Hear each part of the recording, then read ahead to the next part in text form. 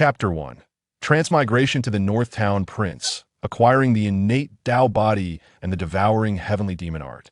In the northern frontier of the Great Yin Dynasty, within the North Town Prince's residence in Suzhou, a strikingly handsome youth gazed up at the sky, feeling a sense of confusion and bewilderment. As so, I have indeed transmigrated, and I have become the North Town Prince's heir. After a considerable moment, the handsome youth exhaled slowly, murmuring softly, "Fortunately, the identity I have assumed in this new body is quite remarkable. I am Chu Fan, the North Town Prince, a prodigy of the northern frontier. My grandfather is the ruler of the entire northern realm, and my father is the Grand Marshal of the North, undoubtedly paving my way to the pinnacle of life." At this moment, the youth Chu Fan had completely absorbed the memories of this body, never anticipating that he would one day transmigrate. Originally, Chu Fan was a mere cog in the wheel of the 21st century, whose life was extinguished due to overwork and sleepless nights, leading him to this world where strength reigns supreme. However, in this world of martial prowess, his identity is not as simple as it seems. His grandfather commands the entire northern realm, wielding control over an army of 1,000,000, while also overseeing the formidable Misty Rain Tower. It is noteworthy that the Misty Rain Tower is an entity that even the Great Yin Dynasty dares not provoke lightly, for its master is rumored to be a powerful figure of the divine travel realm, that a practitioner of the divine travel realm ranks among the top tier of combatants within the Great Yin Dynasty, with even the dynasty's sovereign, Murong Li, merely having attained half a step into the divine travel realm. Yet the most powerful figures in the Great Yin Dynasty are not the sovereign, but rather the ancestral elders of the Murong family. Meanwhile, his father, Chu Tianxiong, serves as the Grand Marshal of the northern frontier, overseeing the 1,000,000-strong army and having reached the celestial cave realm. In a world into which Chu Fan has transmigrated, the cultivation ranks ascend from the body refinement, opening source, meridian connection, divine power, celestial cave, divine travel, to the elusive Dharma aspect realm. The highest realm known to Chu Fan is the Dharma aspect realm. However, it seems that no practitioners of this realm exist within the Great Yin Dynasty. Thus, his father, Chu Tianxiong, with his cultivation at the celestial cave realm, stands as one of the most formidable warriors in the entire dynasty. As for Chu Fan, the prodigy of the northern frontier, he has reached the peak of the opening source realm, mere steps away from entering the meridian connection realm. However, it appears that my grandfather's relationship with the sovereign is rather strained, hinting at a narrative of merit outshining the master. Moreover, this body has seemingly endured countless assassination attempts since childhood. It seems that I shall need to diligently utilize my innate cultivation talents moving forward. In this world where strength is paramount, power is the only means by which I can face any challenge without fear. Chu Fan quickly recalled the circumstances he currently faced and formulated his plans. As long as he remained within the Northtown residence, those assassins would be unable to reach him. After all, having survived numerous attempts on his life, he was certainly not standing idly in this place. Ding host detected. System binding in progress. System binding successful. The host has received a beginner's gift package. Would the host like to open it? Just as Chu Fan was preparing to diligently cultivate and enhance his strength, a cold voice resonated within his mind. Open. After a considerable pause, Chu Fan finally came to his senses and, with trembling fingers, excitedly addressed the system. He never anticipated that his journey into this new world would grant him a golden finger, and that this golden finger would manifest as a system. Ding, the novice gift pack has been successfully opened. Congratulations, host, on acquiring the innate Dao body. Congratulations, host, on obtaining the imperial level technique, devouring heaven demon art. Congratulations, host, on receiving a Zhao Gao character summoning card, accompanied by the influence of the network of forces. As Chu Fan's words echoed, the system's voice reverberated once more in his mind. The innate Dao body is a premier constitution within the realm of fantasy, ranking among the top 20 across myriad worlds, endowed with exceptional comprehension of the Dao. The imperial-level devouring heaven demon art, a peerless technique crafted by a remarkably gifted empress, possesses the ability to consume all forms of power to elevate one's own strength. The character summoning card for Zhao Gao, a master of the network during the era of Qin, boasts a cultivation level in the late stage of the divine dream. The network of forces comprises entities such as Qi, Mei, Wang, and Liang, with the formidable trio of Yin Ri, Heibai Xianjian, and Jingyu reaching the divine dream realm, while the six sword servants attain the perfection of the cave heaven realm, collectively capable of withstanding formidable adversaries in the late divine dream stage. Chu Fan was utterly astounded by the rewards bestowed by the novice gift pack. He never expected such a bounty from something so seemingly trivial. System, fuse the innate Dao body and simultaneously transmit the devouring heaven demon art to me, Chu Fan declared excitedly to the system. Ding initiating the fusion of the innate Dao body for the host. As soon as Chu Fan's voice trailed off, the system's voice resonated in his mind, and a warm current coursed through his body, enveloping him as though he were submerged in a hot spring. Simultaneously, he sensed a profound enhancement within himself, his thoughts crystallizing as his cultivation, previously at the pinnacle of the heavenly origin realm, surged to the initial stage of the meridian opening realm. Following the fusion of the innate Dao body, Chu Fan felt his power amplify exponentially. It is worth noting that the innate Dao body is far superior to the raw strength of the ancient holy body. The fusion of the innate Dao body is successful, transmitting the devouring heaven demon art now. Soon, Chu Fan's constitution was irrevocably transformed into the innate Dao bodied. In the next instant, he found himself enveloped in a pitch-black night sky. Just as he was engulfed in confusion, he beheld a woman clad in white standing against the backdrop of the darkened sky. Though masked, an overwhelming sense of sorrow emanated from her presence. Abruptly, Chu Fan felt a page of golden text materialize in his mind, causing the spiritual energy within him to instinctively align with the flow of this golden script. Half an hour later, Chu Fan slowly opened his eyes, and his aura shifted dramatically, though he quickly tempered it. Indeed, the devouring heaven demon art is formidable. It has allowed me to break through another minor realm. As Chu Fan felt the powerful energy circulating within his body, a subtle smile graced his lips. Indeed, after practicing the swallowing heaven demon art, Chu Fan's cultivation had once again transcended a minor realm, reaching the mid-level of the meridian opening stage. At the same time, 7 of his meridians have been unblocked. For an ordinary individual, unblocking one meridian allows entry into the early meridian opening stage, while 3 meridians propel one into the mid-stage. 6 meridians grant access to the late stage, and 9 meridians signify a complete mastery of the meridian opening realm. At this juncture, one could also strive for the next realm. Those capable of unblocking 12 meridians within the meridian opening stage are considered ordinary prodigies, while those who achieve 15 meridians are deemed top tier. Talents throughout the Great Yin Dynasty. Chapter 2. The limits of the meridian opening realm. Lord Junbei, Chu Long, and Tianjizi Jiaqiming. I wonder if I can unblock the legendary 18 meridians, Chu Fan mused, feeling the formidable strength within him. According to legend, anyone who could unblock 18 meridians and avoid demise would undoubtedly reach the Dharma manifestation stage in the future. Even his grandfather, Lord Junbei, had only unblocked 16 meridians during his time in the meridian opening realm, which positioned him as the strongest prodigy of his generation in the Great Yin Dynasty. His father, Chu Tianxiong, though not as illustrious as his grandfather, had also unblocked 15 meridians during his tenure in the same realm. Ding possessing an innate Dao body and practicing the swallowing heaven demon art, the host may potentially unblock 36 meridians, which represents the pinnacle of the meridian opening realm. The system's voice resonated in his mind as Chu Fan's musings came to an end. What? Isn't the limit of the meridian opening realm unblocking 18 meridians? How has it transformed into 36? Chu Fan was momentarily taken aback upon hearing the system's proclamation. He had not anticipated that the ultimate limit of the meridian opening realm was, in fact, 36 meridians. That it was noteworthy that throughout the Great Yin Dynasty's history, no unparalleled prodigy had ever achieved the unblocking of 18 meridians. Yet the system now challenged him to reach 36. Ding, please expand your perspective beyond the Great Yin Dynasty. True prodigies have unblocked at least 20 meridians or more. The system interjected once more, laced with an air of condescension. As Chu Fan's thoughts lingered, The system's voice resonated again in his mind. System, summon Zhao Gao and Luo Wang.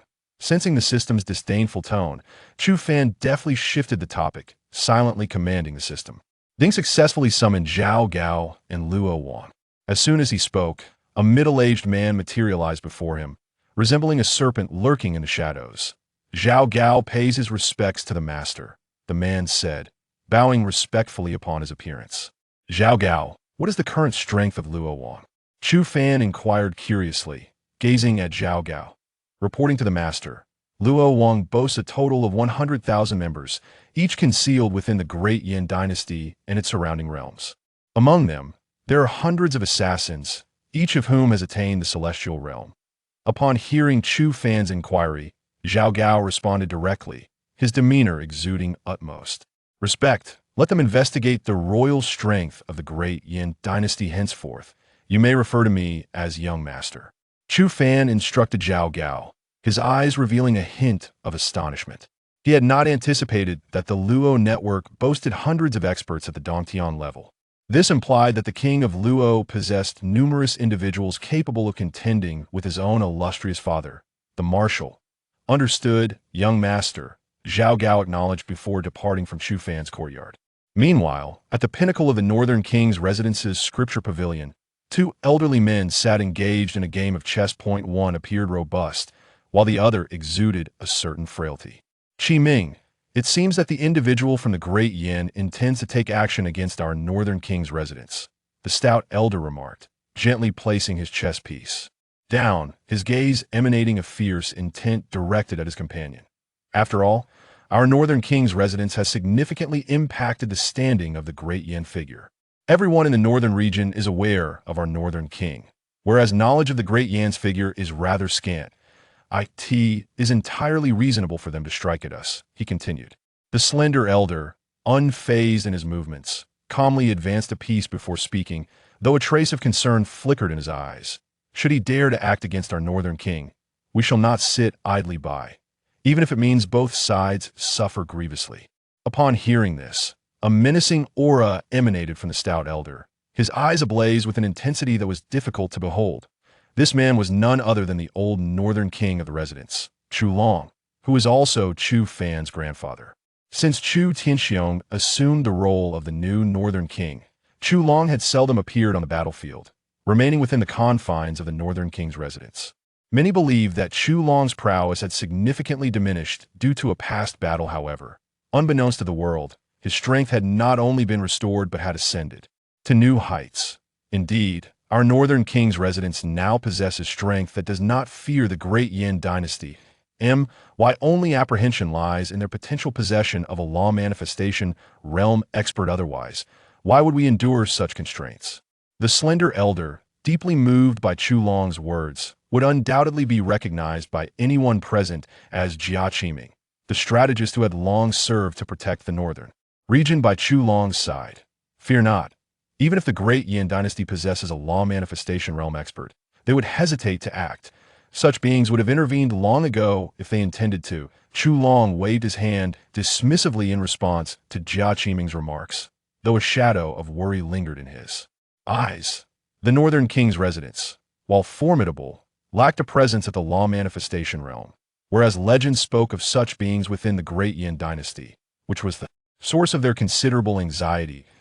In a few days, Tianxiong will return, and I sincerely hope that the Great Yin Dynasty will refrain from employing deceitful tactics in warfare otherwise. It will be the valiant soldiers on the battlefield who pay the ultimate price. This moment, Jia Qiming gazed thoughtfully into the depths of the attic, his expression betraying a hint of concern. There is no need to worry about Tianxiong after all.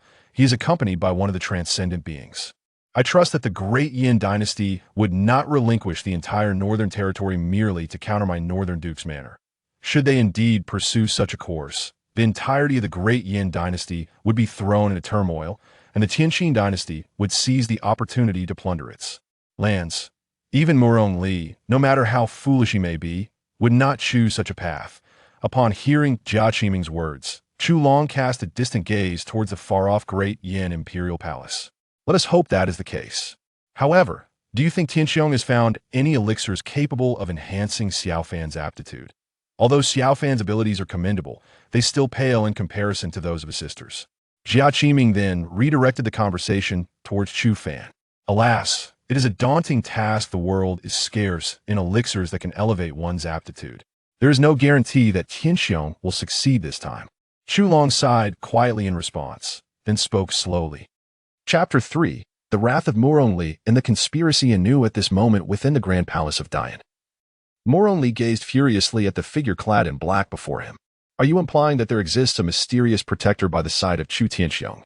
One so formidable that even the imperial black-clad guards cannot bring him down? His voice was laced with indignation and an undercurrent of resentment. Your Majesty, the individuals surrounding Chu Tianxiong are the elite of the Jingjing realm, each possessing cultivation levels at least at the meridian opening stage. Among our black-clad guards, the highest cultivation level reached only the late stage of the Cave Heaven realm. In facing Chu Tianxiong, they found themselves at a distinct disadvantage. Subsequently, we were surrounded by the Northern Army, leaving only me to escape, the black-clad individual explained weakly, recounting the events of the battle. Useless, truly useless. The renowned black-clad guards are incapable of eliminating a mere practitioner of the Cave Heaven realm. What purpose do I serve in sustaining your incompetence?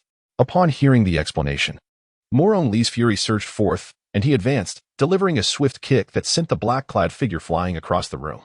Return and tend to your injuries, he commanded after a prolonged moment of silence, his voice steadying as he regarded the kneeling figure on the floor. The black-clad man quickly exited the hall, appearing as though he bore no injuries at all. Summon the golden-robed Marquis. Morongli spoke slowly to the air outside the hall after the black-clad figure's departure. As his words faded, the sound of footsteps echoed from beyond the grand doors, gradually receding until they dissipated entirely. With the footsteps fading, the hall fell once more into an oppressive silence, leaving Morongli alone to contemplate the vastness of the palace. The Chu family of the Northern Realm. Must I truly allow your unchecked rise? His gaze drifted outside the hall, devoid of the earlier rage, replaced instead by a serene composure. No, the Chu family cannot be permitted to flourish further. Otherwise, how could the future generations of the Murong family ever hope to contend with them? Your Majesty, the golden-robed Marquis seeks an audience. A eunuch's voice broke through Morongli's reverie. Let him enter. Morongli responded, regaining his focus. Moments later, a middle-aged man adorned in white with golden trim stepped into the hall, his expression grave. I, Morong Yin, pay my respects to your Majesty, he said, bowing deeply upon entering. Rise, Morongli gestured lightly, signaling the eunuchs to withdraw with a glance. They complied promptly, leaving the vast hall empty save for Morongli and Morong Yin. The black-clad guards have failed, Morongli finally spoke, his voice imbued with a mix of complexity and resignation, now alone with his kin. The black-clad guards have unexpectedly faltered, indicating that this time, there exists an elite force safeguarding Chu Tianxiong. Henceforth, further attempts to strike will prove challenging. Upon hearing Morongli's words, the golden-robed Marquis Morong Yin, though taken aback, composed himself and spoke in measured tones. Indeed, I too did not anticipate the black-clad guards would fail. Since their inception, they have never once faltered in their missions. Yet this time, they have encountered an unexpected setback. Morongli, upon absorbing Morong Yin's remarks, felt a profound sense of helplessness. It is essential to understand that the black-clad guards of the Dian dynasty are shrouded in mystery and instill fear. Their operations have historically been devoid of failure. Yet, they have now failed in their attempt to assassinate Chu Tianxiong. The purpose of my summons was to deliberate on how we might contend with the Chu family, for their prolonged existence poses increasing threats to our imperial house.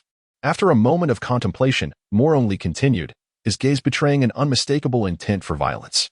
Your Highness, I believe this is not the optimal moment to strike, for we have already made our move once. The Chu family will undoubtedly be on high alert, and they may surmise that we are behind the attack. Should we act again, it could provoke retaliation from them. Morong Yin hesitated briefly before responding with caution. While he acknowledged that the continued existence of the Chu family might jeopardize their royal lineage, he felt that now was not the time for action.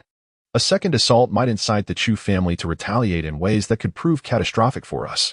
In half a month's time, a prince from the Tianqing dynasty will arrive to negotiate matters of peace between our two realms, and the route he must traverse conveniently passes through the northern territory.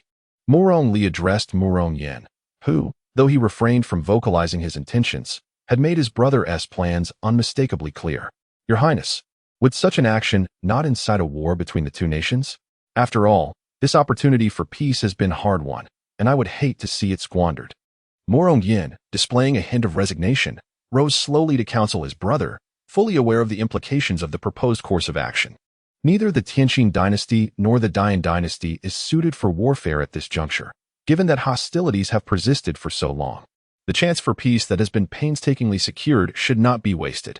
Even if the Tianqing dynasty desires to wage war, their focus would be on the northern territory. Why should we be concerned? Once the strength of the Chu family has sufficiently waned, we shall mobilize our forces, thereby not only resolving the Chu issue but also diminishing the power of the Tianqing dynasty. Morong Li was evidently not seeking to negotiate with Morong Yin, but rather decisively affirmed his stance, his gaze resolute as it bore into Morong Yin. Who do you intend to send into action? Morong Yin, realizing that no amount of persuasion would alter his brother's thoughts, posed the question with an uneasy heart.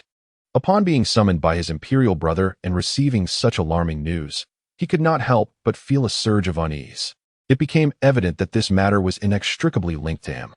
I intend for Brother Yin to lead 2 shadow guards of the Divine Wanderer realm and 10 shadow guards of the Cave Heaven realm to the northern territories to eliminate the prince of the Tianqing dynasty. As anticipated, Morong Li's subsequent words transformed Morong Yin's apprehension into stark reality.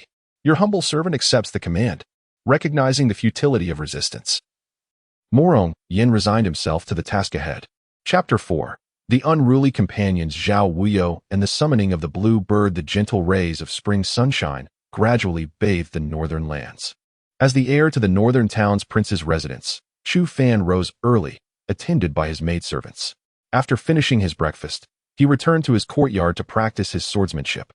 Possessing the meridian mirror, Chu Fan's swordplay was exceptionally sharp, each strike infused with a fierce and blazing intent, causing the surrounding air to grow increasingly heated. This set of sword techniques was the Chu family's ancestral skill, the fiery blade technique. Although it was merely classified as a high-grade Shin-level skill, it was renowned throughout the northern territories. Chu Fan's grandfather had once achieved great military accomplishments for the Dian dynasty using this very technique. The heir has significantly improved. He truly exemplifies the pride of our Beijing, remarked a nearby guard, observing Chu Fan's agile swordplay with admiration in his eyes. After practicing for a while, Chu Fan finally placed his treasured sword on the weapon rack and leisurely sat down in the courtyard to rest. At that moment, a striking maid clad in blue hurried over, holding a delicate platter of pastries. Your Grace must be weary. These are your favorite peach blossom cakes. Brought by my lady for your enjoyment, she said gently, setting the exquisite platter on the stone table before him. Upon hearing her words, Chu Fan slowly took a piece from the platter and bit into it. Instantly, a marvelous flavor he had never experienced before enveloped his senses. Indeed, as the heir of the northern territories, such a life is simply splendid, Chu Fan mused inwardly, continuing to savor the delightful treats. He remained composed, however. After all, the previous incarnation of Chu Fan had frequently indulged in such pastries, and displaying excessive enthusiasm would surely betray his true identity. Your Grace, young Master Zhao has invited you out for drinks. A figure abruptly entered Chu Fan's courtyard. A look of excitement etched on his face. Chu Fan's gaze sharpened as he regarded this figure. It was his guard, effectively his loyal companion, who usually took the lead in their endeavors. The world recognized him as someone who held great respect for Chu Fan. Yet, having absorbed Chu Fan's memories, he understood that this companion was far from ordinary. Furthermore, young Master Zhao was not as simple as he appeared in Chu Fan's memories. Young Master Zhao was the second son of the Zhao family, one of the 4 prominent families in Suzhou. Due to their similar ages, the two had been close friends since childhood.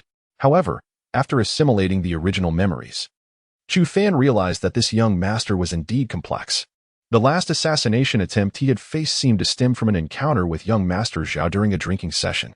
Although Chu Fan is renowned as a prodigy in the northern territories, he is merely a martial enthusiast, showing little interest in the intricacies of human relationships. Consequently, he remains oblivious to the schemes devised by the second son of the Zhao family against him. Inform Zhao Wuyo that I shall visit him shortly. Chu Fan instructed his small attendant, a hint of barely perceptible mockery dancing in his eyes. With 6 sword servants accompanying him, he felt no trepidation regarding any plots that Zhao Wuyo might orchestrate. Moreover, with the web of intelligence firmly established throughout the north, Any subtle movements would not escape its watchful gaze. Thus, Chu Fan harbored no fear of other schemes. "At your command, my lord." Upon hearing his master's words, the attendant, Wang Er, became increasingly animated, clasped his fist in salute, and departed from Chu Fan's courtyard. "My lord, the second son of the Zhao family is likely not as simple as he appears. It would be prudent to avoid drinking with him," cautioned a maidservant who had been lingering by Chu Fan's side. "Haha, rest assured, Chunju. I am eager to discover what schemes Zhao Wuyo harbors," Chu Fan replied, his laughter resonating with an irresistible confidence. The maidservant, trained by his mother and possessing a remarkable cultivation level herself, sensed his unwavering aura and chose to remain silent.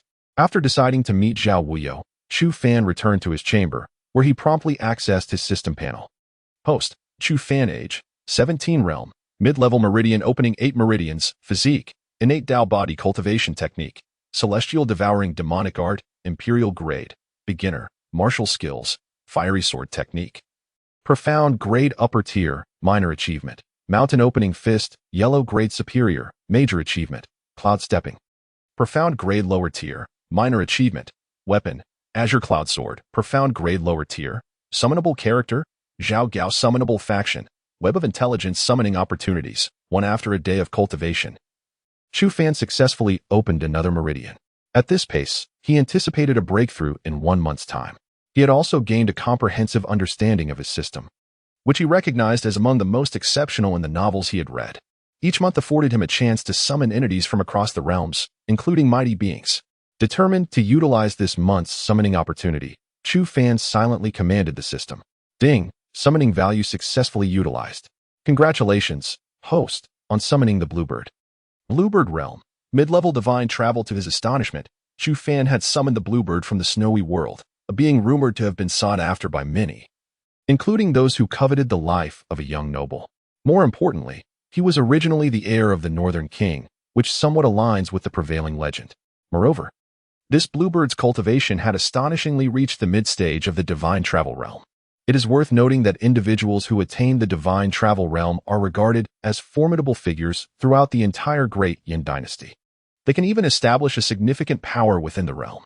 System, summon the Bluebird, he commanded. Upon realizing that he had acquired the Bluebird, Chu Fan felt a surge of exhilaration. He then silently spoke to the system once more. As his words resonated, a radiant light flickered within his chamber, and soon, a breathtaking woman clad in azure martial attire materialized before him. Chapter 5. Departing from the Northern King's mansion in the hands of this strikingly beautiful woman was a formidable spear, enhancing her already impressive demeanor. Qingyao had encountered the young lord before and, with great respect, offered a courteous bow to Chu Fan. "Please, no need for formalities. From now on, you shall remain by my side to ensure my safety," Chu Fan said, his excitement palpable as he gazed upon the enchanting Qingyao. "I vow to protect the young lord with my life," Qingyao declared, her face reflecting a fierce determination to face death. Observing her expression, Chu Fan felt a twinge of helplessness. After all, Qingyao had been trained as a death servant by the Northern King in her previous life, making her stoic demeanor quite understandable. After tidying up, Chu Fan led Qingyao out of the Northern King's mansion, accompanied by 2 of the mansion's guards. Both guards had reached the level of divine transcendence, making them formidable presences in the entire city of Suzhou. Furthermore, since Suzhou was under the jurisdiction of the Northern King's mansion, it was unlikely that any insignificant individuals would dare to provoke Chu Fan, the young lord. As soon as Chu Fan departed from the mansion, news of his exit reached the old Northern King. Xiao Fan is indeed restless, having narrowly escaped assassination. He leaves the mansion once more, the old Northern King, Chu Long, mused, gazing thoughtfully over the bustling city of Suzhou from the lofty pavilion they occupied, the highest point in the city. The Zhao family lad is probably not as simple as he appears, although there is no evidence. The previous assassination attempt must be connected to him, Jia Qiming remarked, also observing the lively scene below, his eyes betraying a flicker of concealed malice. "I understand, Qiming, that you are concerned for Xiao Fan's safety, but we cannot act against the Zhao lad at this moment. We are currently playing the long game, and any rash actions may alarm our prey," Chu Long responded, having noticed the murderous intent in Jia Qiming's gaze. "Were it not for the boy's potential usefulness, I would have already torn him to shreds." Jia Qiming gradually reined in his murderous intent, his gaze settling calmly on the city below. Yet, the woman accompanying Chu Fan is intriguing. Her cultivation level must at least be at the realm of divine wandering. It is puzzling where Chu Fan found her, as even our northern king's mansion could not uncover her background. Chu Long, well aware of Jia Qiming's affection for his grandson, chose not to press further on the matter. Instead, he shifted the conversation back to Qingyao. Indeed, and that woman displays a remarkable reverence towards Chu Fan, as if she were a natural-born death servant. Who possesses such influence? After hearing Chu Long's words, Jia Qiming furrowed his brow and spoke. Naturally, both of them were aware of the appearance of the Qingyao, for what within the entire town North Wangfu could elude their notice. What perplexed them was the origin of the Qingyao. How could it attain such a level of divine transcendence at such a tender age? And why did it display such deference toward Chu Fan? Regardless of which faction intervened, any threat to Chu Fan's safety had to be eradicated. A glint of murderous intent flashed in Chu Long's eyes, and he slowly returned to his seat. Jia Qiming nodded earnestly at Chu Long's words before also taking his place.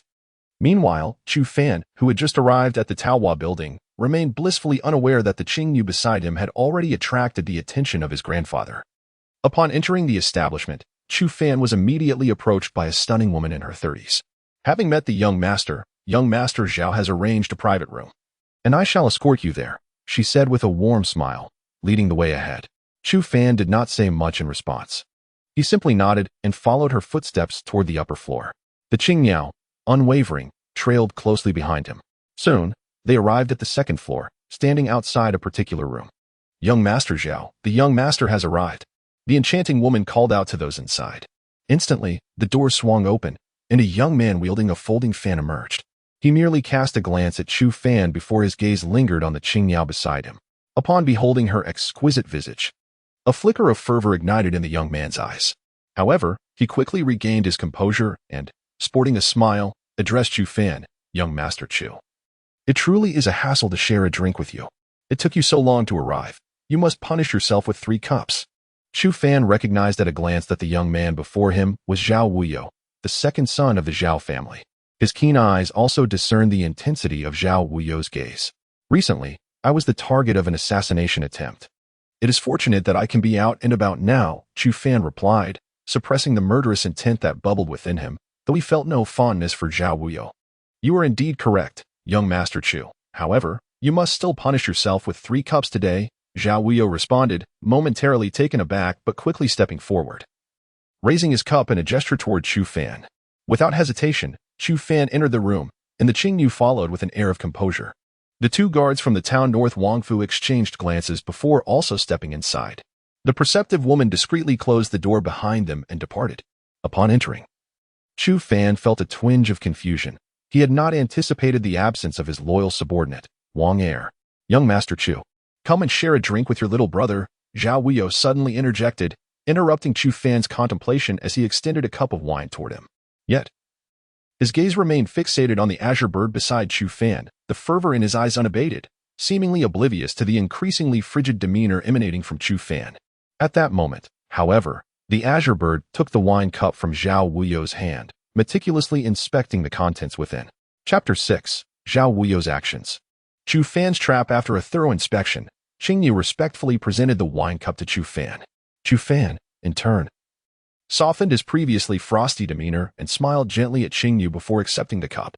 However, Qingyu's every movement stirred a sense of discontent in Zhao Wuyo, who furrowed his brow and remarked, "Is the esteemed young Master Chu wary of his younger brother? After all these years together, do you still not trust me?" "Indeed, I harbor distrust towards everyone," Chu Fan retorted, showing no regard for Zhao Wuyo's feelings.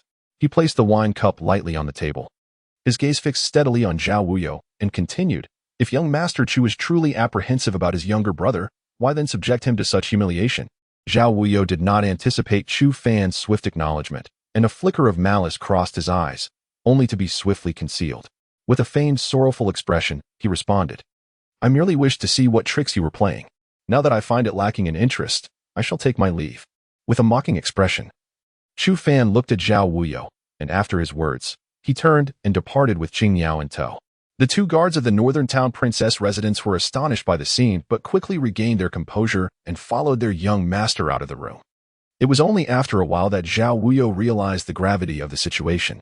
"Damn Chu Fan, Does he truly believe that the entire city of Suzhou belongs to the Chu family? I shall not allow him to see the dawn of another day. Uncle Zhao, contact the Blood Shadow Pavilion. Regardless of the cost, I want Chu Fan to vanish from this world entirely.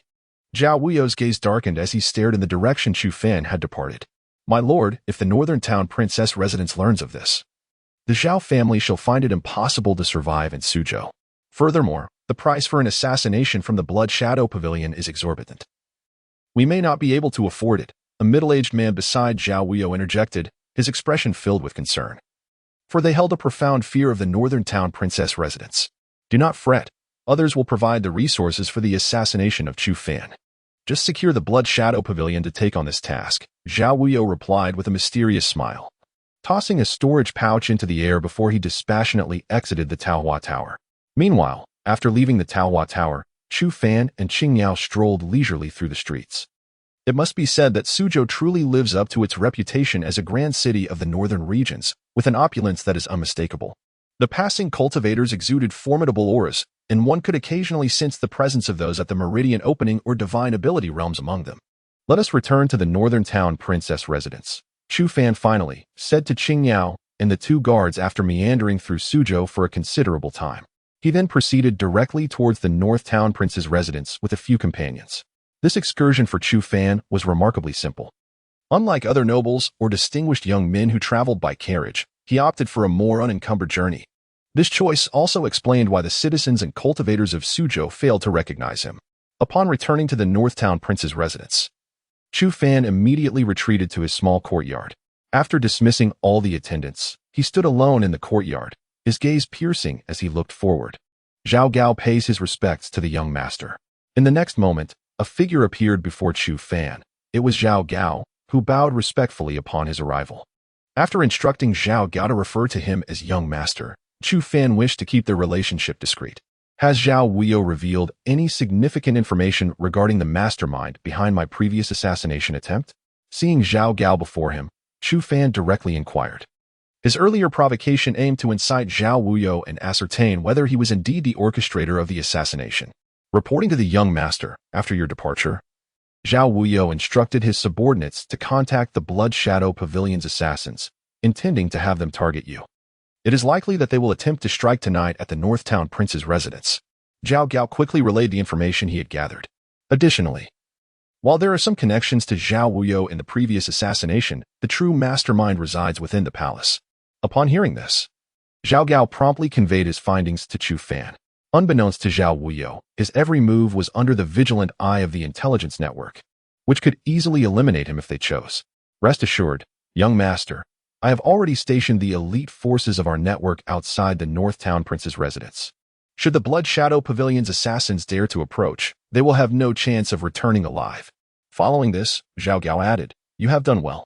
However, I want you to allow the Blood Shadow Pavilion's assassins to infiltrate the North Town Prince's residence and cause as much chaos as possible. Chu Fan expressed his satisfaction with Zhao Gao's actions, yet he harbored different intentions and thus instructed Zhao Gao accordingly. Yes, young master. I will have Jing Yu and Heibai Xuanzhan accompany you to ensure your safety. Zhao Gao, having discerned Chu Fan's plans, respectfully clasped his hands and spoke. There is no need for that. I am already protected by 6 sword slaves and the Bluebird. Even assassins of the divine realm pose no threat to me. Let Jing Yu and the others remain concealed for now. Chu Fan shook his head upon hearing Zhao Gao's proposal. With the protection of the 6 sword slaves and the Bluebird, he felt secure, confident that even formidable opponents could not endanger him. Thus, he declined Zhao Gao's arrangement, as a disturbance of significant proportions would inevitably reveal the presence of the Bluebird. Chu Fan did not wish to reveal even the strength of the web at this moment. As you command, Zhao Gao responded respectfully, bowing deeply after hearing Chu Fan's words. He arranged for a formidable assassin to bring forth the individual connected to Blood Shadow Pavilion who was near Zhao Wuyo. Furthermore, by whatever means necessary, they were to extract information from him. Chu Fan, glancing at Zhao Gao before him, issued his instructions, his gaze beginning to brim with anticipation. Upon receiving his master's orders, Zhao Gao promptly vanished from Chu Fan's courtyard. Chapter 7. The night falls, assassins from the Blood Shadow Tower arrive after Zhao Gao departed. Chu Fan slowly lifted his gaze to the sky, whispering, the heavens above Suzhou City are destined to change. Beside him, Qingyao, having heard her lord's words, remained silent. her grip tightening around the momentary spear. Her foremost purpose was to protect Chu Fan, and having overheard the conversation between him and Zhao Gao, she was acutely aware that a fierce battle loomed on the horizon. While Chu Fan was scheming against Zhao Wuyo, the events of the day were swiftly relayed to the ears of the Northern King by the Chu family's spies. It seemed young Fan had his own plans. We shall refrain from interfering in his dealings with that Zhao lad. After receiving the intelligence, Chu Longshan gazed contemplatively at Chu Fan's courtyard, his heart brimming with anticipation for the shock his grandson was about to deliver.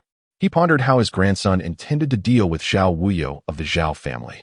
Indeed, young Fan had disrupted their arrangements, wasting a pawn in the process. Jia Qiming also stood, speaking in a leisurely manner, yet a glimmer of satisfaction shone in his eyes. Regardless of the path young Fan chose, the vast Chu family would ultimately be entrusted to him. No matter his actions, they could provide support in the aftermath. Let him unleash his fervor. Chu Long understood Jia Qiming's sentiment, and with a heavy sigh, he voiced his agreement.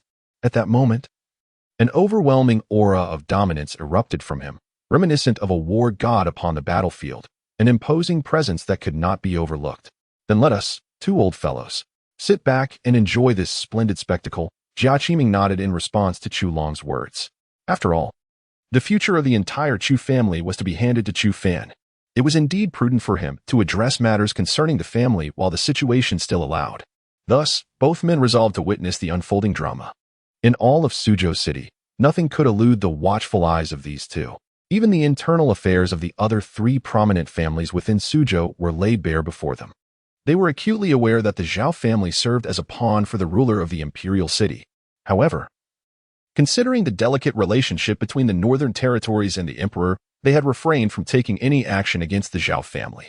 Now that Chu Fan sought to move this peace, they felt no inclination to intervene, only lamenting the loss of a pawn. As night enveloped the city, a serene stillness blanketed Suzhou, yet the northern king's residence was anything but tranquil. It felt as though a tempest was brewing on the horizon.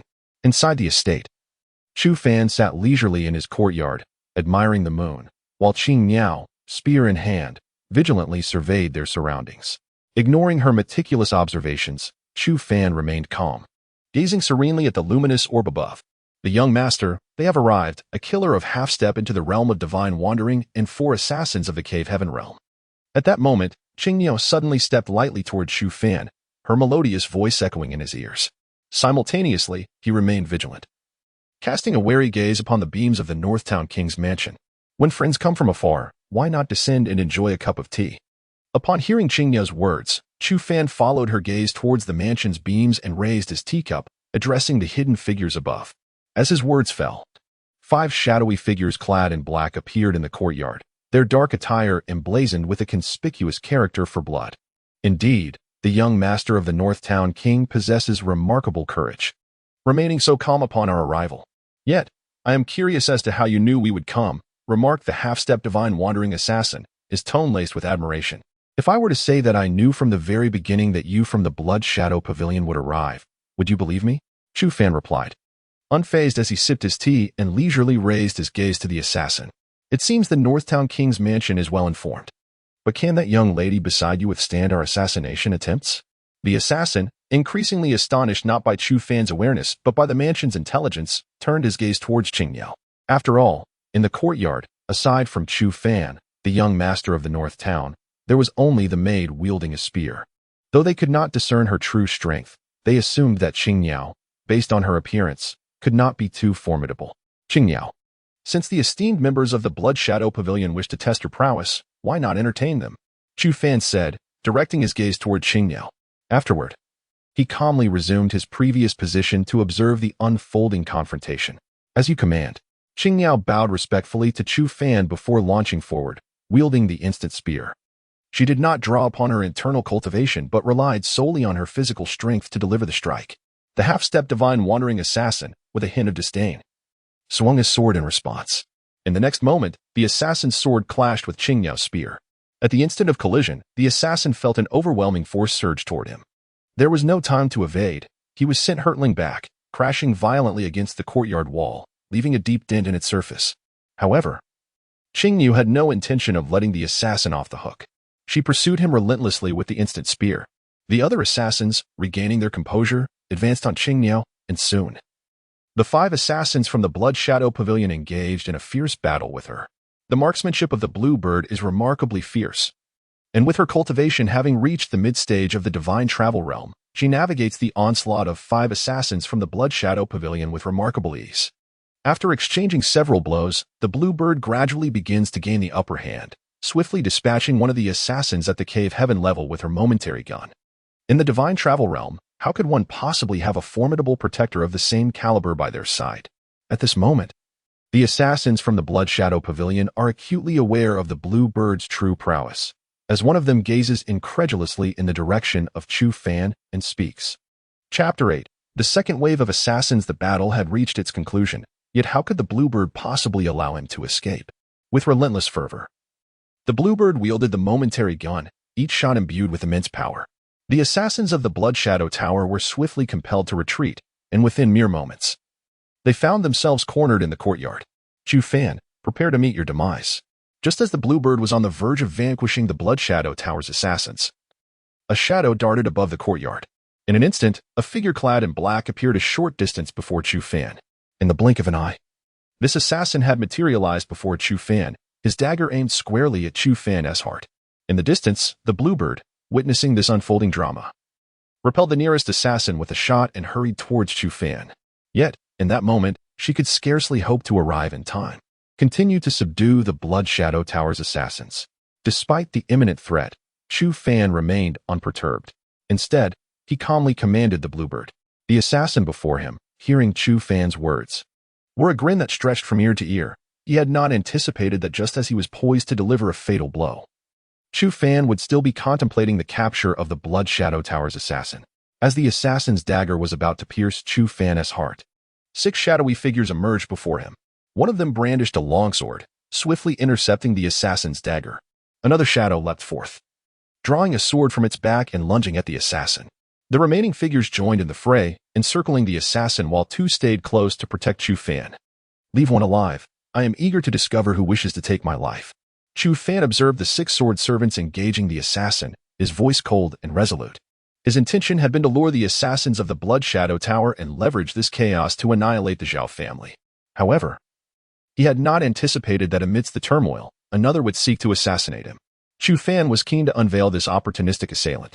Upon receiving the command, the 6 sword servants swiftly surrounded the assassin, launching a relentless assault. Meanwhile, the Bluebird, relieved by this turn of events, resumed her offensive against the remaining assassins of the Blood Shadow Tower. The fierce conflict endured for a short while longer, culminating in the capture of both the Blood Shadow Tower and the newly arrived assassins. Hand them all over to Zhao Gao. I trust he will know how to proceed. Unfazed by the kneeling assassins before him, Chu Fan addressed the 6 sword servants. The plan had reached its fruition. Soon, they would be ready to act. As he gazed towards the vanishing assassins and the 6 sword servants, Chu Fan's eyes turned contemplative, fixed on the direction of the Zhao family. I wonder if you are prepared for the annihilation of your clan. The events unfolding concerning Chu Fan have not escaped the keen observation of the old town's northern king.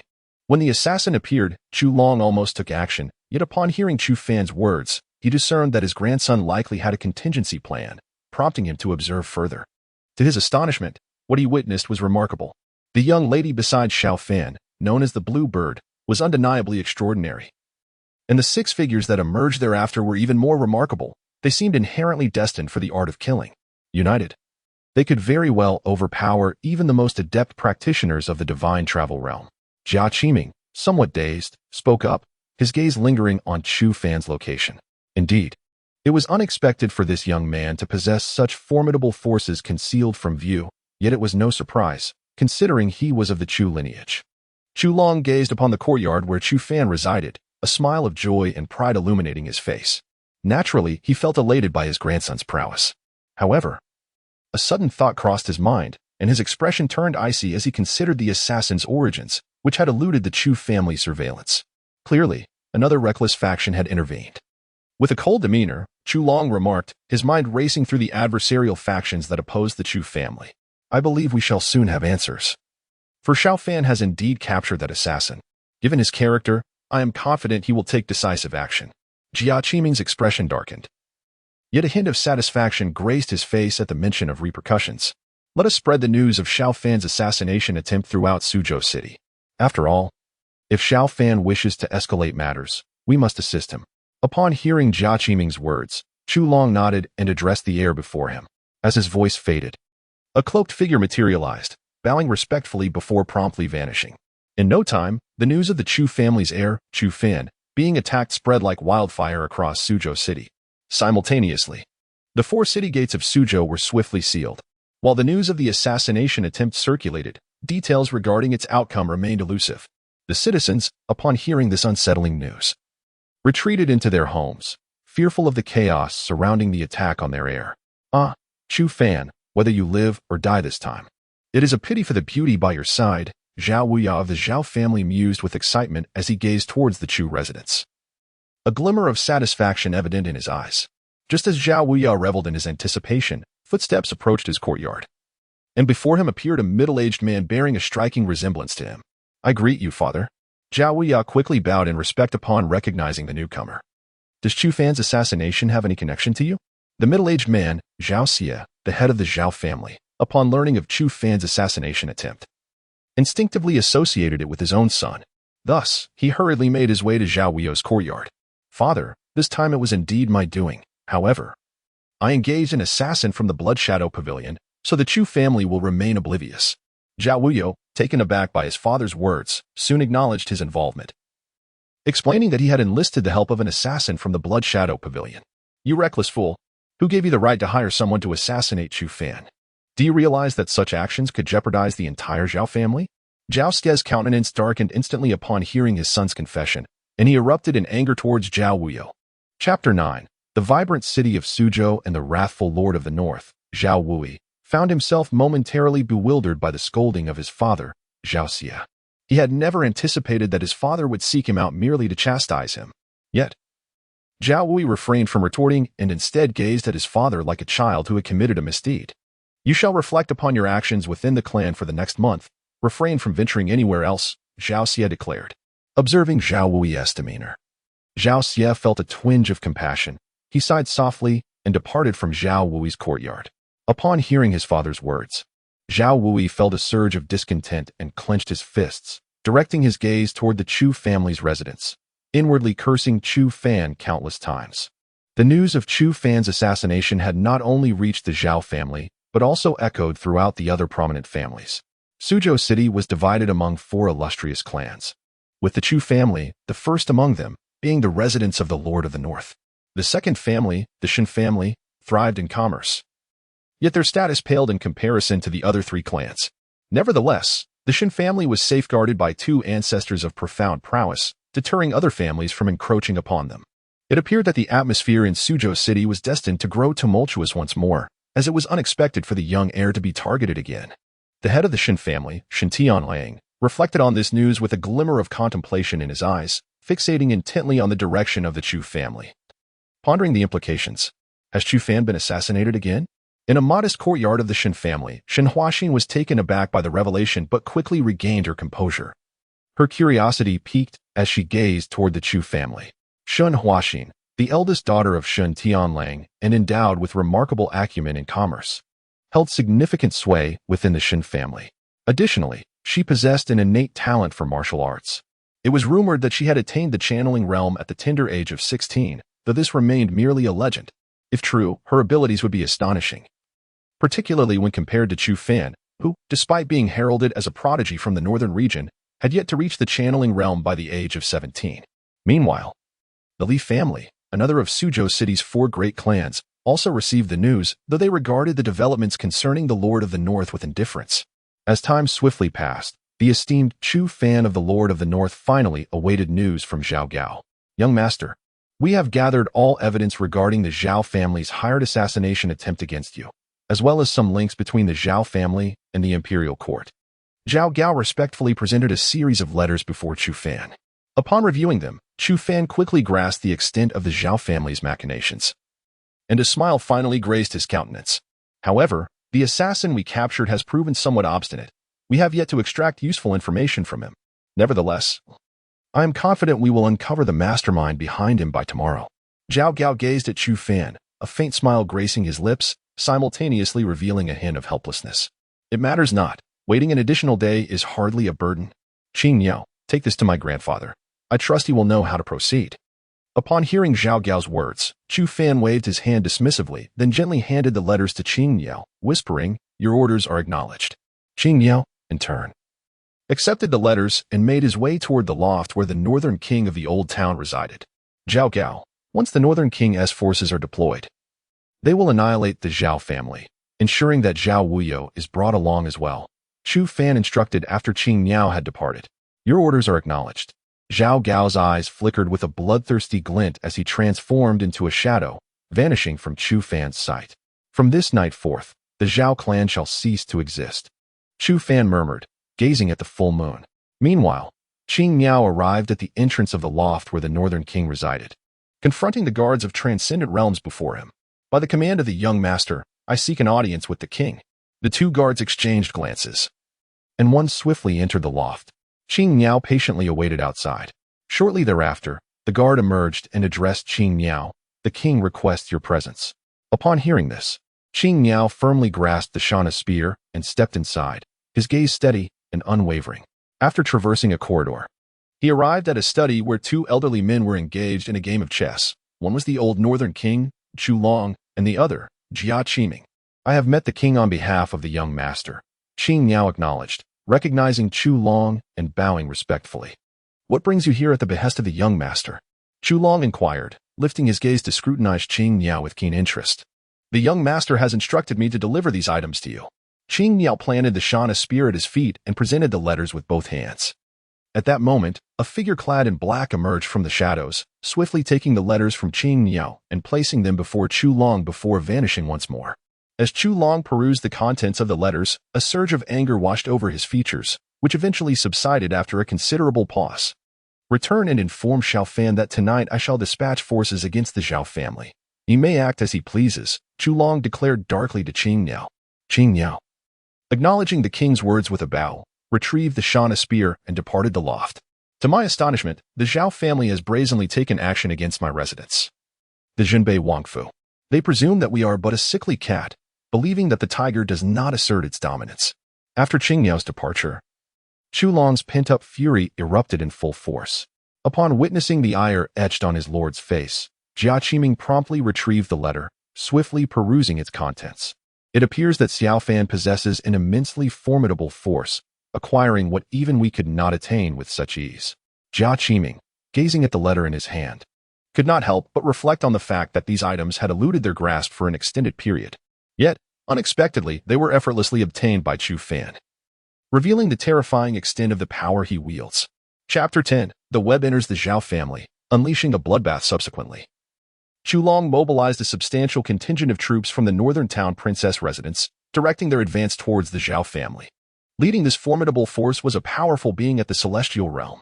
However, this was merely the overt display of strength.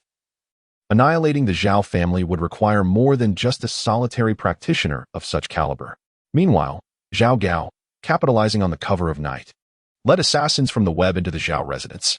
These assassins wasted no time. Upon encountering anyone, they struck with lethal intent, leaving numerous lifeless bodies strewn across the Zhao estate in a matter of moments.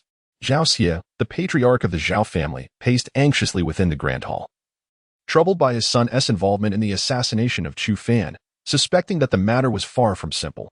As a shrewd leader, Zhao Xie was acutely aware that the northern town prince had refrained from acting against their family in recent years, primarily to avoid antagonizing a certain figure within the imperial palace. However, with his son's active participation in this assassination, the delicate balance had been shattered. Chu Long, in his youth, had been a relentless force on the battlefield, and now, with his grandson having been attacked, how could he possibly let the Zhao family off lightly? While Zhao Xie contemplated how to conceal this incident, he was abruptly alerted by the sound of hurried footsteps echoing through the Zhao courtyard. As a being of complete mastery, he sensed the presence of numerous figures within the Zhao estate. Swiftly, Zhao Xie made his way outside the grand hall, only to be met with a horrifying scene. The courtyard was littered with corpses, and countless shadowy figures were relentlessly slaughtering his kin. "Who dares to wreak havoc upon my Zhao family?" Zhao Xie bellowed in fury, directing a powerful palm strike at the intruders. Yet, as a master of the celestial realm, he stood no chance against the web's elite. An adept from the celestial realm effortlessly countered Zhao Xie's attack, sending him flying across the courtyard. Undeterred, the assailant pursued Zhao Xie, who, upon witnessing this, was gripped by sheer terror. He hastily activated his movement technique, fleeing towards the back mountains of the Zhao estate, intent on awakening their ancestral guardian. After all, confronting an opponent of such caliber was beyond his capabilities. Simultaneously, dozens of celestial realm assassins from the web followed in Zhao Xie's wake, led by the enigmatic figure known as the Black and White Xianjian. They pursued Zhao Xie at a measured pace, heading towards the ancestral grounds of the Zhao family. Zhao Xie, filled with urgency, arrived at the ancestral site, where he utilized a peculiar key to unlock a secret chamber. Witnessing this, the Black and White Xianjian understood that Zhao Xie had lost all value as a pawn. With a swift motion, he drew his white sword, ending Zhao Xie's life in an instant.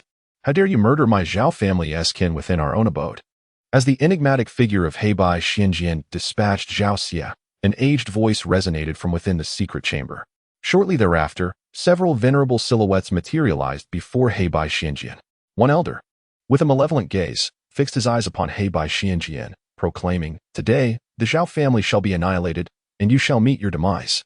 Heibai Xianjian swiftly discerned the cultivation levels of the elders before him. One was a practitioner at the initial stage of Shenyu, accompanied by 5 others at the Dantian realm. While such a configuration might seem formidable externally, it would scarcely stir a ripple within the confines of their web. Without hesitation, Heibai Xianjian unsheathed 2 long swords from his waist and advanced towards the elder in the initial stage of Shenyu. Simultaneously, the assassins from the Luo network encircled the 5 Dongtian practitioners, launching an immediate assault upon them. On another front, Zhao Gao stood atop the highest floor of the Zhao family residence, surveying the relentless onslaught of Luo network assassins below. Accompanying him were several Dongtian assassins, attentively monitoring the internal situation of the Zhao family. As it was his inaugural task for his young master, Zhao Gao was determined to ensure no missteps occurred. Thus, he resolved to prevent any Zhao family cultivator from escaping. "You shall guard this place. Not even a fly shall escape the Zhao family's domain." Suddenly, Zhao Gao's gaze shifted towards a courtyard within the Zhao residence, and he instructed his Dongtian assassins nearby, "Proceed as commanded." The assassins, upon hearing Zhao Gao's orders, respectfully bowed before him and resumed their observation. Meanwhile, Zhao Gao vanished like a wraith from the upper floor, and when he reappeared, he found himself in one of the courtyards of the Zhao estate. As he surveyed the courtyard, a sinister smile crept across his face, and he began to walk deliberately towards a nearby chamber.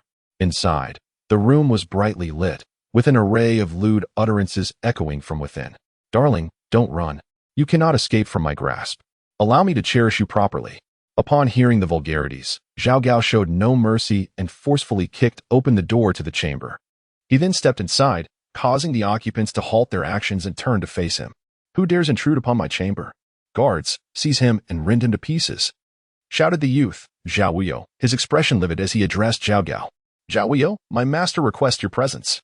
Zhao Gao replied with a sinister grin. Observing the fury on Zhao Wuyo's face, in an instant he vanished from his position, reappearing directly before Zhao Wuyo, who now stood frozen in terror as he found himself immobilized by Zhao Gao's touch. The woman, clad in revealing attire, gazed at Zhao Gao with a visage of sheer terror, her body instinctively retreating. Zhao Gao cast a fleeting glance at her before extending a finger toward her, and in that instant, the life drained from her form. "Take this person to the young master," he commanded. Having executed his grim task, Zhao Gao then forcefully propelled Zhao Wuyo away with a swift kick. Almost instantaneously, 2 shadowy figures emerged from the darkness to catch Zhao Wuyo, and together they vanished into the night. Chapter 11. The annihilation of the Zhao clan and Chu Fan's conspiracy. Having dealt with Zhao Wuyo, Zhao Gao ascended to the loft of the Zhao residence, gazing down upon the gruesome scene below. To him, the bloody tableau was entirely unremarkable. A relentless slaughter unfolded, with the disciples of the Zhao family having scarcely a moment to resist before being mercilessly slaughtered. Even the venerable elders of the Zhao clan fell helplessly beneath the onslaught of the assassins from the web of roaming shadows. Observing the complete desolation of the Zhao household, Zhao Gao felt a sense of satisfaction as he led the elite members of the web away from the Zhao estate. Shortly after Zhao Gao and his assassins departed, the troops of the Northern Guardian Prince arrived at the gates of the Zhao residence. The commanding officer, a formidable figure at the Celestial Realm, was none other than Chu He of the Chu family, the adopted son of the former Northern Guardian Prince. Upon reaching the entrance, he detected the unmistakable scent of blood in the air. With a subtle nod to his deputy, the officer signaled his intent, prompting the deputy to kick open the grand door of the Zhao estate. The scene that greeted the battle-hardened soldiers was one of utter horror. A sea of corpses and pools of blood sent shivers down their spines. "Investigate if there are any survivors," Chu he instructed, his brow furrowing at the sight before him. His deputy, understanding the gravity of the situation, quickly organized several teams to scour the premises for any remaining Zhao clan members. Before long, the search parties returned, and the deputy began to compile their reports. "Reporting to you, General, aside from the second son Zhao Wuyo, all others have perished," he stated, drawing a deep breath. Disbelief etched on his features. It was hard to fathom that such a powerful clan could vanish from the annals of history in an instant. "Keep watch over the Zhao estate. I must report this to my adoptive father." Chu he understood the seriousness of the matter and hurriedly set off towards the Chu family residence, his urgency palpable. Meanwhile, spies from the other two great families, sent to gather intelligence, witnessed the aftermath and promptly relayed the news back to their respective clans. Additionally, operatives from various other factions disseminated the information regarding the Zhao family's obliteration. Chu moved swiftly, reaching the northern guardian prince's residence in mere moments. Without a moment's hesitation, he sought an audience with Chu Long. "Chu he, has the Zhao affair been resolved?" Chu Long inquired, surprised by the quick return of his adopted son, having assumed that the task would require more time. "Father, the Zhao clan has been completely exterminated. However, it was not the work of the northern guardian prince's forces. By the time we arrived, the Zhao family had already met their demise, and the second son, Zhao Wuyo, has vanished." Chu he looked at his adoptive father, whose eyes were filled with inquiry, and directly recounted what he had just witnessed, a grave expression emerging in his own gaze. Upon hearing Chu he's words, both Chu Long and Jia Qiming furrowed their brows, exchanging a glance that conveyed a shared understanding. Chu he, proceed to seal off the entire Zhao family and disseminate the news of their annihilation. Claim that the assassins who attempted to kill Chu Fan have obliterated the Zhao clan. Chu Long slowly instructed after a glance at Jia Qiming. Although somewhat perplexed by his adoptive father's words, Chu he respectfully clasped his fists and swiftly departed from the Chu residence. It seems that the power in Chu Fan's possession is rather formidable, capable of eradicating the Zhao family in such a short span of time. It is likely that the number of cultivators in the cave heaven realm involved is no less than 10. Not long after Chu he's departure, Chu Long gazed pensively in the direction of the Zhao family, his face filled with astonishment. "Indeed, yet I am curious about Chu Fan's intentions. If he possesses the strength to annihilate the Zhao family, why then did he summon the forces of the Northern King's manor? Such actions would undoubtedly draw suspicion towards us." Jia Qiming expressed his confusion, unable to comprehend why Chu Fan would divert attention to the troops of the Northern King's manor. After all, had Chu Fan chosen to send those letters, the Northern King's manor would not have deployed their forces, thus preventing the public from focusing their scrutiny on us. Although it is possible that some may suspect the Northern King's manor behind the Zhao family's demise, they would not so openly attribute such an act to the Chu family. Chu Fan seems to intend for the Northern King's manor to divert public attention while he himself remains hidden, quietly amassing strength. If our troops had not appeared there, I believe the figure in the imperial city would scrutinize the circumstances surrounding the Zhao family's downfall, potentially uncovering Chu Fan's involvement, thus rendering his hidden forces meaningless. Hearing Jia Qiming's astute observations, Chu Long gradually rose to elucidate, his shock transforming into a sense of reassurance. Moreover, a crucial point is that the moment our troops arrived at the Zhao family, they were already annihilated. One can only imagine how those aware of the situation would speculate. Just as Chu Fan has met his demise, our Northern King's manor mobilizes its forces to eradicate the Zhao family.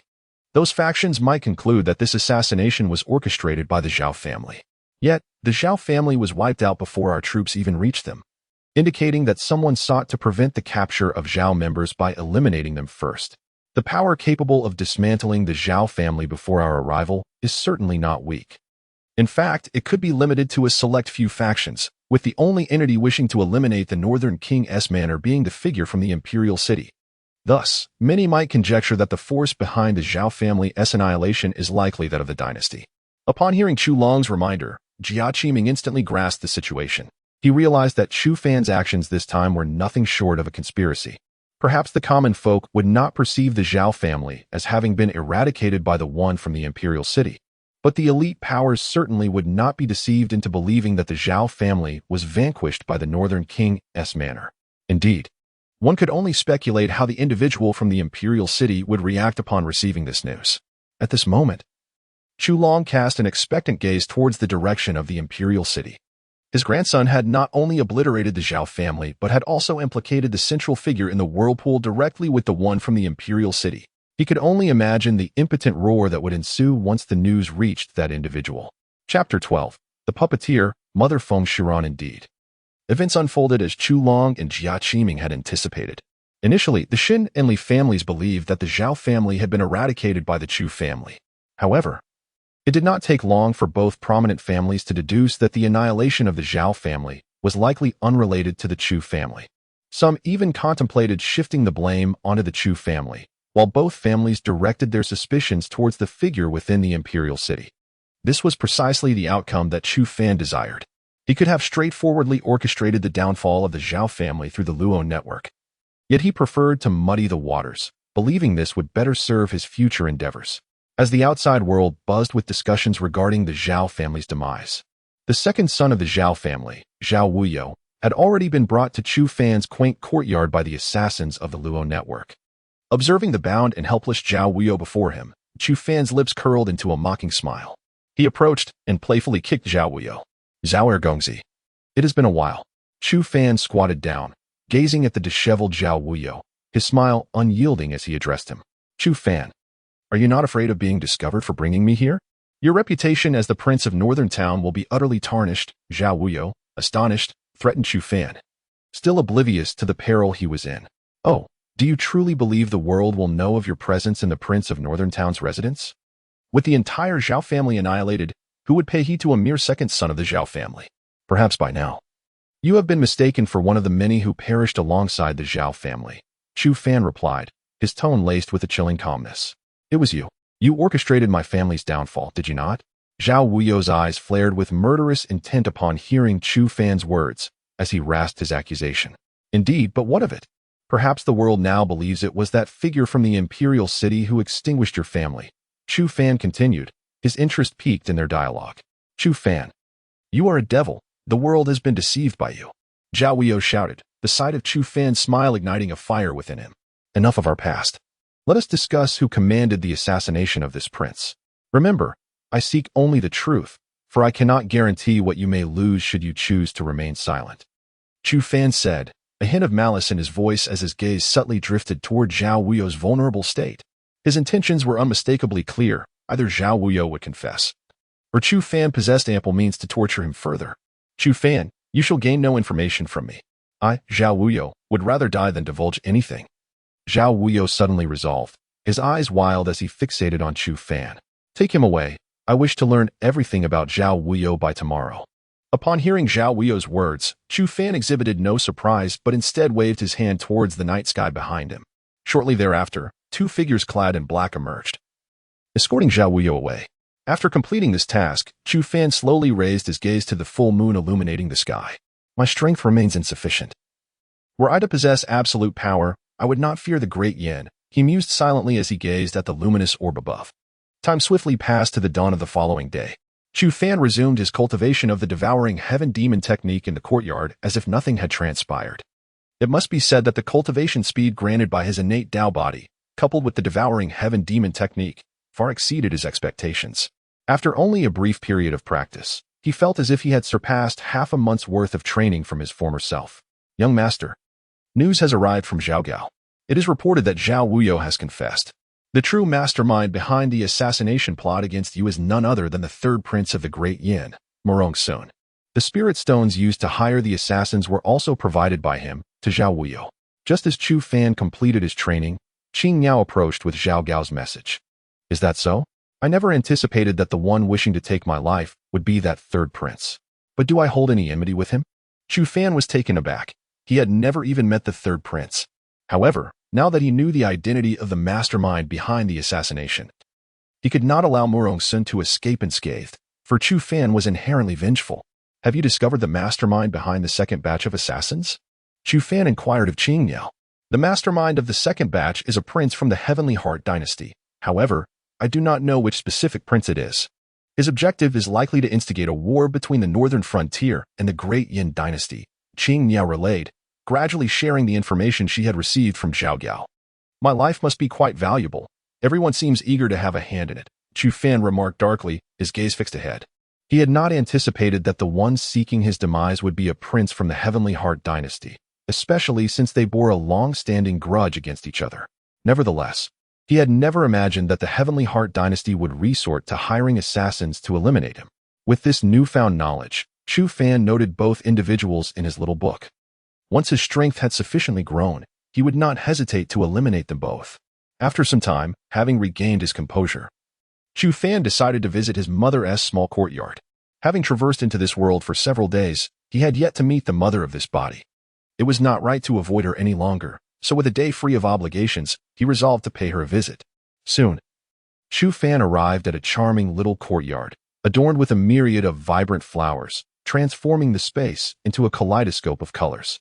At the center of this floral haven stood a beautiful woman, seemingly in her 30s, tending to the blossoms. Gazing upon the stunning beauty of the exquisite woman before him, Chu Fan comprehended the source of his own striking appearance. How could he possibly lack in charm when his mother possessed such remarkable allure? Having witnessed his mother's grace, Chu Fan gradually approached and offered her a respectful bow. His mother, named Feng Shiran, was renowned in her youth as a prodigy of unparalleled talent. More importantly, the Feng family held a prestigious position within the Grand Yin dynasty, regarded as one of its foremost powers. While they may not rival the Northern King's residents, they boasted no fewer than 3 cultivators at the transcendent realm. Chu Fan's grandfather, Feng Yinghong, himself was a formidable force within this esteemed sphere. Chapter 13. The masters emerged from the imperial capital upon hearing Chu Fan's voice. Feng Shiran hastily set aside her belongings and turned to face him. I heard you were attacked last night. Were you injured? She approached him, anxiously examining every inch of his body, and only sighed in relief when she confirmed that he bore no wounds. I am unscathed. The assailants from last night have already been apprehended, Chu Fan replied, feeling a warm surge of affection at Feng Shiran's concern. He then spoke to her gently. It's all right. Everything is fine. Relieved, Feng Shiran nodded vigorously and led Chu Fan aside to converse. Meanwhile, Qing Niao stood nearby, vigilantly guarding Chu Fan's safety. Xiao Fan, is this young lady the guard your grandfather arranged for you? At that moment, Feng Shiran noticed Qing Niao, who wielded a deadly weapon, and inquired with curiosity. Qing Niao is someone I brought back from outside, but her capabilities are formidable, Chu Fan answered, shaking his head at his mother's question. Though he wished to elaborate, he opted for brevity instead. Understanding her son's reluctance to divulge more about Qing Niao, Feng Shiran skillfully redirected the conversation. Chu Fan spent a considerable amount of time with her, and only after finishing lunch did he take his leave. Upon returning to his courtyard, Chu Fan encountered Zhao Gao, who had come to seek him. Speak freely. What brings you here? He asked calmly, intrigued by Zhao Gao's purpose. Esteemed young master, there have been movements in the imperial city. Several masters have departed and are heading north, Zhao Gao reported respectfully after bowing. Have you discerned their objective? Chu Fan inquired, astonished to learn that experts were departing the capital, evidently en route to the northern territory in the residence of the Northern King. Not yet, but I have some conjectures. Though I am uncertain of their validity, Zhao Gao replied, his gaze betraying a hint of hesitation. What are your speculations? Please, share them with me, Chu Fan urged, surprised that Zhao Gao had formed any hypothesis. Even if it were incorrect, the fact that he had conjectured at all suggested a significant likelihood. Shortly, the Tianqing dynasty will engage in discussions with our Dian dynasty regarding peace negotiations. To demonstrate their sincerity, they have dispatched a prince, whose journey will traverse our northern territory. If this prince were to perish in our lands, what do you think would be the response of the Tianqing dynasty? After receiving affirmation from Chu Fan, Zhao Gao began to analyze the situation slowly. Once he finished, he stood still, awaiting Chu Fan's response. Upon hearing Zhao Gao's words, Chu Fan fell into contemplation. He had indeed heard of the discussions between the Heavenly Heart dynasty and the Great Yin dynasty, yet he had not considered this aspect until now. However, under Zhao Gao's prompt, he recognized the significance of this matter. If the prince of the Heavenly Heart dynasty were to perish in the northern territories, regardless of the evidence, it would be assumed that he was assassinated by the Northern Prince's manor. After all, the Northern Prince's manor and the Heavenly Heart dynasty were historical adversaries, and the untimely death of their prince in the north would make it implausible for outsiders to believe there was no connection to the Northern Prince's manor. Are you suggesting that the experts dispatched from the imperial capital are targeting the prince of the Heavenly Heart dynasty? After contemplating for a while, Chu Fan slowly lifted his head to address Zhao Gao, his tone imbued with certainty. Indeed, my lord, that is precisely my thought, Zhao Gao replied with a respectful nod. It seems the imperial capital does not wish for our northern prince's manor to find peace. Yet, now that we are forewarned, their scheme shall not succeed. After hearing Zhao Gao's words, Chu Fan felt nearly certain that the faction from the imperial capital had come for the prince of the Heavenly Heart dynasty. After all, their assassination attempts over the years had failed to eliminate him, and it was unlikely that the imperial capital would send assassins at such a crucial moment. With this in mind, Chu Fan began to ponder the next steps. It would indeed be straightforward to dispatch troops to protect the prince of the Heavenly Heart dynasty. However, such an action might appear as an overreaction from the northern prince's manor. Moreover, given the long-standing enmity between the Heavenly Heart dynasty and the northern prince's manor, Chu Fan was reluctant to send forces to safeguard their prince, and he secretly hoped for the prince's demise within the Great Yin. Oh, we could utilize the experts from the imperial capital. After all, they could frame us, and we might as well reciprocate. An idea suddenly flashed in Chu Fan's mind. If those from the imperial city could implicate him, he could equally shift blame onto them. However, such actions could provoke a full-scale war between the Heavenly Heart dynasty and the northern prince's manor, as any offensive by the Heavenly Heart dynasty would necessitate traversing the northern territories, which were under the control of the Chu family. Thus, a confrontation between the Chu family and the Heavenly Heart dynasty seemed inevitable. Zhao Gao, what are the levels of the experts sent from the imperial capital? Chu Fan inquired, his mind racing with thoughts. Reporting to you, my lord, there is one at the divine travel realm, while the others are beneath that level, Zhao Gao replied. The web of intelligence had already spread across the entirety of the Great Yin, ensuring that no significant movement could escape his notice, especially not the experts emerging from the imperial capital. If we strike first and eliminate the group emerging from the imperial capital, subsequently attributing the assassination of the crown prince of the Tianxin dynasty to them, do you believe the Tianxin dynasty would send troops? Upon hearing Zhao Gao's words, Chu Fan nodded and continued to inquire further. My lord, I believe the Tianxin dynasty will refrain from deploying their forces, for the world is now aware of the connection between the Northern Duke's manor and the Great Yin imperial family. The Tianxin dynasty would relish the prospect of a conflict between us and the Great Yin, and thus it would be unwise for them to deplete our strength, as this would ultimately benefit the entirety of the Great Yin. Zhao Gao, upon hearing Chu Fan's reasoning, began to deliberate thoughtfully. Chapter 14, Northern Liang City. Assassination of imperial capital experts. Given the present circumstances, it appears exceedingly unlikely that a conflict will arise between the Tianxin dynasty and the Northern King's manor. After all, should war erupt between these two entities, it would be the Dian dynasty that stands to benefit the most. The emperor of the Tianxin dynasty would not be foolish enough to instigate such a calamity. However, if he were to discover that his son had perished at the hands of the Dian royal family, the Tianxin dynasty would undoubtedly seek retribution against them. While it may not escalate to military action, the Tianxin dynasty would not allow such a grave matter to be brushed aside so easily. In light of this, let the Luo network take action. After eliminating the experts of the Dian dynasty, they could impersonate them to assassinate the prince of the Tianxin dynasty, leaving behind a few traces to ensure that any investigation would lead nowhere. Upon receiving Zhao Gao's affirmation, Chu Fan resolutely made his decision. If the Dian dynasty intended to pin the blame on the Northern King's manor, how could he, Chu Fan, allow them to escape unscathed? After hearing Chu Fan's orders, Zhao Gao promptly departed, busily mobilizing the experts of the Luo network to target those formidable individuals arriving from the imperial capital. One could only wonder how the Tianxin dynasty would choose to respond to this situation. Meanwhile, on another front, Chu Long and his companions had sensed the unrest in the imperial capital. However, they were unaware of the departure of the experts from the capital. Though the Chu family's spies were indeed among the finest, they paled in comparison to the Luo network's capabilities. Nonetheless, Chu Long and Jia Qiming took extensive precautions, especially considering the numerous assassination attempts Chu Fan had faced recently. Although Chu Fan was protected by the formidable Qing Yao, they could not allow any nefarious individuals to infiltrate the Northern King's manor again. Days swiftly passed, with Chu Fan dedicating himself to cultivation within the Northern King's manor, scarcely finding time for leisure. During this period, Zhao Gao led the experts of the Luo network to track down the group of formidable individuals that had emerged from the imperial city, Northern Liang City.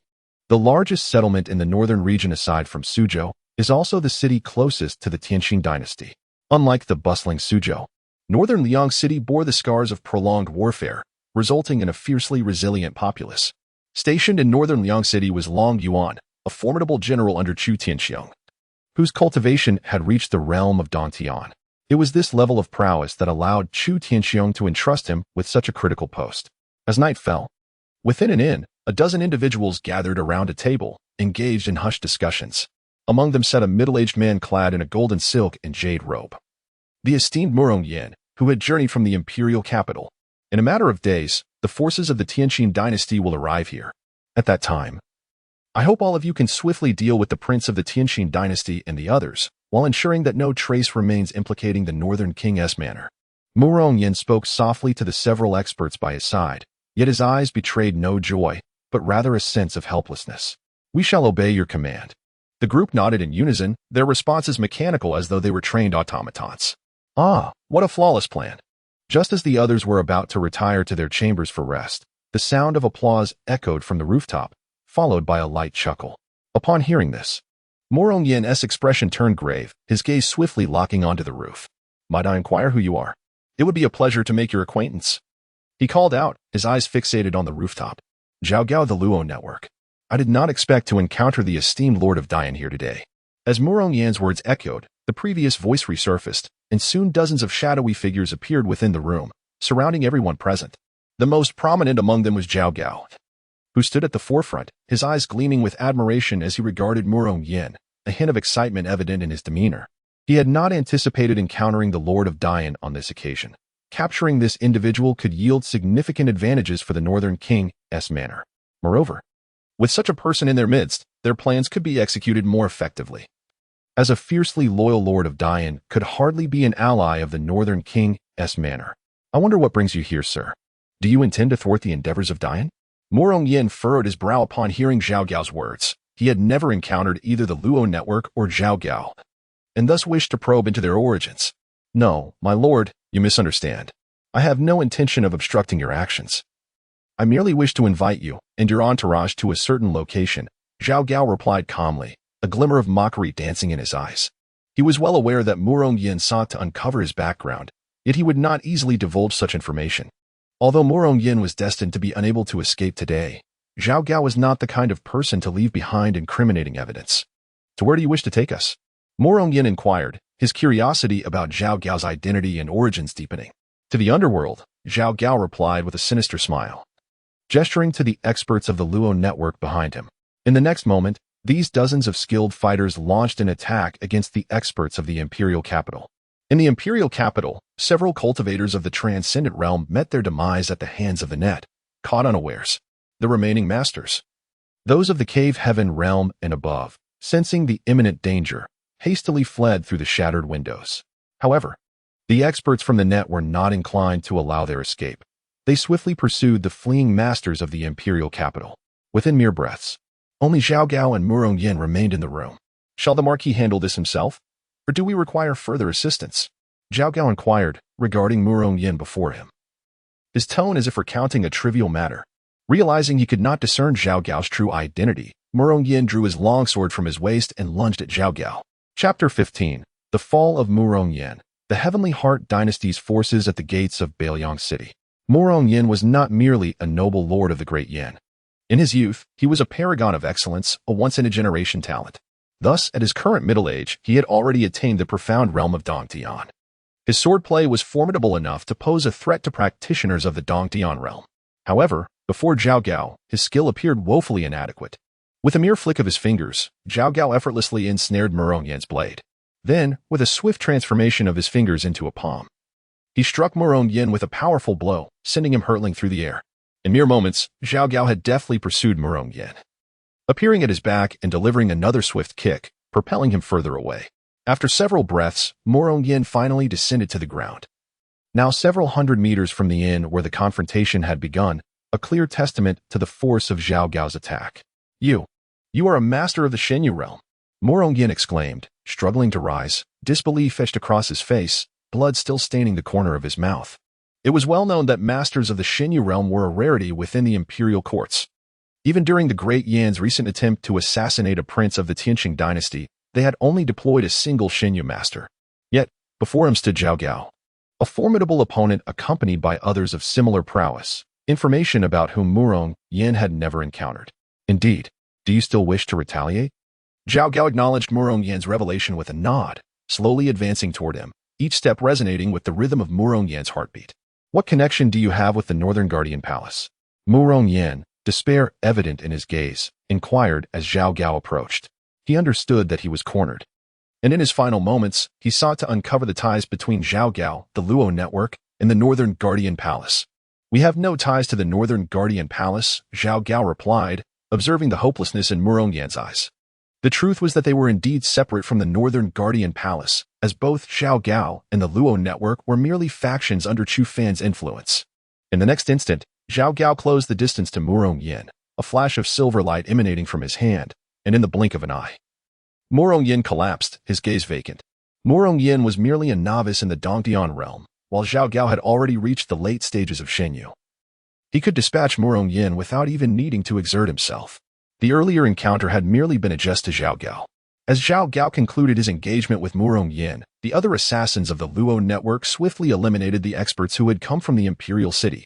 Meanwhile, the Xinyu master of the initial stage met his end at the hands of He Bai Xianjian, a top-tier assassin whose prowess made the defeat of an opponent of comparable strength seem effortless. Now, they awaited the arrival of the prince from the Heavenly Heart dynasty. After Zhao Gao obliterated Murong Yan's remains, he slowly lifted his gaze to the pitch-black night sky, prior to erasing all evidence. He had extracted items that could attest to Murong Yan's identity, for these would prove crucial later on. Days swiftly passed, and during this span, Bailiang City remained remarkably tranquil. The fierce battle involving Zhao Gao had drawn no attention, as he wielded the entire web of influence, making it effortless to suppress the spread of such news. Especially since their conflict had not endured for long. Outside Bailiang City, a convoy of hundreds was gradually approaching, among which was an exceedingly opulent carriage. Surrounding this carriage were 4 formidable cultivators guarding it, revealing that the individual within was of significant stature. Xin Shu, how much longer until we reach Bailiang City? A voice, youthful and resonant, emerged from within the carriage. Your Highness, we shall arrive in approximately 2 hours, replied a middle-aged man seated at the front of the carriage, glancing towards the direction of the city. 2 more hours? The young man within mused, and the convoy fell silent once more as it continued its journey toward Bailiang City. This procession hailed from the Tianqing dynasty, and the young prince inside the carriage was their target for assassination by Zhao Gao and his associates. Unbeknownst to them, they had already attracted unwanted attention. Reporting to the general, the 5th prince of the Tianqing dynasty is nearing. A soldier approached Long Yuan on the city wall to deliver the news. Long Yuan, who had been resting with his eyes closed, opened them upon hearing the soldier's words. His gaze fixed on the expanse beyond the city. A fleeting expression of hatred crossed his face, but it was quickly concealed. General, should we not give them a warning? The vice-general inquired, having noticed the brief flash of animosity on Long Yuan's countenance. Their resentment towards the Tianqing dynasty ran deep. As many brothers had perished in the battles over the years, with countless soldiers having fallen at the hands of the Tianqing forces. Thus, it was the soldiers of Bailiang City and the entire northern region who harbored the greatest animosity. Let them pass, otherwise, the world will deem the northern king's manner as petty, Long Yuan replied after a moment of contemplation, slowly closing his eyes again. Yet, the veins bulging in his hand betrayed his inner turmoil. Upon hearing Long Yuan's decision, the vice-general could only acquiesce. Recognizing that for the sake of the northern king's manor's reputation, he could not act in a manner that would tarnish its standing. In a modest courtyard within the city of Bailiang, a figure clad in black swiftly approached Zhao Gao. He knelt before Zhao Gao and spoke. I report to you, my lord, that the forces of the Tianqing dynasty are fast approaching. Upon hearing the man's words, Zhao Gao gradually lifted his gaze towards the heavens. After a considerable pause, he finally replied, prepare accordingly. The black-clad man, upon receiving Zhao Gao's command, vanished instantaneously from the courtyard. Has the fish finally taken the bait? It appears that tonight is destined to be tumultuous, Zhao Gao murmured, his eyes gleaming as he stared towards the direction beyond Bailiang City after the man departed. Chapter 16. Midnight Assassination. As the forces of the Heavenly Heart dynasty approached the outskirts of Bailiang City, Long Yuan, the city's commanding general, observed their ranks with a gaze that, despite harboring a hint of murderous intent, did not deter their advance. With a slow, deliberate motion, Long Yuan closed his eyes and waved his hand, prompting the soldiers stationed at the city gates to gradually open them. Consequently, the troops of the Heavenly Heart Dynasty entered the city without obstruction. I had thought Long Yuan would dare to block us outside Bailong City, yet it seems this general lacks courage, remarked the fifth prince of the Heavenly Heart Dynasty, a mocking smile gracing his lips as he glanced at the now open gates. He lifted the curtain of his carriage, revealing his delicate features as he regarded the soldiers on guard. My prince, we come in peace to negotiate. No matter how bold Long Yuan may be, he wouldn't dare to impede us. Besides, he is loyal to the Chu family. Why would he create trouble for them? A middle-aged man, mounted on a fine steed beside the carriage, retorted with an air of pride, his gaze sweeping disdainfully over the soldiers of Bailong City. Upon hearing the middle-aged man's words, the fifth prince lowered the curtain and reclined within the carriage, seeking rest. Meanwhile, the troops of the Heavenly Heart Dynasty moved in an orderly fashion into Bailong City. Long Yuan, stationed atop the city wall, surveyed the advancing forces before withdrawing his gaze, sitting quietly in contemplation. As the Heavenly Heart Dynasty's forces entered the city, a profound silence enveloped Bailong City, which had previously thrummed with activity. The arrival of the Heavenly Heart Dynasty's contingent cast a pall over the once vibrant atmosphere, finding the scene dull. The fifth prince decided to set forth towards the capital of Dian, a move that met no opposition from his companions, who shared a desire to leave the city. Wary of unforeseen mishaps, time drifted by slowly. Though Bailong City was not vast, the pace of the Heavenly Heart Dynasty's forces was unhurried. It was only by nightfall that they had traversed several dozen miles from the city. With the onset of darkness, the troops prepared to establish camp in a clearing. Unbeknownst to them, the arrival of night signified the approach of death. From the moment they entered Bailong City, their every action had been scrutinized by a watchful net. On a nearby mountain, Zhao Gao, accompanied by several elite warriors from the previous night, observed the Heavenly Heart Dynasty's forces below. Let us move. Keep the one with the highest cultivation for my use, Zhao Gao murmured, a sense of satisfaction evident in his voice as he regarded the oblivious troops. With that, he vanished into the enveloping darkness. As Zhao Gao disappeared, numerous shadowy figures began to materialize around the Heavenly Heart Dynasty's camp. The shadowy figures swiftly materialized around the Heavenly Heart Dynasty's entourage, undetected even by the powerful adept of the divine travel realm within their ranks. It was only when the web of entrapment began to unfold that this formidable figure became aware of the looming peril. Protect His Highness. The adept instantly appeared within the grand tent of the fifth prince of the Heavenly Heart Dynasty, his voice echoing throughout the encampment.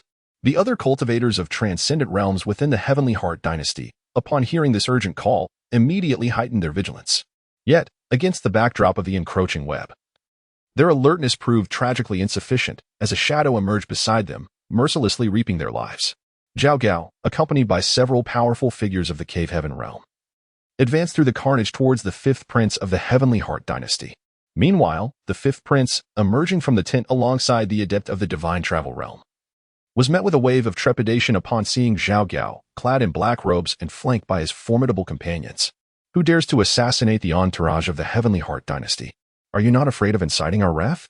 The adept of the divine travel realm maintained his composure, directing a grave inquiry towards Zhao Gao, his words laced with a thinly veiled threat.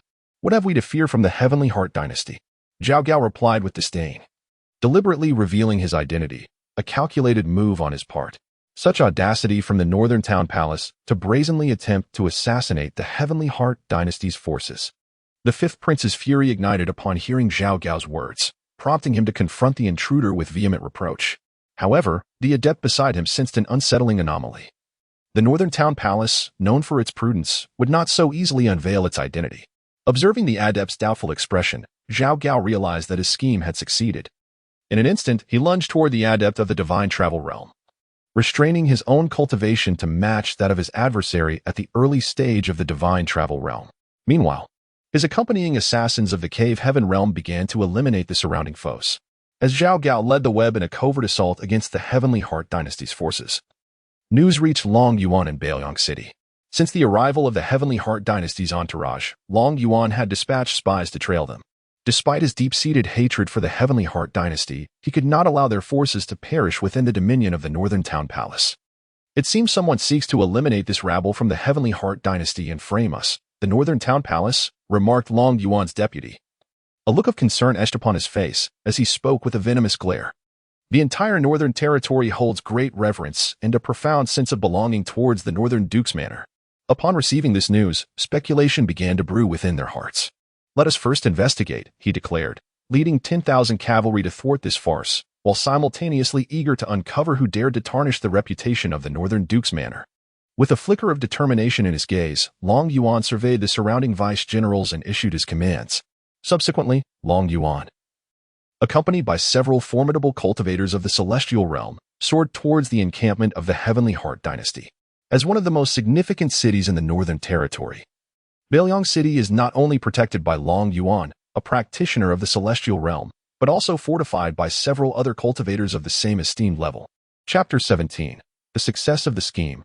Zhao Gao returns. Long Yuan and his companions moved with remarkable speed, arriving at the encampment of the Tianqin dynasty in just a few moments. Upon witnessing the lifeless body strewn across the ground, Long Yuan furrowed his brow. Sensing the distant sounds of a fierce battle, he promptly led the 3 formidable warriors beside him, all at the Dongdian realm, towards the source of the commotion. Within a few breaths, they reached an expansive grassland, where 2 masters were engaged in a fierce duel. One was Zhao Gao, while the other was a master of the Xinyu realm from the Tianqin dynasty. Observing the scene, Long Yuan unsheathed the great blade from his back and slashed towards Zhao Gao's direction. The force of the strike was sufficient to injure a master of the Xinyu realm. Zhao Gao, seemingly aware of the impending danger, swiftly repelled his opponent and turned to defend against the attack. In doing so, Zhao Gao appeared somewhat disheveled, as he was forcefully knocked back and crashed onto the grass below, inadvertently dropping a gleaming golden token from his bosom. Witnessing this, Zhao Gao, in a state of apparent panic, reached out to retrieve the token, an action that did not escape the notice of the Xinyu master from the Tianqin dynasty. Without regard for his own safety, this master charged towards Zhao Gao. In an instant, Zhao Gao was sent flying once more. Recognizing the lack of opportunity, he struck the ground with his palm towards the token, creating a deep crater and causing the token to be lodged within it. Seizing the moment while others were distracted, Zhao Gao swiftly vanished into the night. The Xinyu master of the Tianqin dynasty disregarded Zhao Gao and quickly moved to the spot where the other combatants had been positioned. At this moment, the golden token, having been deformed by Zhao Gao's strike, bore only a single character, Jin, on its surface. What faction does this token represent? The Xinyu master pondered the meaning of the character, realizing that the assailants were not from the Northern King's manor. However, it was evident that those who had attacked him were intricately linked to this token, perhaps even its owner. Long Yuan approached slowly. Although he harbored no amicable sentiments towards the Tianqin dynasty, curiosity piqued his interest regarding the identity of the faction that had dared to assault them. The only factions capable of launching such an attack on you from the Great Yin are the Jin Dao sect or the Jin E Marquis, Long Yuan mused aloud. Intending to absolve the Northern King's manor of any suspicion, Jin Dao sect, Jin E Marquis, the Xinyu master of the Tianqin dynasty, murmured, reflecting on Long Yuan's words. Do your town North Wangfu and the Golden Blade sect harbor animosity towards each other? After a considerable pause, the formidable figure from the Tianqin dynasty turned to gaze at Long Yuan, harboring suspicions, yet seeking a confirmation from the man before him. Not at all. Although the Golden Blade sect is arrogant, its domain lies in the southern reaches of Dian, which is in the opposite direction from us. Naturally, there can be no enmity between our town North Wangfu and them, Long Yuan replied calmly, albeit with a hint of confusion at the words of the Tianqin dynasty's strength. Now I understand. It was the forces of the Golden Attire Marquis that attacked us, and they seek to tarnish your town North Wangfu's reputation. It seems the relations between your town North Wangfu and the Dian royal family are far from cordial, the formidable figure from the Tianqin dynasty remarked, his expression tinged with derision, while also conveying a message. Are you suggesting that they malign my town North Wangfu prior to their battle with you? Upon hearing the Tianqin figure's words, a terrifying aura emanated from him, his eyes brimming with murderous intent, fixated on the direction of Huangdu. Indeed, I shall return to the Tianqin dynasty, and you should manage your own affairs.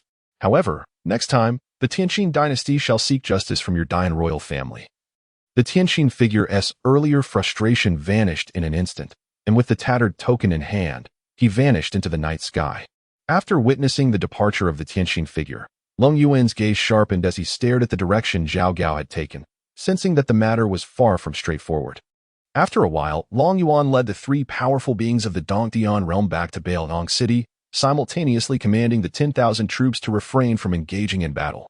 Meanwhile, Zhao Gao journeyed alone towards the town North Wangfu in Suzhou. Days swiftly passed, and as the forces of the Tianqing dynasty had perished outside Beiliang City, news of their demise and the fall of the fifth prince of the Tianqing dynasty had yet to circulate. In the small courtyard of the town North Wangfu, Chu Fan, having completed his cultivation, picked up a spiritual fruit from the table and began to eat, his gaze eagerly directed towards the horizon of Beiliang City. By this time, Zhao Gao and the others should have dealt with the forces of the Tianqing dynasty, right? Chu Fan murmured, possessing unyielding confidence in Zhao Gao. As soon as his words fell, a shadow materialized beside him, revealing Zhao Gao before him, who respectfully offered a bow. Young master, the matter has been resolved, and everything is proceeding according to our plan, Zhao Gao stated with reverence after bowing before Chu Fan. There were no errors, I presume? Chu Fan, unperturbed by Zhao Gao's arrival, leisurely placed a spiritual fruit in his mouth and spoke. No, my subordinate calculated the strategy concerning General Long Yuan of Beiliang City. By leveraging his influence, we successfully dispelled the suspicions surrounding the Wangfu of the Northern Protector. Concurrently, we intentionally damaged the token. Yet even the remaining fragments of its inscription unmistakably indicate the involvement of the Deyin imperial family. This maneuver also led the Tianqing dynasty to believe that the Deyin imperial family sought to wrongfully accuse our Wangfu of the Northern Protector. Upon hearing Chu Fan's words, Zhao Gao slowly began to speak. He had already included Long Yuan in his plans during his recent visit to Beiliang City. Otherwise, how could he have prolonged the resolution of a Tianqing dynasty troop until Long Yuan's arrival? Chapter 18. Chu Long's doubts. In the meeting with Chu Fan, it can be said that Zhao Gao's plan this time was remarkably flawless. It not only successfully instigated suspicion against the Dayan royal family within the Tianqing dynasty, but also made the latter aware that the Dayan royal family was attempting to tarnish the reputation of the Northern Guardian Prince's manor. Now, one can only await the unfolding drama, for it seems this incident could trouble the Dayan royal family for quite some time. Upon encountering Zhao Gao, who exuded unwavering confidence, Chu Fan placed his trust in him and cast a gleeful glance toward the direction of the Dayan royal family. Concurrently, news from Long Yuan reached the ears of the venerable Northern Guardian Prince, Chu Long. After perusing the entirety of the letter, he gazed pensively toward the North Liang City. Qiming, do you perceive any aspect of this matter that warrants suspicion? After a considerable pause, Chu Long withdrew his gaze from the North Liang City. The situation appeared too impeccably orchestrated, leaving no apparent flaws to uncover. After reviewing the contents of the letter, Jia Qiming shook his head in response to Chu Long, his meaning unmistakable. Indeed, this situation could only yield two conclusions. Either the Golden Robe Marquis had genuine lapses that caused his token to fall, or someone had orchestrated a trap, ensnaring all, including Long Yuan, as mere pawns in their game. Upon hearing Jia Qiming's words, Chu Long's expression flickered between clarity and obscurity, as a multitude of figures flashed through his mind. Regardless of whether Long Yuan was indeed a pawn, this incident had effectively exonerated the Northern Guardian Prince's manor from suspicion. For the manor, this was indeed fortuitous, as all blame was directed toward the Dayan royal family. Even if they were not culpable, they would be perceived as such. After listening to Chu Long, Jia Qiming gradually rose to his feet and spoke, his gaze imbued with an inscrutable mystery. However, if this is indeed the case, then the architect of this scheme is truly formidable, even ensnaring our Northern Guardian Prince's manor within his stratagem. Jia Qiming, after expressing his thoughts, turned back to Chu Long with a concerned tone. Qiming, do you think the schemer could possibly be someone from our Northern Guardian Prince's manor? In response, Chu Long offered a mysterious smile, his eyes twinkling with amusement as he gazed toward Chu Fan's courtyard. Realizing Chu Long's implication, Jia Qiming chuckled and remarked, "It has been quite a while since we last saw Xiao Fan. Let us, two old fellows, pay him a visit and see how he is faring." Upon hearing Jia Qiming's words, Chu Long exchanged a knowing smile with him, and together they slowly departed the pavilion, heading toward Chu Fan's direction. Meanwhile, having recounted the events, Zhao Gao suddenly sensed something amiss. He clasped his hands in a gesture of respect toward Chu Fan and promptly vanished from the latter's courtyard. Chu Fan, observing Zhao Gao's abrupt disappearance, recognized that someone had arrived but maintained an air of feigned ignorance, continuing to savor the spiritual fruits laid before him. Outside the courtyard of Chu Fan, Chu Long and Jia Qiming seemed to sense the departure of Zhao Gao. The two exchanged a calm glance before nodding in unison, then slowly pushed open the grand gate of the courtyard and stepped inside. "Greetings, grandfather." "Greetings, Grandfather Jia." Upon their entrance, Chu Fan hurriedly approached them, bowing respectfully while carefully scrutinizing the two elders before him.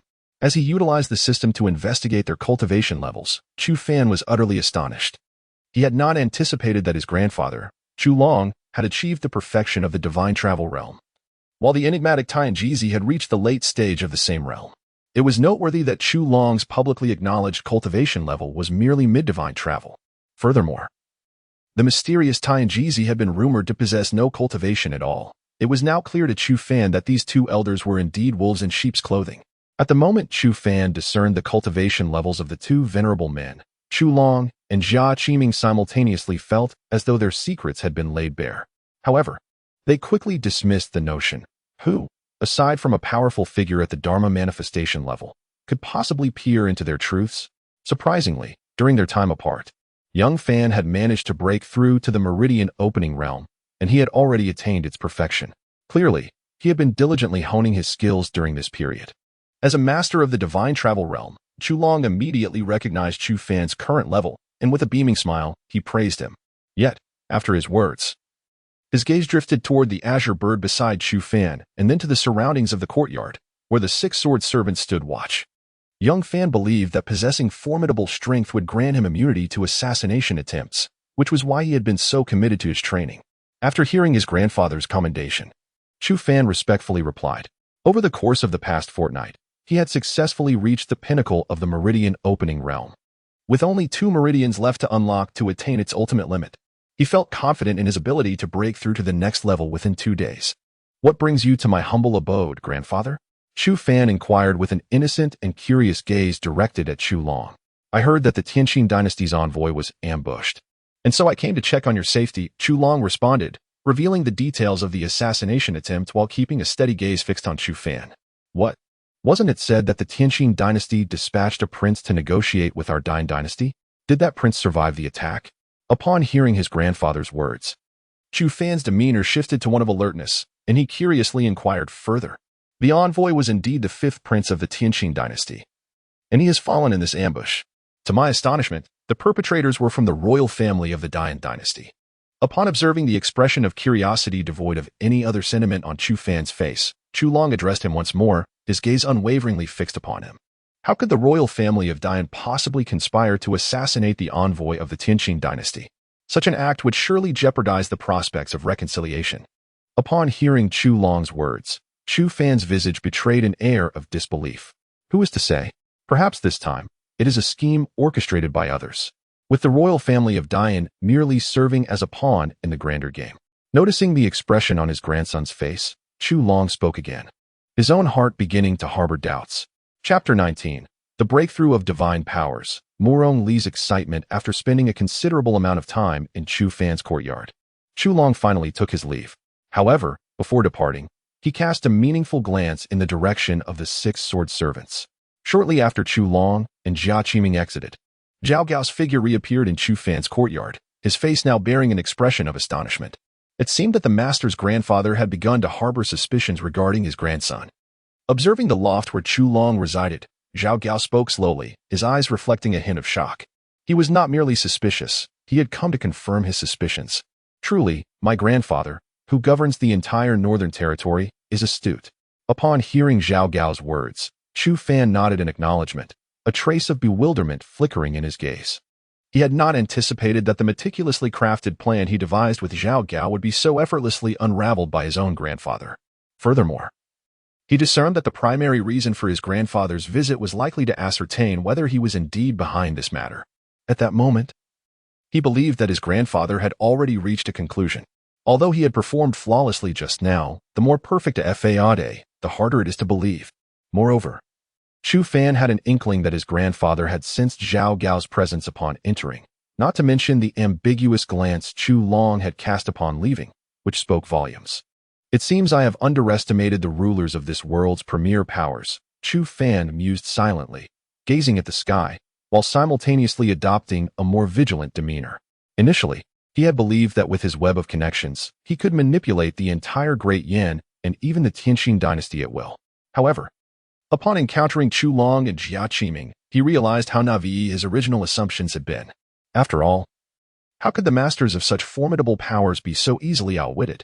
Though it was possible that his grandfather and others had uncovered the truth, as he had mentioned, Even if the Great Yin Dynasty was not responsible, the Tianqing Dynasty would certainly place the blame upon the royal family of Great Yin.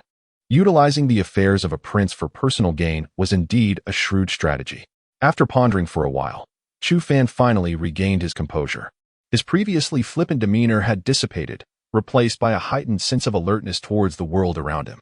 Zhao Gao, upon hearing Chu Fan's words, neither opposed nor endorsed them, instead choosing to stand silently beside him, acting as his guardian.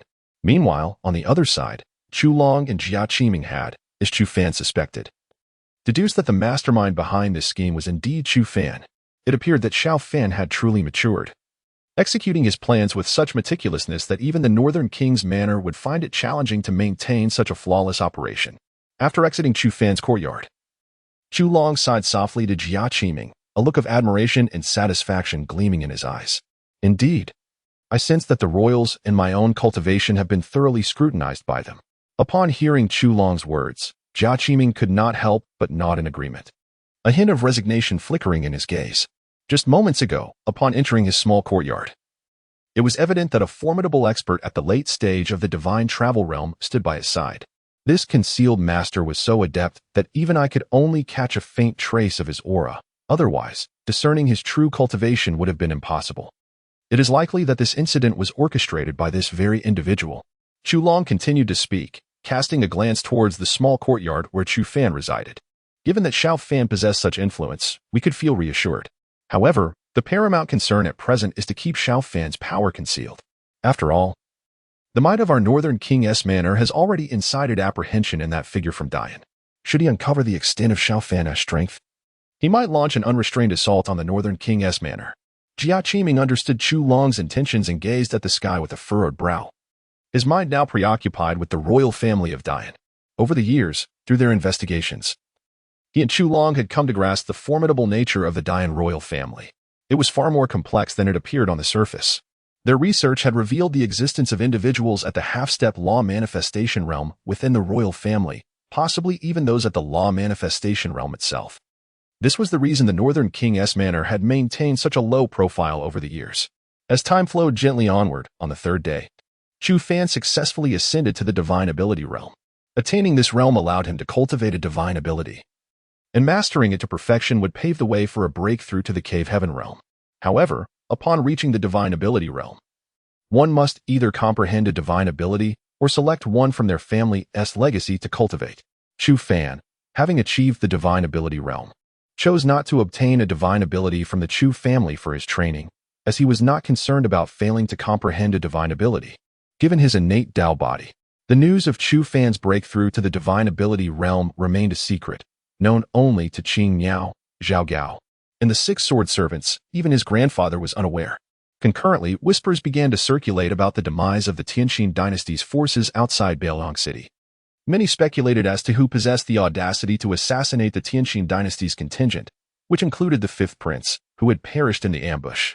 Numerous factions sought to ascertain the details of the incident, fully aware that it could potentially ignite a war between the 2 great dynasties. There were also those who conjectured that the Northern King's manor had a hand in obliterating the Tianqing dynasty's forces and the 5th prince, for it was known that the Northern King's manor harbored the deepest animosity towards the Tianqing dynasty. In the capital of Dian, the entire city was aglow with lights. Though it was nighttime, the scene exuded a sense of harmonious tranquility. In the resplendent halls of the Great Yin Palace, Emperor Murongli had just received word of the annihilation of the Tianqing dynasty's forces outside Beiliang City. Chu Long, I wonder how you shall confront the Tianqing dynasty this time, Murongli remarked with delight, his gaze fixed upon the northern horizon, his eyes gleaming with satisfaction.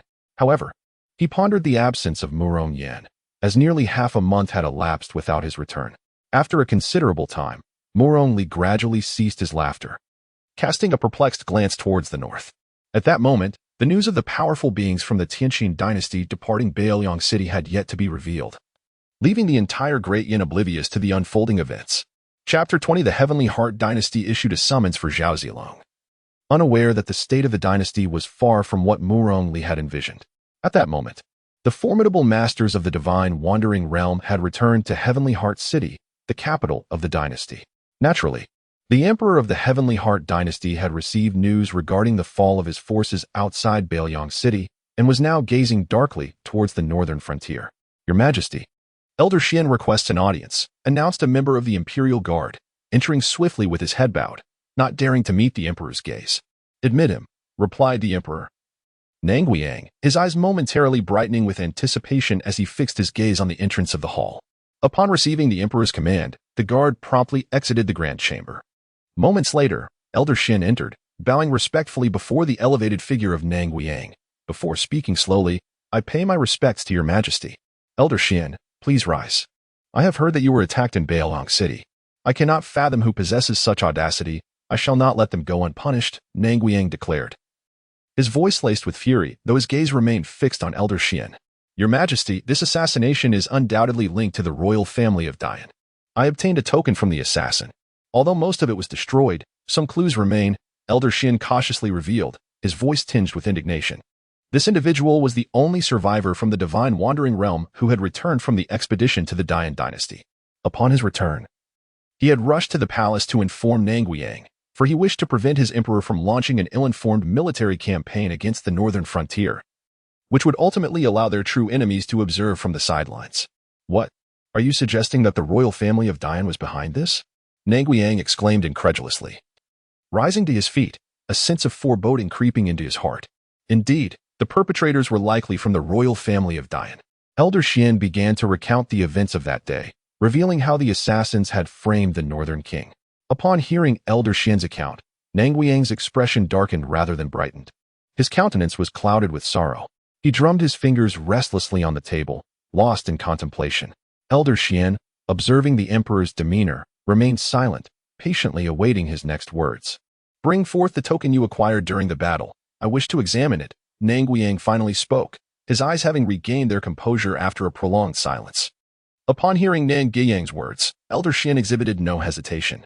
He cautiously retrieved a tattered token from his bosom and presented it to Nanguiyang. After taking the token from Elder Xian's hand, Nanguiyang examined it with great care. Aside from the conspicuous character gene, the token offered little in terms of clues. However, Nanguiyang discerned that it undoubtedly belonged to the imperial family of the Great Yin Dynasty, as it contained the imperial fortune only recognizable by the sovereign. "Elder Xian, you have worked hard. Please take your leave and rest. This matter shall be handled by me," Nanguiyang stated, finally recovering after confirming the token's authenticity. Upon hearing his words, Elder Xian departed. Not long after Elder Xian's exit, Nanguiyang summoned the ministers of the Tianxin dynasty to the palace to deliberate on the handling of the situation. After several hours of discussion, the emperor of the Tianxin dynasty, Nanguiyang, and his ministers arrived at a resolution. At that moment, a piece of news spread throughout the Tianxin palace. While the Great Yin dynasty appeared to be advocating for peace, clandestine efforts to assassinate the Tianxin dynasty were underway, aiming to frame the northern king's manner. Simultaneously, the Tianxin dynasty sought a reasonable explanation and compensation from the Great Yin dynasty. Otherwise, their formidable army of 100,000 would march northward to attack. The news from the Tianxin dynasty disseminated rapidly, reaching the northern borders within mere days, and continued to propagate throughout the entirety of the Great Yin dynasty. The citizens of the Great Yin dynasty were left in shock upon hearing this news. They had initially believed that the assassination was orchestrated by the northern king's manor, but never anticipated such a monumental twist. In an instant, the reputation of the entire royal family of the Great Yin dynasty plummeted to its nadir. Chu Fan of the northern king's manor had foreseen this outcome. Thus, he was not particularly surprised. At that moment, however, Chu Fan had more pressing matters to attend to. He sat in his small courtyard, visibly exhilarated, his gaze fixed upon a transparent panel before him. "System, commence this month's summoning," Chu Fan intoned silently to the system as he stared at the panel. "Ding, the host has initiated this month's summoning. Congratulations to the host for successfully summoning the divine General Zhao Zilong." Upon hearing the system's voice, Chu Fan was filled with delight as he opened the introduction regarding Zhao Zilong. Zhao Zilong, one of the 5 tiger generals, as depicted in the legends, possessed a cultivation level at the threshold of the law manifestation realm, accompanied by 3,000 White Horse volunteers. The cultivation level of the White Horse volunteers was at the Meridian realm, with the captains at the Magical Powers realm and the 1,000-man leaders at the Cave Heaven realm. Most notably, there was also a deputy general at the early stage of the Divine Travel realm. The system truly exceeded expectations, summoning Zhao Zilong, a top-tier martial general. along with 3,000 White Horse volunteers and a deputy general at the Divine Travel Realm. Chu Fan gazed at the introduction of Zhao Zilong, his eyes alight with surprise. He had not anticipated such an exceptional summoning this time. The mere presence of Zhao Zilong at the brink of the law manifestation realm significantly augmented Chu Fan's prowess.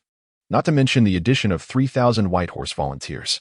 System, might there be alternative avenues through which I can obtain summoning opportunities? At that moment, Chu Fan inquired of the system, his gaze brimming with anticipation. Once the host ascends to the position of a dynasty's sovereign, the system's marketplace shall be unlocked. Within this marketplace, the host can utilize dynasty points to procure summoned characters and acquire rare treasures that enhance strength and talents. Anything the host can conceive of can be found within the system's marketplace. The system's voice resonated in response to Chu Fan's query. To his surprise, there indeed existed a system marketplace, thus it was imperative to unlock it at the earliest. Chu Fan had not anticipated that other means for acquiring summoned characters were available, and he was now prepared to embark on the next phase of his plan. Chapter 21. The response of the Great Yin royal family to the Eastern Domain's heroes of war having traversed into a fantastical realm and acquired a summoning system. Chu Fan naturally could not afford to languish in idleness. After all, how could he possibly live up to the title of a transcender? Subsequently, he summoned Zhao Yun to his side. For having a formidable warrior on the brink of the law manifestation realm to safeguard him would allow Chu Fan to confront dangers without trepidation. As for the 3,000 White Horse righteous followers, he chose to keep them within the confines of the system space. Their appearance at the Northern King's Manor would undoubtedly attract the attention of his grandfather. Until he was adequately prepared, he would refrain from allowing them to make an appearance. Meanwhile, Chu Long and Jia Qiming received news from the Tianqing dynasty, and both found the dynasty's decision entirely reasonable. They were curious about how the royal palace intended to handle the situation, brimming with anticipation. Chu Long's gaze was filled with a sense of schadenfreude as he looked toward the Great Yin Imperial Palace, envisioning the flustered expression of the individual within. Jia Qiming wore a smile as he gazed at the sky, clearly aware that this development dealt a significant blow to the Great Yin dynasty. For it not only diminished the individual's standing with the populace, but also forced them to confront the Tianqing dynasty, as they had conjectured. At that moment in the capital, Murong Li received the news and sat in the grand hall with a somber countenance.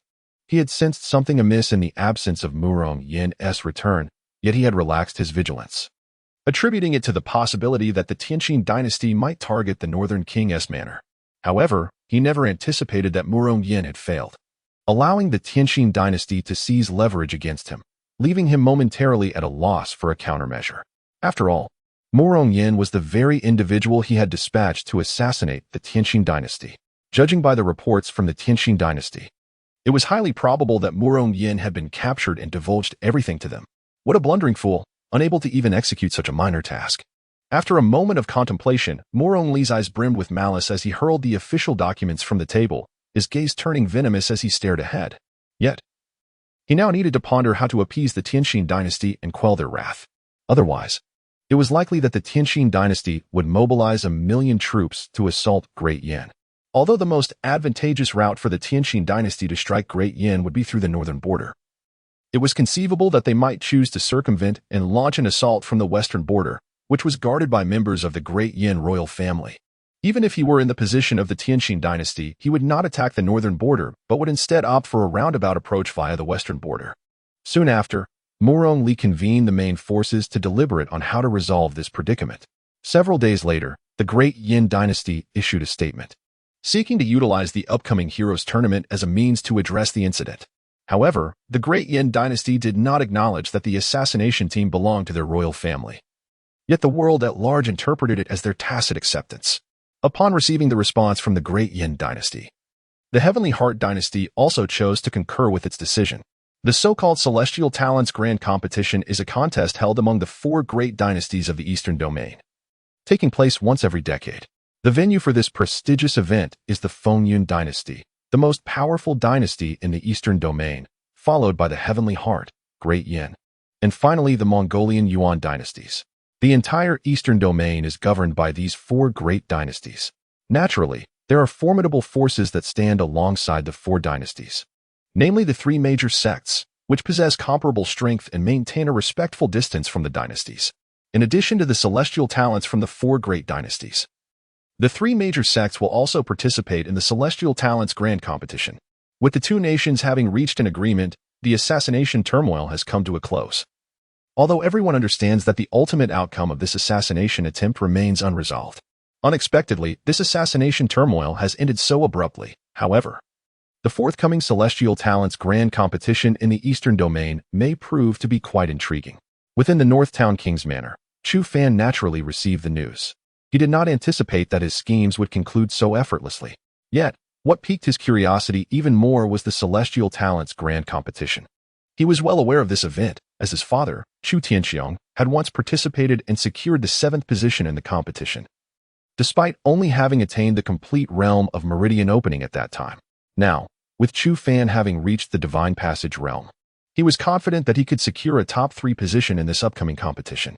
My lord, the Fengyan dynasty may not be so simple, Zhao Gao remarked cautiously after hearing his master's words, a hint of concern flickering in his eyes.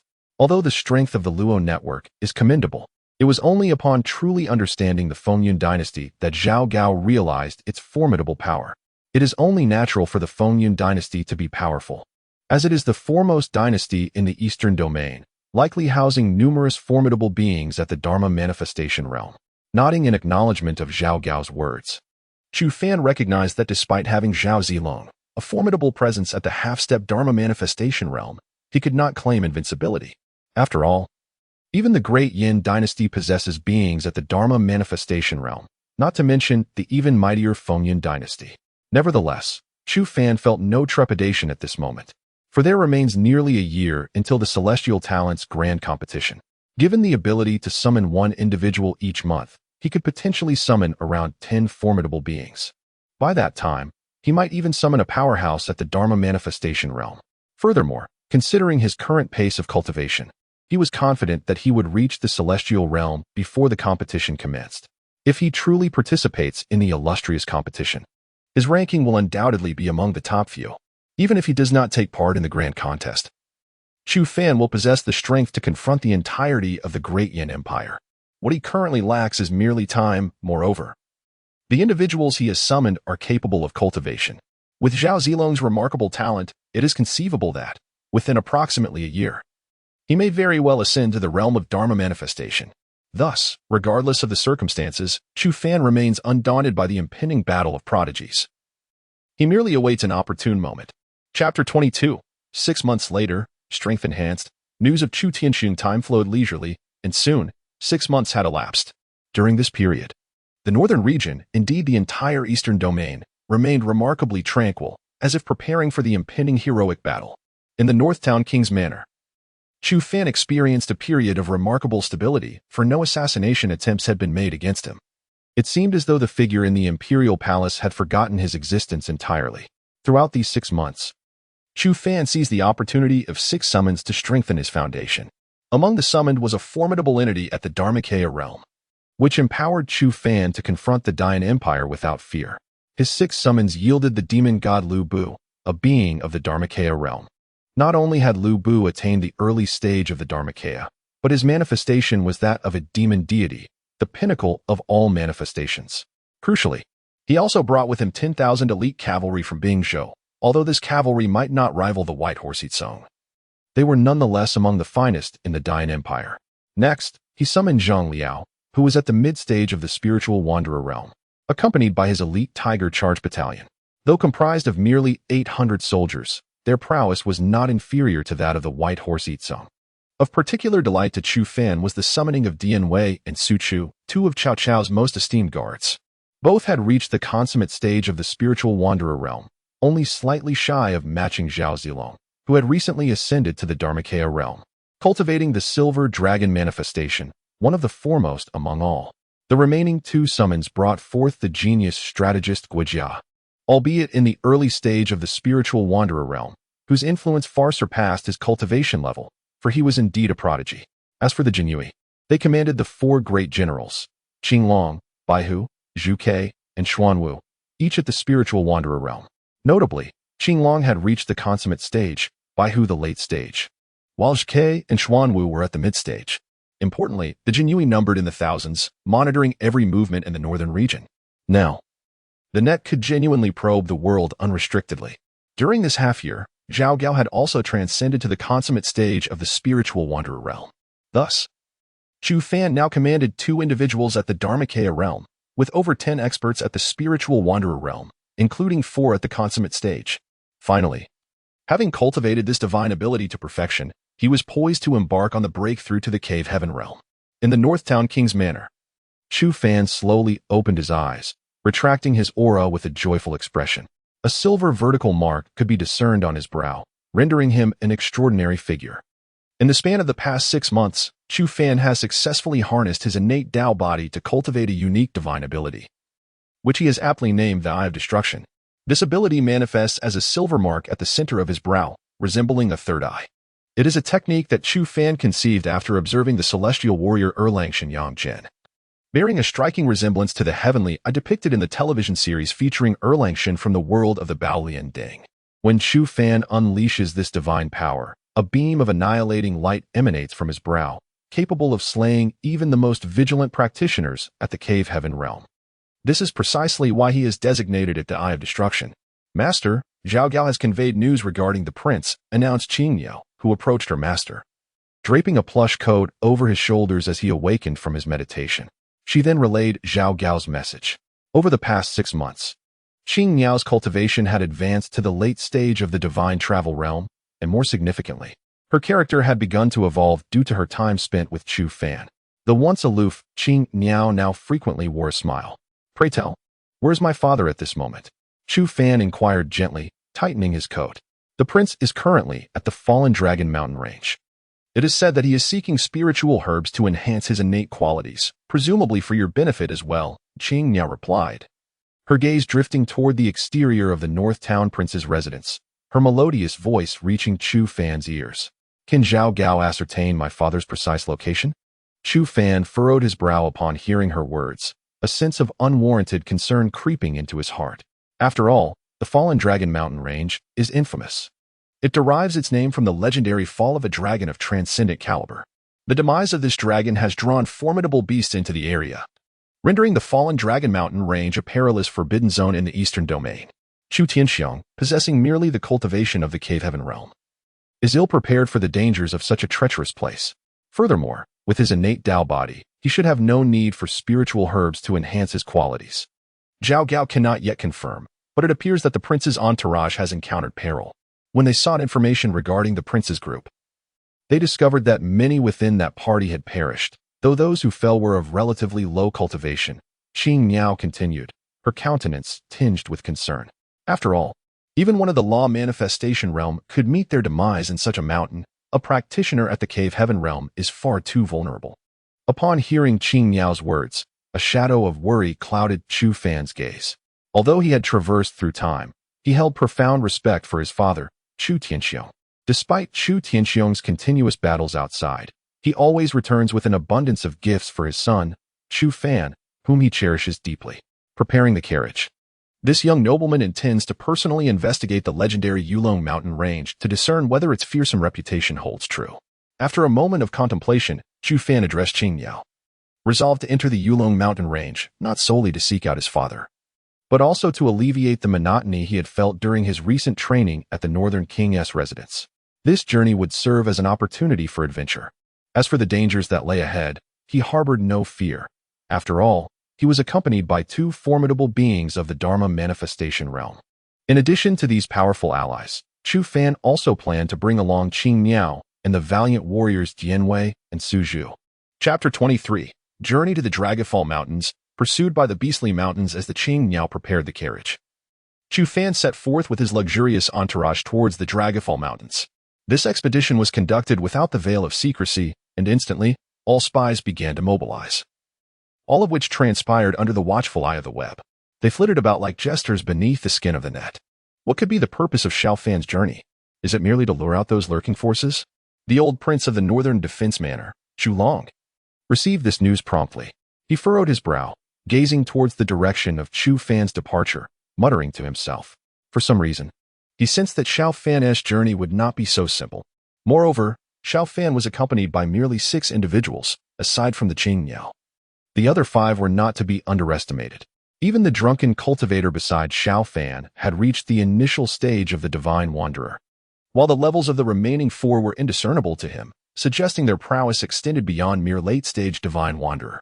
At this juncture, Jia Qiming stepped forward, noting that over the past 6 months, they had been closely observing Chu Fan's cultivation. During this time, they had also noticed many people gathering around him. The drunken man Jia Qiming referred to as Guejia, whose late-stage divine wanderer capabilities allowed him to discern Guejia's true power. Yet he could not grasp the cultivation levels of Zhao Zilong and others. The individuals surrounding Chu Fan were formidable. The girl, Qing Yao, had broken through to the late stage of the divine wanderer within these 6 months, a talent that was extraordinarily alarming throughout the Eastern domain. Moreover, the other 4 individuals left him in disbelief. 2 shared the same perfected stage of divine wanderer as himself, whilst the remaining 2 surpassed him, existing at the threshold of the law manifestation stage. Upon hearing Jia Qiming's words, astonishment colored Chu Long's face. As a perfected divine wanderer, he could indeed perceive the cultivation of Dian Wei and Su Zhu, which was the source of his astonishment. Even more shocking was the cultivation of El Bu and Zhao Zilong. Even he, a master of the perfected stage, could not fathom their levels, signifying that both had at least reached the threshold of the law manifestation stage. With such powerful figures by his grandson's side, Chu Long felt no concern for his grandson's safety. After absorbing Jia Qiming's words, he gazed in shock at the spot where Chu Fan had vanished. Subsequently, both men shared a tacit understanding and remained silent. As long as Chu Fan's safety was ensured, they would not interfere in his affairs. Time swiftly passed, and half a month elapsed. During this period, news of Chu Fan's departure from the Northern Defense Manor spread throughout the entire Dian dynasty. Yet, for reasons unknown, the imperial court of Dian made no moves whatsoever, leaving even Chu Fan, the protagonist, feeling somewhat incredulous. After all, during his time at the Wangfu of the Northern King, the royal family of Dian had persistently sought to assassinate him. Now, with such a fortuitous opportunity at hand, it was perplexing that they chose not to act. This thought momentarily cast a shadow of frustration upon him. Over the past fortnight, Chu Fan and his entourage had departed from the northern region, drawing ever closer to the fallen Dragon Mountain range. To enter this realm, they must traverse the Beast Mountain range that lay before them. At this moment, Chu Fan and his companions had just stepped into the Beast Mountain range, with El Bu forging a path ahead, causing the creatures of the mountains to shy away from their presence. However, unbeknownst to Chu Fan, not far ahead within the Beast Mountain range, another group was frantically making their escape, heading in the same direction as Chu Fan's party. "Uncle Yun, if we cannot escape, you must take the young miss and flee." At the center of this group was a luxurious carriage, within which sat a woman of ethereal beauty, resembling a celestial being descended from the heavens. Her enchanting eyes were filled with concern as she tenderly caressed a young girl, no more than 4 or 5 years old, seated before her. At the front of the carriage, a middle-aged man with a square jaw guided the horses. Upon hearing the woman's plea, a flicker of compassion crossed his features. "Do not worry, young lady. We will surely find a way to survive," he reassured her. Yet, upon hearing his words, the woman's countenance shifted to one of despair. In that very instant, hundreds of armored soldiers clad in golden armor descended around their carriage, effectively encircling it. Leading this formidable contingent was a young man with a devil-may-care attitude, his face adorned with a sinister grin. His eyes burned with a fervent intensity as he addressed the carriage. "Luo Tianyi, I have already declared that you cannot escape. Now, come down obediently." His wicked voice echoed inside the carriage, dimming the light in the woman's gaze and instilling fear at the sight of him. "Young Master Moro, do you not fear the ridicule your family will face if word of this spreads?" The woman, identified as Luo Tianyi, slowly lifted the curtain of the carriage and emerged, her expression a mask of fury as she confronted the young man. Who in Dian would dare to mock the Murong clan? Furthermore, do you truly believe today's events will be revealed to the world? The young man, with an air of disdain, retorted, "You are exceedingly naive, Luo Tianyi. You would do well to submit to me, perhaps then I might grant you a chance at survival." With that, a wicked gleam danced across his face, his gaze toward Luo Tianyi brimming with an unsettling heat. "Today, even if it means death, I shall protect the young lady." The middle-aged man sitting in the carriage, referred to as Uncle Yun by Luo Tianyi, has now completely unleashed his formidable aura, revealing that his cultivation has astonishingly reached the late stage of the cave heaven. The other guards, upon witnessing the terrifying energy emanating from this man, also brandished their weapons towards the golden soldiers before them. "Since you seek death, then let all of you perish." Golden Tiger Riders, leave no survivors except for Luo Tianyi. At this moment, the young man appeared to be thoroughly incensed, commanding the surrounding golden soldiers with a fierce resolve. Chapter 24. The arrival of Chu Fan and the intervention of the Blue Bird soon. The two factions engaged in a fierce battle.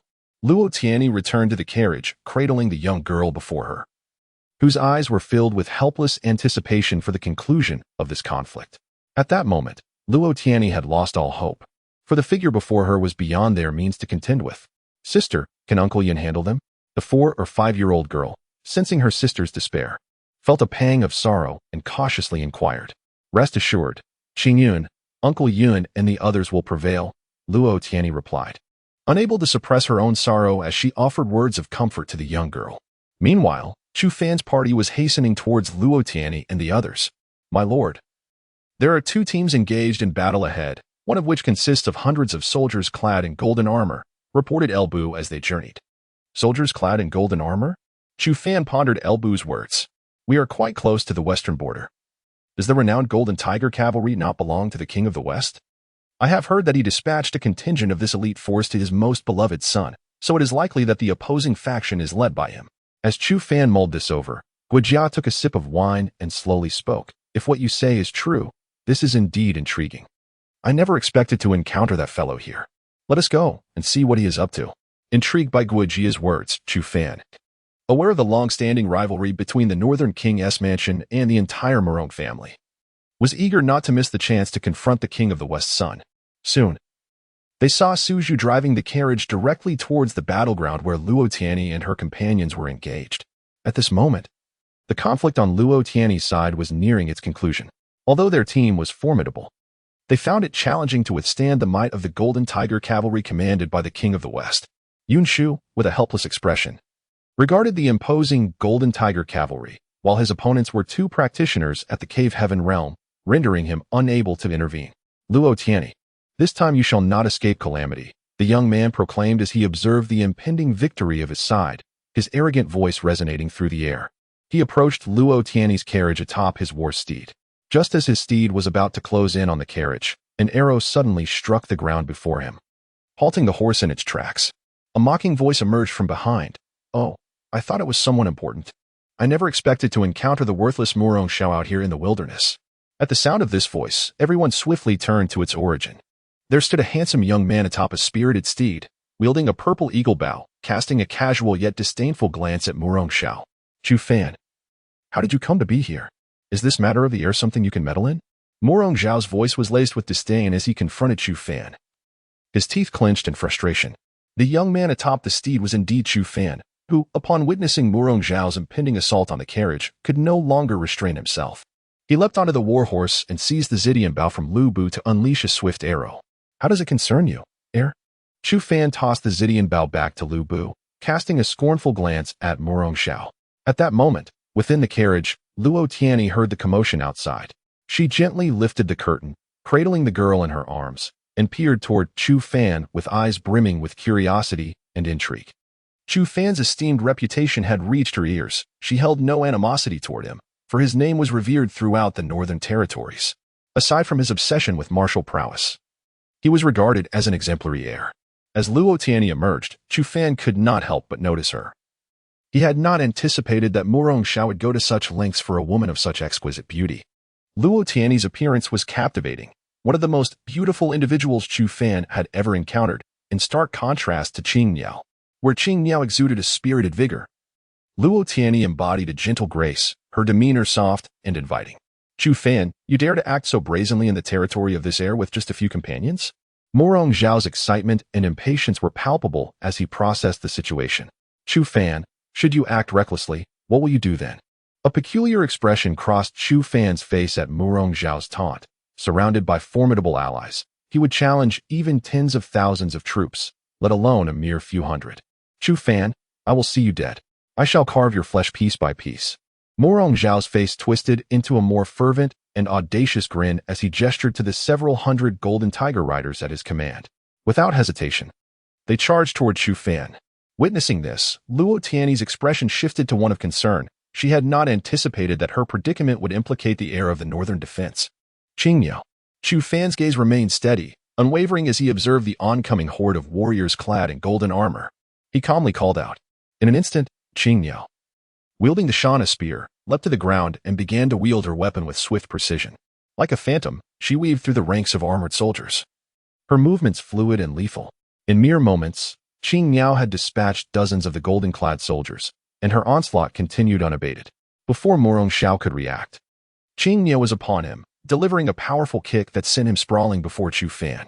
At this moment, Morong Xiao finally realized that the hundreds of golden warriors had all collapsed to the ground. Morong, young master, why have you ceased your arrogance? Chu Fan observed the mocking glint in his eyes as he gazed at Morong Xiao. If you dare to lay a hand on me, you shall never return to the northern borders. My father will dispatch countless troops to hunt you down, Morong Xiao threatened. A look of terror flickering across his face as he hurriedly addressed Chu Fan. Dian Wei, dispose of him by feeding him to the beasts. Chu Fan, unyielding in his intent to not let Morong Xiao escape retribution, gestured to Dian Wei with a commanding wave of his hand. Chapter 25, Confrontation with Morong Xiao. The esteemed divine elephant sect, upon hearing Chu Fan's words, Dian Wei did not hesitate for a moment. He leaped down from the carriage. His robust physique, reminiscent of a small mountain, instantly instilled fear within Morong Xiao, especially considering that Chu Fan's words bore no semblance of jest. Chu Fan, you cannot do this. Otherwise, you shall truly be unable to escape the Western realm, Morong Xiao exclaimed, his gaze reflecting palpable terror as he watched the approaching figure, repeatedly shouting towards Chu Fan. I could cast you to the beasts. Who would know that it was this young master who dispatched you? After hearing Morong Xiao's words, Chu Fan slowly approached him, a playful expression gracing his face. Having spoken, Chu Fan casually bypassed Morong Xiao and made his way towards Luo Tianyi. Miss Luo Tianyi has met young Master Chu. At that moment, Luo Tianyi was naturally addressing Chu Fan, alongside the girl nestled in her embrace. Her eyes, however, were keenly assessing the figure before her. The little one had managed to wriggle free from her sister's hold, cautiously scrutinizing Chu Fan. To my surprise, encountering Miss Luo here is quite fortuitous. May I inquire what brings you to this place? Upon learning the name of the person before him, Chu Fan felt a hint of astonishment. He had not anticipated meeting Luo Tianyi here. The name of Luo Tianyi was well known, for she was heralded as one of the 4 beauties of Dian. Even a martial enthusiast like Chu Fan had heard of her, especially since his mother, Feng Shiran, often spoke of her with great admiration. Tianyi has come primarily to venture into the fallen Dragon Mountain range to procure the spirit awakening fruit for my little sister, Luo Tianyi replied, her gaze tenderly resting on the little one before her, her voice soft and melodic. Is that so? However, considering your current assembly, entering the fallen Dragon Mountain range may prove somewhat imprudent, Chu Fan discerned, understanding Luo Tianyi's concern. Although she was one of the 4 beauties, her innate talent was somewhat modest, her current cultivation merely at the perfection of the open origin realm. Nonetheless, compared to the average person, her talent was still considered exceptional. After all, even Chu Fan, once deemed the prodigy of the northern realm, was only a single realm above her. As for the spirit awakening fruit, Chu Fan was aware of its significance. While it might hold little value for true noble families, who often lacked such resources, for ordinary individuals, it represented a chance to alter one's fate, enabling those otherwise unable to cultivate to embark on the path of martial prowess. The fruit's singular purpose rendered it unworthy of collection by the great families. Upon hearing Luo Tianyi's words, Chu Fan realized that the little one before him was likely unable to cultivate, which explained why Luo Tianyi would brave the dangers of the fallen Dragon Mountain range in search of the spirit awakening fruit. Upon hearing Chu Fan's words, Luo Tianyi's eyes revealed a trace of a bittersweet smile. Their ensemble was not particularly formidable, and now, following Morong Xiao's commotion, they were left with merely one formidable being at the cave heaven realm. If Miss Luo does not mind, then please accompany us, Chu Fan gently suggested. Having discerned the sorrow reflected in Luo Tianyi's gaze, it was not that he was captivated by her beauty, rather, he recognized the influence that lay behind her. Although there was only one being of the cave heaven realm beside her, Luo Tianyi was, after all, the daughter of the sect leader of the divine elephant sect and the most cherished daughter of Luo Wushang. Luo Wushang, the leader of the divine elephant sect, was rumored to have attained the mid-stage of the divine journey realm, though such tales were merely whispers of the outside world. Furthermore, the divine elephant sect boasted an extraordinary prodigy who stood apart from Chu Fan, once hailed as the prodigy of the northern realm. This individual had reached the legendary state of perfected divine powers, though it remained uncertain whether he had since ascended to the cave heaven realm. He was none other than Luo Tianyi's elder brother, Luo Wudi, who was revered as the foremost among the younger generation, even ranking among the elite in the entire Eastern Domain. Besides this esteemed title, he was also renowned as one of the 4 young masters of the Eastern Domain. Such was the might of the Divine Elephant sect, which stood as one of the most powerful sects beneath the 3 great sects of the Eastern Domain. Is the young master also bound for the Yunlong Mountains? Luo Tianyi expressed mild surprise upon hearing Chu Fan's words, a flicker of amusement crossing her delicate brow as she fixed her earnest gaze upon him. Indeed, I have matters to attend to in the Yunlong Mountains. Chu Fan acknowledged with a nod, confirming his intentions as he had originally planned to venture there, and having Luo Tianyi accompany him posed no significant issue. Then I shall express my gratitude to the young master here, Luo Tianyi exclaimed with delight, her words signifying her intent to journey alongside Chu Fan to the Yunlong Mountains. Shortly thereafter, Dian Wei emerged from the thicket, evidently having dealt with Morong Xiao. Subsequently, Chu Fan and Luo Tianyi returned to their respective carriages and set forth towards the Yunlong Mountains. During the journey, the curtain of Luo Tianyi's carriage was frequently lifted, revealing a small head peering out to observe Chu Fan's carriage. As days swiftly passed, Chu Fan and his companions continued their course towards the Yunlong Mountains. With news relayed from the Luo network, it was clear that Chu Fan's primary aim was to seek his father, Chu Tianxiu, in the city of Tianguan. Within the Lord's manor, a burly middle-aged man gazed anxiously towards the direction of the Beast Mountains. The young master has perished in the Beast Mountains. If I fail to provide the king with an explanation, both Tianguan City and I may face dire consequences, he murmured, letting out a deep sigh after a considerable pause. In recent days, the news of Morong Xiao's demise has reached him. As the lord of Tianguan City, he is acutely aware of his master's deep affection for this young heir. However, the unfortunate reality remains that this young heir has perished within his domain. Should he fail to provide an adequate explanation to his master, it is likely that Tianguan City will be engulfed in an irrepressible turmoil. My lord, we have received news from the dispatched troops. The squad responsible for slaying the young heir is en route to the Yulong mountain range. Just as the middle-aged man was consumed by his worries, a valiant vice-general clad in armor suddenly appeared beside him. The vice-general offered a respectful salute to the middle-aged man and spoke. Chapter 26. The troops of Tianguan City pursue Chu Fan upon hearing this news. The somber expression of the middle-aged man dissipated in an instant, replaced by overwhelming joy as he gazed at the deputy commander before him. Quickly, summon the Wind Forest Army to pursue. I am eager to see who dares to offend the Wangfu of Jinxi. The middle-aged man swiftly donned his armor and led an army of over 10,000 towards the direction of the monster Beast Mountain range. The grand departure of Tianguan City's forces immediately drew the attention of the surrounding cities. However, upon realizing that the army was heading toward the monster Beast Mountain range, the city lords felt a sense of relief. After all, the entire Western territory belonged to the Morong royal family, and the Lord of the West was none other than the Prince of Jinxi, thus they had little cause for concern.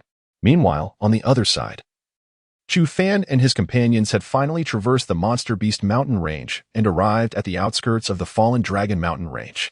As darkness began to descend, they set up camp for the night. After days of travel, the little creature in Luo Tianyi's arms had grown less fearful of Chu Fan, often venturing to stand before him with curious eyes. Please do not mind, my young lord.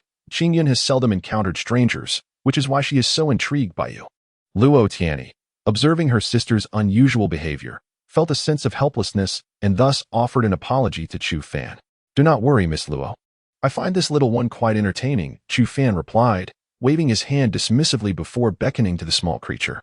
Upon seeing Chu Fan's gesture, the little one turned to glance at her sister, then cautiously approached Chu Fan's side. At that moment, as Chu Fan's hand brushed against the little one's head, a voice echoed in his mind from the system, ding, detection of devouring physique. It is advisable for the host to incorporate it. Surprised, Chu Fan's gaze fixed on the little creature before him. He had not anticipated that this seemingly untrainable child possessed a devouring physique. System, if she possesses a devouring physique, why can she not cultivate? Chu Fan pondered, silently inquiring the system. The devouring physique, prior to awakening, is akin to an insatiable void, consuming all resources until the physique is successfully awakened. Only then will the true nature of the devouring physique manifest, allowing for cultivation speed comparable to that of other physiques. The system explained within his mind. After absorbing this information, Chu Fan understood that this was the reason the little one was unable to cultivate. He refrained from revealing her physique for the time being. After all, disclosing such information might lead others to doubt his credibility. As Chu Fan contemplated how to secure the little one, a few figures clad in black suddenly emerged from the darkness. Noticing this, Uncle Yun grew tense. If these cloaked figures were indeed here to assassinate them, their success was not out of the question. Upon witnessing the figure clad in black, Chu Fan exhibited no discernible emotion. Instead, he calmly drew the little one closer to him, fixing his tranquil gaze upon the black-clad individual ahead. A closer inspection would reveal a spider embroidered on the attire of these mysterious figures. At that moment, Luo Tianyi also registered the situation, her eyes betraying a flicker of concern as she glanced toward Chu Fan. As the gazes of the group remained fixed on the black-clad man, he abruptly approached Chu Fan and respectfully bowed before him. Was there some news? Chu Fan, unperturbed by Uncle Yun and Luo Tianyi's presence, directly inquired of the assassin before him. Honorable young master, I regret to inform you that we have not uncovered significant information.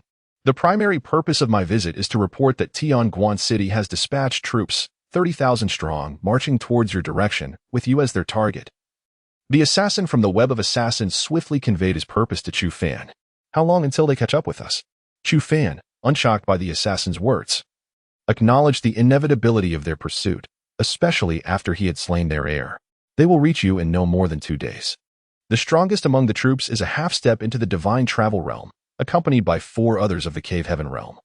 While the rest are cultivators below the cave heaven level, the assassin hastily informed his master regarding the strength and timing of the pursuing forces.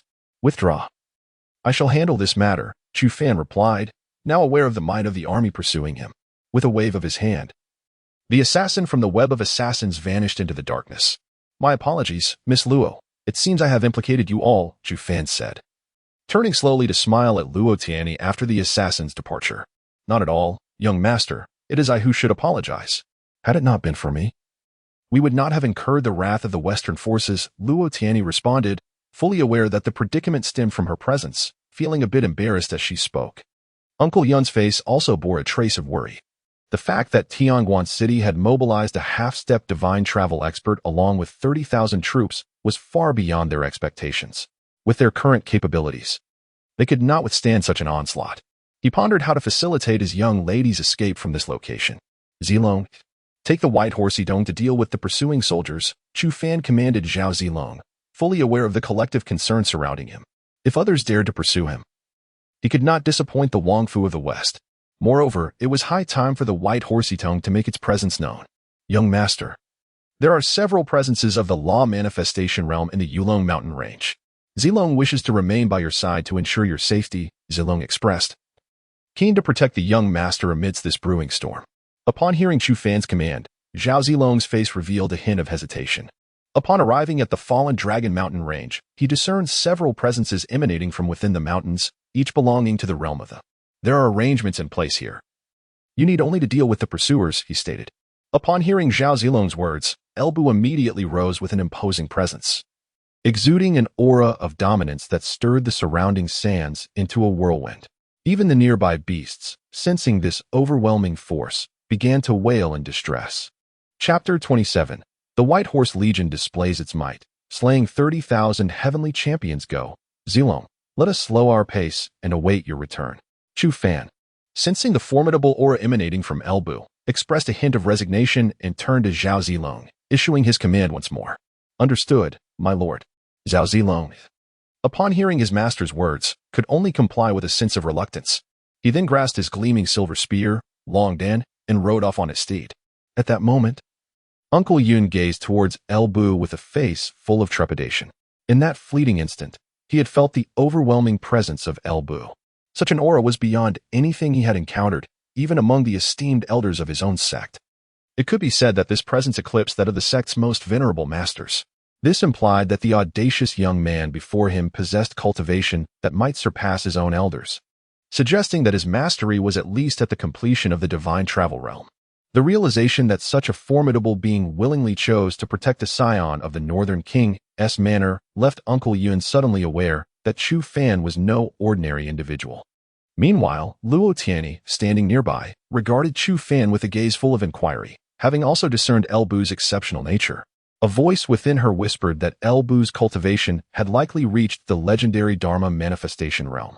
After all, she had overheard the conversation between Zhao Zilong and Elbu, where the mention of the Dharma manifestation realm's demon beast seemed to suggest that both warriors had attained that level of mastery. As this thought crossed Luo Tianyi's mind, her mental faculties momentarily faltered. The existence at the Dharma manifestation realm had the power to obliterate an entire sect, and while her own sect was indeed powerful, the strongest among them was merely at the cusp of the Dharma manifestation realm. Subsequently, Luo Tianyi, discerning the gravity of the situation, refrained from mentioning Elbu and Zhao Zilong. Thus, Chu Fan and she continued their conversation in a casual manner. On the other side, after departing from Chu Fan, Zhao Zilong soon encountered his 3,000 White Horse Legion not far behind. This was, of course, a force that Chu Fan had summoned in advance. Although he had yet to face any assassination attempts in the northern territories, he was well aware that the adversary from Dian would not easily allow him to proceed further. Having recently heard the sound of pursuing soldiers, Chu Fan summoned the White Horse Legion without hesitation. With the presence of the Jinyue and the Luo network, he harbored no concerns regarding provisions. The Jinyue and Luo network could procure food supplies even in the conquest of a city, leading the 3,000 White Horse Legion. Zhao Zilong set forth in the opposite direction of Chu Fan, maintaining a speed that did not diminish despite the urgency. His primary motivation for hastening was to ensure the safety of his lord. Even with Elbu, a being of the Dharma manifestation realm, present, Zhao Zilong remained somewhat apprehensive regarding his master's safety. At the break of dawn on the following day, Zhao Zilong, accompanied by his valiant 3,000 White Horse riders, had already traversed half the distance. At his current pace, it would take merely half a day to successfully intercept the pursuing troops. As fate would have it, by noon of the day after Zhao Zilong departed from Chu Fan, he and his White Horse riders had indeed managed to intercept the enemy forces. Faced with an army of 30,000 soldiers, Zhao Zilong showed no hesitation, leading his riders into the fray. The White Horse riders, known for their unparalleled valor, caused the enemy to suffer the loss of thousands of men upon mere contact. Many soldiers fell before they even had the chance to comprehend the peril they faced. Armed with the Dragon's Blade silver spear, Zhao Zilong surged into the heart of the enemy ranks, who, already fatigued from their march, could do little but flee in terror upon encountering such a formidable warrior, akin to a deity descended from the heavens. In mere moments, the 30,000 soldiers were scattered by the onslaught of Zhao Zilong and his riders. The general of Tianguan City, who had achieved a half-step into the realm of divinity, was struck with panic at the sight of Zhao Zilong, the divine warrior. Nevertheless, he mustered the courage to inquire, "Who are you, and why do you slaughter the soldiers of Tianguan City?" A flicker of concern crossed the general's eyes, for the audacity of this individual to decimate his forces indicated he was undoubtedly an enemy. "You pursue the wrong targets, and thus shall all fall here." Zhao Zilong had no intention of engaging in lengthy discourse. He continued his advance, spear in hand, charging towards the general. "We are pursuing." The general of Tianguan City suddenly grasped the implication of Zhao Zilong's words and opened his mouth to respond, but before his sentence could conclude, Zhao Zilong thrust his spear through the general's chest. For one yet to breach the divine realm, the general fell like a mere foot soldier beneath Zhao Zilong's might. The other cultivators at the Dongdian level sought to escape, yet many of the White Horse riders were also at that level. Before long, all the soldiers of Tianguan City lay defeated. Having completed this swift and decisive action, Zhao Zilong wasted no time. He commanded his riders and then spurred his steed towards Chu Fan. The White Horse riders remained behind to tend to the battlefield, and once they had done so, they swiftly followed in Zhao Zilong's wake. Thus, the 30,000 soldiers of Tianguan City perished in this manner. None could have anticipated that such a formidable force would fall to a mere 3,000. It was only days later that the news of their demise began to spread. Meanwhile, after 2 days of relentless pursuit, Zhao Zilong caught up with Chu Fan's contingent. Upon witnessing Zhao Zilong's return, Chu Fan felt no great astonishment, for the prowess of the White Horse riders was not merely a matter of words. Upon witnessing the return of Zhao Zilong, both Uncle Yun and Luo Tianyi found their convictions further solidified. However, their perceptions diverged. Uncle Yun believed that Zhao Zilong had attained the realm of perfected transcendence, while Luo Tianyi opined that both Zhao Zilong and Elbu had reached the level of Dharma manifestation. In the ensuing days, Zhao Zilong continued to safeguard Chu Fan's well-being within the team, with merely 2 days remaining until another summoning could occur. There was a fervent hope to evoke an unparalleled powerhouse. The thought of conjuring a being beyond the realm of Dharma manifestation was particularly tantalizing. Seated within the carriage, Chu Fan gazed at the 2-day countdown, filled with anticipation. The prospect of summoning a formidable entity, perhaps even one surpassing the Dharma manifestation realm, filled him with eager expectation. Chapter 28. The Western King Murong-Ci dispatches troops. In Chu Fan's leisurely days as time gracefully flows, several days have passed. During this interval, news of the 30,000 iron cavalry from Tianguan City perishing in the Beast Mountain Range has spread far and wide, though it has only reached the Western territories thus far. Within the Western King's manor, Murong-Ci, the Western King, gazes grimly towards the direction of the Beast Mountain Range.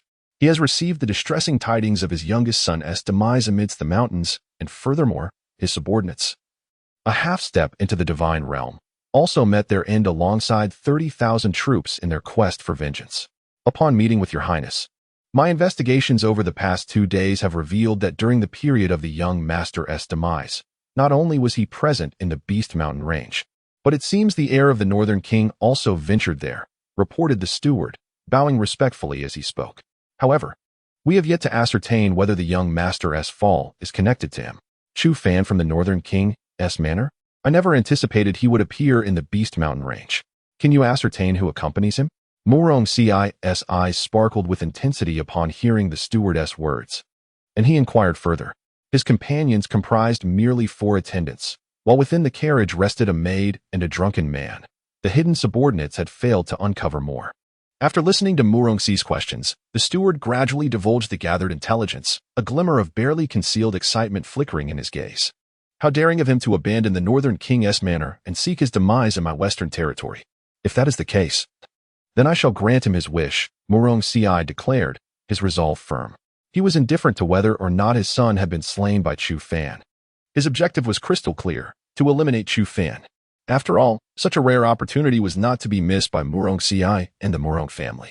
Dispatch 1,000 golden tiger riders to accompany me to the Beast Mountain Range, he commanded, directing his words towards the steward while fixating on the mountains ahead.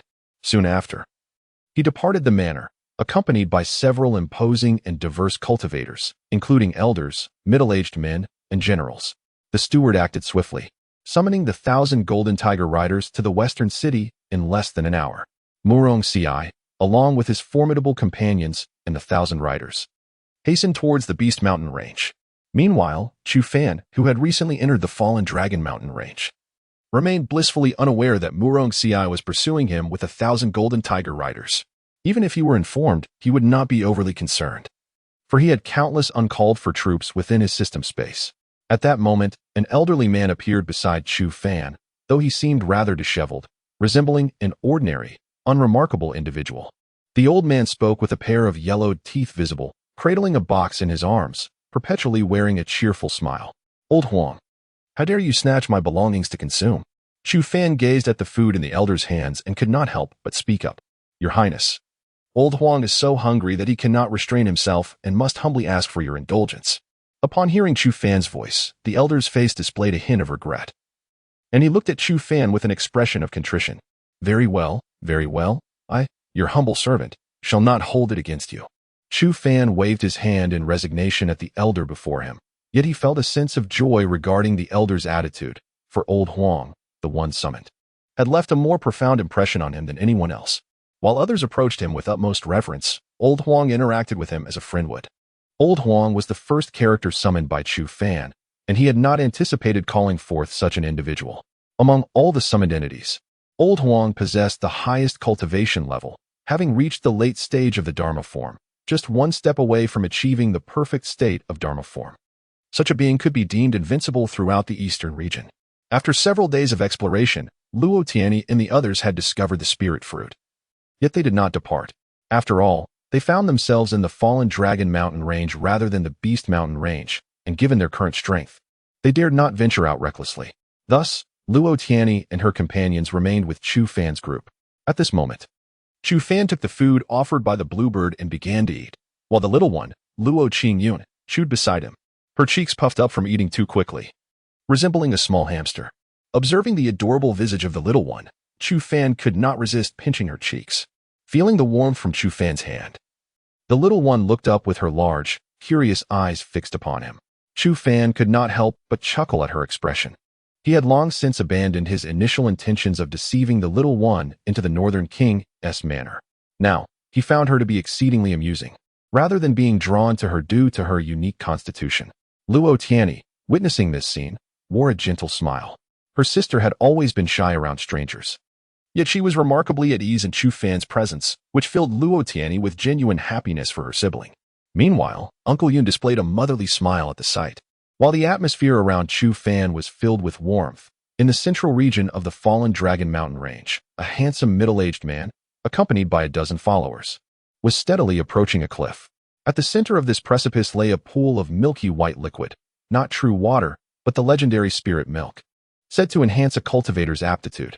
The middle-aged man and his companions evidently coveted this pool of spirit milk. He gestured for silence to his followers and, with a swift leap, propelled himself into the air. In the next moment, the middle-aged man appeared beside the pool of spiritual milk. Upon seeing the ethereal liquid so close at hand, his eyes sparkled with excitement. Without a moment's hesitation, he produced a vast container and swiftly began to fill it with the precious liquid before him. Just as he was engrossed in his task, a sudden and intense aura of murder locked onto him, and a shadow darted past. A colossal black serpent, towering hundreds of feet high, emerged directly in front of the middle-aged man, its gaze languidly fixed upon him. Chapter 29. The Flight Deep Within the Dragonfall Mountains, Encountering the Enchantress of the Beauty Rankings. Shangguan Qingqing. At this juncture, the middle-aged man had naturally noticed the massive black python. Swiftly, he cast the container in his hand into his storage ring. Then, with a leap, he ascended to the cliff summit in a matter of moments, shouting loudly at the group of a dozen ahead, "What are you waiting for? Run!" After uttering these words, he continued to race forward, prompting the others to follow suit in a frantic dash. Their speed was such that they appeared as mere fleeting shadows across the vast expanse. Yet, how could the black python behind them allow such an easy escape? It weaved effortlessly through the thickets, its speed rivaling that of the middle-aged man and his companions. Occasionally, it unleashed plumes of venom from its maw, which, upon hitting the ground, corroded the earth itself. Witnessing this, the hearts of the middle-aged man and his companions trembled, for even as cultivators, they knew they could not withstand the venom's assault if it were to strike them. "Inchi, you and I shall stay behind to hold off the prince's pursuers." As the black python drew near, one of the figures clad in black adorned with a silver flower suddenly halted, shouting back to his companion. Upon hearing his words, the other similarly adorned figure also paused, their eyes filled with resolute determination. "Return alive," the middle-aged man said, his gaze resting on the two who appeared ready to face death. Though aware of their slim chances of survival, he spoke with a hint of hope. He then led the remaining group onward, while the two who had chosen to stay behind engaged in a fierce battle with the black python. Despite their formidable abilities, they could only withstand the creature's onslaught for a brief moment before being flung away by its powerful tail. Fortunately, the python's primary target was not them. Allowing the two to escape with their lives, though standing again proved to be a daunting task. Meanwhile, the black python continued its relentless pursuit of the middle-aged man, clearly intent on not letting up.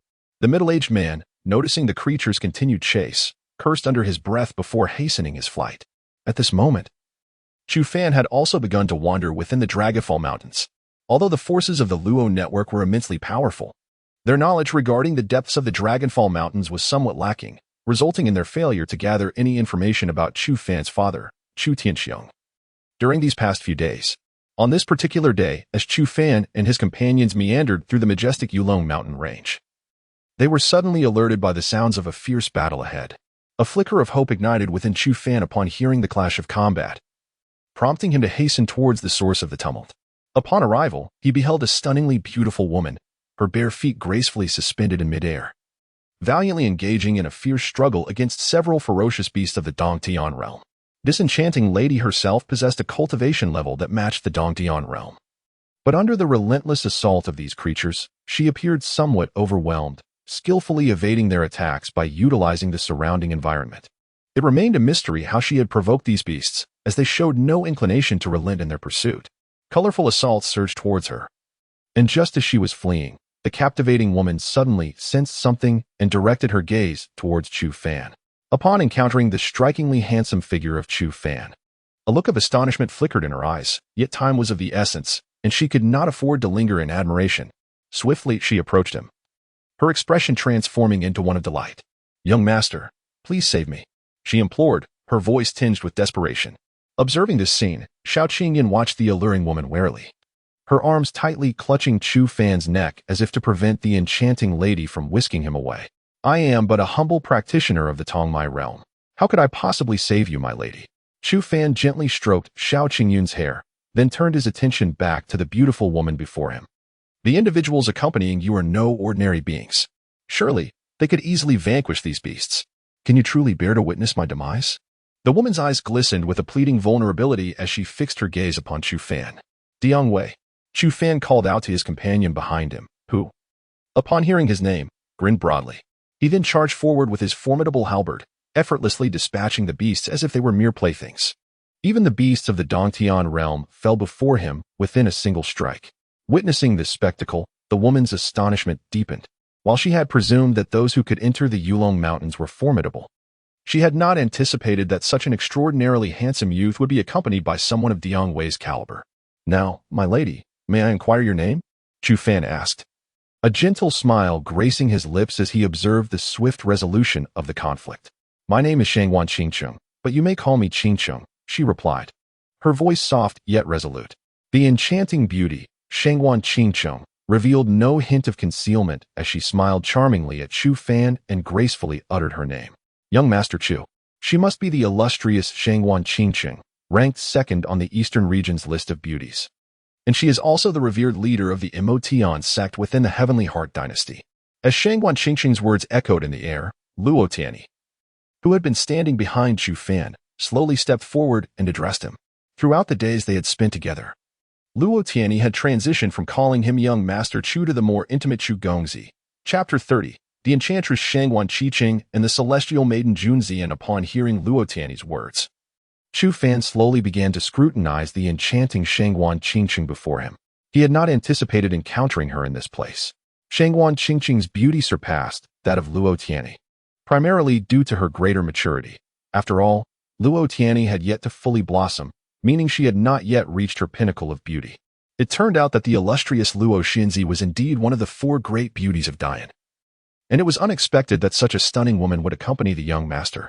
At that moment, Shangwan Qiqing took note of Luo Tianyi. She gracefully glided past Chu Fan, her gaze lingering thoughtfully upon Luo Tianyi. Feeling somewhat unsettled under Shangwan Qingcheng's penetrating stare, Luo Tianyi furrowed her brow and retreated a step. How could Miss Shangwan be here? Chu Fan, perceptive of Luo Tianyi's discomfort, stepped forward with a gentle demeanor and inquired of Shangwan Qingcheng. His curiosity was genuine. He wondered why she was present in this location. After all, the Tianqing dynasty would have to traverse either the western or northern borders to reach the fallen Dragon Mountains, making it improbable that someone would come here for mere leisure. "I have been pursued here," Shangwan Qiqing replied, a fleeting glimmer of mischief crossing her face as she adopted a pitiful expression while gazing at Chu Fan. "Miss Shangwan, you jest. As the leader of the Demon Heaven sect, who would dare to pursue you?" Chu Fan found it difficult to believe the words of the woman before him, for he sensed that no truth ever emerged from her lips. "What I say is entirely true.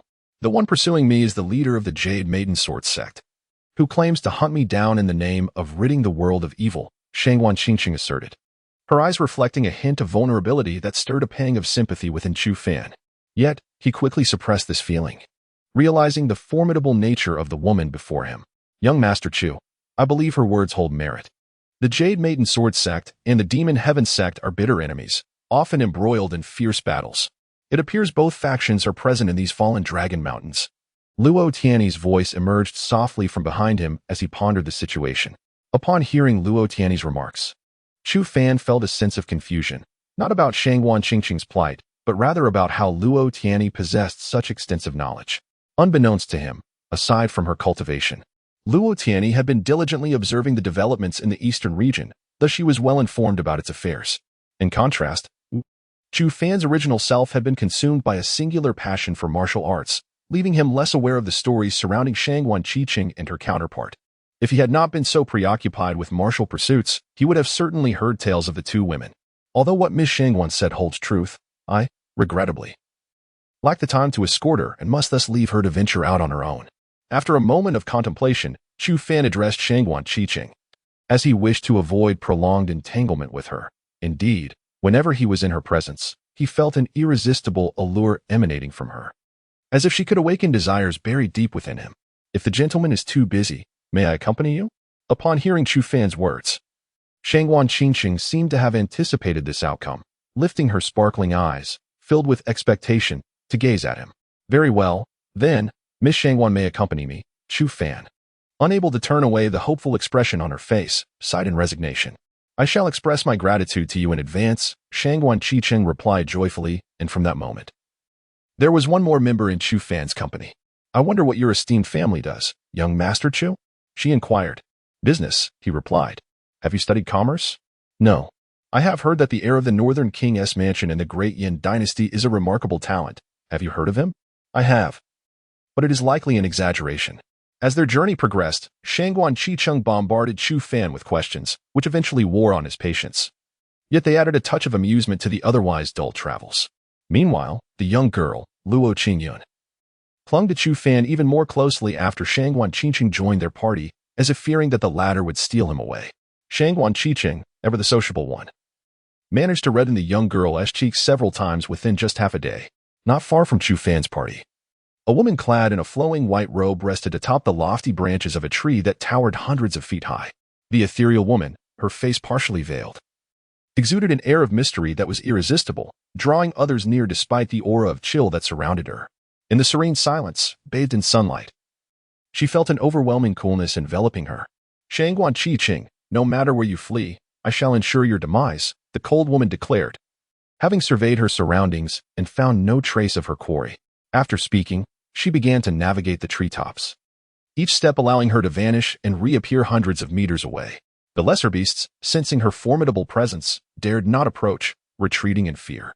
This icy figure was none other than Junzian, the leader of the Unisword sect, recognized as the foremost beauty of the Eastern domain. Her cultivation is comparable to that of Shangguan Yenner, and one could say that both are prodigies of the Heavenly Heart dynasty. However, their differing identities render their circumstances tragic. One is the leader of the righteous Jade Maiden Sword sect, while the other presides over the demonic Emotion sect, which has destined them to be lifelong adversaries from the moment of their births. The clashes between them number in the thousands, if not tens of thousands. This particular conflict has led them from the Heavenly Heart dynasty into the depths of the fallen Dragon Mountain range. It is also due to this battle that Chu Fan encounters Shangguan Qingqing. Otherwise, how could he possibly cross paths with the leader of the Heavenly Heart dynasty's Emotion sect, Shangguan Qingqing? Chapter 31. Zhao Zilong strikes down the giant python. Father and son reunited. Chu Fan and his companions pressed onward through the Yulong Mountain range for 2 more days. During this time, Chu Fan gained a profound understanding of the temperament of the enigmatic Shangguan Qingqing. Despite her seemingly erratic demeanor, she exhibited a remarkable vigilance in their journey through the perilous mountains. "My lord, ahead lies an individual whose aura closely resembles yours. He is surely the person you seek." Old Huang suddenly stood, gazing into the distance, and addressed Chu Fan just as he intended to call for a rest. "Can you sense his cultivation?" Chu Fan inquired eagerly, his anticipation palpable upon hearing Old Huang's words. The past few days in the Yulong Mountain range had left him somewhat exasperated. He yearned to locate his father swiftly so he might return to the tranquility of the Northern King's manor, where he could leisurely sip tea and practice martial arts. The harsh conditions of the mountains were far from conducive to his comfort, and he did not wish to endure such hardships indefinitely. "My lord, let us rescue him first," Old Huang replied, a mysterious smile gracing his features. "The individual mentioned by Old Huang is currently being pursued by a giant serpent of half-step law manifestation realm."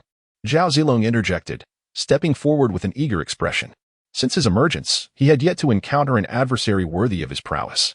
Although this half-step serpent would not compel him to unleash his full strength, it offered an opportunity for a thrilling battle. "Zilong, go and bring him back.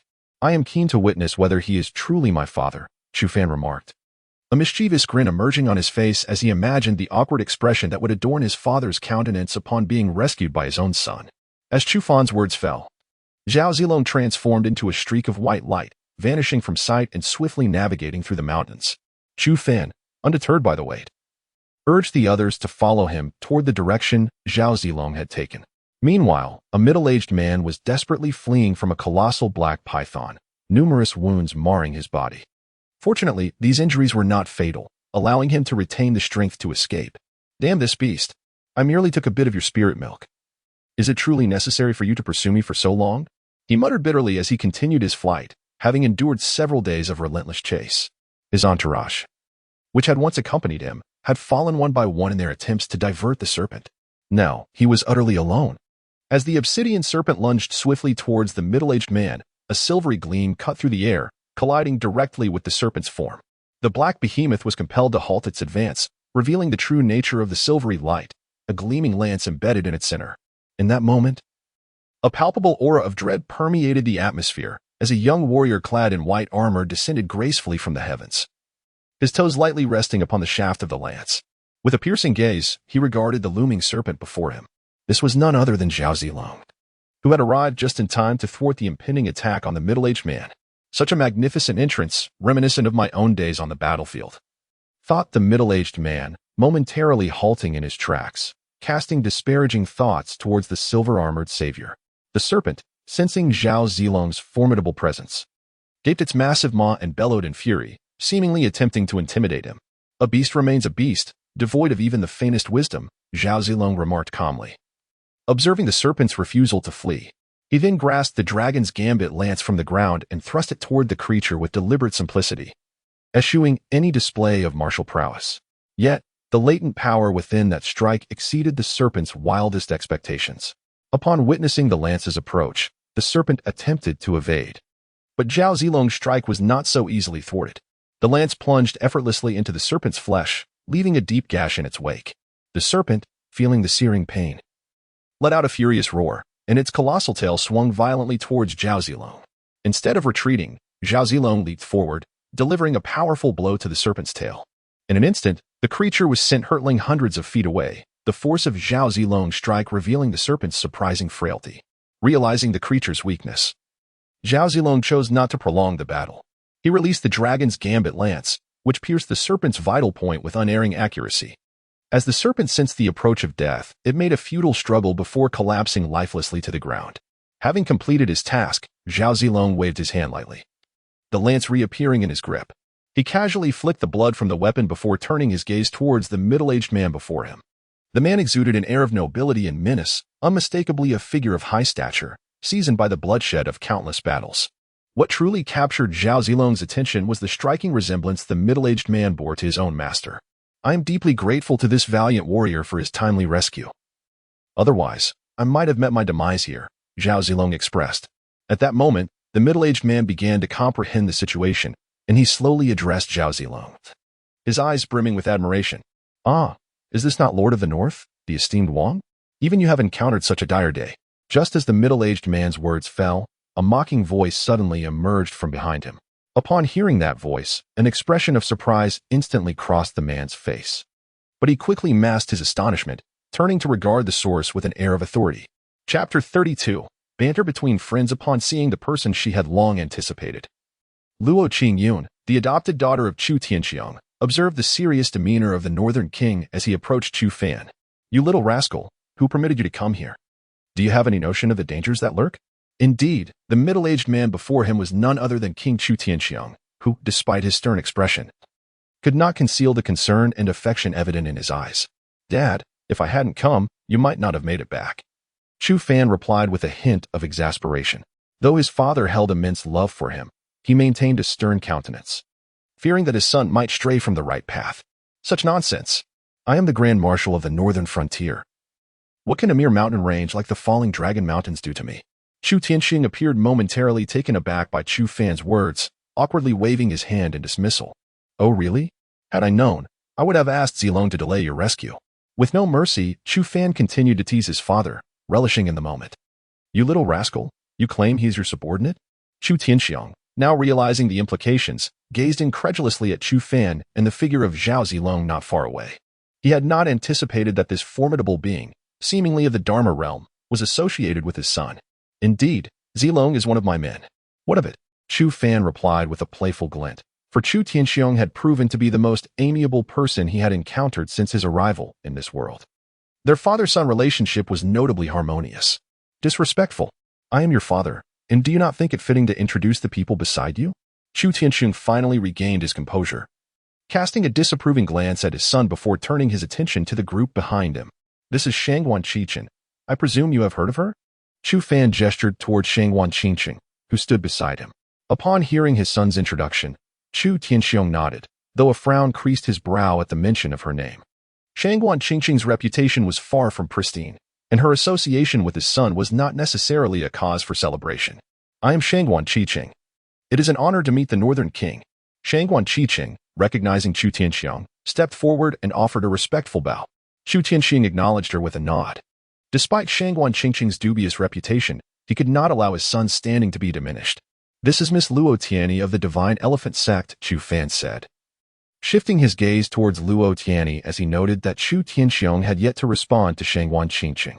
Greetings, Northern King, Luo Tianyi said, bowing gracefully in response to Chu Fan's words. Upon hearing Luo Tianyi's words, Chu Tianxiong nodded at her before shifting his gaze to the delicate figure of Luo Qingyun. Cradled in Chu Fan's arms, his eyes gleaming with amusement. Father, what expression is that?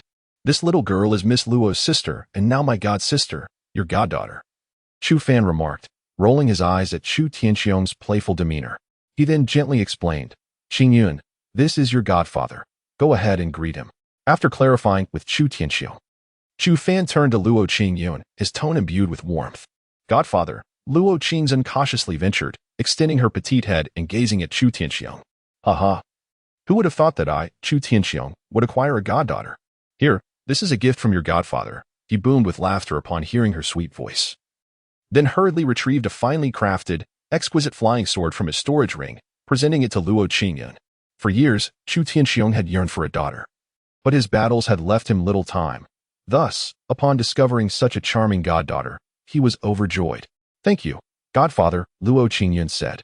Undeterred by the resemblance between Chu Tianxiong and her own father, as she reached out her fair, jade-like hand to grasp the flying sword. From now on, call me Father King like this rascal here, Chu Tianxiong replied, delight evident in his voice as he pointed at Chu Fan.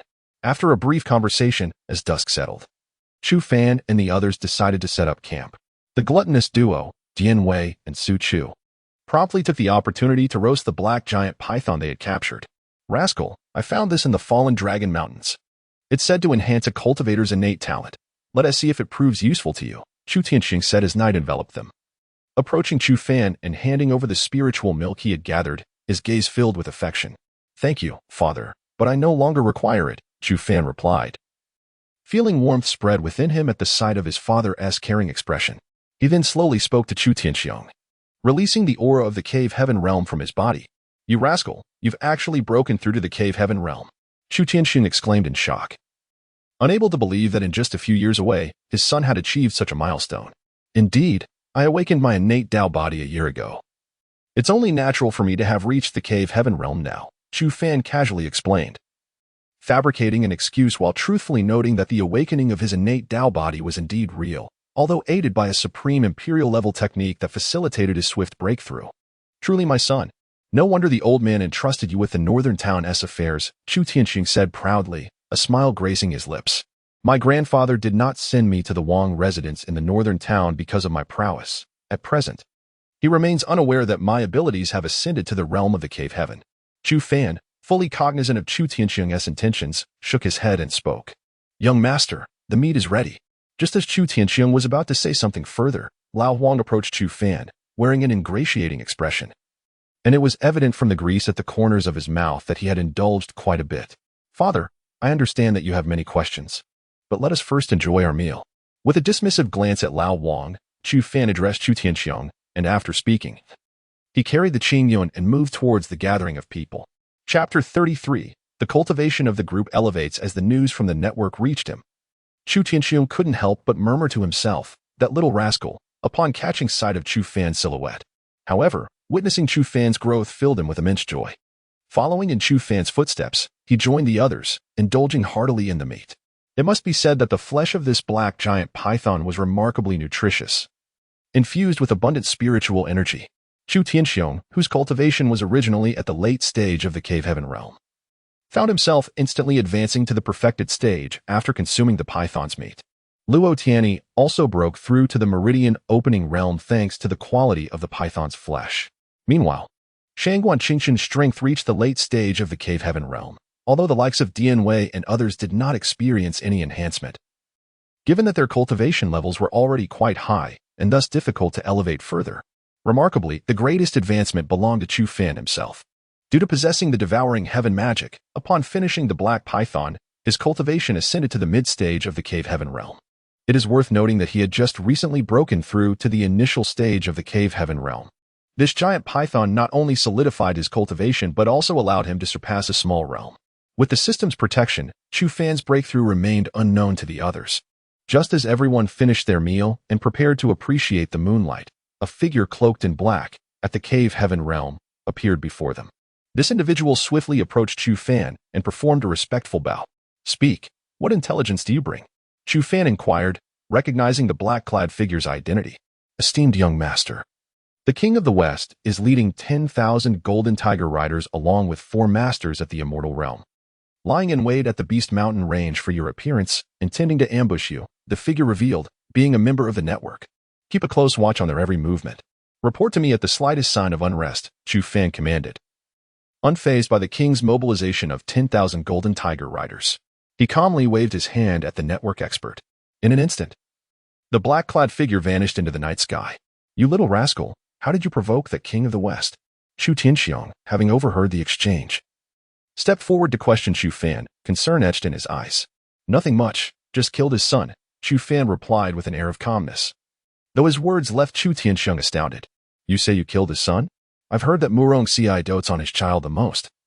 "That explains why he could mobilize 10,000 golden tiger riders," Chu Tianxiong remarked, his astonishment lingering as the worry in his eyes deepened. "What is this? I have also vanquished the commander of Tiangwan City and his 30,000 iron cavalry in the Beast Demon Mountains. Surely, this must be the reason why the King of the West wishes to keep me here."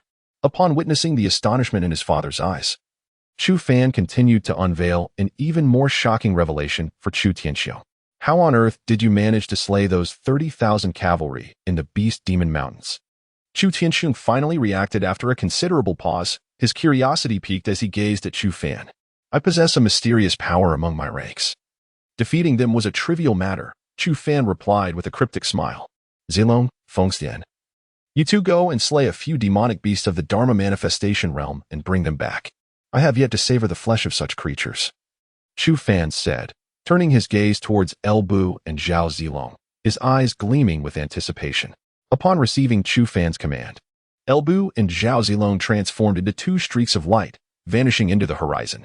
Shortly after their departure, thunderous roars of demonic beasts echoed through the mountains, signaling that the tranquility of the area had been disrupted. Like 2 bandits, El Bu and Zhao Zilong relentlessly sought out and defeated the demonic beasts of the Dharma manifestation realm. As dawn approached, they returned to Chu Fan and the others, their bodies drenched in the blood of their foes. Zhao Zilong's once white cloak had been stained a deep crimson. However, at that moment, Chu Fan and the others were resting, and the return of Zhao Zilong and El Bu merely caught the attention of Lao Huang, Dian Wei, and Su Zhu. The 3, upon realizing that it was Zhao Zilong and El Bu, were not overly surprised and resumed their rest. As the sky gradually brightened, Chu Fan and the others awakened from their slumber. Seeing Zhao Zilong and El Bu return did not evoke much surprise in Chu Fan. By this time, the blood had been washed away from the 2 warriors, and they appeared unscathed from battle. Nevertheless, Chu Tianxiong and the others could still sense a powerful aura of slaughter emanating from them, clearly indicating that they had just emerged from a fierce fight. "Zilong, lead the white horse Yitsong to clear the way," Chu Fan declared, for the purpose of their journey had been fulfilled, and it was time to return. Zilong complied, eager to witness whether the famed Golden Tiger cavalry lived up to its legendary reputation. A glimmer of battle intent flashed in Zhao Zilong's eyes upon hearing Chu Fan's words. Even El Bu, standing nearby, was filled with unprecedented fervor, his demeanor radiating eagerness for the impending conflict. "Rest assured, Fengxian, you and the Bingzhou Iron Cavalry shall soon have your chance to shine. That moment will truly showcase your prowess," Chu Fan reassured El Bu, having noticed the excitement in his gaze. "Do not worry, my lord.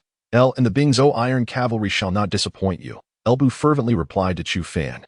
As for Chu Tianxiong, he gazed with curiosity at Zhao Zilong and El Bu before him. At this moment, he comprehended that both El Bu and Zhao Zilong possessed the cultivation of the Dharma manifestation realm. which heightened his intrigue regarding Zhao Zilong's White Horse Cavalry and Elbu's Bingzhou Iron Cavalry.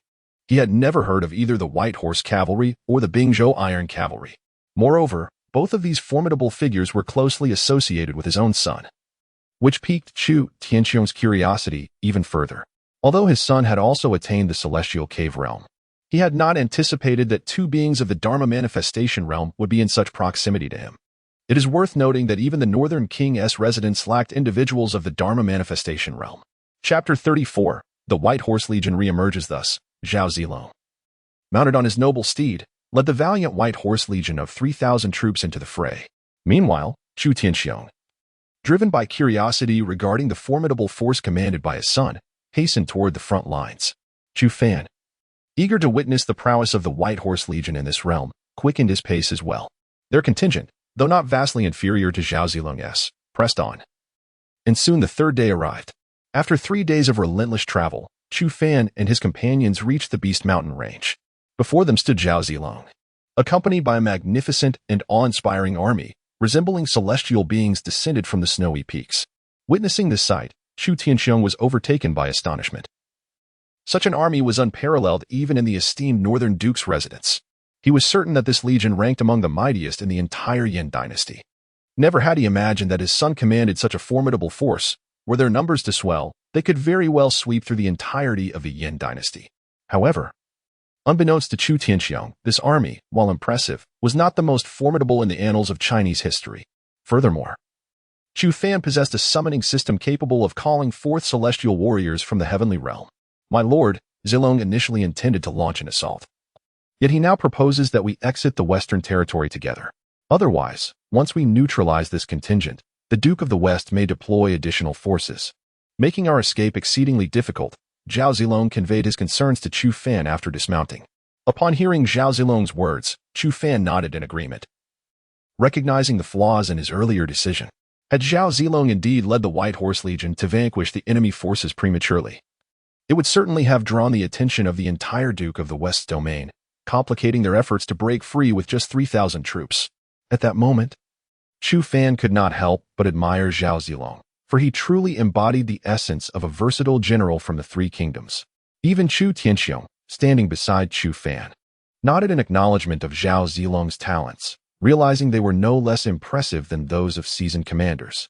Meanwhile, Shangguan Qingqing gazed at Chu Fan with astonishment. Having heard of the Northern Duke's heir, but never anticipating such a remarkable revelation, not only did he seem to possess two individuals of seemingly transcendent prowess, but both appeared to be born leaders. Before them stood an army unrivaled in strength, igniting her interest in Chu Fan even further. On the other side, Luo Tianyi regarded Chu Fan with admiration. Since their acquaintance, she had come to see that he was nothing like the legends portrayed him to be. Instead, she found Chu Fan to be immensely enigmatic, instilling in her the illusion that even the Grand Yin dynasty could not rival him. With this in mind, let us break forth together, for the entirety of the Yin dynasty shall witness the formidable prowess of my White Horse Edo. Chu Fan gazed at the Zhao Zilong before him and spoke with a voice laced with excitement. After summoning Zhao Zilong and Elbu, Chu Fan no longer felt trepidation towards the Yin dynasty, especially with the formidable presence of the late-stage Dharma manifestation, Old Huang, by his side. It could be said that Chu Fan now held no fear of any power within the Eastern domain. Not even the mightiest of dynasties could daunt him. Dianwei, Su Chu, you two shall serve as the vanguard of the White Horse Edo. Observing the well-ordered ranks of the White Horse Edo, Chu Fan turned his gaze towards the eager Dianwei and Su Chu, given the safety of his surroundings. Permitting these two elite warriors to take the lead was indeed a splendid choice. We await your command. Upon hearing Chu Fan's words, a spark of determination ignited in their eyes. They swiftly grasped their weapons and mounted their steeds, advancing to the forefront of the White Horse Edo. Seeing this, Zhao Zilong immediately issued the command to charge forward. Consequently, the white-clad legion surged towards the Beast Mountain range. Beneath the Beast Mountain range lay a golden wall, composed of the Western Frontier's Golden Tiger Cavalry, who had been awaiting their arrival for several days. Murong Xiai was convinced that their patience would be rewarded with the arrival of Chu Fan and his companions. At that moment, he stood behind the Golden Tiger Cavalry, awaiting news from the front. Suddenly, he felt the thunderous sound of hooves, and the ground beneath him began to tremble, as if an extraordinary force had emerged. Realizing the significance of the moment, Murong-Ci hastily exited his tent, only to behold an unforgettable spectacle. From within the Beast Mountain range emerged a white-clad army. Though not numerous, the aura emanating from this force was enough to instill fear in him. Moreover, the presence of two dark figures at the forefront exuded an energy that made him feel as though time had momentarily halted. All units, prepare for defense. Murong-Ci quickly regained his composure and commanded the Golden Tiger Cavalry, his voice resounding throughout the ranks. Those who had been momentarily entranced by the sight swiftly regained their senses, adjusting their stances with solemn expressions as they focused on the advancing army. This was the mightiest army of the western frontier, the Golden Tiger Cavalry. Otherwise, even a slightly stronger force would not have been able to recalibrate so swiftly. Meanwhile, for cultivators exuding the aura of the transcendent realm stood beside Murong-Ci, their gazes fixed intently on the two dark figures ahead of the white horse Ito. Two masters of the realm of divine wandering, it appears that the actions of the Northern King's manor are far from what we had anticipated. A formidable practitioner at the late stage of divine wandering gazed at the two distant dark figures and could not help but let out a soft sigh. Although their strength is commendable, they shall not escape our grasp. Another individual, his eyes filled with gravity, soon found his expression shifting to one of exhilaration. In his hand materialized a towering halberd, grander than his own stature, radiating an aura of martial spirit as he fixated on the approaching duo of dark figures and their white horse companions. Chapter 35, The Great Battle Approaches. Guojia's plan as the two armies prepared for an imminent clash, the carriage of Chu Fan and his companions advanced without hesitation, following closely in the wake of the White Horse Brigade. Their carriage appeared diminutive before the vast armies, yet their movements did not escape the keen eyes of Murong-Ci. Suddenly, Murong-Ci's gaze fixed intently upon Chu Fan and Chu Tianxiong. It seemed he had discerned our presence, but at this moment, he is no match for me. Chu Tianxiong also spotted Murong-Ci among the golden ranks and regarded him with disdain, remarking on his direction. Both Chu Tianxiong and Murong-Ci were prodigies of their era.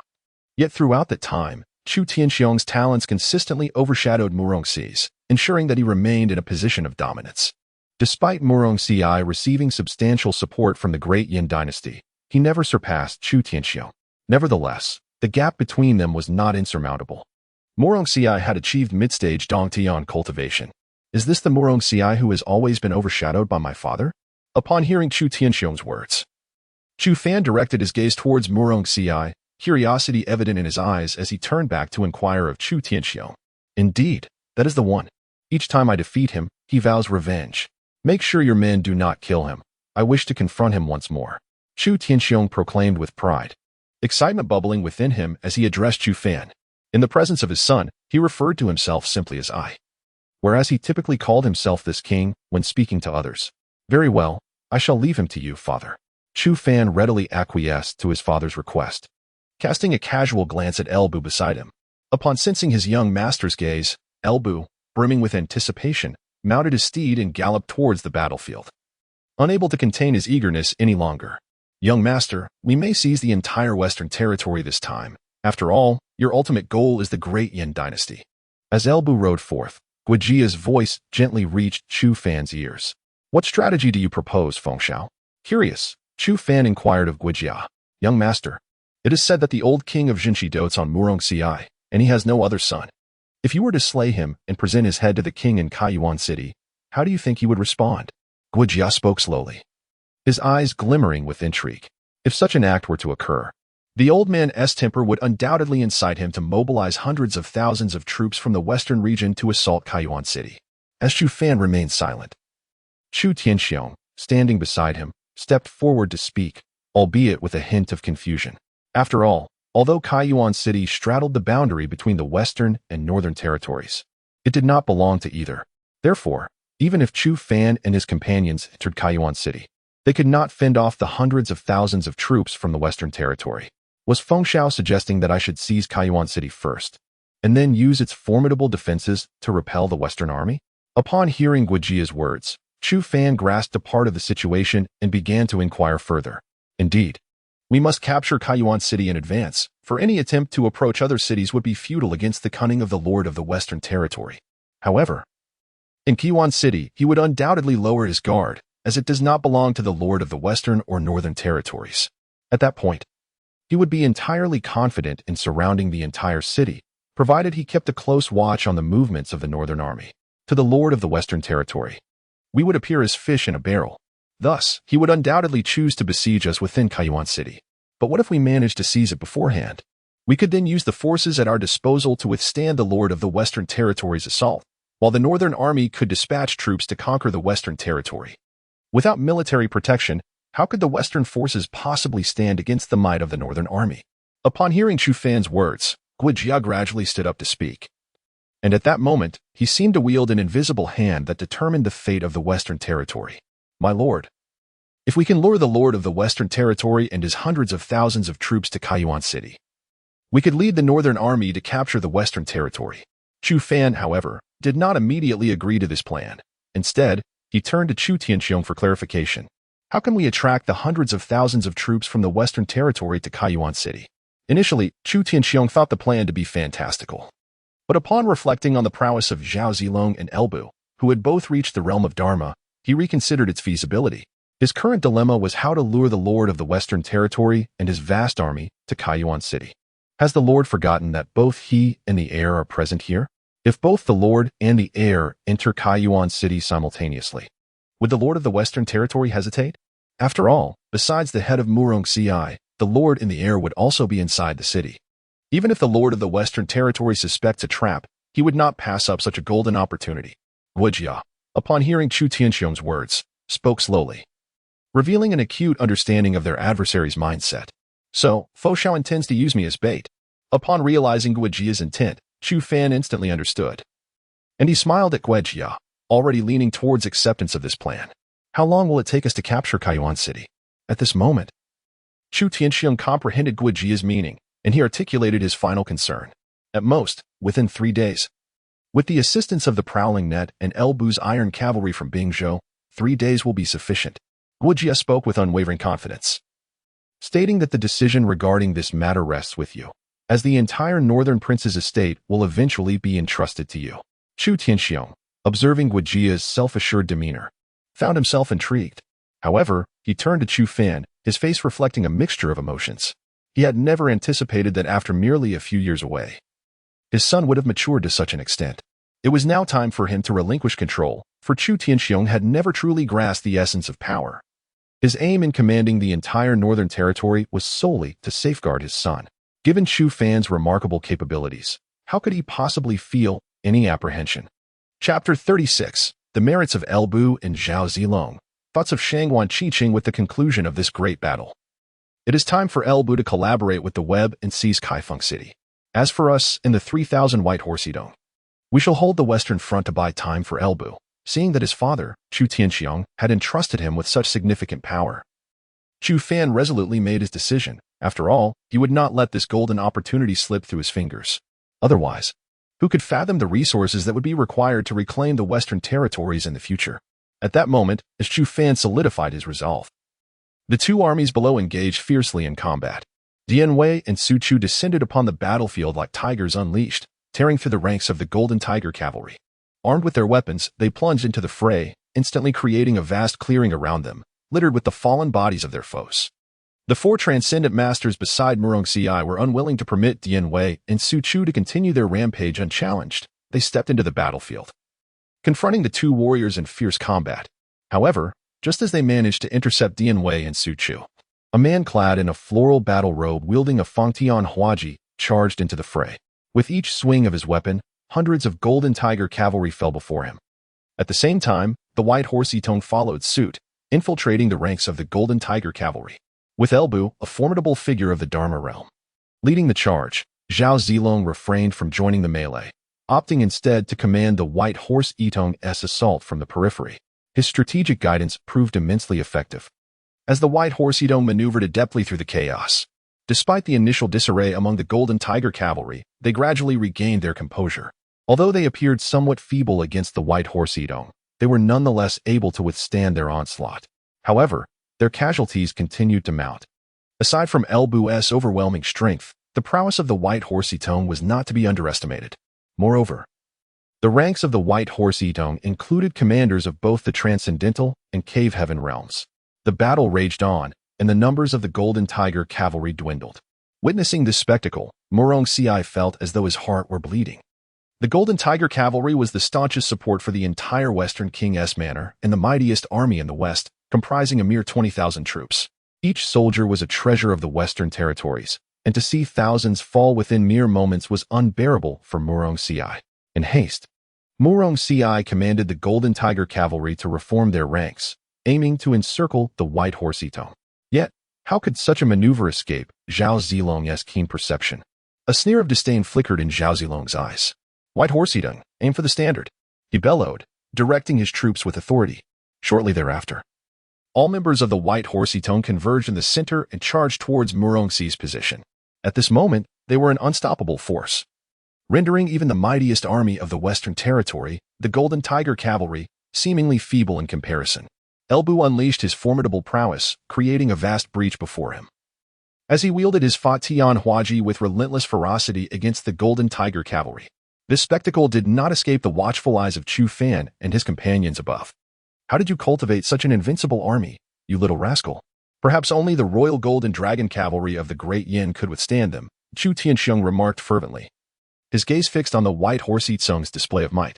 The Golden Dragon Cavalry he mentioned represented the most powerful military force of the Great Yan's royal family, while the Golden Tiger Cavalry below was modeled after it. "Who do you think is stronger, Zhao Zilong or Elbu?" Chu Fan inquired of Chu Tianxiong. Without elaborating on the origins of the White Horse Itong, his eyes still trained on Zhao Zilong and Elbu below. Both were exceptional generals, but I held Zhao Zilong in higher regard, for he possessed a command ability that Elbu lacked. As a vanguard, Elbu is unrivaled. Yet I remained uncertain of his strategic acumen. Observing the situation below, I suspected Elbu's command skills were not particularly strong. He seemed more inclined to lead from the front. Upon hearing Chu Fan's words, Chu Tianxiong also focused his attention on Zhao Zilong and Elbu, observing them for some time before he began to speak. His gaze was filled with admiration for both generals, as such warriors were rare gems in the world. And it was remarkable that the entire Northern King's residence could boast two of them simultaneously. In Chu Tianxiong's eyes, Zhao Zilong was suited for commanding battles, while Elbu was more appropriate as a vanguard. If the two could collaborate effectively, their combined prowess could sweep across the entire realm. Indeed, Zilong appears to be the more composed, fitting to command 3 armies, while Elbu is somewhat impulsive, though his strength as a vanguard is more than sufficient. If he were given an invincible army, what force could withstand his assault? Chu Fan acknowledged the talents of both Zhao Zilong and Elbu, contemplating their historical and present capabilities. He also anticipated the scene of Elbu leading the Bingzhou Iron Cavalry. It is well known that Elbu is celebrated as the god of war of Bingzhou, and he is the only general in the 3 kingdoms who could be besieged by numerous warriors and still appear unfazed. As for Zhao Zilong, his reputation in the annals of history is nothing short of extraordinary. He is often regarded as a versatile warrior. Chu Fan particularly cherished the moment at Changban Slope, where Zhao Zilong entered and exited 7 times to rescue Adele. That was indeed Zhao Zilong's pinnacle, and now that he had summoned Zhao Zilong to this world, Chu Fan was determined to harness the full potential of Zhao Zilong, Elbu, and others. Such an army would surely be considered invincible even within the Tianqing dynasty. I truly wonder how this fellow managed to cultivate such a formidable force. Beside her, Shangguan Qingqing stared in astonishment at the army below, her mind racing with thoughts. She had witnessed the forces of the Tianqing dynasty before, yet she had never encountered a military presence as formidable as this one. During her time spent with Chu Fan, she had come to understand his ambitions, and an inexplicable idea began to take root in her mind. This young man before her might very well ascend to the throne of the Dian dynasty, or even reign over the entirety of the eastern region. Chapter 37. The battle concludes, Murong Siai falls, and the fury of the West Town King. The battle unfolded rapidly, with the formidable presence of Elbu, a master of the Dharma realm, forging a path ahead. The White Horse Guild ruthlessly engaged the Golden Tiger Cavalry, executing a massacre. By the time Chu Fan and his companions arrived on the battlefield, the conflict was nearing its conclusion. Elbu had captured Murong Siai, while Dian Wei and his companion had successfully vanquished all their adversaries. Their cultivation had already reached the transcendent realm, achieving the pinnacle of perfection therein. Thus, they effortlessly dispatched the 4 practitioners of the same realm. At this moment, Zhao Zilong led the White Horse Guild in methodically clearing the battlefield. Although the Golden Tiger Cavalry had been entirely annihilated, the equipment they bore was immensely valuable. The cultivation of such a regiment was no simple feat, and the White Horse Guild had no intention of overlooking these spoils. Meanwhile, the once proud Murong now stood in a daze, gazing at the ravaged field. He could scarcely believe that in such a brief span, the tide had turned, leading to their defeat. With the once mighty army of the West Town King crushed by the enemy. More significantly, they had suffered a one-sided slaughter despite being outnumbered. Murong, it has been a long time. I never anticipated that our next encounter would find you in such a state, remarked Chu Tianxiong, his voice imbued with a sense of nostalgia as he regarded the fallen Murong. Despite their history of confrontations, Murong had always been a figure of brilliance, and it was disheartening to witness his current plight. Chu Tianxiong, I too did not expect to meet you here. But do you truly believe you can escape the Western territories? Murong finally snapped out of his stupor, his gaze turning wild as he addressed Chu Tianxiong. Whether we can escape the Western territories is not for you to decide. But do you think you will survive this? Chu Tianxiong responded, his eyes reflecting a mixture of nostalgia and mockery. Chu Tianxiong, if you threaten my life, you may indeed have a chance to escape the Western territories. However, should you slay me, neither you nor your son will find any opportunity to leave, Murong replied confidently, devoid of any trace of concern. It was evident that for Chu Tianxiong and his companions, the most prudent course was to leverage his life as a bargaining chip against the old West Town King. Though it might cost him face, it would certainly ensure his survival. Aha! How could I, Chu Tianxiong, ever need to threaten your life to negotiate with the West Town King for our escape from the Western territories? Chu Tianxiong laughed heartily in response to Murong's words. At the outset, he might have genuinely considered using Murong's life as leverage against the old Lord of Jinshi, yet now that he is aware of his son's intentions, he could no longer resort to such a desperate choice. Furthermore, Chu Tianxiong yearned to join his son in this reckless endeavor, should they successfully seize the Western territory. The Jinbei Prince's manor would no longer have to fear any forces within the vast expanse of Dian. After all, Dian is divided into 5 regions. In addition to the 4 territories of East, South, West, and North, there exists the Central region, occupied by the Dian royal family. If the Jinbei Prince's manor were to conquer the Western territory, they would command 2/5 of Dian's lands. Subsequently, under the astonished gaze of Murong, Chu Tianxiong swiftly severed his head, then calmly wiped the blood from his long blade. Lu Bu, I hereby command you to lead 10,000 cavalry from Bingzhou to capture Kaiyuan City within 7 days. This time frame shall be afforded to you by this prince. Chu Fan declared, having approached Lu Bu after witnessing his father's decisive action against Murong. The rationale behind granting Lu Bu 7 days was simply to allow him ample time for travel. Otherwise, 3 days might not suffice. Your orders shall be followed. I will ensure that Kaiyuan City is captured in the swiftest manner possible. Lu Bu responded with palpable excitement, before mounting his steed, Red Hair, and charging towards Kaiyuan City. Meanwhile, Chu Fan and his companions leisurely guided their White Horse Brigade through the Western Territory, traveling brazenly. In just 1 day, their presence had already attracted attention in the region. During this time, Chu Fan composed a letter detailing his plans and entrusted it to the Luo network for delivery to the Jinbei Prince's manor. What did you say? Seir is dead. And by the hands of that wretched Chu Fan. In the Jinshi Prince's manor, a burly elder stared in disbelief at his subordinate upon receiving the news. His countenance twisted with fury. I must report, old prince, not only has the prince fallen at Chu Fan's hands, but even the young master has met his demise there. The prince went forth seeking vengeance upon Chu Fan, which ultimately led to his downfall, the subordinate continued, his voice quivering, betraying the fear instilled by the news of both the Jinshi Prince and his heiress' demise. What is the Golden Tiger Cavalry doing? What of the Golden Tiger Cavalry by Sierra's side? The old Jinshi Prince, filled with wrath, pounded his cane against the ground as his icy gaze fixed upon the direction of Wangjing. I must inform you, old prince, that the Jinbei Prince's manor possesses a formidable and mysterious army. Not only did they slay the prince, but they also annihilated 1,000 of our Golden Tiger Cavalry. The soldier below, upon hearing the words of the Northern Town King, continued to speak, his eyes filled with an expression of astonishment. Only by witnessing the battlefield firsthand could he comprehend the sheer brutality of that fierce conflict. Even the renowned Golden Tiger Cavalry found themselves utterly powerless in this battle, which allows one to surmise the formidable strength of the army from the Northern Town King's residence. How many troops did the Northern Town King mobilize this time?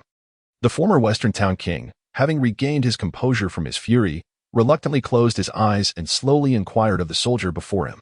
Chapter 38. The deployment of the Town West King and the decision of the Town North, the venerable Town West King held profound confidence in the might of his Golden Tiger cavalry, leading him to surmise that it must have taken a greater force to vanquish them. Your Grace, this time the Town North Duke has mobilized a total of 3,000 troops, donning white armor and riding white steeds, forming a silver-armored cavalry, reported a soldier, his gaze still reflecting the astonishment he felt towards the White Horse Legion. How could this be? How could 3,000 cavalry possibly contend against my 10,000 Golden Tiger cavalry and emerge victorious? The Town West King found himself in a state of disbelief upon hearing this news, his eyes widening in shock as he regarded the soldier before him. The soldier, rather than responding, trembled and knelt before the Town West King, who were the principal figures from the Town North Duke's entourage. After a considerable pause, the Town West King finally regained his composure, directing his inquiry at the soldier. This time in the Western Domain, the Town North Duke, Chu Tianxiong, and his heir, Chu Fan, are present. Although the soldier was uncertain of the underlying purpose behind his lord's question, he promptly relayed the intelligence he possessed. Are Chu Tianxiong and Chu Fan both in attendance? In that case, I shall ensure that none of you escape the Western Domain.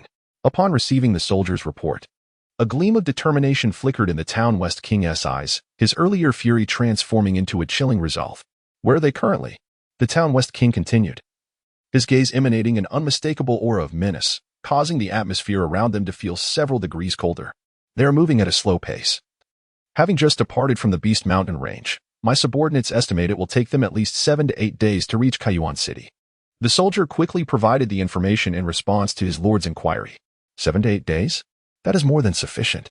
A spark of excitement illuminated the Town West King's face upon hearing the soldier's reply, and he gazed contemplatively toward the northern frontier. Chu Long, this time I shall ensure your lineage is severed. Without delay, the Town West King took command of his war chariot and proceeded to the Town West King's camp. By dawn the following day, he led an imposing army of 200,000 towards the direction of Chu Fan and his companions.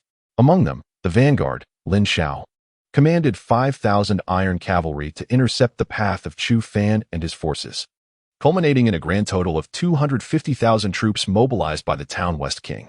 No one could have anticipated that the Town West King would deploy such a formidable force in his pursuit of Chu Tianxiong and Chu Fan, as the Town West King personally led his army in pursuit of Chu Fan and Chu Tianxiong. At the gates of the northern town prince's residence, Heibai Xianjian presented himself, producing a jade pendant to the 2 guards stationed there. He instructed them to deliver it to the elderly prince, indicating that the young master sought an audience. The guards, recognizing the significance of the pendant, swiftly made their way to the loft of the venerable Prince Chu Long. Your Highness, someone bearing the young master's jade pendant requests an audience, one of the guards announced respectfully upon reaching the inner chamber. Let him in, replied Chu Long, somewhat taken aback by the news. He exchanged a glance with Jia Qiming before speaking. The guard hastened to usher Heibai Xianjian inside, also transferring the pendant to Chu Long. I have come to pay my respects, Your Highness. This letter is from the young master, Heibai Xianjian stated, presenting the missive with utmost reverence. Jia Qiming quickly stepped forward to receive the letter before gently passing it to Chu Long. I take my leave, Heibai Xianjian said courteously, bowing before exiting the room, vanishing almost instantaneously from the northern town prince's estate. Another unfamiliar cultivator at the Celestial Wanderer stage. How many surprises does Xiao Fan have in store for us? Chu Long mused, a hint of astonishment flickering in his eyes as he recalled sensing Heibai Xianjian's remarkable cultivation level upon his entrance. Your Highness, perhaps you should open the letter and discern the purpose of Xiao Fan's correspondence, Jia Qiming suggested, curiosity evident in his gaze. Chu Long agreed, carefully unfolding the letter. After a few moments of contemplation, he committed its contents to memory. A look of disbelief crossed his features as he gazed toward the western territories. Jia Qiming, observing Chu Long's expression, took the letter from him, only to mirror his incredulity upon reading it. Xiao Fan and Tian Xiong have truly stirred up a commotion in the entire western region. After a lengthy pause, Jia Qiming turned his astonished gaze back to Chu Long. Indeed, it seems our spies at the northern town prince's residence will soon convey the news. Chu Long had not anticipated that his grandson's actions would escalate into such chaos, disrupting the entire western realm. Moreover, he was astonished to discover that his grandson had 2 formidable associates at the law manifestation stage. Qiming, do you believe Xiao Fan and Tian Xiong's plan can come to fruition? Chu Long inquired, a spark of intrigue igniting within him as he addressed Jia Qiming. Your Highness, Was it not our greatest concern in the past to lack cultivators of the Dharma aspect realm? Now that Chu Fan has two such practitioners at his command, what do we have to fear from the great Yin royal family? Upon hearing Chu Long's words, Jia Qiming's eyes sparkled with a glimmer of insight as he responded. Ha ha, you truly understand me, Qiming. Gather all the generals to convene at the royal residence, Chu Long exclaimed, laughter resonating in his voice. He then folded the letter in his hand and gradually exited the room. Jia Qiming, upon hearing Chu Long's words, were a look of sheer delight. Chapter 39. The Northern Commander's mobilization and Feng Rontian's concerns. Subsequently, the generals of the Northern Command gathered at the Northern Command Mansion. After an hour of deliberation, the entire northern frontier began to stir. The following day, General Chu Hang, the Northern Commander, led an army of 600,000 towards the western region. Chu Hang had joined the Northern Army when Chu Long first established it, and, after decades of warfare, had ascended to the position of Northern Commander. It could be said that even Chu Tianxiong would respectfully address him as Uncle Chu in his presence. Furthermore, Chu Hang had attained a level of transcendent mastery, making him the principal commander for this offensive into the western region. Time swiftly passed, and over the course of several days, Chu Fan and his companions continually encountered armies attempting to intercept them. However, in the face of the White Horse Brigade, these forces appeared insignificant. They carved a path through their adversaries, yet from an external perspective, their pace seemed hindered by these armies. Even after 3 days, Chu Fan and his group had only traversed less than half the distance, based on their current speed. It would take at least another 5 or 6 days to reach Kaiyuan City. During these 3 days, news of Chu Fan and Chu Tianxing leading their forces in the western region spread far and wide. Although the reasons for their presence remained unknown, the reports of their slaying of the prince and young heir of the Western Command followed closely behind. More importantly, news that the former Western Command leader was pursuing Chu Fan and Chu Tianxiong with a force of several 100,000 also emerged. Many believed that this time, Chu Fan and Chu Tianxiong would not escape the clutches of the Western Command leader, particularly as their own forces numbered merely in the thousands. In the capital of Dian, Muronli received this news, and his expression transformed from anger to delight, ultimately culminating in exhilaration. Why provoke anyone but me, your imperial uncle, Northern Command? Let us see if you can withstand this challenge. Muronli, gazing towards the direction of the Northern Command, spoke joyfully, fully convinced that under such circumstances, Chu Fan and Chu Tianxiong could not possibly evade capture. Long San, dispatch the elite of the golden armored guards to assist me in this endeavor. This time, I intend to ensure that Chu Fan and Chu Tianxiong remain forever in the western region. After expressing his joy, Muronli turned to the shadowy figure beside him, his gaze drifting thoughtfully towards the western region, revealing a predominant sense of elation within his eyes. Meanwhile, the prestigious Feng family, a top-tier family in the Dyn dynasty, had also caught wind of the rumors circulating about the western region. The head of the Feng family, Feng Rantian, pondered deeply as he looked towards the west. His role extended beyond that of merely being the family patriarch. He was also Chu Fan's maternal uncle. Father, my cousin Chu Fan and uncle are now trapped in the western region. Shouldn't our Feng family take action? A perfectly proportioned and strikingly beautiful young girl gazed anxiously towards the western frontier, expressing her concerns. At this juncture, our Feng family cannot take action. Otherwise, it would equate to declaring war against the entire Great Yin dynasty. Upon hearing her words, Feng Rantian silently sighed. He too was deeply troubled by the safety of Chu Fan and Chu Tianxiong. Yet, if the Feng family were to intervene at this moment, it would signify a complete declaration of war against the Great Yin dynasty. Unlike the Wang family of the north, which resided far from the heart of the dynasty, the Feng family was situated not far from the imperial capital. Any movement on their part would undoubtedly provoke the Great Yin dynasty to dispatch powerful forces to annihilate them. Are we to merely stand by and watch? The girl retorted, her dissatisfaction evident. She was none other than Feng Ziki, the daughter of Feng Rantian and the cousin of Chu Fan.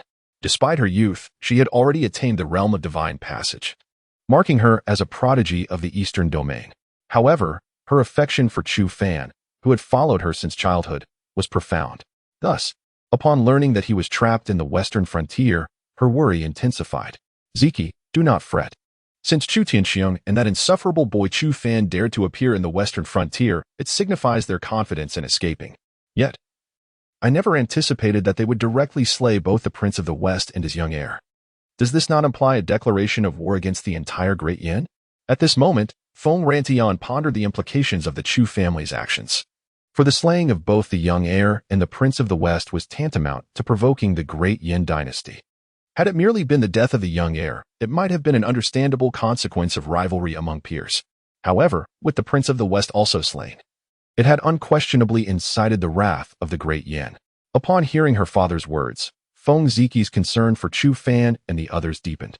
Meanwhile, the commotion in the western frontier spread throughout the great Yin dynasty, leaving many factions astonished upon learning that Chu Fan and Chu Tianxiong were trapped. Should they truly perish in the western frontier, the Wang family of the north would face total decline, and the elder Wang, Chu Long, would likely awaken as a formidable dragon. The ensuing chaos would be beyond anyone's capacity to contain. Yet, this was precisely the scenario that many factions yearned for, as the fall of Chu Long and the Wang family would render the entire northern region a delectable prize for them to seize. As the factions of the Great Yin turned their gaze towards the western frontier, outside Qiwan City, a formidable cavalry of over 10,000 appeared, led by a man wielding a Fangdianhua halberd, resembling a war god. Meanwhile, the lord of Kaiyuan City remained oblivious to the situation outside. As Kaiyuan stood at the boundary between the northern and western territories, who would dare assault such a stronghold? Within the confines of Kaiyuan City, a scene of tranquility unfolded, with joyous songs and dances permeating the air, oblivious to the imminent peril lurking nearby. In the alleyways of Tianyuan City, several figures cloaked in black flitted stealthily. And after a brief interval, these shadowy figures converged upon a particular dwelling. Master, the western city gate has fallen under the control of our net. We now await the arrival of General Elbu's forces. One of the black-clad figures reported to the leader, a glimmer of anticipation flashing in his eyes. Our Imperial Guards have also secured the southern gate. Once our troops arrive, we shall open the city gates, interjected a man adorned in a finely embroidered robe, who was none other than the leader of the Imperial Guards in Kaiyuan City. Chapter 40. The Great Battle of Kaiyuan City. A crushing victory. The strength of the Luo network and the Imperial Guards was indeed formidable. Within merely a few days following the decision to assault Kaiyuan City, they had successfully breached 2 of its gates. It could be said that there was no longer any surprise for Elbu, who was poised to lead his army into Kaiyuan City. As for the other 2 gates, there was no need for the advancing troops to concern themselves with them. Upon hearing the reports from the Luo network and the Imperial Guards, their leader nodded in satisfaction, and both factions prepared to await the arrival of Elbu's forces. Night swiftly descended, and upon receiving the news, Elbu led his contingent of 10,000 elite cavalry from Bingzhou, positioned at the heart of the southern and western gates. As soon as the gates of Kaiyuan City were opened, these 10,000 cavalry would surge directly into the city. Elbu, brimming with excitement, gazed at the city before him, for it had been a considerable time since he had engaged in a truly significant battle. Although he had single-handedly slain thousands as a vanguard in recent days, it was this impending conflict that truly exhilarated him, allowing him to lead his army in an assault on the fortifications ahead. As darkness enveloped the surroundings, the environment outside Qiwan City gradually melded into the night. The silhouettes of Elbu and his army waiting outside the city became one with the inky sky. Meanwhile, the inhabitants of Kaiyuan City remained oblivious to the impending threat, immersed in revelry. Noticing that the time was ripe, Elbu turned to his deputy, a master of the ethereal realm, and commanded, "Send 5,000 troops to breach the western gate and strike within." After issuing his orders, Elbu led the remaining 5,000 soldiers towards the southern gate. At that moment, several hundred figures emerged at the southern gate of Kaiyuan City, and the soldiers stationed there began to fall, one after another, unaware of the dark figures that were silently eliminating them. In the span of just a few breaths, all soldiers guarding the southern gate were dispatched. Once the defenders were vanquished, the group of cloaked figures proceeded to open the southern gate of Kaiyuan City and awaited the arrival of Elbu's forces in silence. The advance of Elbu's army was rapid. A dark battalion emerged from the distance, accompanied by the sound of thundering hooves that echoed to the ears of the soldiers atop the city walls. The defenders of Kaiyuan City turned their gazes towards the shadowy sky. Though they could not discern the presence of Elbu's army, they could feel a terrifying gaze piercing through the darkness, directed towards them. Before they could react, Elbu, leading the Bingzhou cavalry, charged forth to within several hundred paces of the southern gate. Enemy attack. The commander of Kaiyuan City shouted in alarm to his soldiers within the walls. The soldiers stationed atop the walls of Kaiyuan City, upon hearing the words of their commander, became increasingly vigilant, their gazes fixed intently upon the army of Elbu below. However, When they discerned that Elbu's forces consisted of only a few thousand men, their apprehensions began to wane. They could not fathom that Elbu could breach their gates with such a modest contingent. Yet, unbeknownst to them, as Elbu approached the southern gate, he showed no signs of hesitation and, with his troops, charged directly through the gates of Kayuan City. The sight left the commander momentarily speechless. This turn of events had surpassed his expectations. By the time he regained his composure, Elbu's army had already infiltrated the city. How could this have happened? How did this army manage to enter the city so swiftly? The commander, still in a daze, looked down at the southern gate, now ajar. Everyone, join me in intercepting this army. A flash of rage ignited in the commander's eyes as he bellowed at the soldiers beside him, brandishing his spear as he descended from the walls. Determined to annihilate Elbu's forces, he believed that failure to do so would provoke the wrath of his lord, resulting in dire consequences for himself. The other soldiers, stirred by their commander's words, swiftly followed him downwards. Meanwhile, Elbu led his cavalry from Bingzhou into the city, embarking on a massacre of the remaining factions still resisting. Although the Bingzhou Iron Cavalry could not rival the famed White Horse Edo, they still demonstrated overwhelming superiority against these ordinary troops. Moreover, the soldiers within Kayuan City had yet to fully grasp the situation, leaving them vulnerable to annihilation. As the commander led his soldiers from the walls to confront Elbu, a considerable portion of Kayuan City had already fallen victim to the slaughter. Elbu then directed his forces to eliminate the descending commander and his men. Spare those who surrender. As chaos engulfed the ranks of the enemy, Elbu unleashed the formidable aura of his transcendent state, issuing a commanding shout towards the multitude before him. The soldiers, previously in disarray and contemplating flight, felt the weight of his overwhelming presence and hastily discarded their weapons. Anxiously, they gazed in Elbu's direction, having just witnessed his formidable figure akin to a demonic deity. They dared not resist further. Observing their unwillingness to fight, Elbu allocated half of his Bingzhou Iron Cavalry to maintain control over them, while he led the other half towards the city lord's mansion. Everywhere he passed, there lay a veritable sea of corpses. The forces of Kayuan City were utterly incapable of halting Elbu's relentless advance. With each swing of his fanged Yanua halberd, he claimed the lives of dozens, if not hundreds. In less than an hour's journey, the number of soldiers who had fallen to Elbu had already reached tens of thousands, not to mention those who perished at the hands of the iron cavalry of Bingzhou behind him. At this moment, Elbu showed no signs of halting. Rather, he pressed onward towards the lord's mansion. He sought to demonstrate to his young master the invincibility of the Bingzhou cavalry, while simultaneously hoping that by the time his master arrived, he would have thoroughly dealt with the elements of unrest within Kayuan City. Chapter 41. Capturing Kayuan City. Elbu takes prisoners. Meanwhile, the vice-commander of the Bingzhou Iron Cavalry, who had attained a transcendent state, led his troops into the western gate of Kayuan City.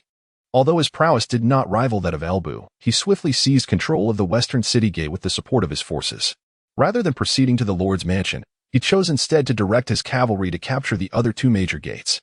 He was confident that his general had already advanced to the lord's mansion, rendering his presence there of little significance. With the assistance of the intelligence network and the Imperial Guard, this vice-commander managed to conquer the other two gates of Kayuan City within just a few hours. Only after accomplishing this did he lead his few hundred soldiers towards the lord's mansion, dispatching the remainder to quell the surrendering troops. On the other side, Elbu was seated in the lord's chair of the mansion, where a middle-aged man knelt before him. If the soldiers of Kayuan City were present, they might recognize this man as the lord of the city. Upon Elbu's invasion of the mansion, he had discovered this man engaging in playful antics with his beloved wife. Without hesitation, Elbu captured him alive, opting to spare his life for the sake of his son's judgment. The lord of Kayuan, however, was a cowardly figure. Witnessing Elbu's formidable prowess and the swift elimination of his soldiers, he found himself weakly kneeling before him. In that moment, he understood that Kayuan City had likely fallen into the hands of this formidable man. "My lord, I see your admirable strength. Perhaps you are in need of a subordinate? Might you consider taking me under your wing?" The lord of Kayuan addressed Elbu with a fawning demeanor, devoid of any trace of the pride one would expect from a ruler, instead exuding a more rogue-like aura. Elbu furrowed his brow upon hearing the lord's words, a sudden impulse to execute him crossing his mind. The lord, noticing Elbu's displeasure, immediately lowered his head, as if such an act would render him invisible to the general. "Take him away and guard him well, until my son arrives to deal with him." Elbu commanded his two Bingzhou Iron Cavalry soldiers. They stepped forward and escorted the lord of Kayuan out. As he was being led away, the lord attempted to speak to Elbu, But upon catching sight of the cold indifference in El Bu's gaze, he wisely chose to remain silent. Yet, in that moment, he gleaned a crucial piece of information from El Bu's words. This seemingly demonic general had a son of his own. In other words, when the time comes, the Lord of Kaiyuan City may still have a chance to survive upon meeting this young nobleman. With this thought, a sudden idea struck the mind of the city lord. Of course, at this moment, El Bu remained oblivious to these developments. His primary objective was to transform Kaiyuan City into his own territory. As time swiftly passed, the following day arrived. The citizens of Kaiyuan City, though they had heard the echoes of slaughter from the previous night, remained unaware that the city had already changed hands. Meanwhile, El Bu was relentlessly leading his troops to quell the remaining factions of resistance within the city. After half a day's efforts, El Bu managed to gather all the troops of Kaiyuan City. These forces, having surrendered to El Bu, numbered an impressive 40,000. The total strength of the soldiers in Kaiyuan City had reached 100,000, but following the massacre of the previous night, only 40,000 remained. The substantial number of soldiers in Kaiyuan City could be attributed to its strategic location at the junction of the northern and western territories, resulting in a robust populace. However, due to a prolonged absence of warfare, their combat capabilities were particularly feeble. Nevertheless, compared to ordinary troops, their fighting prowess was not insignificant. They merely paled in comparison to the renowned armies. I understand your curiosity about my identity, El Bu proclaimed. And today I shall reveal to you that I am El Bu, one of the generals under the Prince of the North. You have but two choices. Either pledge your allegiance to my forces or face annihilation at my hands. As El Bu surveyed the despondent soldiers within the camp, a sense of disdain crept into his heart. He had not anticipated the fragility of the soldiers in Kaiyuan City. Although their physiques were somewhat stronger than many, El Bu could discern that they had not undergone rigorous training for quite some time, rendering them merely brutish. Yet, El Bu saw potential in them. With 6 months of training, they could certainly evolve into an elite force. Upon hearing El Bu's declaration, the 40,000 soldiers of Kaiyuan City were instantly taken aback. They had indeed heard of the Prince of the North and his formidable general. The sight of this imposing figure on the platform, resembling a demonic deity, stirred a peculiar emotion within them. Every soldier harbored aspirations of becoming a general, despite living a life of stability in recent years. Witnessing the dazzling presence of El Bu's elite cavalry, the Bingzhou Iron Riders ignited their desire to join their ranks. I sincerely wish to surrender to the general, ventured a burly soldier, stepping forward with eyes filled with yearning, cautiously inquiring about the possibility of becoming one of such esteemed warriors. Upon hearing the words of this soldier, the other soldiers discreetly cast their gazes towards El Bu, their eyes shimmering with hope.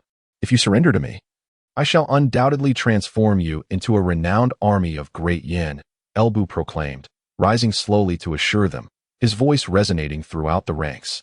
The army, previously steeped in despair, instantly awakened to his call, as the 40,000 soldiers regarded El Bu with expressions of eager anticipation. Chapter 42.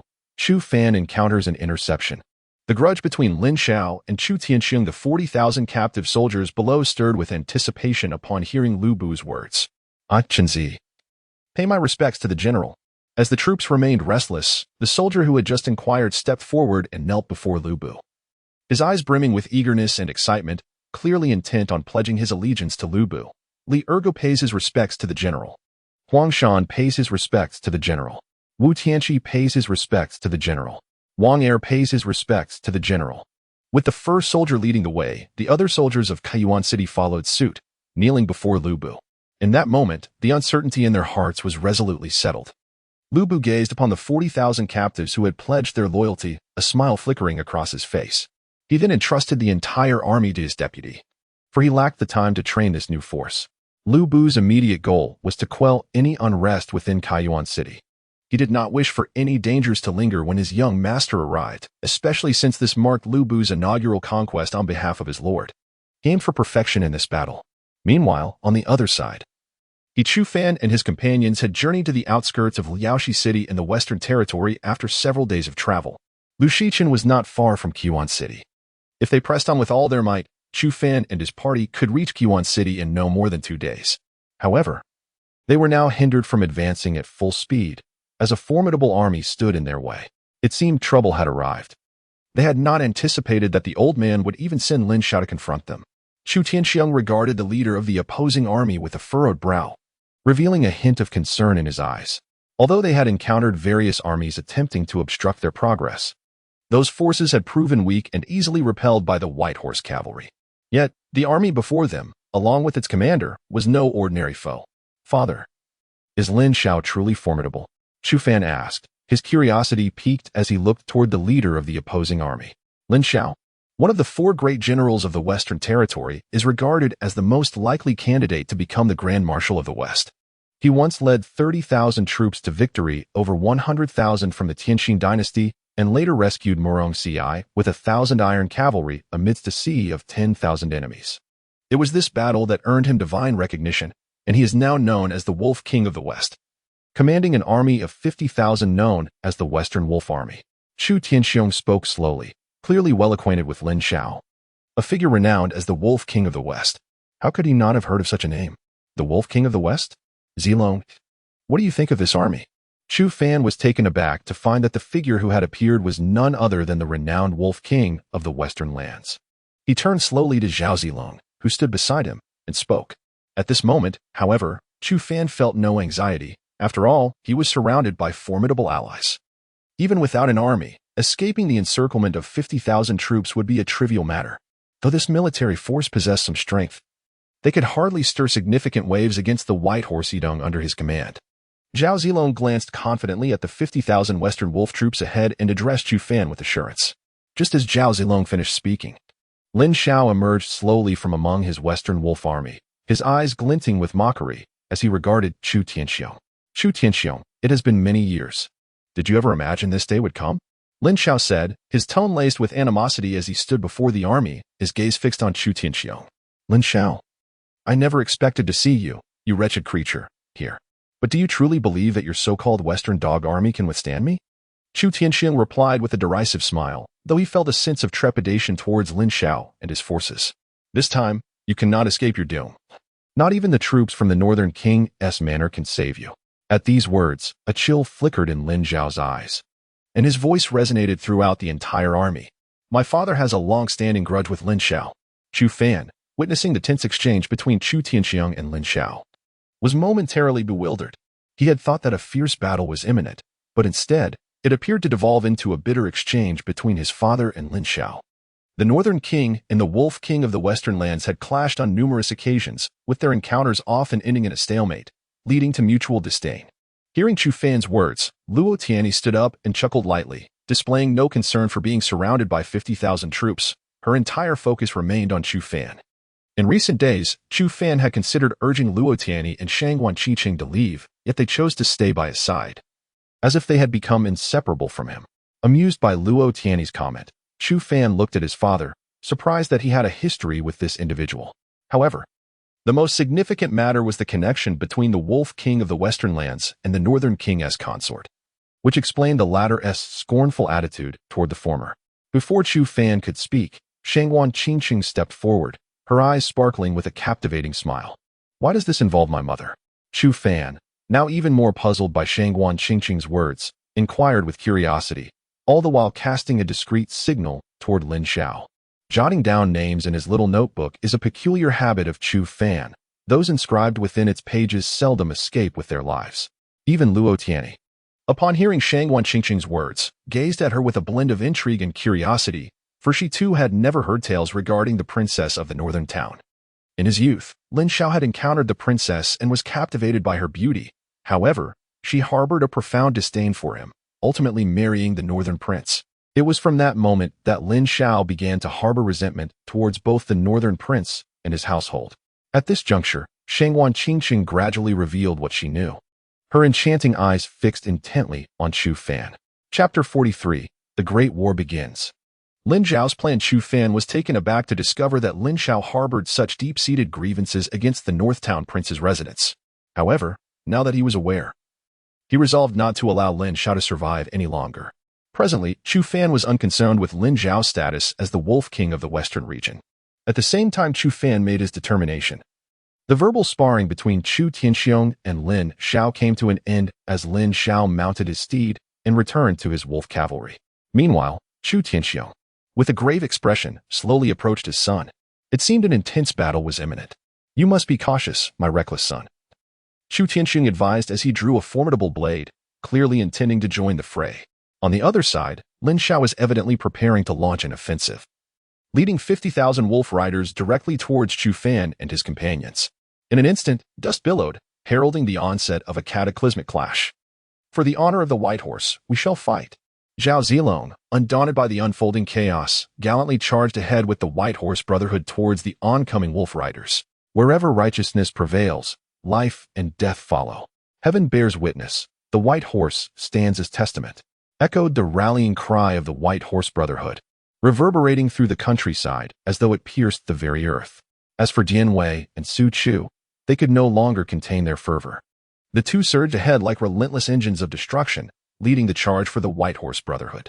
Truly, they were a formidable army, their battle cries igniting a sense of fervent passion. "You reckless boy, I am heading to the battlefield." The Northtown Prince, upon hearing the rallying cry of the White Horse Brotherhood, felt a surge of excitement and martial spirit, and he sprinted towards the battlefield with his blade in hand. Having spent the days within the Yulong Mountains without combat, he yearned for the thrill of battle, eager to join the fray as the commander. "Old Huang, keep an eye on my father. Ensure he remains unharmed during this fierce conflict," Chu Fan said with a hint of exasperation as he observed Chu Tianxiong charging into battle. "Rest assured, young master, with old Huang around, the prince will face no danger," old Huang replied, nodding slowly, a foolish grin adorning his face, presenting him as an unassuming elder. Upon hearing Chu Fan's words, Shangguan Qiqing and Luo Tiandi turned their gazes toward old Huang. Initially, they believed him to be an ordinary individual. However, from the dialogue between Chu Fan and old Huang, they began to realize that he was likely not as simple as he appeared. They finally comprehended why Chu Fan would choose to keep such an ostensibly ordinary person by his side. After all, as the heir to the Northtown Prince, he could not afford to have a truly ordinary individual in his company. Meanwhile, Bai Ma Yitsong clashed with Lin Zhao's wolf cavalry, resulting in an instant accumulation of countless corpses at the site of their fierce encounter. Dian Wei and Su Chu slaughtered the advancing wolf cavalry with the relentless efficiency of a meat grinder. In the presence of these two adept practitioners at the pinnacle of their realm, the wolf cavalry appeared alarmingly feeble, lacking even the opportunity to mount a defense before being swiftly dispatched. On the other side, Zhao Zilong unleashed his formidable powers, revealing his law manifestation with a silver dragon appearing behind him. With each thrust of his spear, hundreds of wolf cavalry fell, showcasing the true extent of his might. Previously, he had merely commanded his troops, but now, as he engaged on the battlefield, his prowess was truly terrifying. The ordinary soldiers stood no chance against him. This is the law manifestation. There exists a practitioner of this caliber within the Northern Suppression Prince's estate. Lin Xiao, leading the charge with the wolf cavalry, witnessed this astonishing scene. Disbelief etched across his face. After all, figures of the law manifestation level are the most esteemed in any dynasty, often hidden from view. The emergence of such a formidable being from the Northern Suppression Prince's estate implied that if this law manifestation wished to escape, even his 50,000 wolf cavalry might not suffice to hinder him. The Northern Suppression Prince's concealment runs deep, but by deploying a practitioner of the law manifestation, is his own safety not compromised? Lin Xiao inhaled deeply, then gradually shifted his gaze toward Chu Fan. At that moment, only a few women and an ordinary elder accompanied Chu Fan. Lin Xiao did not perceive them as extraordinary powers. "Let us capture Chu Fan alive together. I refuse to believe they would allow him to go unchecked. If they do, we shall seize him." With fervor in his eyes, Lin Xiao led an elite group of wolf cavalry towards Chu Fan, circumventing Bai Ma Yitsong to save time. In the midst of the fierce battle, Bai Ma Yitsong remained oblivious to Lin Zhao's maneuvering, as they faced an overwhelming force of 50,000 wolf cavalry, an adversary nearly tenfold their own numbers. The elite group of several thousand wolf cavalry led by Lin Xiao did not draw their attention. Even the Northern Suppression Prince, Chu Tianxiong, was unaware of Lin Zhao's disappearance, consumed instead with the slaughter around him, his laughter echoing amidst the chaos. It seemed the only one who noted Lin Xiao's absence was Zhao Zilong. Yet he chose not to intervene, knowing that his grandson was protected by the formidable presence of Lao Wang, whom even he could not defeat. "My lord, Lin Xiao is leading a contingent towards us," reported Gui Jia with a light chuckle, clearly unfazed by the unfolding events. "Indeed. It is no surprise that the legendary Wolf King of the Western Frontier would seek to capture me upon witnessing the prowess of Zhao Zilong and Dian Wei, intending to leverage my capture as a means to coerce them." Upon hearing Gui Jia's words, Chu Fan exhibited no astonishment. Rather, he gazed calmly at the battlefield below, seemingly dismissive of Lin Xiao, who was advancing towards him. Such thoughts indeed reflect the caliber of a commendable commander. Yet he underestimates the might of those at the Dharma realm. Even in the absence of others to safeguard us, he alone could arrive in but a mere instant. Guojia. Upon hearing Chu Fan's remarks, nodded in tacit agreement, his eyes betraying a hint of disdain as they were cast towards Lin Xiao. Chapter 44. The Bluebird strikes again, although the sorcerer Guojia, along with Shangwan Qiqing and Luo Tianyi, initially felt a twinge of concern upon witnessing Lin Xiao leading an elite force towards them. Their apprehension dissipated after overhearing the exchange between Chu Fan and Guojia. The unwavering confidence displayed by both men rendered the approaching army insignificant in their eyes. Soon, Lin Xiao's formidable contingent of over 1,000 soldiers appeared before Chu Fan, his gaze sharp and menacing. You must be the legendary heir of the Northern Guardian, yet here you remain so composed in such dire circumstances. Truly, you are as the tales describe, a martial fanatic, Lin Xiao remarked, a hint of disdain creeping into his eyes as he assessed Chu Fan. In response to Lin Xiao's words, Chu Fan merely shook his head, regarding Lin Xiao with the bemusement one might reserve for a fool, unrepentant even at the brink of death. Lin Xiao's fury ignited as he bellowed at Chu Fan. Do you have any idea how you appear before me? Finally, Chu Fan spoke, prompting Lin Xiao to pause. His curiosity piqued.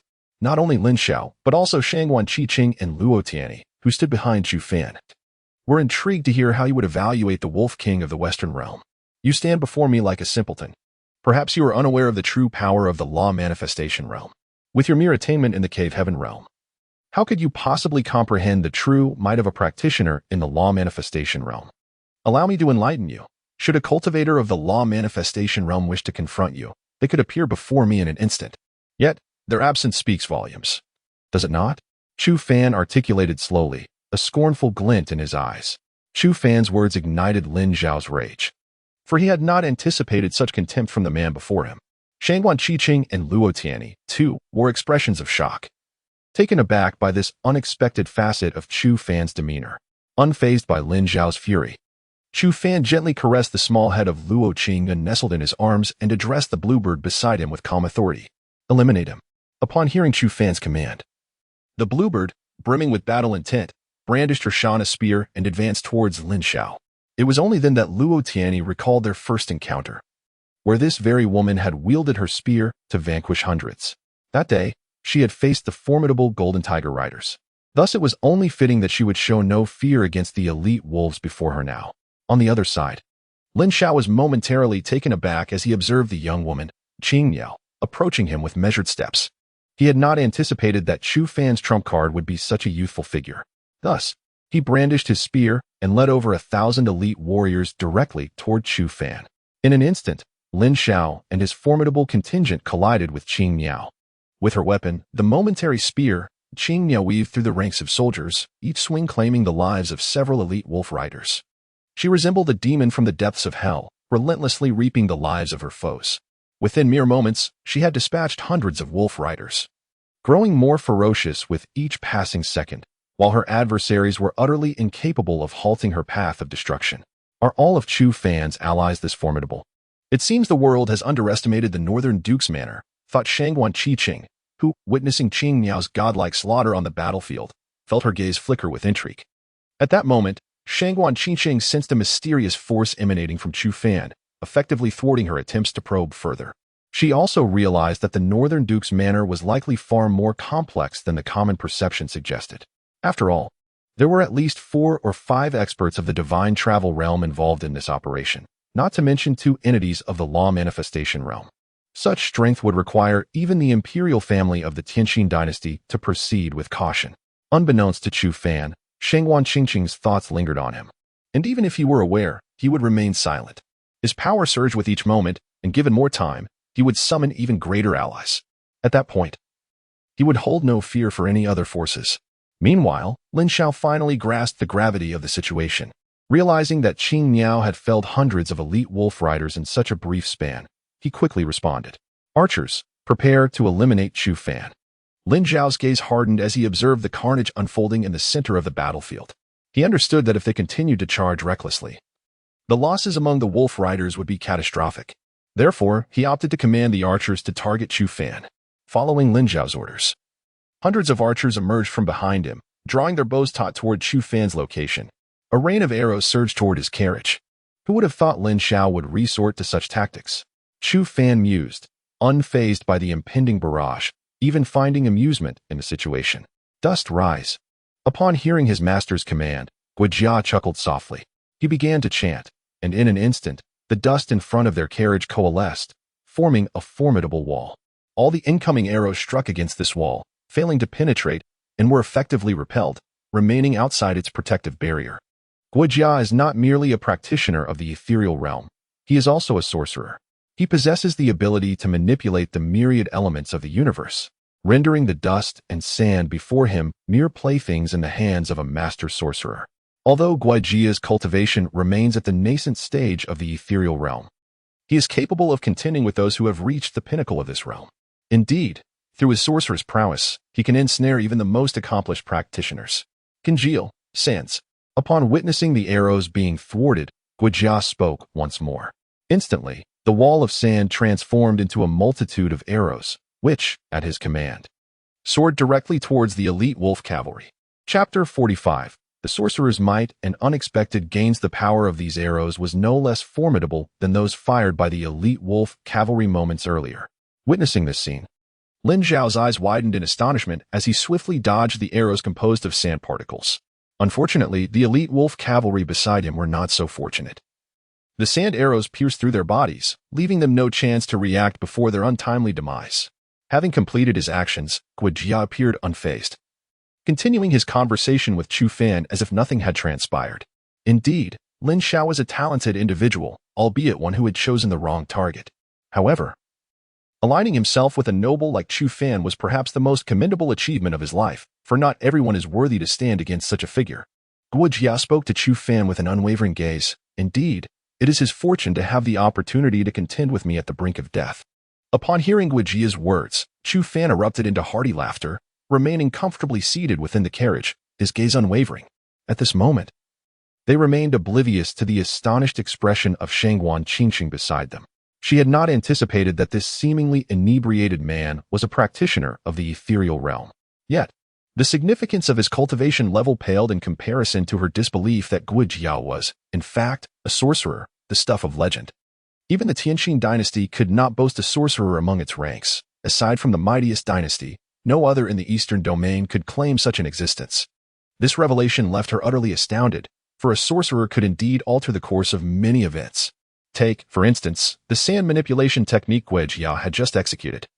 Though merely a minor spell among sorcerers, its potency rivaled that of other ethereal realm attacks.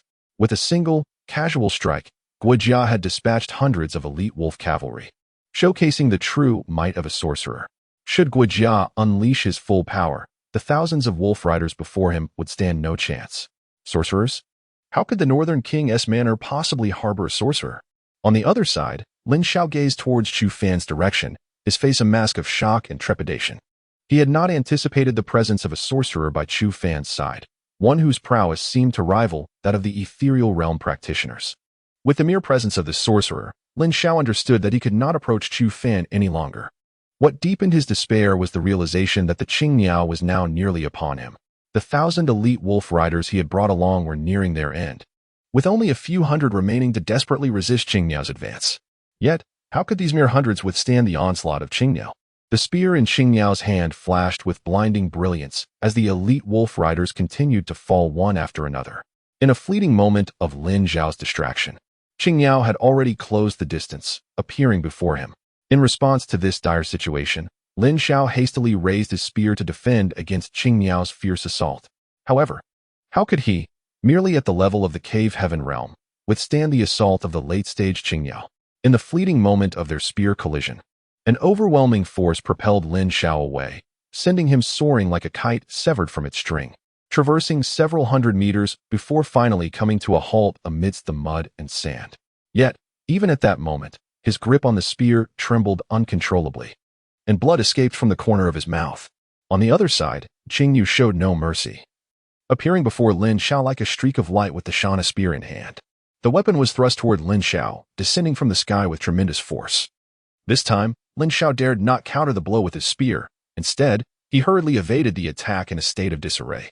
although he managed to avoid the strike. The force of the spear's wind sent him tumbling once more. The spear slipped from his grasp, crashing to the ground and creating a deep crater upon impact. At this moment, Lin Xiao truly comprehended the chasm that lay between him and Qingniao, yet he found himself incapable of fleeing. After all, Qingniao had already resumed her assault. The Shana spear danced in her hands, creating a flurry of spear shadows, as if hundreds of spear lights were converging upon Lin Xiao. Emerging from the deep pit, Lin Xiao recognized the imminent danger and summoned the power of the cave heaven within him, conjuring the ethereal image of a Qilin before him. The Qilin roared fiercely, determined to shield Lin Xiao from Qingniao's onslaught. As anticipated, the Qilin's apparition successfully intercepted the attack upon collision with Qingniao's spear. However, the force of her strike caused the Qilin to dissipate into the ether. Isn't the young master still lacking a few components for the cave heaven? Now, it seems they have been delivered right to our doorstep, remarked Guijia from within the carriage, his eyes lighting up at the unfolding spectacle. He addressed Chu Fan with a slow and deliberate tone, expressing his surprise at such an unexpected bounty. With this, I shall have the first creature nurtured in my cave heaven. Chu Fan, equally astonished by the turn of events, responded to Guijia with a gentle nod. Upon hearing his words, Guijia smiled softly, then motioned with his fingers, murmuring, "Gather the sands, arise." As his command echoed in the air, a colossal figure, towering several dozen feet, began to coalesce around Lin Xiao. This giant swiftly ensnared Lin Xiao in its grasp. Qingniao, who had intended to slay him, witnessed this development and understood that her master had deemed Lin Xiao to be of some value. The azure bird gracefully leaped, arriving beside the giant's palm, where it pierced Lin Xiao's Achilles tendon with a spear. Subsequently, a hand emerged from the giant's grasp, receiving Lin Xiao. Having accomplished this task, the azure bird proceeded towards the carriage where Chu Fan resided, carrying Lin Xiao with it. Lin Xiao, wincing in pain, cast a pained glance at the azure bird. "Sir, I have brought him," the azure bird respectfully announced as it approached the carriage. Hearing these words, Chu Fan slowly emerged from the carriage, cradling Luo Qingyun. Upon observing Lin Xiao's disheveled state, a hint of amusement flickered across Chu Fan's face. Chapter 46. The secret art of the Qilin. The troops of the Northern King arrived outside the Western Pass, while Lin Xiao stood before Chu Fan, his face contorted with rage, wishing fervently to rend the punishment before him. "Guijia, it's your turn," Chu Fan remarked, casting but a fleeting glance at Lin Xiao before addressing Guijia, subsequently ignoring the man entirely. His gaze shifted to the battlefield, where fierce combat raged on. The situation had become abundantly clear. Zhao Zilong, leading the White Horsey Young, had commenced a relentless slaughter of the Western Wolf Riders. Bereft of a commanding leader, the Western Wolf Riders appeared pitifully feeble against the onslaught of the White Horsey Young, resembling lambs awaiting slaughter. Moreover, the formidable warriors Jianwei and Su Zhu, both at the pinnacle of their prowess, were weaving through the fray, leaving a path of destruction in their wake, perhaps due to an extended hiatus from warfare. The Northern King, Chu Tianxiang, wielded his great blade with unyielding vigor, his countenance lighting up with exhilaration as the Western Wolf Riders fell around him. An hour swiftly elapsed, during which the White Horsey Young decisively vanquished the Western Wolf Riders. Chu Fan, too, acquired Lin Xiao's secret Qilin art. Though Lin Xiao met his demise at the hands of Guijia, who proved to be a relentless tormentor, the sorcerer, it seemed, was an unreasonable entity. Lin Xiao departed this world without ever realizing that his coveted Qilin art had been seized by another. With the acquisition of the Qilin art, Chu Fan immediately commenced his cultivation. Possessing an innate Dao body, he advanced through the teachings of the Qilin art with remarkable speed, achieving mastery in less than half an hour. Within one of his celestial realms, he nurtured the essence of the Qilin art. Just as Chu Fan was about to enter the carriage, a figure clad in black appeared before him, one of the members of the Luo network. "What tidings do you bring from the Luo network?" Chu Fan halted his steps, inquiring with an expression of keen curiosity. The emergence of the Luo network signified that favorable developments awaited him. Even in the absence of good news, their presence assuredly indicated a significant matter requiring his attention. "Your Excellency, the city of Kaiyuan has been successfully captured by General Elbu and now rightfully belongs to you," the cloaked messenger relayed swiftly. It seemed that Elbu's pace was commendably swift. Upon hearing the words of the Luo network emissary, Chu Fan comprehended the reason for their visit. He gazed contemplatively toward the direction of Kaiyuan, his heart finally at ease. Although he had always harbored faith in Elbu's ability to seize the city, he had deliberately delayed his own march to attract the attention of the old king of the Western Pass. Now, The message from the Luo network signified that he could proceed with unwavering determination toward Kaiyuan. After all, the force he currently commands consists of merely 3,000 valiant cavalrymen. Each additional day spent in the Western Territories heightens his peril. Upon receiving this intelligence, Chu Fan waved his hand, signaling the scouts of the Luo network to depart. Subsequently, Zhao Zilong gradually approached from the army's ranks, moving towards Chu Fan. "I report to you, my lord, that we have annihilated the enemy forces." Zhao Zilong dismounted slowly before Chu Fan, his expression devoid of emotion, as if the complete destruction of the enemy was an ordinary feat for him. "Well done. Now we can travel at full speed. Elbu has already captured Kiyuan City," Chu Fan remarked, gazing at the imposing Zhao Zilong before him. "Yes, I shall obey," Zhao Zilong replied respectfully, without a trace of doubt, before remounting his steed and leading the 3,000 cavalrymen ahead to clear the path. With the opportunity to advance with full vigor, Zhao Zilong naturally would not permit any disorganized troops to obstruct their route. Following closely behind the army, Chu Fan's carriage pressed onward towards Kaiyuan City. Their pace this time had significantly surpassed their previous speed, effectively doubling it from the onset of their journey. Meanwhile, as Chu Fan and his companions hastened their march, the forces of the Northern Guardian's estate had already arrived at the western frontier. As the supreme commander, Chu Hang gazed upon the Jinshi Pass. A look of contemplation crossed his face. He had never anticipated that he would one day lead an army to this very place. For years, he had yearned to secure the entirety of the great Yin Dynasty for the Northern Guardian's estate, yet Chu Long had consistently impeded their endeavors. Despite fervent desires to strike against the great Yin, they could only harbor such thoughts in silence. Now, such an opportunity lay before them. Excitement and exhilaration shone in Chu Hang's eyes as he beheld the Jinshi Pass. The same fervor was mirrored in the eyes of the generals accompanying him. As generals of the Northern Guardian's estate, they naturally aspired to see their faction supplant the great Yin, thus earning their share of glory. "Settle the camp," Chu Hang exclaimed, glancing eagerly at the Jinshi Pass as he addressed his fellow commanders. "We shall obey." The commanders swiftly responded, promptly directing their troops to establish their encampment. The distance between Chu Hang's forces and the Jinshi Pass was considerable, and their objective was to avoid attracting attention from the pass. They aimed to seize the Jinshi Pass with utmost speed. If the defenders had time to react, capturing it would require a significant investment of time. The Jinshi Pass served as the gateway to the Western Territories, guarded by a formidable force of 100,000 soldiers. However, the most critical aspect was not merely the number of troops but the natural fortifications surrounding the pass, rendering it easy to defend yet challenging to assault. As the forces of the Northern King established their camp, the twilight gradually descended upon the land.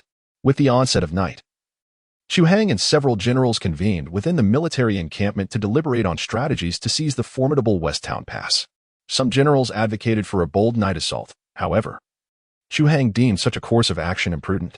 After all, the army lacked sufficient assurance in their ability to capture the West Town Pass under the cloak of darkness. For the defenders within were far from inept. More critically, they risked being detected by the garrison before even traversing the perilous terrain. Such a scenario would undoubtedly render the forces of the Northern King vulnerable and at a distinct disadvantage. Chapter 47, The Impregnable Jinshi Pass. Arrival of the Spider Network and the Jinyui as the commander of the entire army. Chu Hang was acutely aware that failure to capture the Jinshi Pass with utmost swiftness could lead to a protracted conflict. A scenario neither he nor the prince and heir could afford. A drawn-out engagement with the Western Territories would render the current military campaign futile. The generals below him engaged in fervent discussions on how to assault the Jinshi Pass, yet none could devise a strategy that resonated with Chu Hang's intentions. The forces of the Northern King's mansion found themselves ensnared in a predicament. A direct assault at this juncture would be futile. And as the commander of this grand army of 600,000, Chu Hang was reluctant to incur heavy losses. "General, there is a man outside seeking an audience. He claims to be an envoy of the heir," a soldier reported just as Chu Hang was grappling with indecision. Instantly, all the generals turned their gaze toward the soldier. Curiosity etched upon their faces. "An envoy of the heir? Allow him to enter." Chu Hang's eyes sparkled with recognition upon hearing the soldier's words. Realizing that the impetus for this military expedition was indeed tied to his own heir, the arrival of someone associated with the heir surely signified important matters. And Chu Hang could not afford to be dismissive. Upon hearing Chu Hang's command, the soldier promptly exited the tent. The other generals awaited the arrival of this so-called envoy with eager anticipation. In the midst of their expectation, a faint sound of footsteps approached the tent. Moments later, A mysterious figure clad in a black robe, adorned with a spider insignia, emerged before Chu Hang and the others. It was evident that this individual belonged to the Spider Network. "I have the honor of meeting the Marshal." The assassin from the Spider Network greeted Chu Hang with a slow bow, regardless of his status. Chu Hang commanded a degree of respect, even from a killer of the network. "How do you prove your affiliation with the heir?"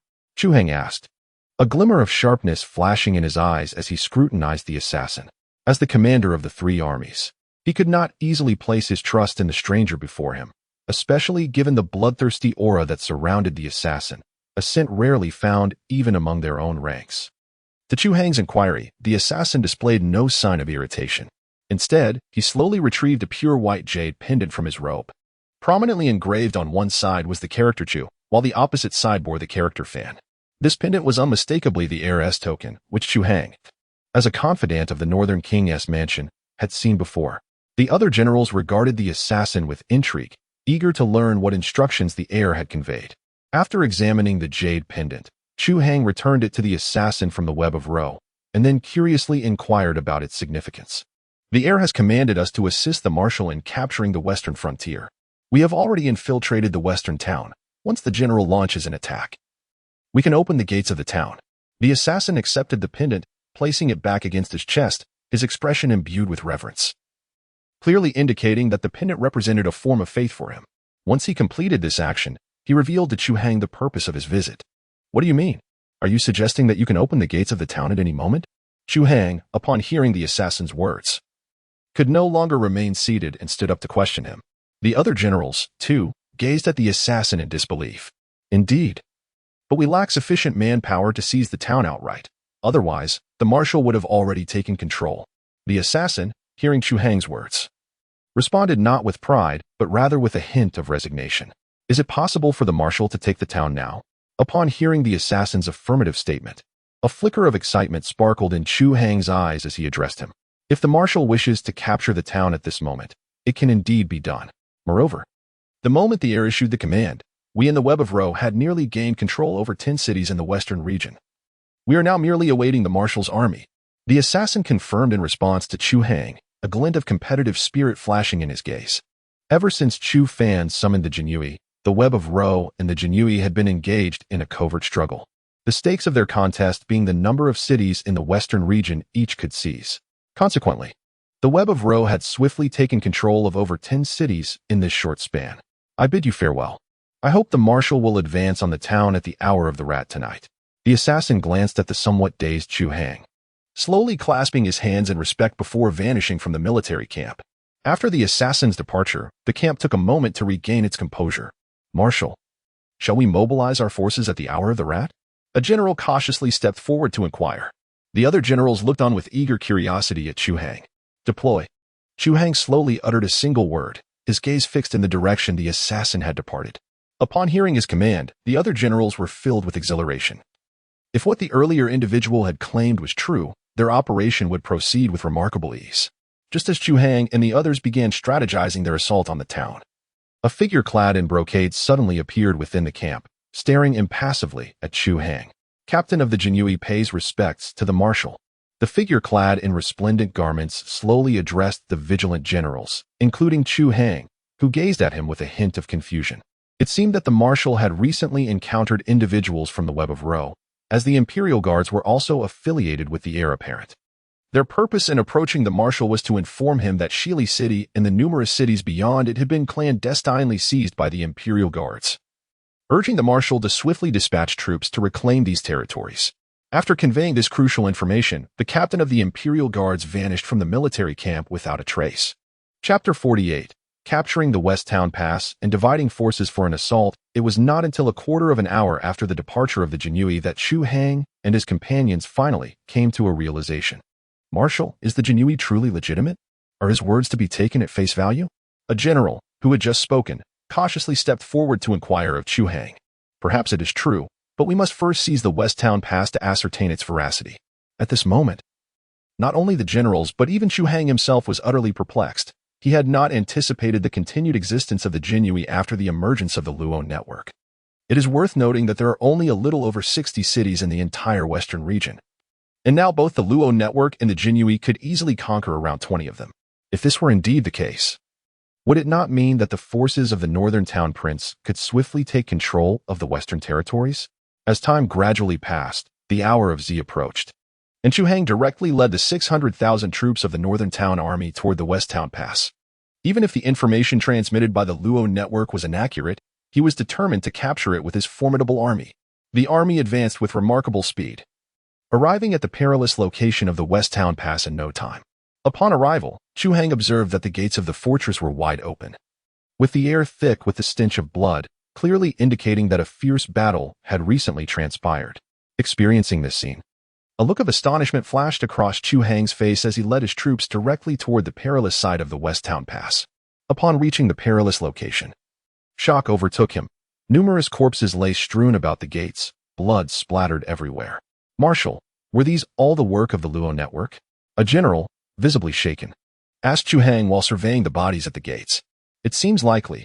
We must hasten to seize the West Town Pass, or we shall squander this exceptional opportunity. Chu Hang glanced at the corpses before promptly issuing orders to his troops. The message he had received from the Luo network indicated that their forces were insufficient to secure the West Town Pass directly. Given the current situation, Chu Hang understood that the Luo network had likely only taken the gates, meaning the northern town army could not afford to pause. Sure enough, as Chu Hang and his forces entered the West Town Pass, they discovered the defending troops inside still conducting orderly reconnaissance of their surroundings, entirely unaware that the gates had been breached. This is the Luo network wielded by the young master? Indeed formidable. Even I, stationed at the West Town Pass, could find myself in such a predicament. Chu Hang thought in terror as he observed the unaware soldiers ahead. Simultaneously, a thrill of excitement surged within him. Such a fearsome Luo network on their side meant that they could easily plunder the cities. Lu Hengji, I now grant you 200,000 troops. You are to completely seize control of everything within the city within the span of 1 hour. Zhao Xinyan, I now bestow upon you an army of 200,000, tasking you with the complete domination of the Lord's Manor and Jinshi Pass within the span of an hour. Gazing upon the troops before him, a glimmer of murderous intent flickered in Chu Hang's eyes. He then instructed the 2 generals of the Dongtian realm by his side. I await your command. The 2 generals, filled with excitement upon hearing Chu Hang's orders, promptly led their forces into action. Meanwhile, Chu Hang guided the remaining troops as they advanced steadily along the thoroughfare of Jinshi Pass. The gates of Jinshi Pass had already been breached, allowing them to enter without sustaining any losses. Seizing control of Jinshi Pass was merely a matter of time. As the 2 armies surged into Jinshi Pass, the carnage commenced. The night was filled with the echoes of blood-curdling cries, rendering the entire area tumultuous. Following this night of chaos, Jinshi Pass was rebranded as the stronghold of the Northern Prince. At dawn the next day, the morning sun illuminated the ravaged landscape of Jinshi Pass, casting a brilliant light upon its desolation. At this juncture, Chu Hang, accompanied by several generals, had ascended to the Lord's Manor. The faces of the generals beneath him sparkled with excitement. They had not anticipated such an effortless conquest of Jinshi Pass. Even Chu Hang wore an expression of astonishment, unable to fathom how easily he had captured the fortress after a lifetime of warfare. Next, we must swiftly seize control of the cities covertly governed by the Luo network and the Jinyui. Although these cities are under their clandestine influence, it is evident that they lack sufficient forces to maintain direct control, thus presenting us with a critical opportunity. After a moment's reflection, Chu Hang regained his composure and addressed the generals with a serious demeanor. I hereby summon you, General. At this moment, Lu Hengji stepped forward, his excitement palpable. Having conquered Jinshi Pass so effortlessly, he was now convinced of the Luo network and Jinyui's assertions and was eager to demonstrate his capabilities. Upon hearing Lu Hengji's declaration, the other generals quickly stepped forward, seeking to earn their share of glory in this seemingly uncomplicated conflict. Lu Hengji, I appoint you as the vanguard, leading 100,000 troops towards the southeastern frontier. You are to seize any city previously controlled by the Luo network with utmost haste, Chu Hang commanded. Casting a glance at Lu Hengji before issuing his orders. I accept the command and shall not disappoint the marshal, Lu Hengji replied, his spirits high as he swiftly departed the Lord's Manor with his orders in hand. The other generals watched him leave with envious eyes, their expressions filled with eagerness as they turned their hopeful gazes towards Chu Hang. Zhao Xinyan, you too shall lead 100,000 troops southward. Any cities covertly governed by the Luo network must be swiftly secured, ultimately converging with Lu Hengji. Chu Hang glanced at the eager faces before him and slowly turned his gaze to the deputy general, his eyes shimmering with a hint of excitement. Upon hearing Chu Hang's words, Zhao Xinyan eagerly accepted the orders and swiftly departed from the city lord's residence, clearly intent on seizing his target city with utmost speed. Wang Feng, this commander. Zhang Ping. Subsequently, Chu Hang meticulously divided the remaining troops. And soon 6 divisions set forth toward the 6 directions of the western borders. As for the Jinshi Pass, it was firmly held by the 30,000 soldiers left behind by Chu Hang, who, with the covert assistance of the intelligence network, were more than sufficient to secure the stronghold. Chapter 49. The Astonishment of Chu Long, as Chu Fan arrives at Kaiyuan City subsequently. The army led by Chu Hang divided into 4 routes, launching a direct assault on the western territories. Naturally, the news of his capture of the Jinshi Pass was relayed back to the Wangfu of the Northern King. It appears we have underestimated the power wielded by young Fan. The strength of both the Luo network and the Imperial Guards is not in the slightest inferior to the covert forces of our Northern King's residence. Upon receiving this information, the old Northern King, Chu Long, displayed a complex expression which was predominantly tinged with joy. He had not anticipated that his grandson had cultivated such formidable forces. It is worth noting that even the covert operatives of the Northern King's residence could not achieve such a feat. However, Chu Fan's Luo network and Imperial Guards could accomplish it with ease, leaving Chu Long profoundly astonished. What Chu Long was unaware of, however, was that Chu Fan had distributed the Imperial Guards and the Luo network throughout the entire Eastern Domain. Otherwise, with just the Luo network and the Imperial Guards, seizing the entire Western territory, or even the entire Yin dynasty, would be well within reach. It seems that in this grand conflict, the army of the Northern King's residence would smoothly conquer a significant portion of the Western territories. Upon hearing Chu Long's words, Jia Qiming nodded in agreement, his eyes gleaming with excitement. Initially, he harbored some concerns regarding the Northern King's military expedition. Although he was aware of the presence of 2 formidable beings by Chu Fan's side, he doubted their capacity to swiftly conquer the entire Western territories. After all, while the strength of the Western territories may not surpass that of the Northern King's residence, they were certainly not weak. Moreover, this time the Northern King's residence had not deployed all its forces. Otherwise, how could they muster sufficient strength to contend against the Tianqing dynasty? All of these factors were meticulously calculated by the old Northern King. The news of the Northern King's expedition to the Western territories would undoubtedly spread across the realm swiftly. At that time, the Tianqing dynasty, seizing the opportunity, would certainly not remain idle, which is why the Northern King's residence retained a significant portion of its army. However, with the inclusion of Chu Fan's Luo network and Imperial Guards, both Jia Qiming and Chu Long found their worries alleviated. Yet, uncertainty lingered regarding whether young Fan and his forces could withstand the onslaught from that old adversary, who was leading hundreds of thousands of troops in pursuit of them. At this moment, Chu Long gazed contemplatively towards the direction of the Western territories, his eyes reflecting a shade of concern. Though he held unwavering confidence in his grandson, they were facing the daunting might of the old king of the West's 200,000 soldiers. In contrast, his grandson commanded a mere 3,000 troops, rendering them seemingly insignificant amidst the vast army of the old king of the West. Rest assured, my lord, Jia Qiming said, though his own eyes betrayed some apprehension. Since young Fan has already made his decision, he certainly has a plan in mind. Furthermore, with the enigmatic presence of the Luo network and the Imperial Guards at his side, he must have calculated how to confront the 200,000 troops surrounding the old king of the West. It is to be hoped that this time, before the Eastern Domain's celestial war, the Western territory must be seized. Otherwise, such a favorable opportunity will never present itself again after the war concludes. Upon hearing Jia Qiming's words, Chu Long nodded thoughtfully, then cast his gaze towards the palace of the great Yin dynasty, aware that their time was rapidly dwindling. Even if the royal family of the great Yin dynasty discovers their assault on the Western territory prior to the onset of the celestial war, there would be insufficient time to dispatch troops to suppress them.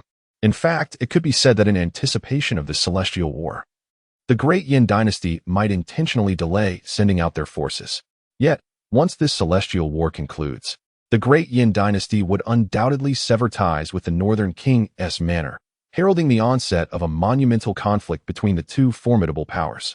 Jia Qiming, of course, comprehended his lord's apprehensions, but at this juncture, retreat was no longer an option, for their army had already entered the Western territory.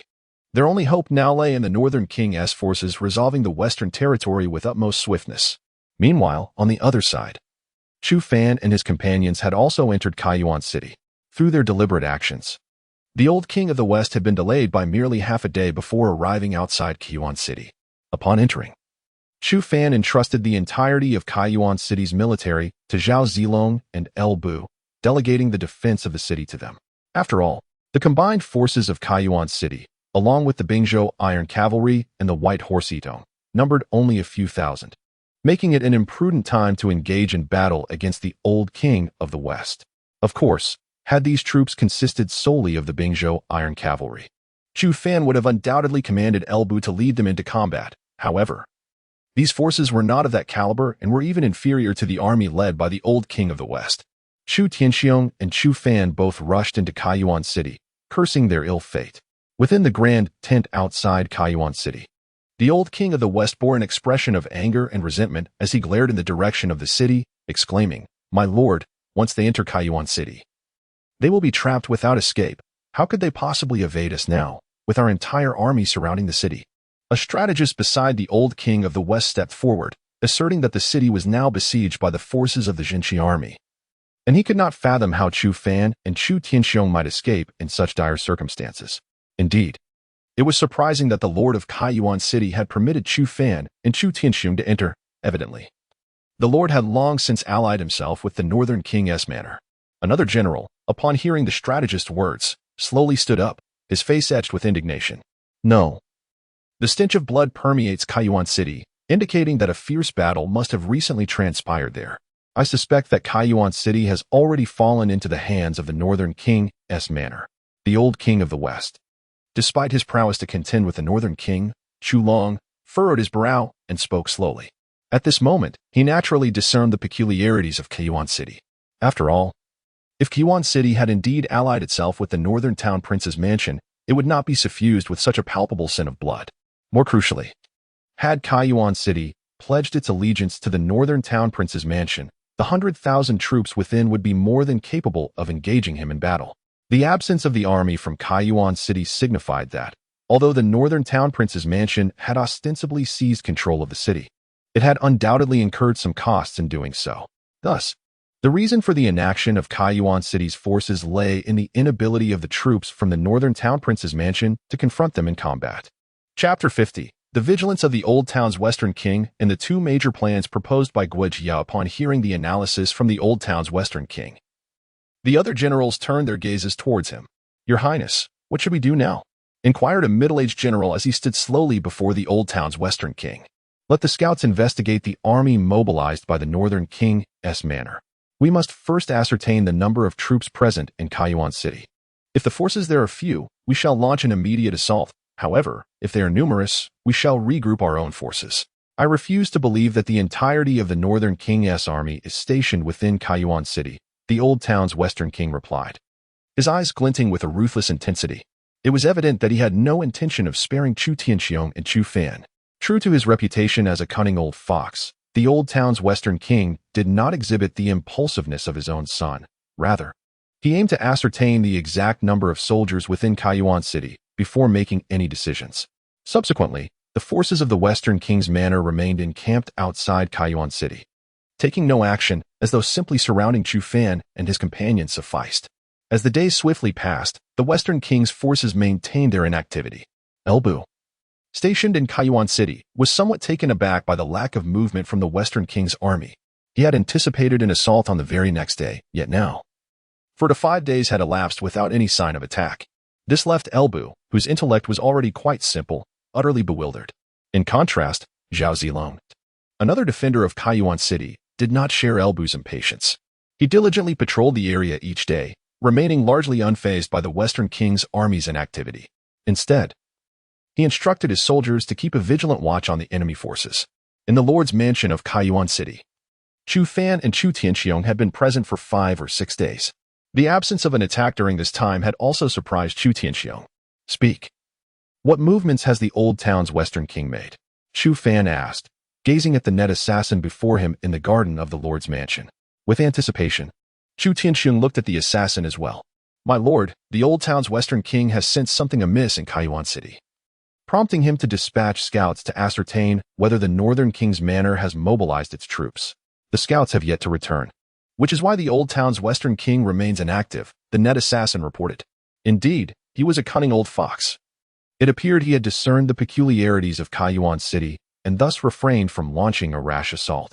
It seems he has surmised that Kaiyuan City now belongs to our Northern King's manor, which is why he seeks to investigate the number of troops that might be deployed before deciding on an offensive.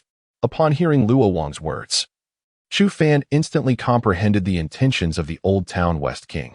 With a hint of resignation, he remarked that he had indeed underestimated the Old Town West King. His decision to refrain from attacking was, in fact, the most advantageous choice for us, considering the limited forces we possessed in Kaiyuan City. Meanwhile, upon receiving news from Luowa, Chu Tianqing secretly breathed a sigh of relief.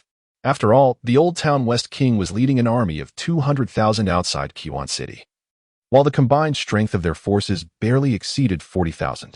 It would be quite challenging to withstand the onslaught of such a massive force with only 40,000 troops. Of course, had those 40,000 been the White Horse Idong, Chu Tianqing would have charged into battle without hesitation. However, among these troops, over 30,000 were former soldiers of Kaiyuan City, which, in Chu Tianqing's eyes, were rather feeble. "Feng Xiao, do you have a plan?" Chu Fan inquired. But he did not agree with his father's assessment. Instead, he slowly turned his gaze towards the inebriated Guijia beside him. Upon hearing Chu Fan's words, Chu Tianqing also directed his attention to Guijia, who, despite appearing like a mere drunkard, was not to be underestimated. After all, he was a brilliant strategist and a formidable sorcerer of the ethereal realm. "Young master, do you wish for the Town West King's army to attack or to retreat?" Guijia asked calmly, setting down his wine jar. "What if I desire the Town West King's army to assault Kaiyuan City?" Chu Fan replied, observing the composed Guijia, realizing that he had concocted a scheme. As soon as Chu Fan's words fell, a look of concern surfaced on Chu Tianqing's face. However, recalling Chu Fan's ability to conjure miracles in dire situations, he chose to remain silent, instead watching Guijia with keen interest to see what plan he would devise. "If you wish for the Town West army to attack Kaiyuan City, simply relay a message through Luo Wang. Conversely, if you wish for them to retreat, it would suffice to send 2 messages," Guijia stated, taking a sip from his wine jar before continuing. "You intend for Luo Wang to convey false information to the Town West army?" Upon hearing Guijia's words, Chu Fan quickly grasped the concept, a smile gracing his face as a glimmer of calculation sparkled in his eyes. "Indeed, if you wish for the Old Town West King to assault Kaiyuan City, instruct Luo Wang to deliver a message stating that the Northern Town King is deploying 50,000 troops to besiege Kaiyuan City, resulting in a bitter struggle that leaves both sides severely wounded before ultimately capturing the city. If the soldiers defending the city are indeed all the forces of Kaiyuan City, how could the Old Town West King resist such a tantalizing temptation?" Guijia gradually rose to his feet and began to analyze the situation. Upon concluding his analysis, he turned to Chu Fan and continued speaking. "However, if you wish for the Old Town West King to withdraw, it is quite simple. You merely need to instruct the Luo network to convey 2 messages to him. The first message should inform him that the Northern Town King's residence has mobilized hundreds of thousands of troops to launch an assault on Kaiyuan City, easily capturing it, and they are now awaiting his advance. The second message should indicate that the Grand Marshal of the Tianqing Dynasty is currently reorganizing the troops, although their intentions remain uncertain. Their target is likely the Western territories." With that, Guijia returned to his original position, sipping his drink. Meanwhile, Chu Tianqing found himself entirely ensnared by the rhetoric that Guijia had just articulated. Chapter 51. Guijia's Strategy, Chu Fan's Hidden Card. And the 100,000 iron cavalry of Beilong on the other side, Chu Fan had already discerned Guijia's intentions, leading him to naturally opt for the first plan. After all, if the old king of the West returned, the mobilization of the Northern King's manor would lose its significance. Moreover, Chu Fan still possessed a formidable trump card. He instructed the web to transmit the initial message to the old king of the West. Subsequently, he resolutely made his decision. Guijia was not surprised by Chu Fan's choice, for he had anticipated which plan Chu Fan would adopt when he devised the 2 options. However, a flicker of concern crossed the face of Chu Tianqing, as he realized that this course of action would undoubtedly lead the old king of the West's army to launch a direct assault on Kaiyuan City. Given the current strength of Kaiyuan City, its defenses were far from guaranteed. Nevertheless, upon seeing the unwavering determination in his son's eyes, his worry subsided. He understood that if Chu Fan lacked confidence, he would never take such a perilous risk. This was evident from the fierce battles of recent days. Soon after, the web disguised itself as spies from the old king of the West Manor and relayed the message to him.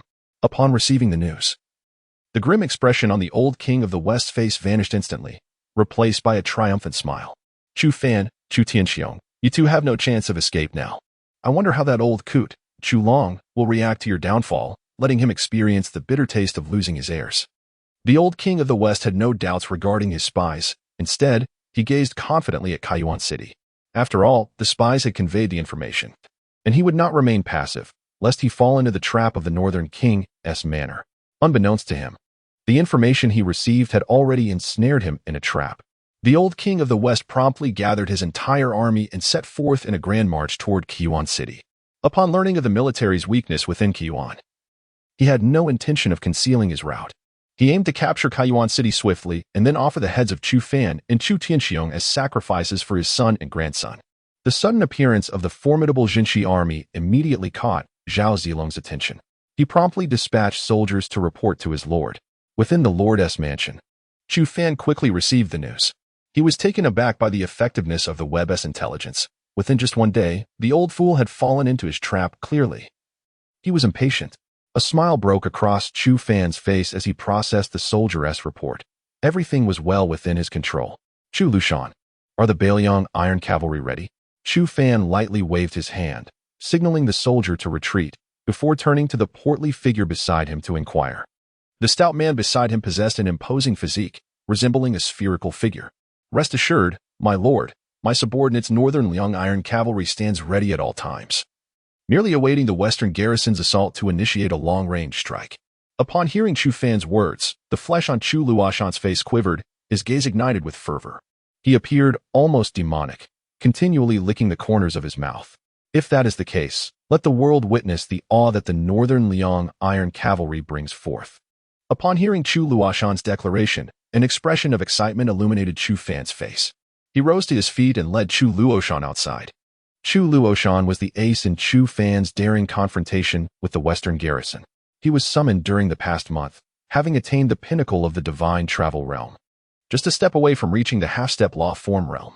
However, the most significant aspect was not merely Chu Luoshan's prowess in the divine travel realm, but the fact that he commanded 100,000 Northern Liang Iron Cavalry. This meant that Chu Fan had summoned not only Chu Luoshan, who had achieved the divine travel realm, but also the formidable force of 100,000 Northern Liang Iron Cavalry. Chu Luoshan was one of the unparalleled commanders in the world of snow, perhaps not as renowned as Qin Jibao, yet his command abilities could rival those of Qin Jibao. After all, in the snowy expanse, only he could counterbalance Qin Jibao's might. Furthermore, he had once led 1,000 cavalry to conquer Shu, earning the illustrious title of 1,000 Cavalry Opening Shu. Thus, regardless of the circumstances, Chu Luoshan was indeed an extraordinary commander, and Chu Fan believed his capabilities might be on par with those legendary generals of history.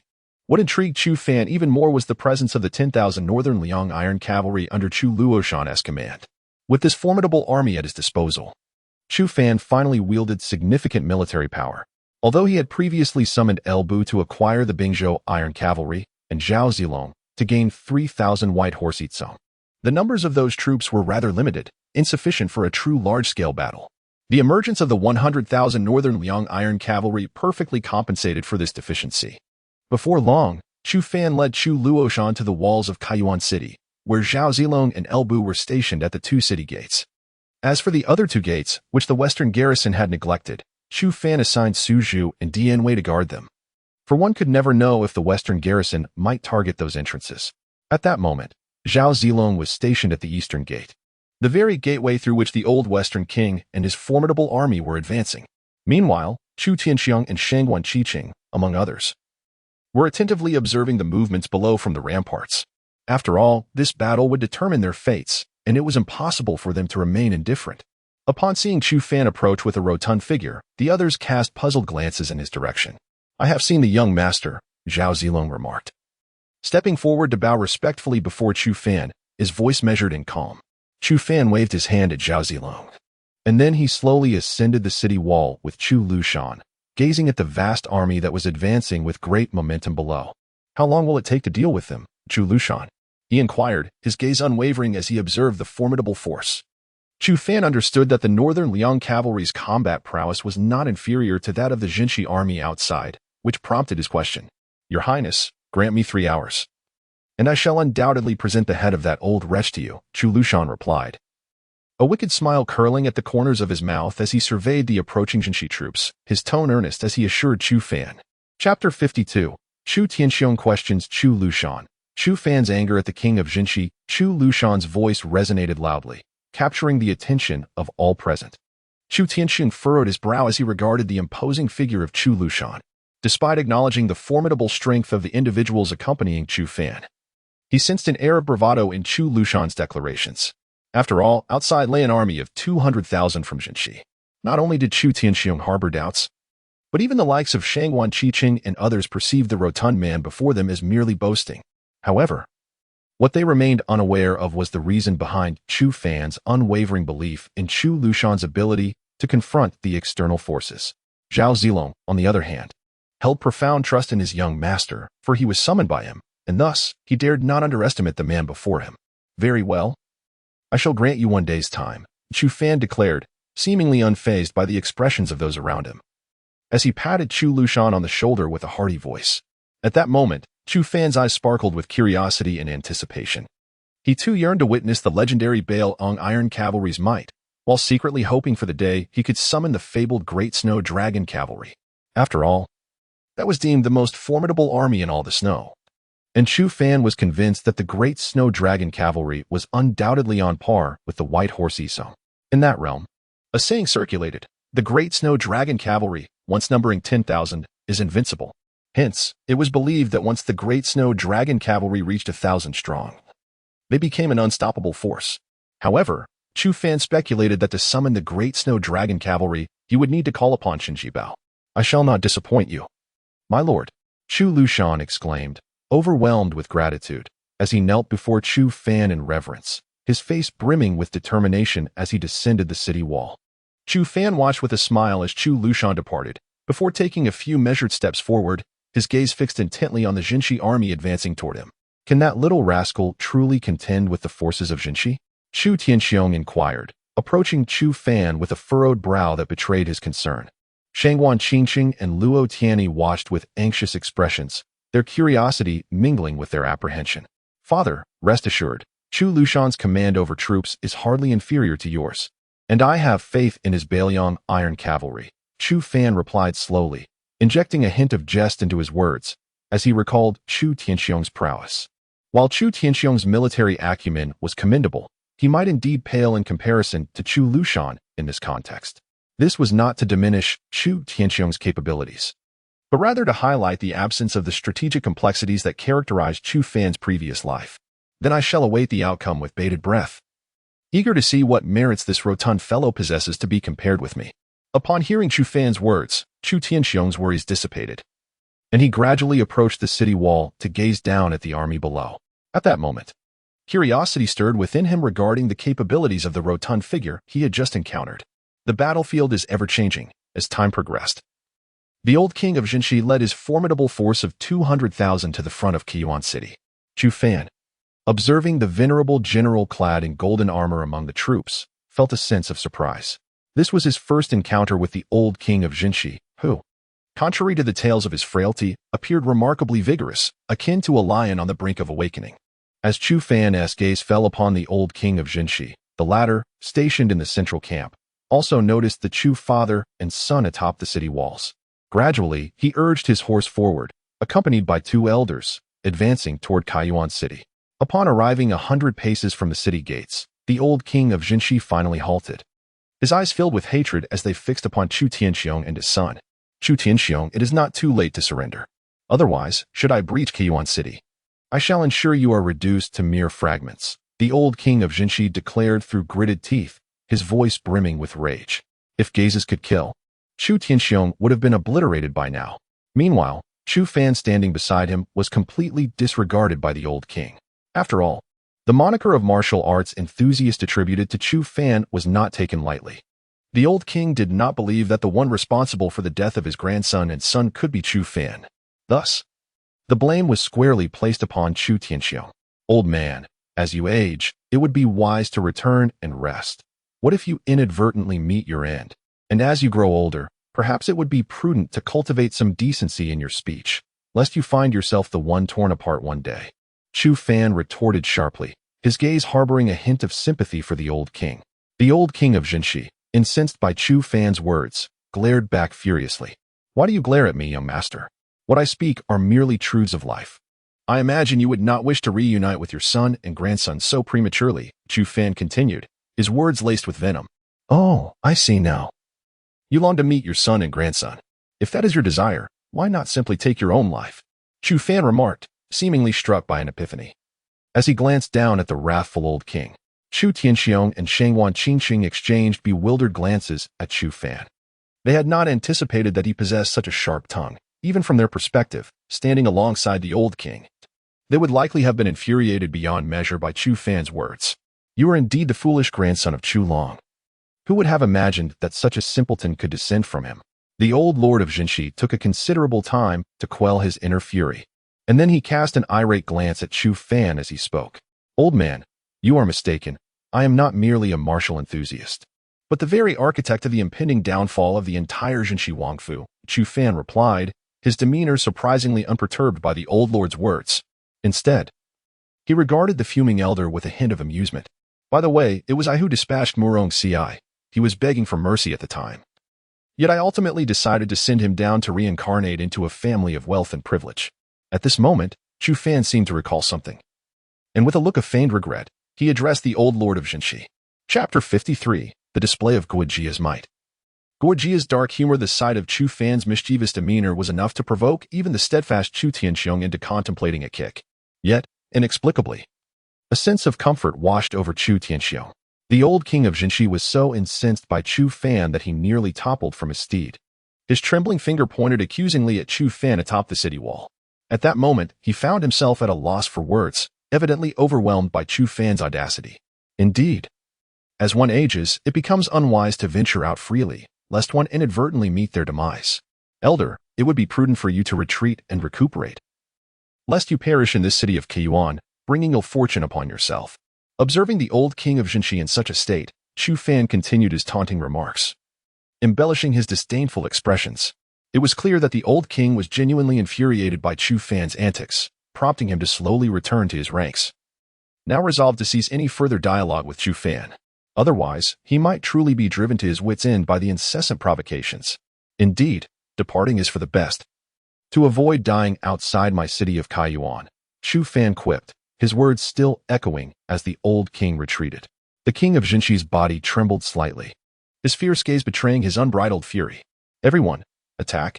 That wretched creature's life is mine to claim, he commanded upon rejoining his forces. His teeth clenched in rage as he gestured towards Chu Fan. His troops, stirred by his command, surged forward towards the city of Keyuan. Siege engines were swiftly deployed, hurling massive boulders weighing several tons toward the city. Witnessing the scene from the battlements, Chu Fan felt a twinge of shock. Indeed, for mere mortals, withstanding such colossal stones would be an insurmountable challenge. Yet, the defenders atop the walls were no ordinary men, and among them stood the formidable Zhao Zilong, a being of extraordinary prowess. Water-gathering technique, condense, Guojia intoned, observing the meteoric boulders descending upon them. With a deliberate gesture, he summoned the waters of the moat, which began to coalesce into a formidable wall of water, effectively halting the barrage of boulders that rained down like celestial bodies. It was as if the stones were suspended in the very air before them. A sorcerer? I had not anticipated the presence of a sorcerer within the Northern King's ranks. The old king of Jinshi gasped in astonishment, realizing that he had encountered an unexpected adversary within the city of Kaiyuan. This revelation suggested that his forthcoming assault would be fraught with complications. Nevertheless, he did not call for a retreat of the siege engines. Instead, he ordered them to increase their intensity. He doubted that the sorcerer could withstand the sheer volume of boulders launched by their engines. However, he greatly underestimated Guojia's capabilities, who remained unfazed, observing the water wall with a calm demeanor amidst the cacophony of crashing stones outside. At the moment when the colossal stones collided with the water wall, a myriad of splashes erupted, Yet this did not impede the water wall's steadfast defense against the advancing boulders. Is this the advantage of possessing a sorcerer? Chu Tianxiong murmured to himself as he observed the relentless cascade of giant rocks ahead. It is noteworthy that he had previously defended cities, but in such situations, they relied on generals of the Meridian Realm or even the Divine Realm to address the threat.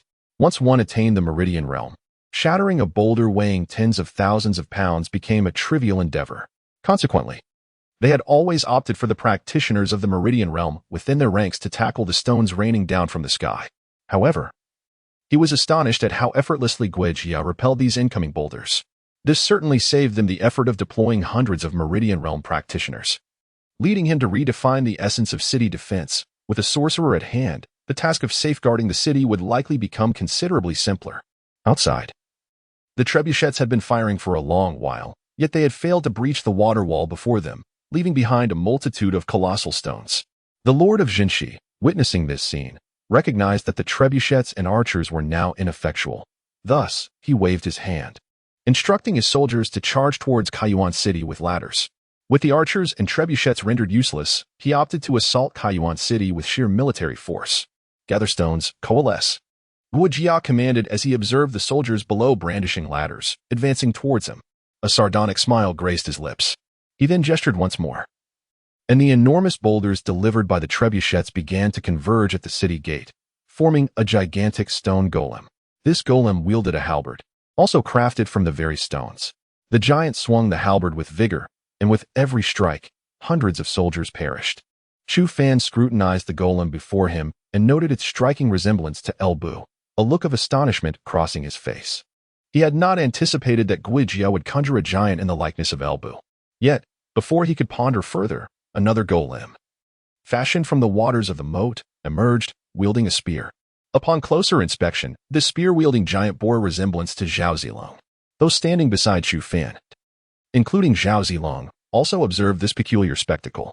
They exchanged strange glances directed at Guijia. Noticing their gaze, Guijia merely smiled serenely, continuing to command the two golems in combat against the soldiers outside. "Why does this giant resemble Brother Zilong so much?" remarked Luo Qingyun. Her brow furrowed in confusion as she looked at Zhao Zilong. During this time, she had become quite familiar with him. Thus the appearance of the giant struck her as oddly reminiscent. The young lad scrutinized the colossal figure fashioned from the water of the moat, then turned his gaze towards Zhao Zilong standing before him. Upon hearing the boy's remarks, Zhao Zilong instinctively covered his eyes, taken aback by the revelation that his strategist had crafted such a likeness using the moat's water. One could only ponder how that scoundrel, Elbu, would react if he were to learn of this. At that moment, Zhao Zilong's thoughts wandered, contemplating the potential response of Elbu upon discovering the truth. However, Zhao Zilong held no grievances. After all, despite his strategist's penchant for mischief, such antics had effectively thwarted the assaults of the encroaching armies outside. Chapter 54. The Bluebird Strikes Again. A revelation from Chu Fan when Chu Tianxiang and Shangguan Qicheng beheld the two colossal giants created by the state. Their expressions were filled with curiosity, devoid of any other emotion. This marked their inaugural encounter witnessing a sorcerer truly wielding their craft. It was indeed their first experience observing the sorcerer's art, prompting them to attentively study the spectacle.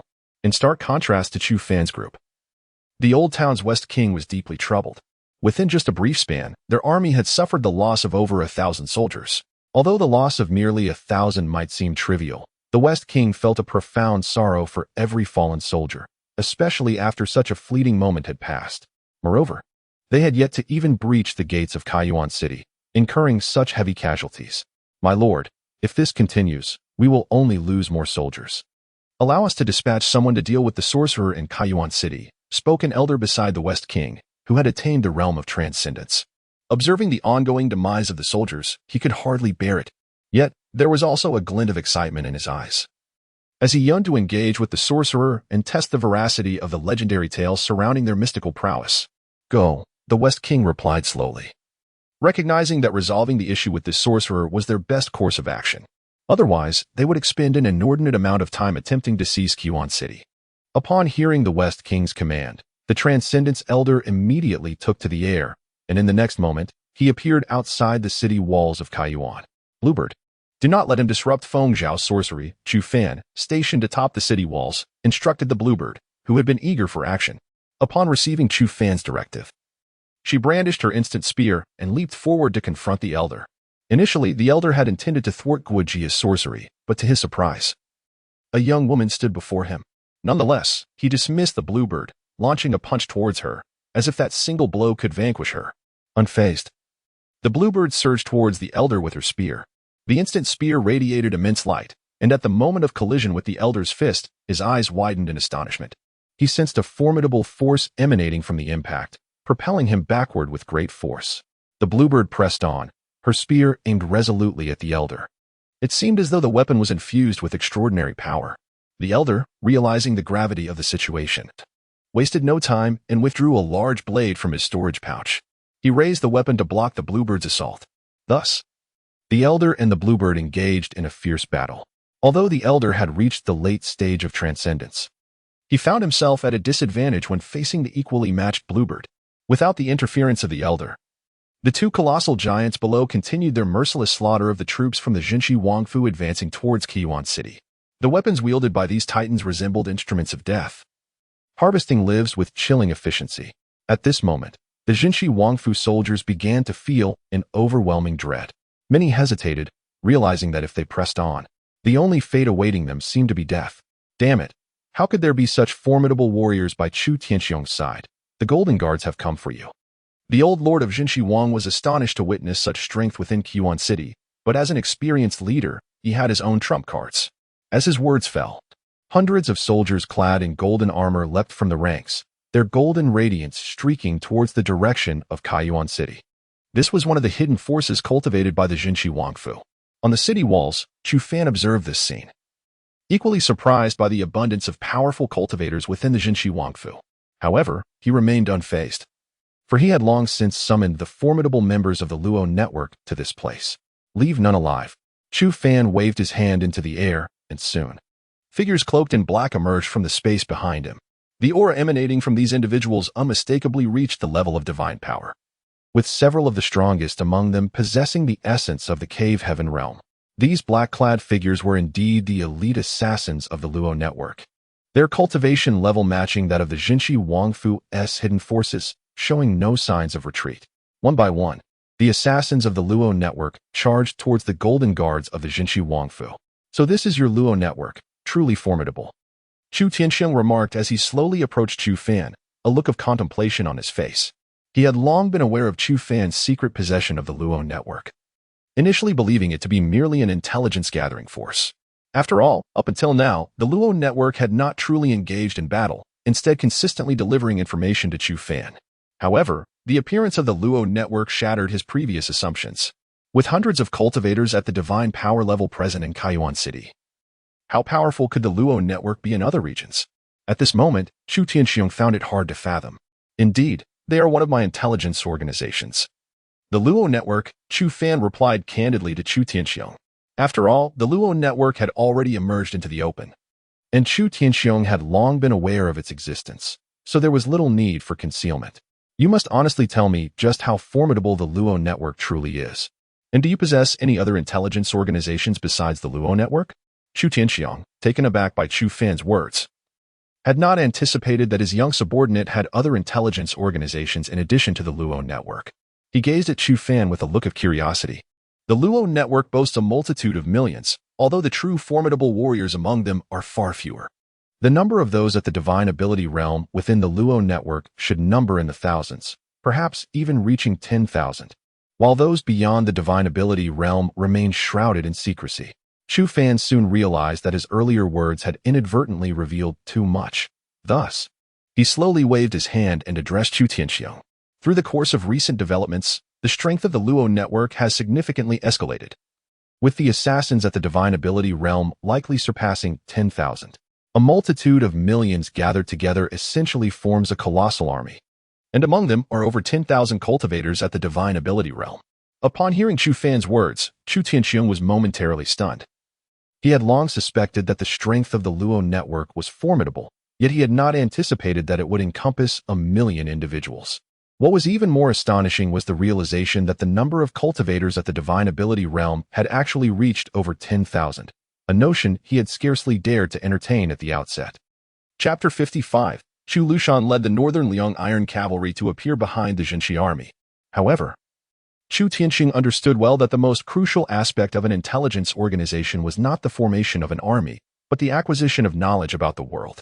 With a network of 1,000,000 informants at his disposal, Chu Fan possessed the ability to monitor every stir across the entire Great Yan. It was even possible that not a whisper from the eastern domain could escape his notice. Moreover, in addition to this extensive network, the existence of the Jinyui was also noteworthy. While Chu Tianxiong could not discern which was stronger between the Jinyui and the informants, it was evident that the Jinyui, mentioned alongside Chu Fan and his network, was formidable in its own right. Taking a deep breath, Chu Tianxiong was astonished to realize the sheer magnitude of power wielded by his son. Shangguan Qiqing and Luo Tianyi, too, were struck by the gravity of Chu Fan's words, their expressions reflecting a shared trepidation. Especially Shangguan Qiqing, who grasped the terrifying implications of possessing over 1,000,000 members in an intelligence organization.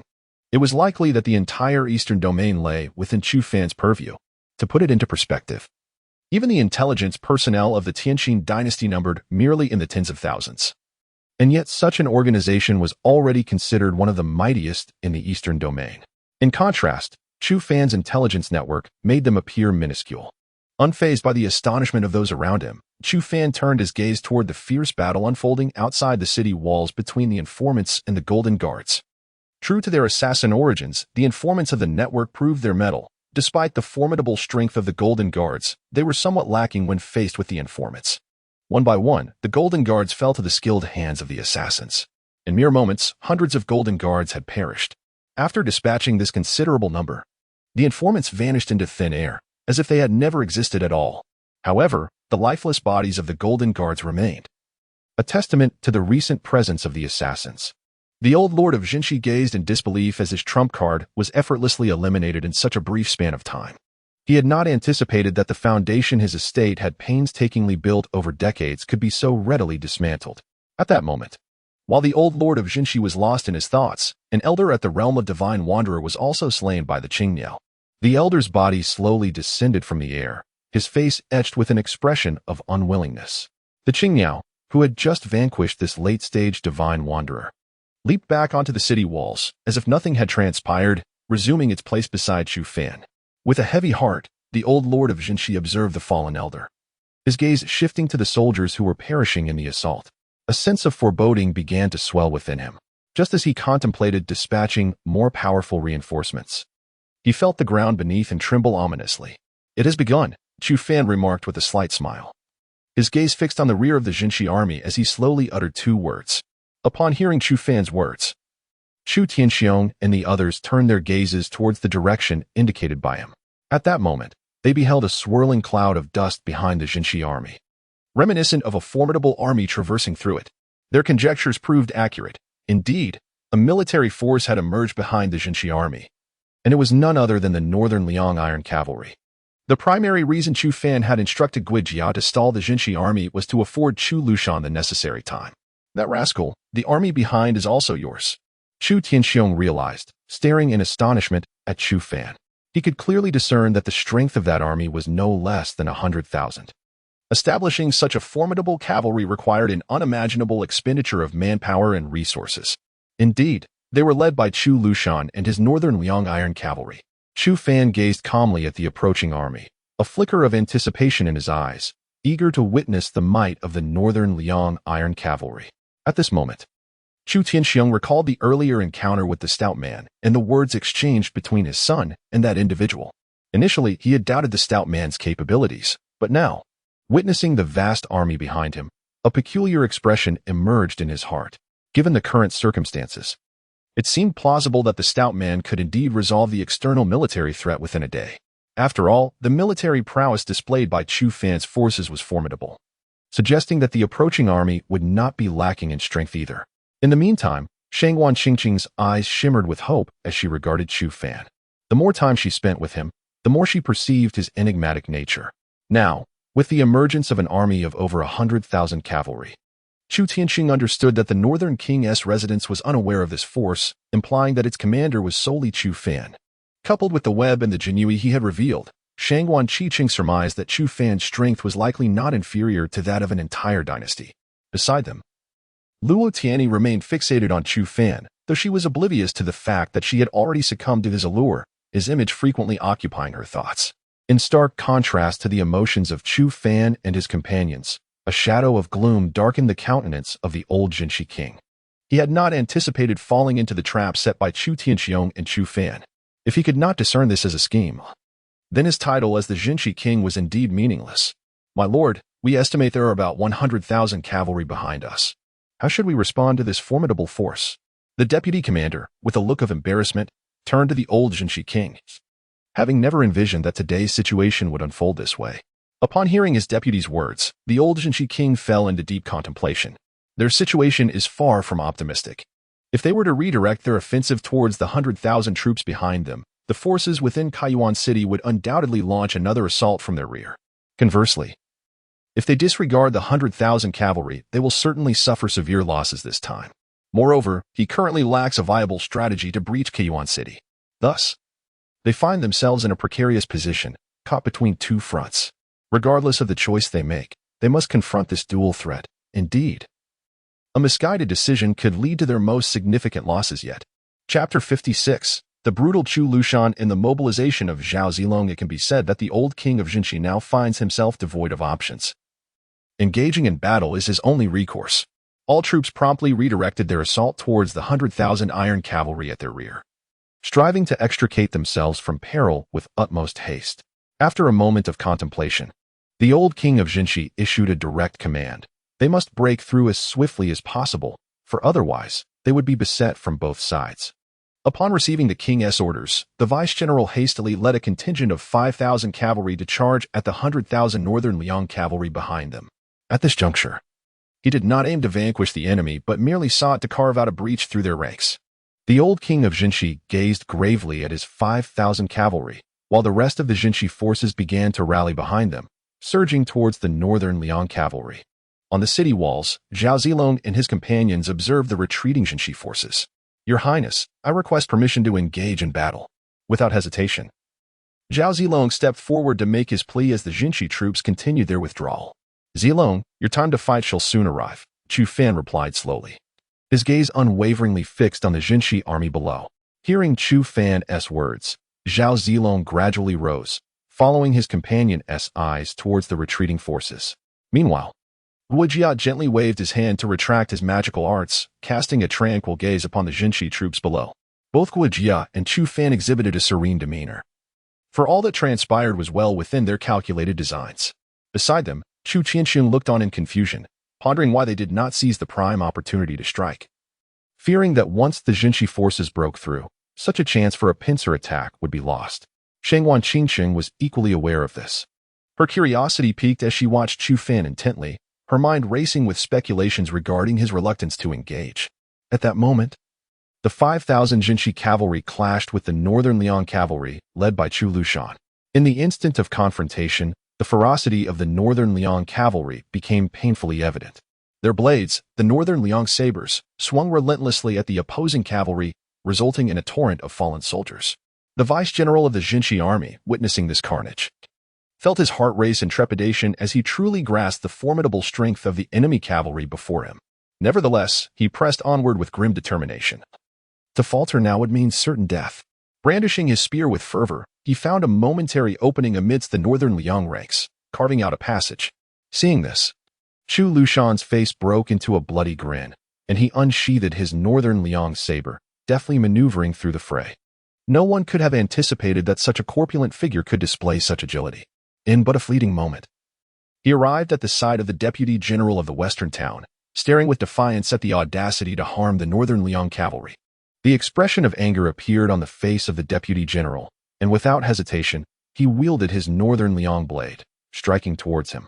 As a practitioner at the pinnacle of the divine travel realm, Chu Lushan's attack was far beyond what a mere practitioner of the cave heaven realm could withstand. His blade severed the long spear from the deputy general's grasp, and with unrelenting force, it cleaved the deputy's steed in two. This was also the reason Chu Lushan refrained from outright slaying the deputy general. In that moment, the deputy general was caught off guard, staring blankly at Chu Lushan. The battlefield, ever-changing, saw in that brief second, Chu Lushan's northern Liang blade remove one of his arms. A piercing scream echoed throughout the battlefield. Yet, At that moment, Chu Lushan could not afford to let the deputy general escape. He relentlessly swung his northern Liang blade, and in mere moments, the deputy general found both his hands and feet severed. With a sense of vindication, Chu Lushan delivered a final blow, ending the deputy general's life, and then continued to charge into the ranks of the Western town forces. Chu Lushan's aura of slaughter was palpable, and wherever he passed, there lay a trail of corpses. The 100,000 Northern Liang cavalry, under such a commanding presence, became even more formidable. They wielded their long spears with ferocity, dispatching the Western town soldiers before them. Some Northern Liang cavalrymen even wielded a spear in one hand and a Northern Liang blade in the other, engaging in fierce combat. In an instant, the battlefield was dominated by the 100,000 Northern Liang cavalry. The 5,000 Western town soldiers who had just charged forward saw 3,000 fall, leaving only 2,000 standing in less than a moment. How did the Northern town possess such terrifying cavalry? It seemed that without paying a price today, escape was impossible. Observing from the rear, the Western town king witnessed this scene, his eyes reflecting a complex array of emotions. He then gestured, summoning several elders emanating the essence of the divine travel realm to his side. These elders surged forward with remarkable speed, arriving at the battlefield within mere breaths. Once at the center, they quickly locked onto Chu Lushan, for he was the most formidable among the Northern Liang cavalry. They charged towards him with determination. Chu Lushan, noticing the approach of these elders, felt a surge of gravity in his expression and raised his Northern Liang blade to confront them. Meanwhile, atop the city walls, Chu Fan and others witnessed the unfolding drama. A look of concern crossed Chu Tianxiong's face. Although Chu Lushan had attained the divine travel realm, he now faced several formidable opponents of the same caliber.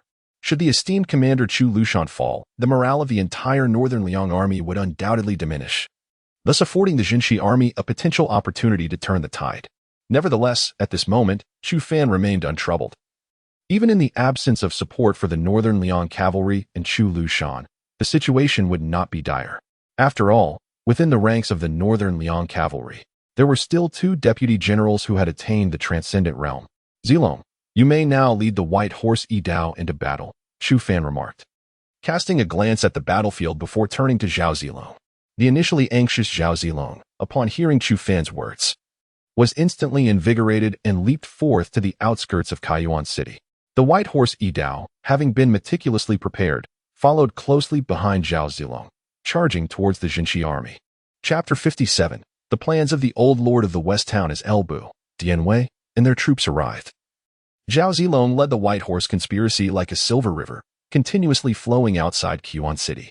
In a mere moment, Zhao Zilong, instead of commanding from the rear, charged headfirst into the ranks of the West Town army. With each swing of his dragon spear, shimmering with silver light, dozens, if not hundreds, of the West Town soldiers fell. The white horse conspiracy, fierce and formidable, decimated over 1,000 foes with a single charge. Zhao Zilong pressed onward, steadily approaching the old lord of the West Town. Despite the overwhelming prowess of the white horse conspiracy, Zhao Zilong could not afford to let them engage in prolonged combat, for he only commanded 3,000 men, and each loss would weigh heavily on his heart. The swiftest resolution to this battle lay in capturing or slaying the old lord of the West Town. How could the lord's manor possess such a terrifying army? The old lord of the West Town gazed in disbelief at Zhao Zilong and the white horse conspiracy advancing toward him.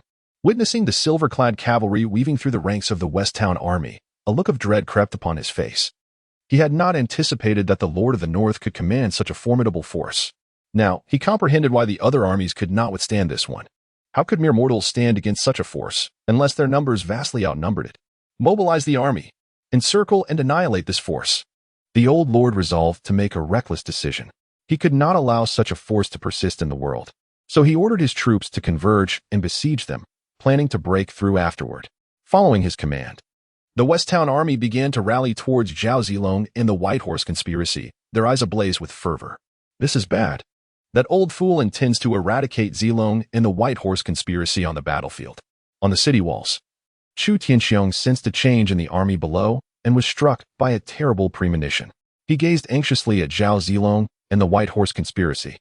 Although he understood their formidable strength, if the old lord of the West Town were to unleash his entire army upon them, Zhao Zilong, a master of the law manifestation realm, might escape, yet the 3,000 of the White Horse conspiracy would surely perish.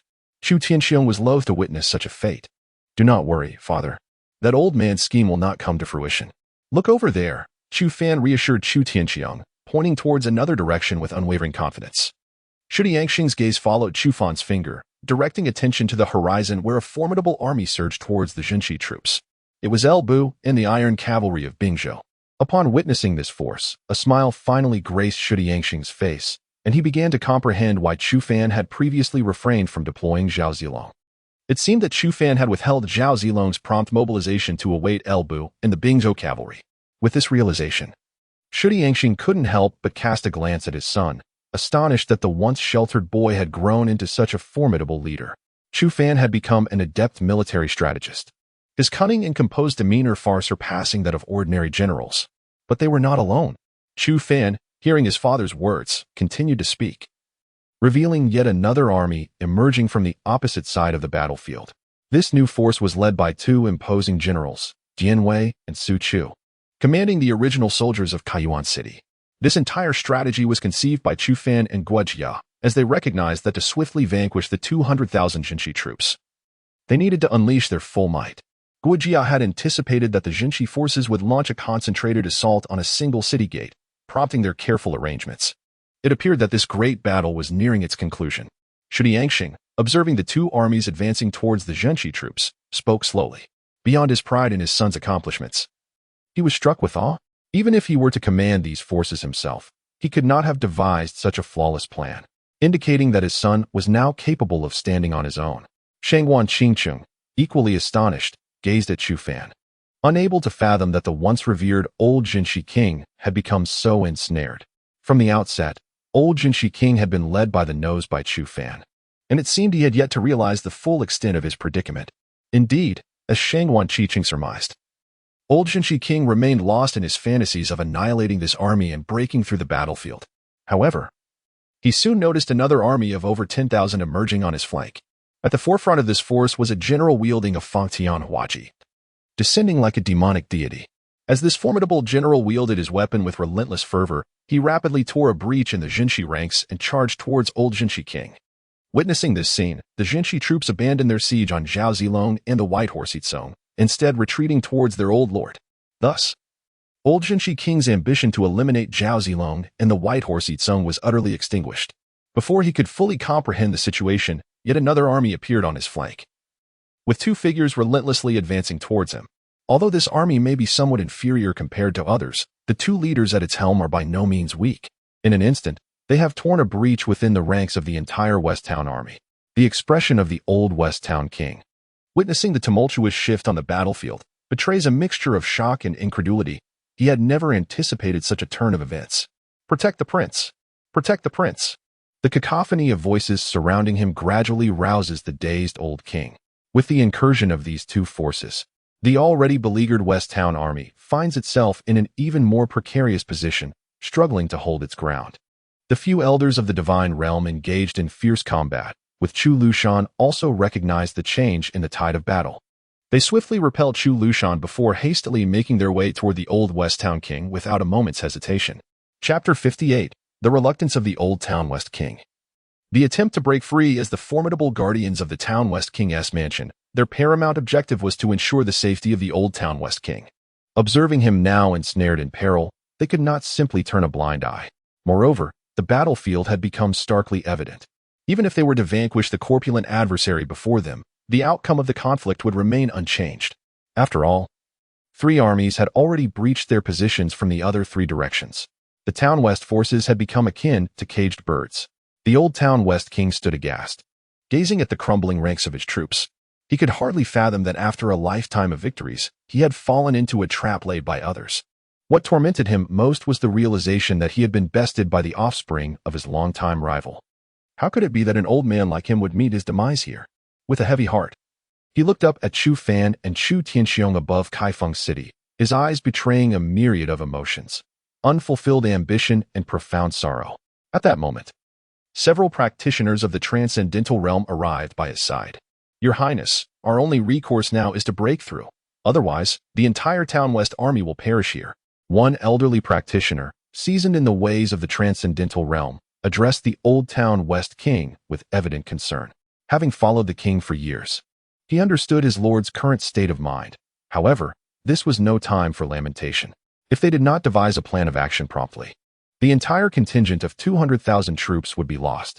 Though this defeat had inflicted significant wounds upon their pride, if the Old Town West King could escape, the calamity would not be deemed insurmountable. Upon hearing the Elder's words, the Old Town West King's countenance grew more pained. He was acutely aware that the battle had been lost, yet a lingering sense of indignation remained within him. After all, he had been vanquished by the progeny of his old adversary, a fact that would render him incapable of holding his head high before his peers. Let us break through. After a prolonged silence, the Old Town West King finally closed his eyes and spoke to the elder of the transcendental realm before him. A terrifying expression, akin to that of a demon, twisted his features. The elder, hearing the king's words, let out a resigned sigh and signaled to the other practitioners of the transcendental realm nearby. Two of these practitioners swiftly moved to the forefront of the Town West army, preparing to lead the troops in their desperate bid for escape. It seemed that this old fellow was determined to break free, yet one could not help but wonder what face he had left to do so, having been defeated by the very hands of his adversary. Even if he managed to escape, the world would surely mock him. Standing atop the city walls, Chu Tianxiong observed the shifting dynamics within the Town West forces and could not suppress a smile. With unabashed audacity, he claimed the credit for this triumph as his own. Upon hearing the words of Chu Tianxiong, Chu Fan could only helplessly rub his forehead, taken aback that his father had audaciously attributed the merit to him. As the son of Chu Tianxiong, he felt it was inappropriate to voice his dissent, and thus he could only gaze with resignation at the battlefield below. However, Chu Fan firmly believed that the old king of Jinshi could not possibly escape this time. After all, in addition to the formidable Zhao Zilong and El Bu, who were both masters of there were also the accomplished cultivators Dian Wei and Su Zhu at the peak of them. More importantly, Chu Lushan, in his eagerness for glory, would certainly ensure that the old king of Jinshi did not flee. As fate would have it, Chu Lushan, leading the cavalry of Baoyang, was acutely aware of this imperative. His gaze was fierce as he fixed his eyes on the old king of Jinshi, resembling a venomous serpent lurking in the shadows. In an instant, he vanished amongst the ranks of the Baoyang cavalry, heading directly towards his target. Meanwhile, Zhao Zilong and El Bu relentlessly pressed forward, cutting through the ranks of the Jinshi army, with their sights set on the old king of Jinshi. However, they found their advance hindered by the soldiers of Jinshi. Nevertheless, should the battle persist in this manner, there was no doubt that the old king of Jinshi would find no escape. The Jinshi army was now engaged in a desperate struggle, yet the two cultivators at the were exceptionally formidable, swiftly organizing their troops in less than a moment. Although they could not muster the entire Jinshi army, they still had around 80 to 90,000 soldiers at their command. With a portion of their forces, they were prepared to fight fiercely. After surveying the battlefield, their attention was drawn towards Zhao Zilong, whose command consisted solely of 3,000 elite cavalrymen, making it the most promising route for a breakthrough. Without a moment's hesitation, the two leaders steered the remaining 80 to 90,000 soldiers of the Jinshi army towards Zhao Zilong. On the other side, El Bu, wielding his Fatian Huaji, also took notice of this maneuver. With a furious roar, he abandoned his pursuit of the old king of Jinshi and led his contingent of 10,000 troops from Bingzhou toward Zhao Zilong. Although El Bu was not the most exceptional commander, he recognized the gravity of the situation should Zhao Zilong falter. The old king of Jinshi would undoubtedly seize the opportunity to escape with his army. The Baoyang cavalry, witnessing this unfolding scene, quickly responded as the two deputy generals split their forces. One deputy general took command of the remaining 50,000 Baoyang cavalry to cover the position El Bu had just vacated. After all, with El Bu's sudden departure, the Jinshi army might attempt to counterattack, offering a slim chance for escape. The battlefield was ever-changing, and soon Zhao Zilong found himself facing two formidable cultivators from the Jinshi royal household accompanied by the 8 to 9,000 soldiers of the Jinshi army. Without a trace of hesitation, Zhao Zilong brandished his long and Liangyin spear, ready to confront the two masters of the Jinshi royal household. Meanwhile, the deputy commander of the White Horse Brigade led the charge, plunging directly into the ranks of the 80 to 90,000 troops of the Town West Army. Due to their overwhelming numbers, the White Horse Brigade managed to carve out a breach in the enemy lines. Numerous soldiers from the Town West Army had already emerged beyond the encirclement, indicating that many had successfully broken free. Observing this scene from the rear, the old lord of the Town West Army could not help but smile, and then he turned his gaze, filled with malice, towards Chu Tianxiong and Chu Fan atop the city wall. In that moment, it seemed as if he intended to etch their faces indelibly into his memory. Chapter 59. The Celestial General Lu Bu. A mighty force of the Lord of the West, it was evident that he intended to engrave the images of Chu Fan and Chu Tianxiong deeply within his memory, seeking revenge against them in the future.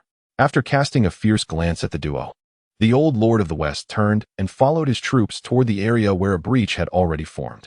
Naturally, Chu Fan and Chu Tianxiong on the city wall perceived the animosity reflected in the old Lord's gaze. Noticing the gap that had emerged, a hint of helplessness crossed Chu Tianxiong's face. Alas, if only our forces were a tad greater, this old wretch would not have escaped. Nevertheless, we have delivered a significant blow. I am certain he will harbor intense resentment towards us after returning. Chu Tianxiong looked towards Zhao Zilong, expressing his frustration. For he bore no ill will towards Zhao Zilong or the White Horse Yizong. Their numbers were merely 3,000. To have engaged the troops of the Lord of the West was already commendable. It was entirely reasonable for the forces of the West to find an opportunity to flee. Although Shangguan Qinsheng felt a tinge of regret upon witnessing the scene, she acknowledged the battlefield's outcome was still commendable.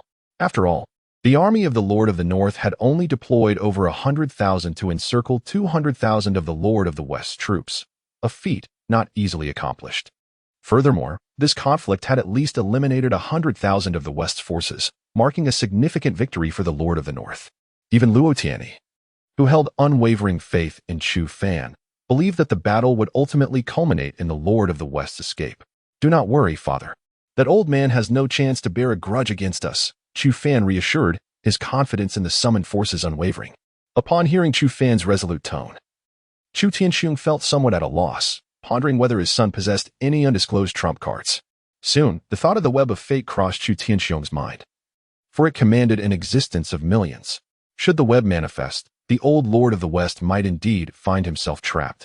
As this thought took root, a glimmer of hope appeared in Chu Tianxiong's eyes. Simultaneously, Shangguan Qinsheng, standing beside him, seemed to have contemplated this possibility as well, quickly directing her gaze towards the old Lord of the West. Unaware of his father's thoughts regarding the web, Chu Fan observed the anticipation in the eyes of those around him without further contemplation. He had not considered invoking the web during this battle unless the old Lord of the West truly escaped the battlefield. Amidst the expectant gazes, Lu Bu descended from his steed like a divine being, transforming into a streak of crimson light. In the next moment, he landed gracefully from the sky, resolutely sealing the breach created by the White Horse Yizong. With unwavering determination, he pushed back the forces of Jinshi, while around him emerged a battlefield reminiscent of a purgatory. The Jinshi army surrounding him continued to fall one by one. The Fang Tianhua Ji in his grasp emitted waves of deep purple energy, annihilating the Jinshi soldiers before him. In an instant, the air was thick with the scent of blood as dismembered bodies rained down from the sky. This scene left everyone utterly astonished. Was this truly within the realm of human capability? The master of the divine wanderer realm, standing beside the old king of Jinshi, wore a dazed expression upon witnessing the spectacle, his gaze filled with despair as he looked towards Elbu. In merely a few breaths, Elbu had slaughtered thousands of Jinshi soldiers. Such an occurrence was unprecedented, even for experts of their caliber. Surely, he must be a peerless powerhouse of the law manifestation realm. Never did they anticipate that the Northern King's estate harbored such a formidable figure. It seemed today they could not escape their doom. Another divine wanderer practitioner beside the old king of Jinshi slowly spoke, a trace of despair flickering in his eyes as well. Despite the mere single realm separating divine wanderers from those of the law manifestation, the disparity felt as vast as that between mortals and immortals. Those who could transcend to the law manifestation realm had already surpassed the limits of humanity. Regardless, we must ensure the princess safe passage today. The divine wanderer of perfected cultivation, witnessing this dire situation, wore a solemn expression, yet a newfound resolve illuminated his face. He then ignited his own lifespan, instantaneously elevating his cultivation to the law manifestation realm, and without a backward glance, charged directly towards Elbu. His aura now rivaled that of Elbu, and a suffocating aura of death enveloped him. Even if he were to survive this encounter with Elbu, he could not escape unscathed, for he had burned away all his remaining years. Amidst the fierce battle, Elbu sensed the distinct aura of the law manifestation realm emanating from above, and he raised his gaze towards the elder. Observing the crimson aura surrounding the elder, Elbu grinned. In the next moment, he hurled his Fang Tianhua Ji and leaped after it, heading straight for the elder. Meanwhile, His previous position was swiftly filled by the White Horse Yizong, plunging the Jinshi army back into a state of siege. More critically, the cavalry of Bingzhou had reached the side of the White Horse Yizong, rendering any hopes of a breakout impossible for the Jinshi forces. Engaged in fierce combat with Zhao Zilong, the two Divine Wanderer practitioners felt the surge of bloodlust from above and exchanged resolute nods.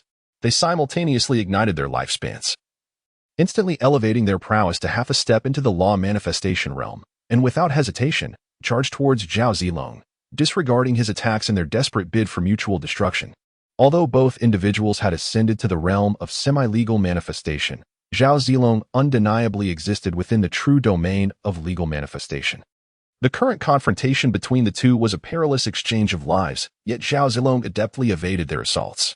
Meanwhile, the dragon spear in his grasp unleashed a flurry of spear blossoms, relentlessly targeting his adversaries. On Zhao Zilong's side of the battlefield, an intricate and subtle conflict unfolded continuously. Although he had yet to subdue the two semi-legal manifestation opponents, whose power derived from their extended lifespans, Zhao Zilong had already gained the upper hand after merely a few exchanges.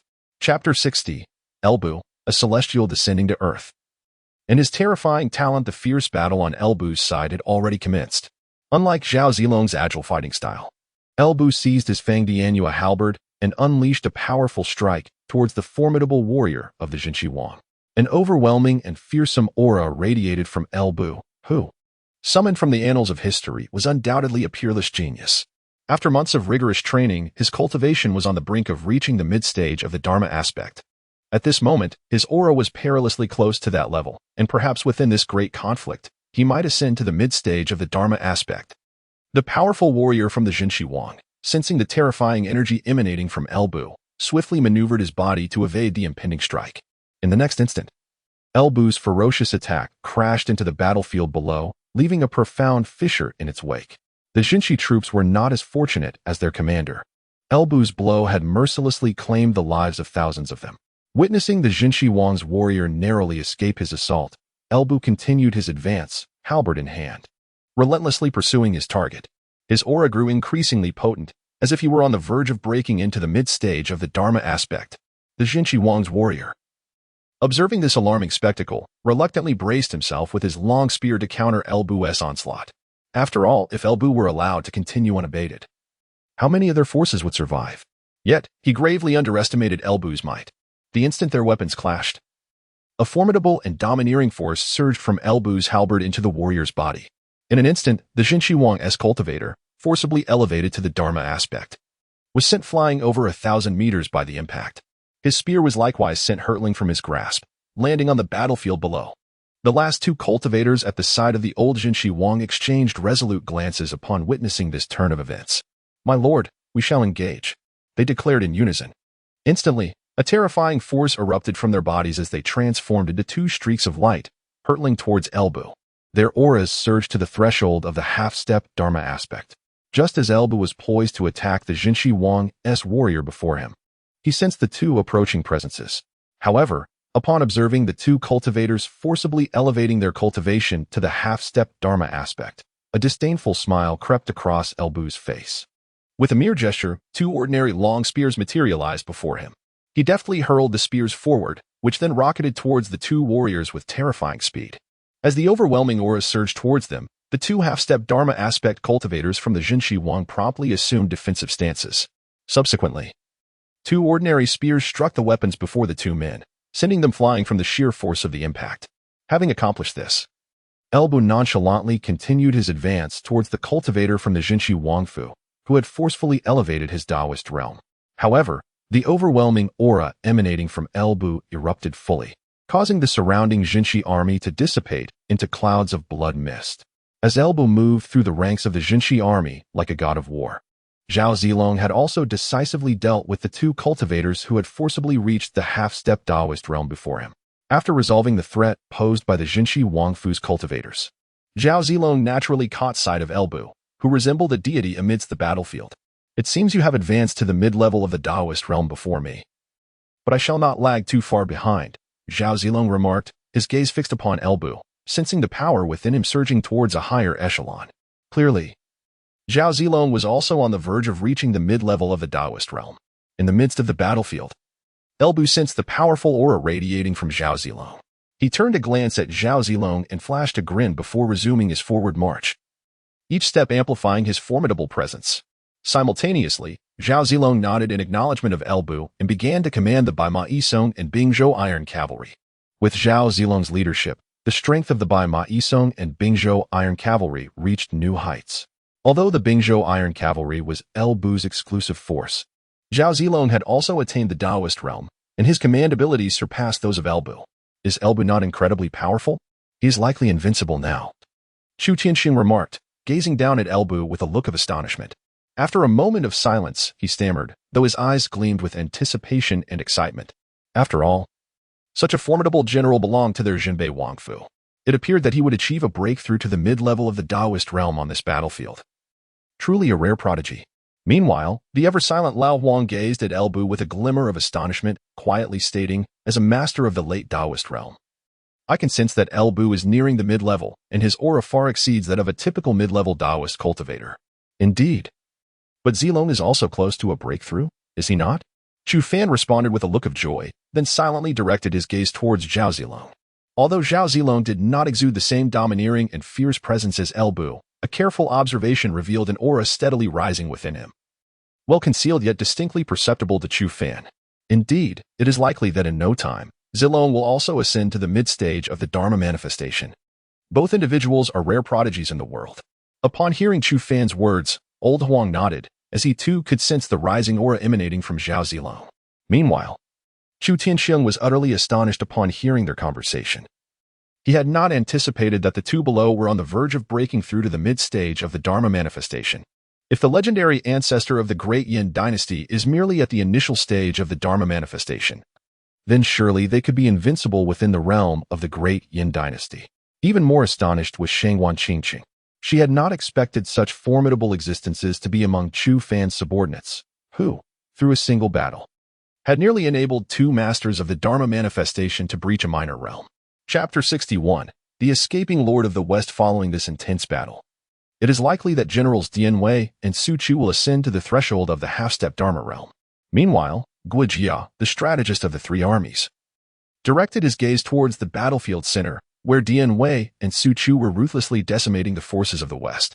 His attention was not solely fixed on Elbu and Zhao Zilong. Rather, it spanned the entirety of the battlefield, as he remained acutely aware of every shift in the tide of war.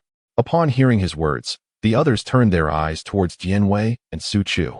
At this moment, the aura emanating from the two had indeed reached the status of half-step Dharma realm. Though less conspicuous than Elbu and Zhao Zilong, their presence and the fervor they exuded were impossible to overlook. Lord Chu Tianxiang of the North gasped in surprise, realizing that in his absence from the North Palace over the past few years, so many formidable warriors had emerged. While these warriors served under his son, they were nonetheless a testament to the power of the North Palace. Chu Fan's attention shifted towards the old Lord of the West, who, perhaps sensing his precarious situation, had commenced his retreat under the protection of an elite escort. However, his speed was not particularly swift. He remained ensnared within the ranks of the West's army, thus not yet breaking free. Notably, a rotund figure loomed behind the old Lord of the West, none other than Chu Lushan. Having concluded his own battle, he had vanished into the throng and now stealthily approached the old Lord's side. At this moment, Chu Lushan concealed his presence so effectively that, were it not for his distinctly plump silhouette, Chu Fan might not have discerned his position. This fellow truly is full of surprises, Chu Fan mused as he observed Chu Lushan's figure. Though the old Lord of the West was destined to be captured, the one who ultimately slays him would undoubtedly be hailed as the most significant contributor to this battle. Chu Lushan's thoughts mirrored those of Chu Fan. Below, the fleeing old Lord of the West remained oblivious to the imminent peril that loomed. He continued to navigate through the West's troops, still shielded by his elite guards. However, the ranks of the West's army were dwindling rapidly. Once a force of 200,000, they now numbered merely 50 to 60,000, and this figure was declining swiftly. As Chu Fan's forces relentlessly encircled the West's army, the remaining soldiers would soon falter. As the old Lord of the West caught sight of a potential escape, a flicker of excitement crossed his face. He turned his head to gaze at Chu Fan and Chu Tianxing atop the city wall, his eyes betraying a venomous fury that could no longer be concealed. Chu Fan, Chu Tianxiang, if I do not avenge this grudge, May I never walk among men again. He vowed, his resolve hardening as he fixed his gaze upon his adversaries. He secretly resolved within himself that upon returning, he would mobilize the entire army of the western region. He could not believe that he could not capture Chu Fan and Chu Tianxiu. Old fellow, you have no chance left. Come with me now to meet my lord. As soon as the words of the old king of the West Town fell, a hearty voice echoed beside him, and the soldiers around him began to descend into chaos. In no time, the old king of the West Town found himself facing a portly figure wielding a northern Liang blade, charging towards him. Although his elite soldiers attempted to shield him from this hefty adversary, the strength of the attacker was formidable, and his speed remained unyielding as he advanced. Run! Quickly! Witnessing this scene, the old king of the West Town hastily fled, his figure becoming increasingly disheveled. Do you think you can escape? The portly figure, known as Chu Lushan, revealed a cruel smile at the corner of his mouth, relentlessly pressing forward with his northern Liang blade. Simultaneously, the elite soldiers of the Western Army fell one after another, and the troops surrounding them, witnessing the situation, began to converge towards this direction, consequently alleviating some pressure on Chu Lushan. Without the obstruction of these elite soldiers, Chu Lushan charged forward on horseback, pursuing the old king of the West Town. As he was about to catch up, Chu Lushan leaped, landing directly in front of the fleeing king, effectively blocking his path. Do you not fear the imperial family of Dian for such actions from your northern town palace? Or do you wish to declare war against the Dian imperial family? At this moment, despite his disheveled appearance, the old king of the West Town held a determined gaze, inquiring of Chu Lushan with an unwilling heart. Yet, a glimmer of hope still lingered within him, for if the northern town palace were to execute him, it would mean a definitive enmity with the Dian imperial family. Although the northern town palace was indeed powerful, the old king of the West Town believed they would not choose to engage in conflict with the imperial family at this juncture. I care not for whether there will be war with the Dian imperial family. My sole aim is to capture you, as I promised my lord. And thus I am bound to fulfill it, Chu Lushan replied, a cruel smile gracing his features. He feared not the so-called Dian imperial family. If they truly opposed his lord, he would not hesitate to annihilate the entire realm of Dian. Moreover, Chu Lushan believed the whole world belonged to his lord. In that moment, he felt no trepidation towards the Dian imperial family. It seemed the northern town palace had indeed turned against the tide. Yet capturing the old man would not be so simple. Upon hearing Chu Lushan's words, the old king of the West Town fully comprehended that relying on the imperial family's influence would not allow him to escape the conflict. Thus, he fixed a venomous glare upon Chu Lushan before unleashing the formidable aura of his perfected realm. As the esteemed king of the western town and the rival of the northern king, Chu Long, he is far from being a mere ornament within the military.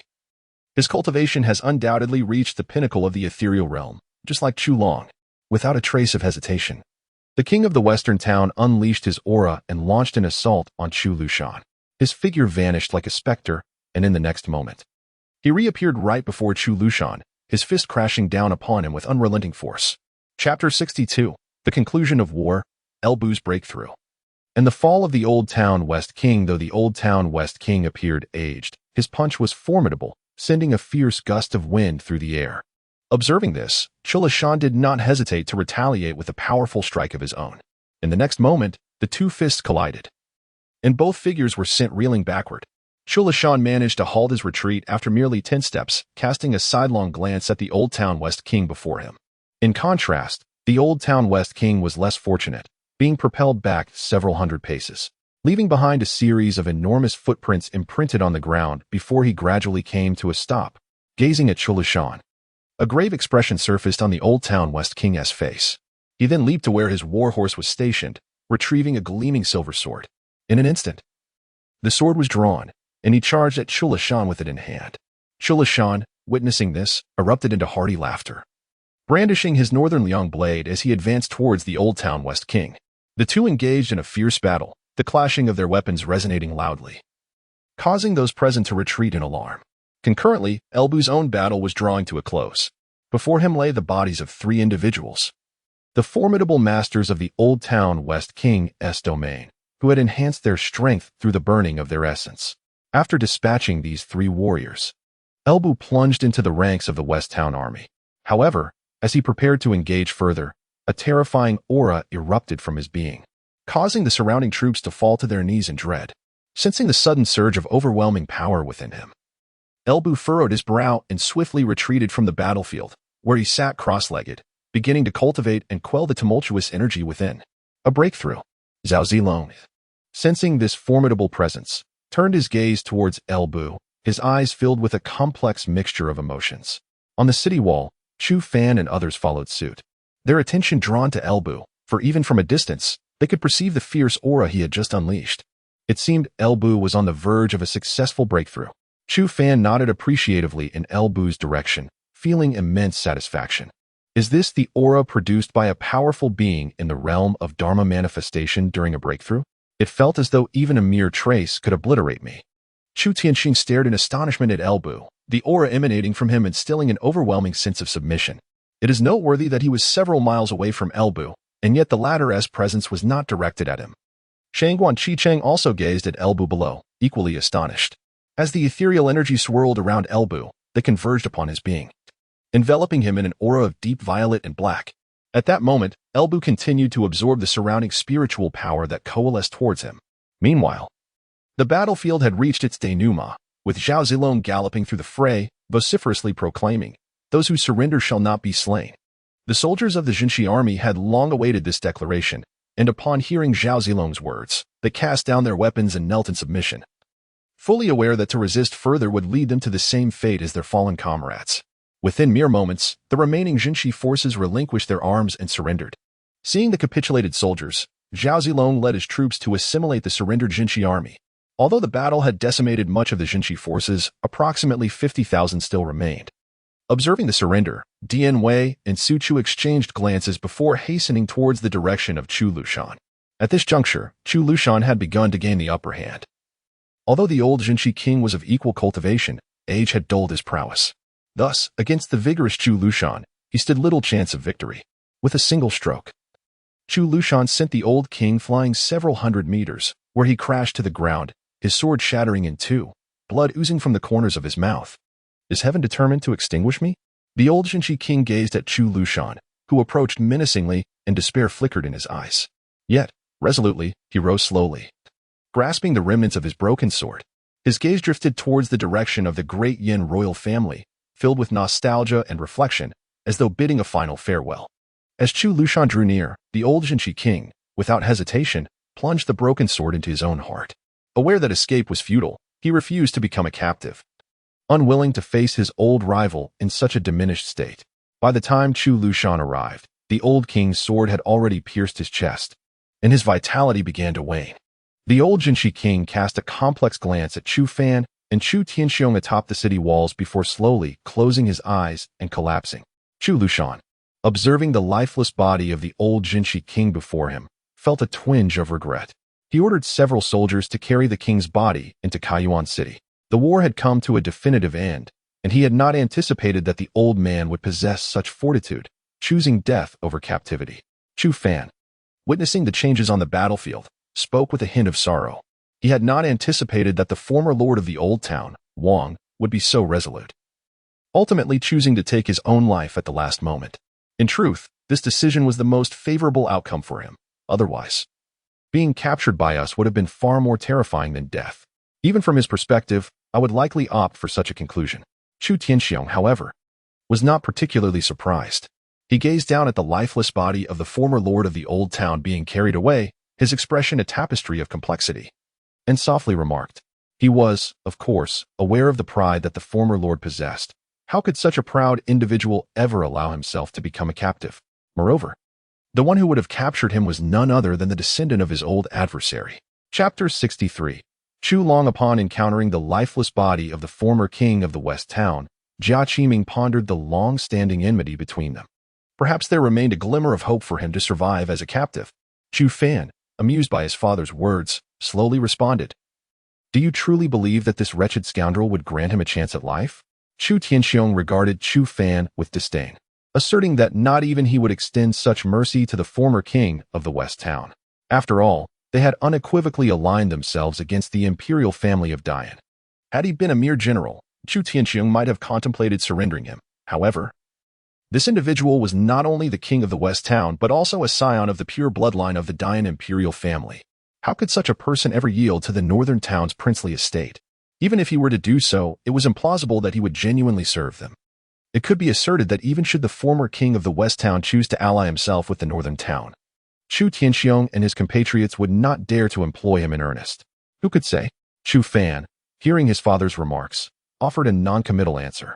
Yet, deep within, he comprehended that he could never afford the former king of the West Town an opportunity for survival. As a transmigrator, he was acutely aware that to navigate the realms of this fantastical world, one must not exhibit weakness. The predecessors before him had already set a precedent he would not foolishly defy. As dusk descended, the battlefield outside Kaiyuan City was soon painted a vivid crimson. Under the glow of the setting sun, the blood-soaked earth appeared strikingly radiant. The fallen corpses were entrusted to Chu Fan, who instructed Chu Lushan to dig a deep pit for their burial, granting them a semblance of dignity in death. However, the body of the former king of the West Town was preserved by Chu Fan, who then directed Luo Wang to transport it back to the northern town's estate for his grandfather. The feud between the northern town and the western town had persisted for ages. In their youth, the former king of the north, Chu Long, and the former king of the west had been embroiled in animosity, viewing one another as rivals. Yet, no one could have anticipated that the former king of the west would meet his demise at the hands of Chu Fan, not even Chu Tianxiong, who was taken aback that his own son had vanquished such a formidable opponent. As time swiftly passed, 3 days elapsed. During this period, Chu Fan chose not to linger in Kaiyuan City. Instead, he entrusted the city to Zhang Liao, whom he had summoned, and departed. Moreover, he did not merely leave Kaiyuan City in Zhang Liao's capable hands. He also stationed the 100,000 cavalry of Bailiang, brought by Chu Lushan, within the city, along with the formidable warriors Dian Wei and Su Chu, both of whom stood at the cusp of the law manifestation realm. The strategic importance of Kaiyuan City was undeniable, and Chu Fan could not allow it to slip from his grasp again. The efficiency of the network was remarkable. Within those 3 days, they successfully transported the body of the former king of the West Town to the northern town's estate. The former king of the north, Chu Long, was no stranger to the network, having encountered them on several occasions. However, what left the northern king of the old town, Chu Long, utterly astonished was the fact that the web had delivered the corpse of the western king of the old town right before him. As he gazed upon the lifeless body, a complex expression flickered in Chu Long's eyes. He never anticipated that his once formidable adversary would reappear in such a grim circumstance. This old fellow likely never envisioned that he would meet his end in front of me under these conditions. Chu Long's gaze revealed a torrent of memories as he looked upon the corpse. Beside him, Jia Qiming wore a nostalgic expression, equally surprised to encounter the once spirited western king of the old town in such a dire situation. In their youth, Chu Long, Jia Qiming, and the western king of the old town were all vibrant young men, having first crossed paths during that fateful heroes' war. Among the trio, Chu Long hailed from a general's household, although his family's status paled in comparison to the current northern king's residence. It had once been a commendable position within the 3 ranks of the great Yin dynasty. Thus, Chu Long's upbringing was rather privileged. As for the western king of the old town, his background was even more illustrious, being a prince of the great Yin royal family and a standout among his peers.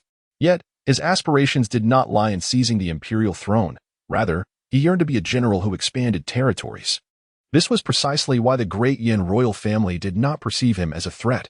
His ambitions were set on conquest, and the throne could have been his had he desired it. Conversely, Jia Qiming held the humblest standing among them, merely a wandering hero. He had achieved a commendable rank in the Heroes' War, during which the western king of the old town had once extended an invitation for him to join in his conquests. However, at that time, Jia Qiming was more inclined towards Chu Long, who hailed from a general's lineage, as he wished to steer clear of royal conflicts. The camaraderie between the western king and Chu Long was strong, so upon learning that Jia Qiming chose Chu Long, he harbored no ill thoughts, but rather sought to compare their achievements. Subsequently, Chu Long ascended to become the northern king, while the western king of the old town claimed the title of the western king. Their perspective shifted. The western king realized that Chu Long posed a threat to the dominance of the great Yin royal family. Thus, from that moment forward, he did not hesitate to confront Chu Long on numerous occasions. Their friendship had irrevocably transformed, and the once spirited young men had evolved into formidable rivals. He had lived a burdensome life, and he hoped not to be born into such a tumultuous faction in the next life. After a while, Chu Long finally came to his senses, slowly lifting his gaze to the sky and wiping away the tears that had appeared unbidden at the corners of his eyes. He spoke softly. Upon hearing Chu Long's words, Jia Qiming nodded in agreement. Let us give him a proper burial. Chu Long instructed his deputy with a look of mixed emotions before he gradually made his way to sit at the stone table. Chu Fan and Tian Xiong should be returning soon, for it would be quite unusual if they did not. Especially since this old fellow has been dealt with by the two of them. Jia Qiming, observing the sorrow etched on Chu Long's face, swiftly diverted the conversation. The complexity in his gaze was instantly replaced by a surge of joy. They ought to be on their way back. However, it is worth noting that this time, it was not Tian Xiong who took care of the old fellow. Are you not aware of the extent of Tian Xiong's capabilities? Upon hearing Jia Qiming's words, Chu Long shot him a glance of disdain. He was well acquainted with his son, despite Tian Xiong being lauded as the Grand Marshal of the Northern Territory. It would still prove challenging for him to contend with the old king of Jinxi.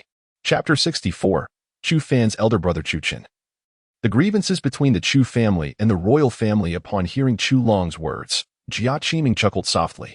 After all, over the years, he had gained considerable insight into Chu Tianxiong. The primary reason for his earlier remark stemmed from the fact that Chu Fan was in the company of Chu Tianxiong. Indeed, they were nearing the Northtown Prince's mansion, yet he was taken aback by the unexpected trump card that little Fan possessed. However, once the talented hero's battle concluded, they would need to prepare for an all-out confrontation with the great Yin dynasty. At this moment, Jia Qiming's gaze drifted toward the horizon, tinged with a hint of apprehension. Prior to the talented hero's battle, even if conflict erupted between the great Yin and the Northtown Prince's mansion, it would not escalate into a significant war, as the great Yin dynasty was focused on preparing for the impending event. Thus, the true clash would only materialize after the talented hero's battle, marking the time when the entire Northtown Prince's mansion would engage in warfare against the great Yin. Moreover, they had to remain vigilant against the possibility of other forces intervening while the Northtown Prince's mansion and the great Yin were entangled in mutual destruction. Although the power that Chu Fan wielded instilled a sense of hope in both of them, the prospect of confronting the great Yin was still daunting. Regardless, since they had resolved to take action, it was clear that only one force could ultimately endure between the Northtown Prince's mansion and the great Yin.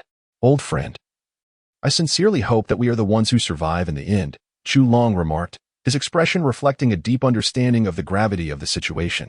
In the past, Chu Long had merely contemplated how to ensure the survival of the Northtown Prince's mansion amidst the oppression of the great Yin. Yet now, he found himself compelled to consider the impending war. Throughout these years, he had not been idle in his preparations. Ever since the Northtown Prince's mansion ascended to power in the Northern Territories, it had become a thorn in the side of the great Yin. Had it not been for the two of them bearing the burden, the Northtown Prince's mansion might have long since succumbed to the schemes of the great Yin. To illustrate, the number of assassination attempts on the heir, Chu Fan, had reached staggering proportions.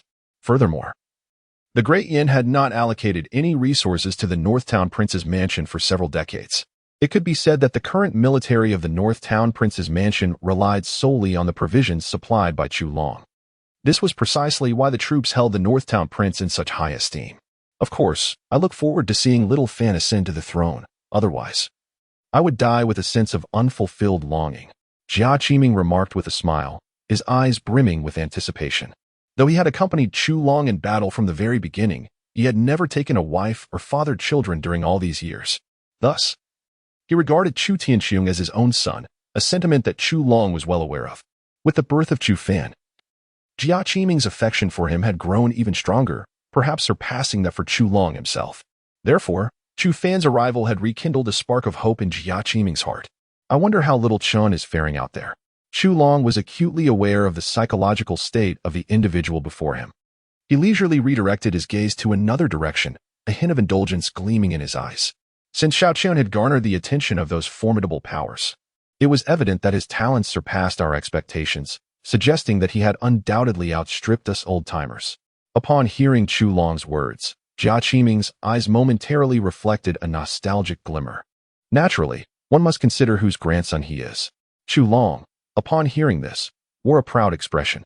The Xiao Chen they spoke of was none other than Chu Long's grandson, the elder brother of Chu Fan, born amidst celestial phenomena. Remarkably, he achieved the meridian opening realm by the tender age of 10, marking him as a rare prodigy in the eastern region for centuries. However, the Northern King's residents had consistently concealed news of Chu Chun.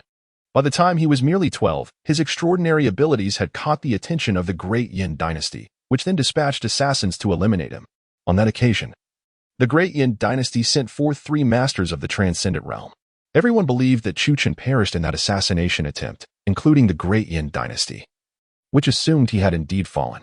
It is worth noting that the Great Yin Dynasty also suffered losses, with 3 of their transcendent realm masters and numerous experts from the cave heaven realm lost. Following that event, Chu Fan vanished from public view entirely. Initially, the Great Yin Dynasty continued to seek information about him. It was not until Chu Long, then the Northern King, led an army of 500,000 southward that the Great Yin royal family finally accepted that Chu Fan had been lost in that assassination. To prevent Chu Long from advancing further south with the Northern Army, the Great Yin royal family dispatched a master on the cusp of the law manifestation realm to halt his progress, forcibly placing the title of Northern King upon Chu Tianxiong, thereby relegating the former Northern King, Chu Long, to obscurity. The specifics of what unfolded during that time remain shrouded in mystery. Upon returning to the Northern Realm with his army, the Northern King completely disappeared from the public eye and chose to live in seclusion. Many believed that Chu Long had sustained grave injuries during that great battle, necessitating the transfer of the throne to Chu Tianxiong. Had it not been for the assassination orchestrated by the Great Yin royal family, Xiaochen might not have been afforded such a favorable opportunity. Jia Qiming observed that the pride on Chu Long's face remained largely unchanged, instead replaced by a look of schadenfreude directed at the Great Yin royal family, albeit tinged with a hint of animosity. Indeed, if Xiaochen were to witness the transformation of Chu Fan, he would likely be immensely pleased. Chu Long gazed thoughtfully at the horizon and spoke. His greatest joy had once been the presence of his 2 grandsons. Although Chu Fan had not initially displayed remarkable talent, he had always trailed behind Chu Chun like a devoted shadow. Chu Long still recalled that Chu Chen had once expressed his aspiration to become the foremost sword immortal in the world, nurturing the ambition to elevate his younger brother to the position of Northern King. Had that tragic incident not occurred, it is likely that Chu Chen would still be residing within the Northern King's estate. The decade is swiftly approaching its conclusion, heralding the return of Xiaochen, a moment that shall also mark the true ascendance of the Northern Town's royal residence. At this juncture, Jia Qiming gazes expectantly at the heavens. When Chu Chen departed, his esteemed master had foretold that he would return after 10 years. Furthermore, the master assured that Chu Chen's cultivation would undoubtedly reach the level of the Dharma manifestation by that time. Both Chu Long and Jia Qiming held this assurance in high regard, for the master's prowess had transcended even the realm of Dharma manifestation. Chapter 65. The Western Territories have fallen. The Royal Grand Master emerges as time gracefully flowed by. Several days passed, and Chu Fan, along with Chu Tianxiong and others, returned to the Northern Town Prince's residence. Gazing upon the long-missed estate, a nostalgic expression surfaced on Chu Tianxiong's face. It had been several years since he last departed from the Northern Town Prince's residence, signifying a prolonged absence that left him yearning for home. It's been far too long since I've returned. I could certainly use a good rest, Chu Fan remarked, reminiscing not about the estate itself, but rather about the languid lifestyle he enjoyed there. Hearing this, Chu Tianxiong could not help but cast a disapproving glance at him. After all, he had been away for an extended period without uttering such sentiments, while his young son, having been gone for but a few months, expressed such thoughts so readily. Upon returning to the Northern Town Prince's residence, Chu Fan paid his respects to Chu Long before retreating to his own small courtyard to commence his leisurely existence. In contrast, Chu Tianxiong was promptly dispatched by Chu Long back to the front lines. The ongoing conflict required a commanding presence. Although Chu Hang had been steadily capturing cities in the Western Territories, the Grand Marshal's presence at the Northern Town Prince's residence held little significance. Chu Fan vividly recalled the look in his father's eyes upon his departure, one of deep-seated sorrow intertwined with an unyielding sense of duty. Thus, time slipped by unnoticed, and half a month elapsed.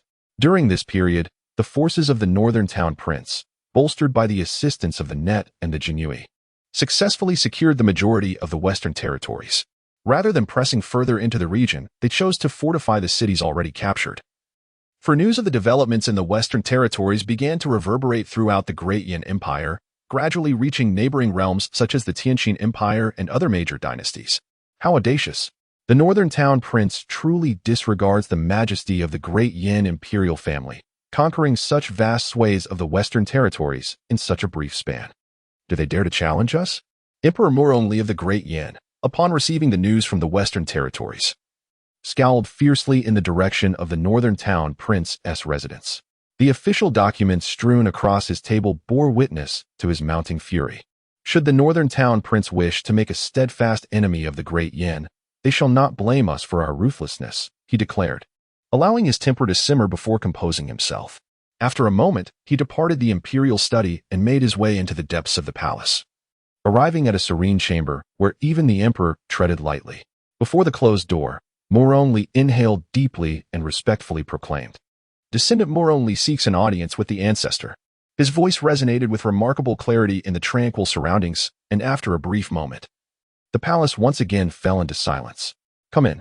After a considerable time, a hoarse and aged voice echoed within the palace. Upon hearing this voice, Moronli's eyes sparkled with joy, and he promptly pushed open the grand doors and stepped inside. Before him appeared three elderly figures, exuding an aura of lifelessness, seated like corpses upon the pristine, jade-like millennium ice. Yet, from these three elders emanated an overwhelming pressure. Moronli, the current sovereign of the great Yin dynasty, bowed respectfully before the three ancestors. "Speak. What brings you to seek us?" No sooner had he spoken than the elder at the forefront slowly opened his long-closed eyes, revealing an abyss of solitude and desolation within them.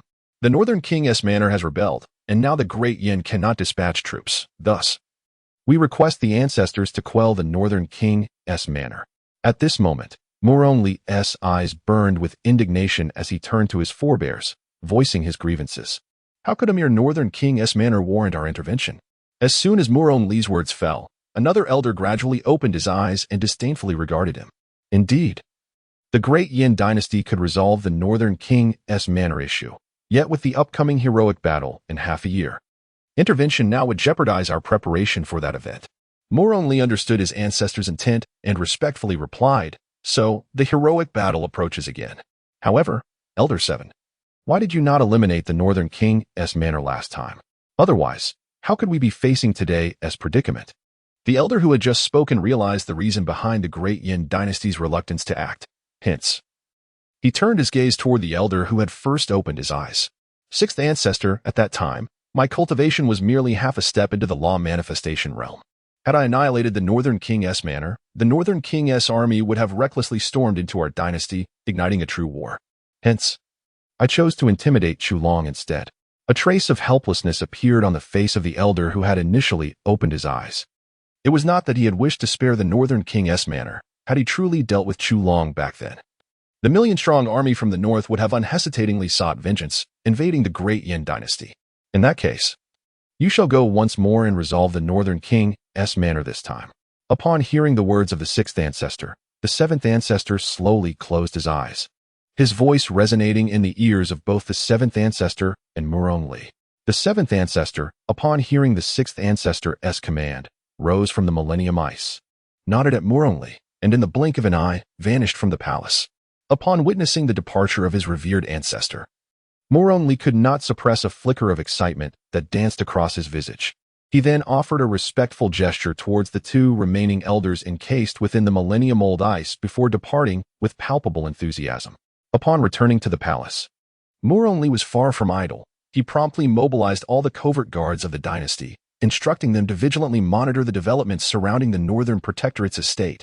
Once his esteemed ancestor dealt with the Northern Protectorate, he would reclaim all the cities situated beneath it. However, he was acutely aware that he must tread carefully before taking any rash actions, for sending troops at this juncture would undoubtedly alert the Northern Protectorate to his intentions. Chapter 66. The decision of the Feng family and the shock of the Dian dynasty during the course of the past fortnight. The news had not only reached the royal family of the Dian dynasty. Simultaneously, the Feng family also received this startling information. Upon learning of the developments, the head of the Feng family, Feng Rantian, exhibited an expression of disbelief. He had not anticipated that the Prince of the North would annihilate the entire lineage of the Prince of the West within this brief period, subsequently seizing more than half of the Western territories. Initially, upon receiving the intelligence, he had merely hoped that his nephew would manage to escape from this pursuit. However, he could not have foreseen that his nephew would turn the tables on the former Prince of the West, vanquishing all 200,000 troops he had brought to Kaiyuan City. Was the Prince of the North truly prepared to confront the Dian dynasty in a decisive battle? Yet, at that moment, Feng Rantian gazed with some concern towards the direction of the Prince of the North. As a premier power, They were acutely aware of the formidable nature of the Dian dynasty, and thus, upon observing the series of actions from the Prince of the North, he speculated on their forthcoming maneuvers. However, how could the Prince of the North withstand the formidable experts of the Dian royal family who had attained the realm of Dharma manifestation? After a considerable period of contemplation, Feng Rantian finally spoke. As a relative of the Prince of the North, they were well aware of the latter's strength. Hence, they had a clear understanding of whether the Prince of the North possessed any experts at the Dharma manifestation level. They were also informed of the presence of Zhao Zilong and Lu Bu, two formidable warriors, but without having witnessed their true prowess. Speculation about their abilities reaching the divine level was rampant. The outside world had never conjectured that Zhao Zilong and Lu Bu could attain the realm of Dharma manifestation. For who among such experts would ever grace the battlefield? In a tranquil courtyard situated at the rear of the Feng family estate, two elderly men, clad in simple attire, were engaged in a game of chess. Beside them stood a young girl, her face alight with curiosity as she observed the match. "Do you believe the Prince of the North is prepared for a life-and-death struggle with the Dian?" inquired the elder holding the white pieces, his gaze fixed on his opponent as he gently placed a piece on the board. If the Prince of the North were not ready for such a confrontation, they would not undertake such seemingly reckless actions. The elder with the black pieces responded with a calm demeanor, as if unaffected by any external disturbances. "It appears the Prince of the North has revealed an unknown trump card. However, should our Feng family extend assistance to the Prince of the North?" Upon hearing the words of his counterpart, the elder wielding the white pieces furrowed his brow thoughtfully before replying, "Assistance is warranted." When Shuchen fell, our Feng family refrained from intervening. Now that the Prince of the North seeks vengeance, how could I, as his maternal uncle, possibly refrain from aiding him in his quest for retribution? The elderly gentleman, holding the black chess pieces, slowly placed one upon the board, and in an instant, a glimmer ignited in his gaze. Chu Chen was not merely the hope of the Northern King's residence, but also that of the Feng family. Yet, he had tragically fallen during an assassination attempt. The gradual estrangement between the Northern King's residence and the Feng family was largely attributed to Chu Chen, as the Feng family felt that the Northern King's residence had failed to safeguard him. In fact, during the period shortly after his demise, the Feng family even contemplated bringing Chu Fan over. This nearly escalated into conflict between the two factions. Ultimately, the Feng family was compelled to retreat. But their relationship with the Northern King's residence had grown increasingly strained. I have heard that this time, young Chu Fan demonstrated remarkable prowess on the battlefield, accompanied by a host of experts. According to our inquiries and information relayed from the Northern King's residence, those experts are indeed associated with young Chu Fan, rather than the Northern King's residence. At this moment, the one holding the white pieces spoke once more, declaring, "My grandson, Feng Zhan, is certainly not to be underestimated." The elder with the black pieces let out a hearty laugh, and with a swift motion, he placed another piece on the board, causing the entire game to spring to life. "You have lost."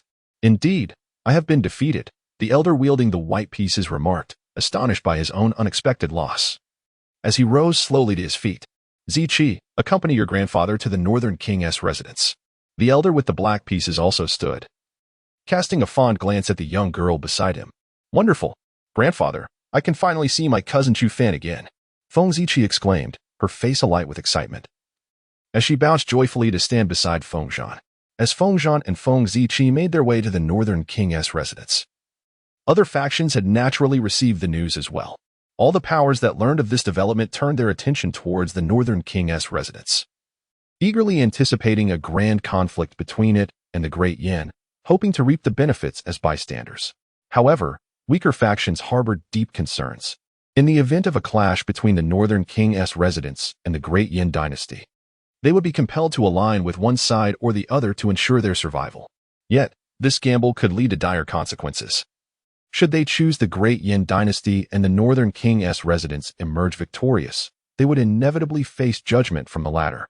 Conversely, if they allied with the Northern King's residence and the Great Yin dynasty triumphed, their fate would be similarly grim.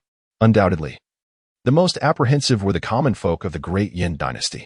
Alas, it seems that not even a decade has passed, and the Northern King's residence is once again preparing to march southward. Indeed, the once mighty Northern King's manor, with its formidable army of 500,000, has once again risen after a decade of silence. It remains uncertain whether there are masters from the Great Yin dynasty poised to thwart this impending conflict. However, it seems that even the elite of the Great Yin may be powerless to prevent this war, for the dynasty itself cannot tolerate such brazen provocations. It appears that only one of these two great powers may endure. This impending battle is poised to alter the very fabric of the Great Yin, as whichever faction emerges victorious will inevitably lead to a true unification of the dynasty. At this moment, the populace of the Great Yin dynasty is fervently engaged in discussions regarding the impending war between the Northern King's manor and the imperial family. Simultaneously, they speculate on which faction will ultimately prevail in the aftermath of this grand conflict. Chapter 67 news arrived from Zhao Gao that Zhao Zilong had departed from the northern town prince's residence. Over the course of recent days, this matter had naturally reached the Heavenly Heart dynasty. Upon hearing the news, the Lord of the Heavenly Heart dynasty erupted into joyous laughter within the palace for quite some time. Subsequently, he summoned his ministers to deliberate on how to address the conflict between the northern town prince's residence and the Great Yin imperial family. After much discussion, they reached no conclusion, as the impending celestial heroes' battle led them to believe that a genuine war between the northern town prince's residence and the Great Yin imperial family was unlikely to occur. Indeed, as the ministers of the Heavenly Heart dynasty suspected, a true conflict between the northern town prince's residence and the Great Yin imperial family was improbable. As time passed, 2 days went by, during which the rumors of war between the northern town prince's residence and the Great Yin imperial family continued to escalate. The protagonist of this incident, Chu Fan, remained nonchalantly reclined at the northern town prince's residence, basking in the sun in the small courtyard. Has the Great Yin imperial family made any new moves? Chu Fan inquired of Zhao Gao, who had slowly appeared in the courtyard, while leisurely consuming a spiritual fruit. His actions remained unfazed. Esteemed young master, the Great Yin imperial family has dispatched a suspected formidable presence at the Dharma manifestation realm towards our northern town prince's residence. Moreover, our observations indicate a significant connection between this individual and the one who thwarted the old northern town prince's advance 9 years ago, Zhao Gao replied, his expression growing solemn as he conveyed the intelligence gathered by their network. The Great Yin imperial family seemed intent on erasing our northern town prince's residence with a being of Dharma manifestation realm. Upon hearing Zhao Gao's words, Chu Fan grasped the intentions of the Great Yin imperial family. He gazed contemplatively towards their direction, but then appeared to recall something. Slowly turning back to Zhao Gao to inquire once more, did my elder brother, Chu Chen, truly perish in that suicide incident 9 years ago? At that time, Chu Fan was still quite young and lacked clear memories. Both the old northern town prince, Chu Long, and the northern town prince, Chu Tianxiong, had kept the truth from him, leading Chu Fan to believe that his elder brother had fallen. However, observing the reactions of the northern town prince's residents now, he felt significant doubts regarding that incident. After all, if Chu Chen had indeed perished, Chu Long would never have been persuaded to retreat.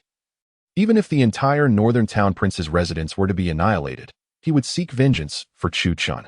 Esteemed young master, our network has not clarified the events of that year, yet there are many suspicions surrounding it. It is quite possible that young master Chu Chen did not fall. Rather, our network has been unable to trace his whereabouts. Zhao Gao responded to his young master's inquiry, sharing his own belief that Chu Chen had not perished. Very well. I shall dispatch someone to address this formidable expert sent by the Great Yin imperial family. You should continue to monitor the movements of the Great Yin imperial family in the Heavenly Heart dynasty, while also investigating the events of that year, Chu Fan instructed. Understanding that Zhao Gao had no concrete leads, he waved his hand dismissively to indicate his command.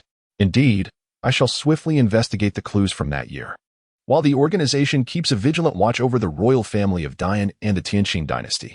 After Zhao Gao respectfully saluted Chu Fan, he departed. For the expert dispatched by the Dian royal family had already attained the realm of legal manifestation, a matter beyond the organization's purview. Once Zhao Gao had left, Chu Fan summoned Zhao Zilong to his side. At that moment, Zhao Zilong was on the brink of breaking through to the mid-stage of legal manifestation, given time. He could achieve this advancement within a month. What commands do you have, my lord? Zhao Zilong inquired, gazing at Chu Fan with a mixture of curiosity and excitement. After all, he yearned to break through his cultivation during a grand battle, as such tumultuous circumstances often catalyzed breakthroughs for warriors like him. He presumed that his lord had summoned him for participation in an impending conflict. However, Zhao Zilong envisioned the battle in the Western territories. Zilong, a master of legal manifestation from the Dian dynasty, is approaching the Northern King's manor. I need you to intercept and eliminate him, Chu Fan stated decisively, revealing the task to Zhao Zilong without hesitation. Understood. Zhao Zilong, thrilled at the prospect of facing an opponent of such caliber, eagerly accepted the mission. He departed the Northern King's manor with great haste. Naturally, news of Zhao Zilong's departure reached Chu Long. The entire Northern King's manor operated under his watchful eye. And as a being of legal manifestation, Zhao Zilong's exit could not escape his notice. I wonder where Zilong is headed. Does Xiao Fan require anything further from him? Chu Long murmured, his gaze filled with uncertainty. He found himself increasingly unable to fathom Chu Fan. The latter's strength and action surpassed his expectations. Surely, there must be pressing matters to address. Otherwise, how could Zhao Zilong be called upon? If it were trivial, the organization could easily handle it, mused Jia Qiming, harboring his own speculations. With so many experts at their disposal, the organization's decision to deploy Zhao Zilong indicated the matter was indeed complex, necessitating the intervention of a master of legal manifestation. The only forces that could compel Chu Fan to utilize such an entity, aside from the Dian royal family, appeared to be lacking. Perhaps the Morong clan had taken action, as their emperor would not idly observe the growth of the Northern King's manor.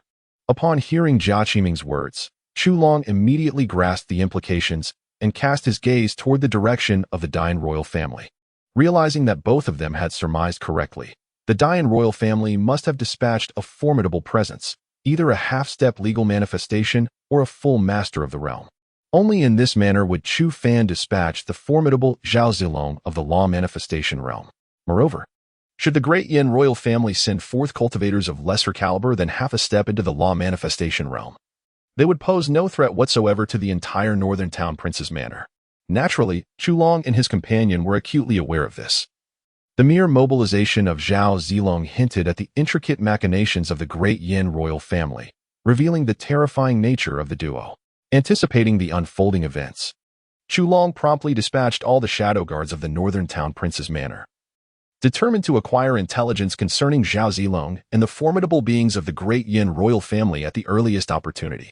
Chapter 68. The encounter of Zhao Zilong and Feng Zhan in Beiyu City. Time swiftly passed over the course of several days, during which the entire Dian Empire remained eerily tranquil, as if the events transpiring at the North King's mansion and the western frontier were of no concern to the imperial family.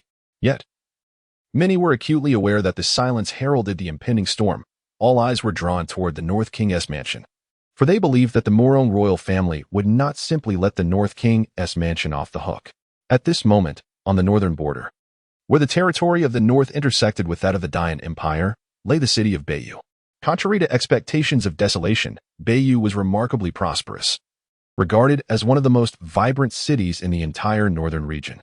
Guarding this city was a general of the North King's mansion, a formidable figure at the Dantian realm, and also one of Chu Long's adopted sons. On this day, a lone figure on horseback was seen galloping toward Beiyu City. Clad in resplendent silver armor and wielding a gleaming silver spear, his steed was as pure and white as jade, devoid of any blemish. Before long, he arrived at the city gates of Beiyu. Upon witnessing his approach, the soldiers stationed atop the city walls fixed their gaze upon him with intrigue. Who could this be? As the armored figure came to a halt, a man in black armor stepped forward from the wall, inquiring about the visitor below. Zhao Zilong, a subordinate of the young master. The silver-armored general, upon retrieving a jade token from his waist, tossed it toward the wall, his voice resonating throughout the city gate. All who heard his proclamation turned their attention toward him. This man was none other than Zhao Zilong, who had hastened from the North King's mansion, having acquired intelligence that a formidable expert from the Dian royal family at the Fa-Xiong realm must pass through Beiyu City. Thus, Zhao Zilong had come to await this powerful figure. The general atop the wall, upon catching sight of the jade token Zhao Zilong had thrown, glanced at it momentarily before returning it. He then waved his hand, instructing the soldiers behind him to open the city gates. As the gates swung open, Zhao Zilong offered a slight bow to the general on the wall before proceeding into the city on horseback. General, I have heard that Zhao Zilong is one of the eminent experts at the Shenyue realm under the young master. What brings him to our Beiyu city? After Zhao Zilong's figure disappeared from view, a deputy beside the man in black armor stepped forward, curiosity evident in his eyes. It is likely that the young master summoned him for a matter of importance, the general in black armor replied slowly. His brow furrowed as he gazed toward the direction of the North King's mansion. Although he had never encountered Zhao Zilong before, The overwhelming aura he sensed emanating from him suggested that Zhao Zilong was far from the simple figure he was reputed to be. As he felt an unprecedented pressure emanating from his adoptive father, Chu Long, a sense of unease began to envelop him. The appearance of Zhao Zilong in Beiyu City signaled the potential onset of a significant event. Meanwhile, Zhao Zilong, upon arriving in Beiyu City, sought refuge in a local inn and reached out to the Luo network, requesting continuous updates regarding the esteemed member of the Dine royal family. On the third day of Zhao Zilong's stay, a luxurious carriage, adorned with a prominent phoenix banner, leisurely approached Beiyu City. This opulent vehicle unmistakably belonged to the illustrious Feng family of the Dian dynasty. Inside the carriage sat Feng Zhan, the former head of the Feng family, alongside Feng Ziki. They had departed from their residence several days prior and had finally reached the northern borders, the general clad in dark armor. Upon witnessing the arrival of the Feng family's carriage, furrowed his brow. Nevertheless, he refrained from obstructing their entry into Beiyu City. Despite the deterioration of relations between the Feng family and the Northern King's mansion in recent years, it was evident that the Feng family would not act rashly against them. Deliver this letter to my adoptive father. After the Feng family entered Beiyu City, the sky gradually dimmed. The dark-armored general composed a brief letter within the city lord's mansion, detailing the presence of the heir, Zhao Zilong, and a notable figure from the Feng family in Beiyu City. By a twist of fate, the inn chosen by the Feng family was the very same one where Zhao Zilong had previously resided. At that moment, Zhao Zilong was seated on the third floor, savoring his meal, when he suddenly sensed a powerful aura of transcendence emanating from the inn below. Instinctively, he directed his gaze towards Feng Zhan. A practitioner at the late stage of transcendence, how could such a formidable being appear in Beiyu City? Observing Feng Zhan below, Zhao Zilong furrowed his brow in contemplation. However, he sensed no malice emanating from him, prompting him to refrain from further scrutiny. Having just entered the inn, Feng Zhan also detected a piercing gaze assessing him. Yet he could not identify its source. This realization cast a shadow of seriousness upon his countenance. Although he was unaware of the exact nature of the situation, he understood that his cultivation had been seen through. With a grave expression, Feng Zhan led Feng Ziki to their room within the inn. "Grandfather, why does your face look so pale upon entering the inn?" Feng Ziki inquired cautiously, having noticed the change in her grandfather's demeanor. "There is a formidable expert within this inn, one whose prowess surpasses my own. The moment we entered, we were detected by him. I cannot discern whether he is friend or foe," Feng Zhan replied slowly, his serious expression unwavering. Feng Ziki was somewhat taken aback upon hearing her grandfather's words. She had not anticipated that such a formidable presence could be found within this inn. However, she was not overly concerned, as the individual had refrained from making a move, suggesting that he likely had no intention of doing so. Meanwhile, Zhao Zilong had acquired the identity information of Feng Zhan and his associates from the network. Members of the Feng family, he pondered, what could their purpose be for coming to the Northern Territory? As he scrutinized the information regarding Feng Zhan and his companions, a frown creased his brow. He was well aware of the relationship between the Feng family and the Northern King's residence, and he also understood that in recent years, there seemed to have been a rift between them, resulting in minimal interaction. Given this context, the arrival of the Feng family in the Northern Territory might not bode well. Yet, he was certain that they posed no threat to his young master. Chapter 69. The White Horse and Silver Spear. Zhao Zilong the illustrious. Zhao Zilong merely contemplated the contents of a letter before setting it aside, subsequently lifting another missive from the web of intelligence for perusal.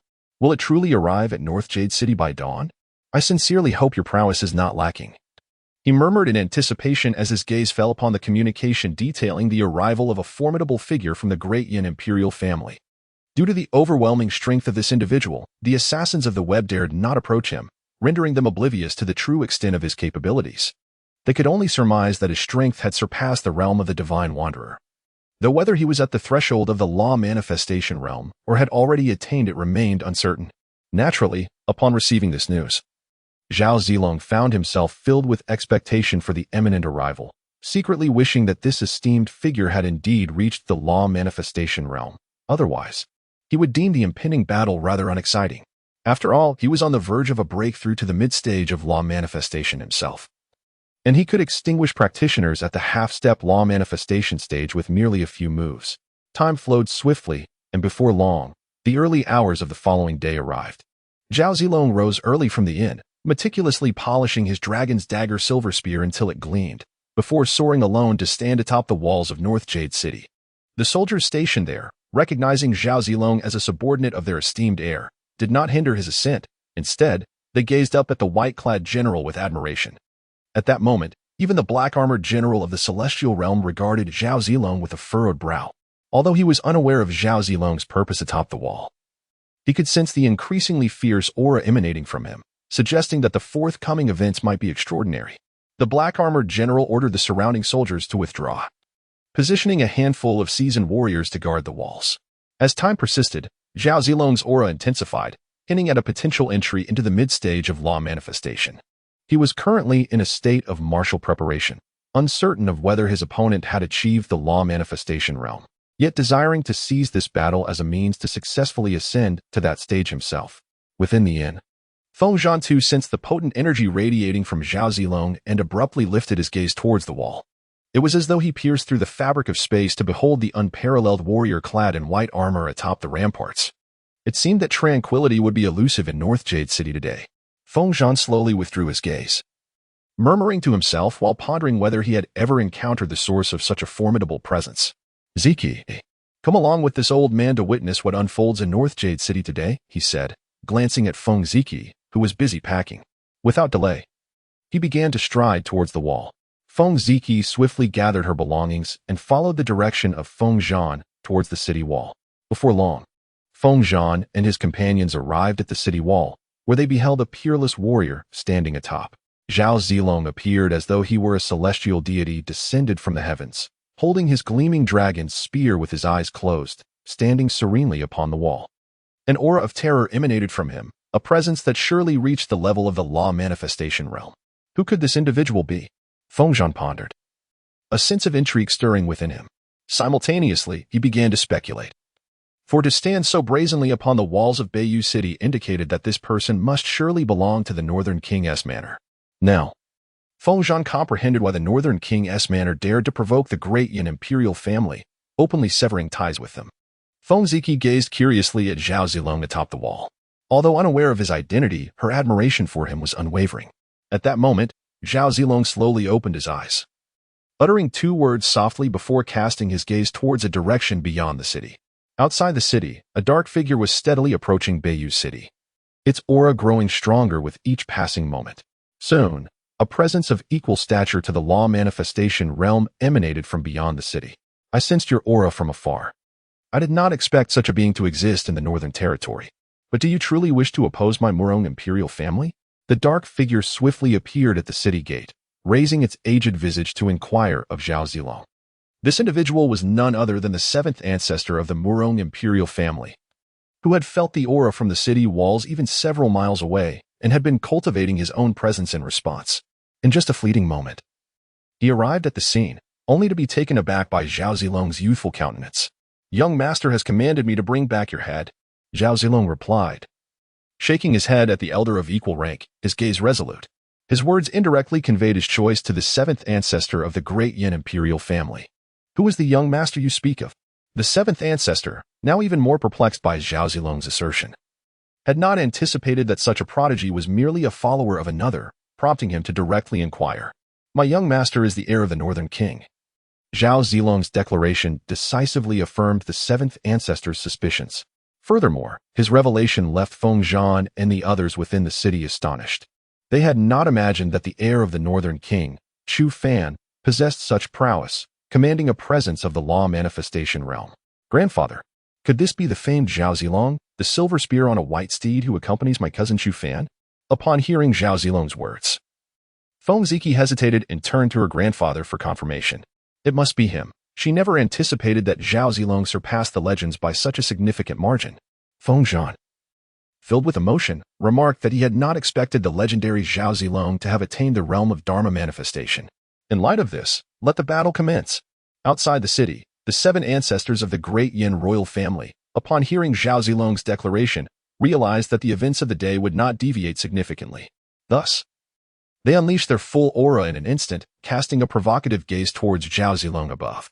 Chapter 70. The mighty Zhao Zilong and Feng Zhan's speculations upon hearing the words of the 7 ancestors of the Dyn imperial family. Zhao Zilong exhibited no hesitation.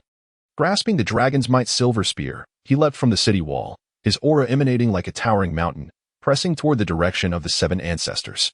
In an instant, two formidable presences surged forth outside the city. Feng Zhan, upon witnessing Zhao Zilong descend the walls, swiftly ascended with Feng Ziki, eager not to miss this grand battle. After all, this confrontation might ignite inspiration for him to elevate his own cultivation. The black-armored general atop the city wall acknowledged Feng Zhan with a slight bow before turning his attention to observe the clash between Zhao Zilong and the seven ancestors of Dyn. Without a moment's pause, Zhao Zilong thrust forth the dragon's might silver spear, releasing an overwhelming force that radiated from him. Within the strike, one could discern a faint dragon's roar, as if a mighty dragon lay dormant within the spear, poised to awaken. The seven ancestors of Dyn, recognizing the gravity of the situation, did not falter. A long sword materialized in his grasp, which he employed to parry Zhao Zilong's spear. The moment their weapons collided, the earth beneath them trembled, fissures splitting the ground as an ominous energy enveloped them both. The force of Zhao Zilong's strike propelled the seven ancestors back several paces, each step leaving a deep imprint on the earth.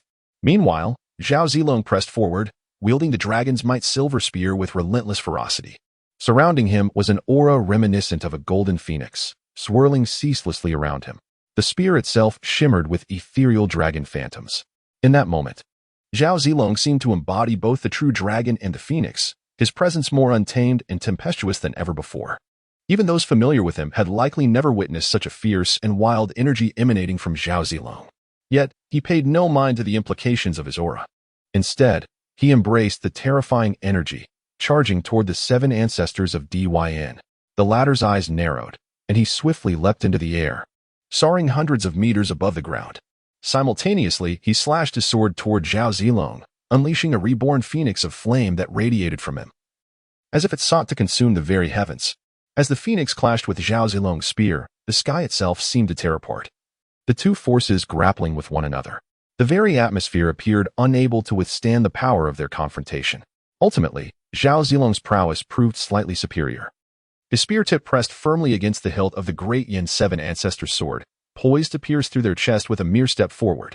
Yet, that step could not be taken, as the long sword wielded by the great Yin Seven Ancestors obstructed Zhao Zilong's advance. Witnessing this, the great Yin Seven Ancestors gritted their teeth and launched a punch with their other hand towards Zhao Zilong, who naturally had to free one hand to intercept the blow. This exchange, however, created distance between them, and as the great Yin Seven Ancestors gazed at Zhao Zilong from above, a flicker of trepidation appeared in their eyes. Despite only having exchanged a few blows, the aura emanating from Zhao Zilong was unmistakably on par with their own, if not exceeding it. Who exactly are you? Such a prodigy could not possibly emerge from the Eastern Domain. The great Yin Seven Ancestors panted, now realizing that Zhao Zilong could not be from the East. It was inconceivable for someone of Zhao Zilong's caliber to originate from the Eastern Domain, after all. They were well acquainted with the majority of the powerful practitioners at the Dharma form stage in that region, and none could be as youthful as Zhao Zilong. This was the source of the great Yin Seven Ancestors' confusion. Perhaps if Zhao Zilong were considerably older, they might accept him as hailing from the East. However, the youth of Zhao Zilong was strikingly evident. I am Zhao Zilong, the heir of the Northern King's mansion, Zhao Zilong declared, slowly shouldering his spear as he cast a proud glance towards the great Yin Seven Ancestors. So you are the one known as the White Horse Silver Spear, Zhao Zilong. How could this be? The great Yin Seven Ancestors, taken aback, displayed profound disbelief. They had certainly heard the tales surrounding Zhao Zilong, revered as the White Horse Silver Spear, with whispers in both the martial world and court proclaiming his strength to have reached the divine excellence realm. Yet here stood Zhao Zilong, whose cultivation had already ascended to the Dharma form stage, nearing the mid-tier of that realm. How could the great Yin Seven Ancestors reconcile the presence of someone reputed to be of the legendary divine wanderer realm with the reality before them? It turns out you truly are the White Horse Silver Spear, Zhao Zilong. I never anticipated your strength to be so formidable. On the city wall, Feng Ziki's eyes sparkled with admiration upon hearing Zhao Zilong's words. She had not realized that this was one of the two unparalleled generals wielded by her cousin. Zhao Zilong was not merely known as the White Horse Silver Spear. He was revered throughout the realm and among martial artists. His prowess said to have reached the fabled divine wanderer realm. Yet, even Feng Ziki, despite her naivete, recognized that Zhao Zilong had ascended to the Dharma form stage, a level beyond mere legend. Where had the Northern King's mansion procured such formidable talents? If this indeed was the white horse silver spear, then did it not imply that the one referred to as the demon god, Elbu, had also attained the Dharma form stage, akin to Zhao Zilong? Beside Feng Ziki, Feng Zhan found himself engulfed in contemplation. If the person before him truly was the legendary Zhao Zilong, then the demon god of the same name, Elbu, must have also attained the realm of the Dharma aspect. After all, according to legends, Elbu's prowess was said to surpass that of Zhao Zilong significantly, with many speculating at the time that Elbu's cultivation might have reached the threshold of half-step Dharma aspect. However, it now appeared to Feng Zhan that this mythical Elbu had indeed reached the Dharma aspect realm. As these thoughts swirled in his mind, Feng Zhan felt an increasing sense of perplexity. The current might of the Northern Town Prince's residence was undeniably formidable.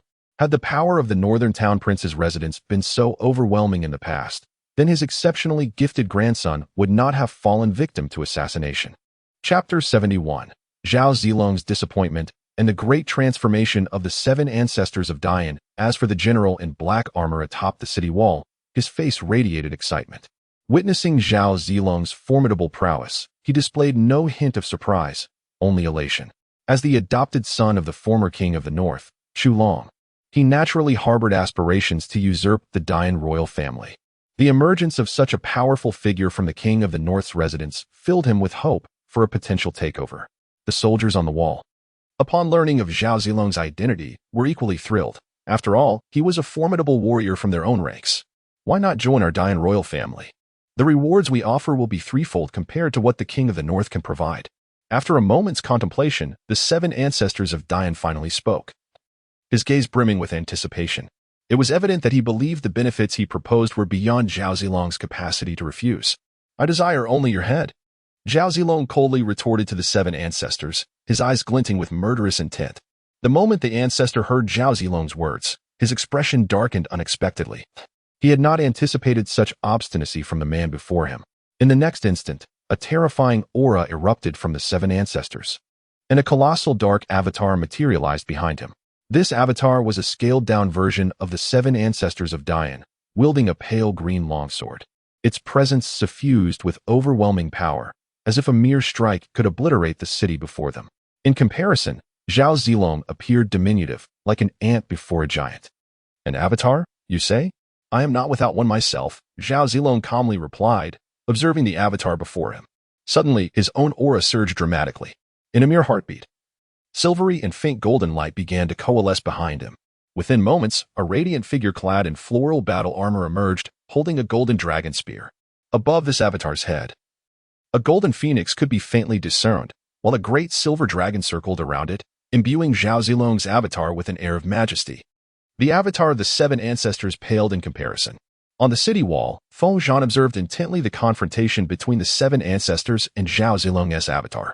As someone who had reached the late stage of the spiritual wanderer realm, he realized that to successfully break through to the avatar realm, he must comprehend the nature of avatars. Although he was still 2 steps away from achieving that realm, familiarizing himself with the concept of avatars would lay a solid foundation for his future breakthroughs. Others also gazed unwaveringly at the 2 towering avatars, each resembling a giant. Once Zhao Zilong's avatar was fully formed, he immediately launched an assault on the 7 ancestors of Dian. The golden dragon spear in the avatar's grasp lunged directly toward the avatar of the 7 ancestors, carrying with him an overwhelming force. It seemed as though he could pierce the very heavens with his lance. Meanwhile, the 7 ancestors of the great Yin royal family unleashed a blade of their own, a terrifying sword light slicing through the sky. This dreadful radiance collided with Zhao Zilong's golden dragon's lance, creating a spectacle of golden and pale green luminescence in the air. The moment these 2 lights met, the earth trembled in response. The citizens of Bayou City sensed this upheaval. Their eyes filled with trepidation as they gazed toward the city's outskirts. Although they were unaware of the events unfolding beyond their walls, they could perceive that 2 unparalleled masters were engaged in battle outside. At that moment, Zhao Zilong and the 7 ancestors of the great Yin were continually invoking their profound manifestations, clashing with relentless vigor. It appeared as though they had truly merged with the embodiments behind them. Each collision sent violent tremors through the realm, yet for the 2 combatants, such disturbances felt utterly commonplace. The fierce confrontation persisted for numerous exchanges until, ultimately, the 7 ancestors of the great Yin could no longer endure. As Zhao Zilong's manifestation pierced through the head of his opponent's embodiment, Gradually, the manifestation of the great yin ancestor disintegrated into countless fragments, dissipating into the cosmos.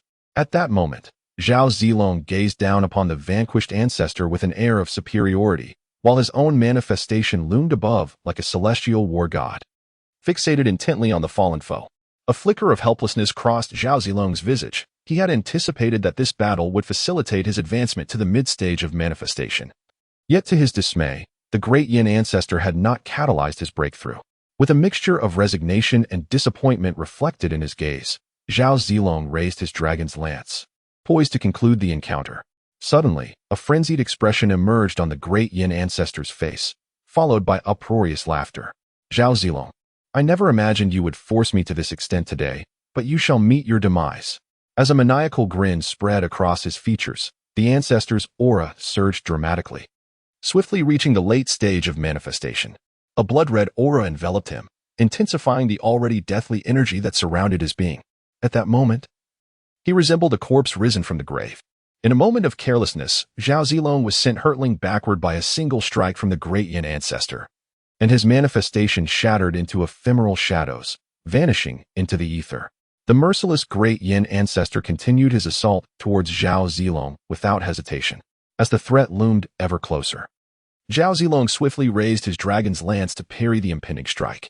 In that instant of collision, he felt an overwhelming force emanating from his weapon. Subsequently, he was once again thrust backward by this overwhelming force, retreating several dozen paces, each step leaving a profound imprint upon the earth. Ultimately, it was only with the aid of the Long and Liangyin spear in his grasp that Zhao Zilong managed to halt his momentum.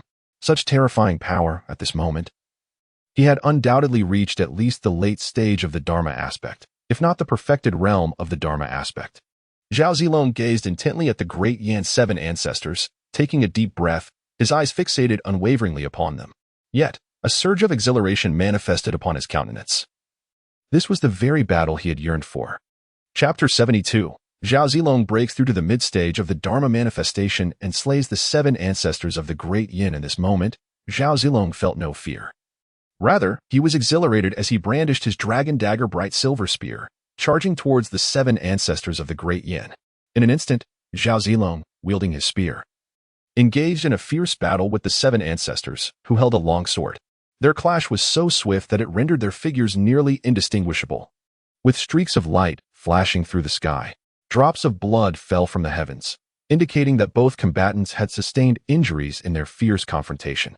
The only one who could discern the details of their battle was Feng Zhan atop the city walls, his brow furrowed in concern, as it was evident that this conflict no longer favored the Northern King's mansion. Meanwhile, the battle between Zhao Zilong and the 7 ancestors of the great yin raged on intensely. Zhao Zilong's silver armor was stained with blood, and several wounds marred his body.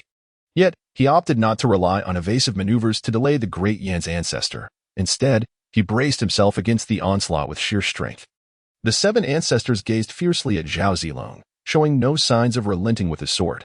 It was apparent that the aura of death surrounding the ancestor grew increasingly dense. Had Zhao Zilong not sought to leverage this battle to break through to the mid-stage of the Dharma manifestation, he could have effortlessly dispatched his opponent with his agility. As the great Yan's ancestor struggled to subdue Zhao Zilong, a sense of panic began to set in, for he could not sustain his current state for much longer. With renewed urgency, he swung his sword rapidly toward Zhao Zilong, channeling all his strength into the blade. In this desperate moment, he was willing to expend the last vestiges of his life, determined to resolve the confrontation before his demise. Failure to do so would leave Zhao Zilong as a future threat to the great Yin royal family. Zhao Zilong perceived the ancestors' intentions, but chose not to retreat. Instead, he met the challenge head-on with his dragon dagger bright silver spear. The sound of clashing weapons echoed through the sky, causing the very air to tremble with their fierce encounter. Although Zhao Zilong bore numerous wounds, they were not fatal. More importantly, his aura had grown exponentially stronger. Despite still being in the initial stage of Dharma manifestation, his presence far surpassed that of an ordinary practitioner at this level, reaching the very threshold of the mid-stage. "You are using my pressure to break through," the great Yan's ancestor exclaimed, recognizing Zhao Zilong's unusual condition. With increasing desperation, he swung his sword toward Zhao Zilong. Realizing that if he allowed Zhao Zilong to advance to the mid-stage under his duress, he would lose the opportunity to slay his opponent today. "You are beginning to panic." Zhao Zilong watched with a faint smile as the great Yan's 7 ancestors became increasingly agitated before him. He deftly wielded his dragon's might-bright silver spear to fend off their relentless assaults. In that moment, Zhao Zilong found himself fully capable of countering their advances. As his own aura began to swell gradually, suddenly, a smile graced his lips, and he spoke softly. In an instant, his aura underwent a remarkable transformation, propelling him from the initial stage of the law manifestation to the intermediate stage. His presence became significantly more formidable, rendering him utterly fearless in the face of the great Yan's 7 ancestors. With a spear in hand, Zhao Zilong charged at them, his aura of the intermediate law manifestation unmistakably evident. As his spear clashed against the long sword of the great Yan's 7 ancestors, an overwhelming force sent them hurtling backward.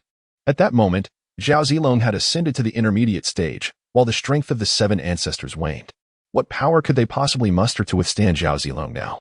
You are far too weak now, perish. Zhao Zilong observed the great Yan's 7 ancestors, whose aura had dwindled to the initial stage, and shook his head gently.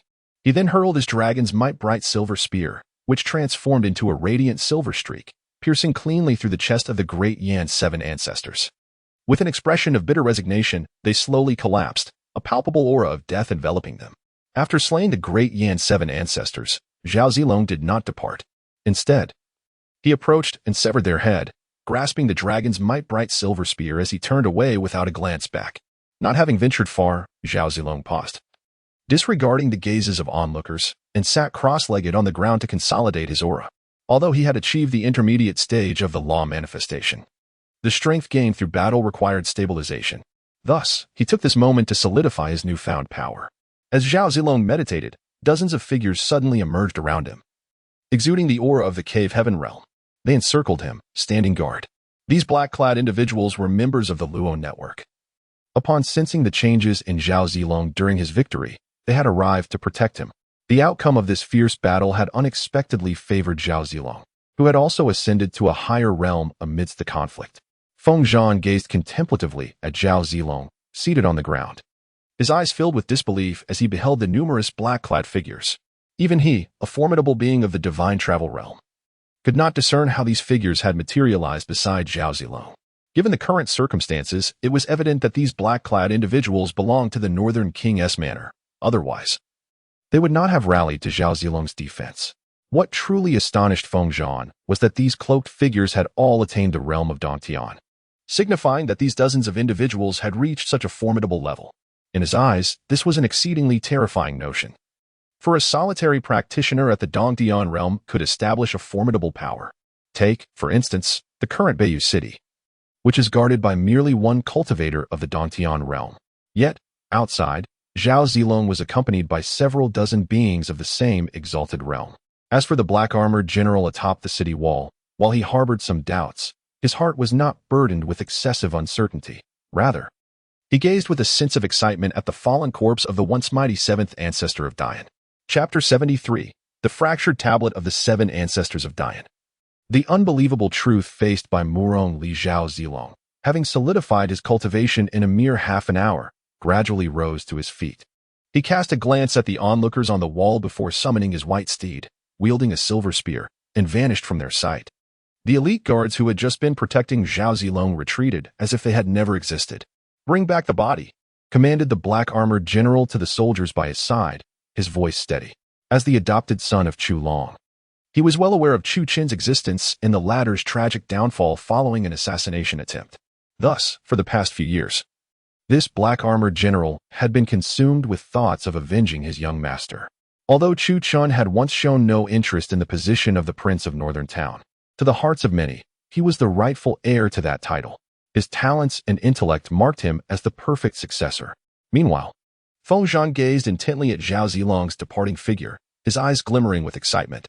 With such a powerful figure within the Prince of Northern Town, revenge for his extraordinary grandson was within reach.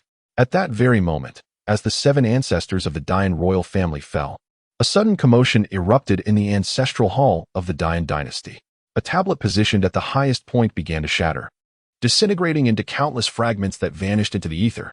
An elder within the hall, witnessing this scene, opened his eyes wide in shock, staring in disbelief at the fractured tablet. He had not anticipated that the tablet, which had seemed so robust just moments ago, would crumble so easily. The 7 ancestors have fallen. Could it be that their time has come to an end? After a prolonged moment of contemplation, the elder finally grasped the gravity of the situation. His expression filled with incredulity. As the guardian of the hall, he had never stepped outside, remaining oblivious to the events unfolding in the outside world. Although he understood the significance of the shattered tablet, the thought that one of their ancestors had been slain did not cross his mind. I must report this to the current emperor, he sighed, casting one last glance at the location of the shattered tablet before vanishing from the hall. They typically refrained from leaving the sanctity of the ancestral hall, but this was no ordinary circumstance. The fall of any ancestor was a matter of great concern for the Murong royal family. At this moment, within the imperial study, Murong found himself in a state of agitation, restlessly pacing back and forth while occasionally glancing outside. With the speed of the ancestor, they should be nearing the prince of northern town by now, he murmured, contemplating the direction of the estate.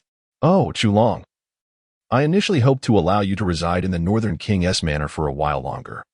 Yet all of this has come to pass, due to your son and grandson. Murong Li's eyes reflected both joy and complexity.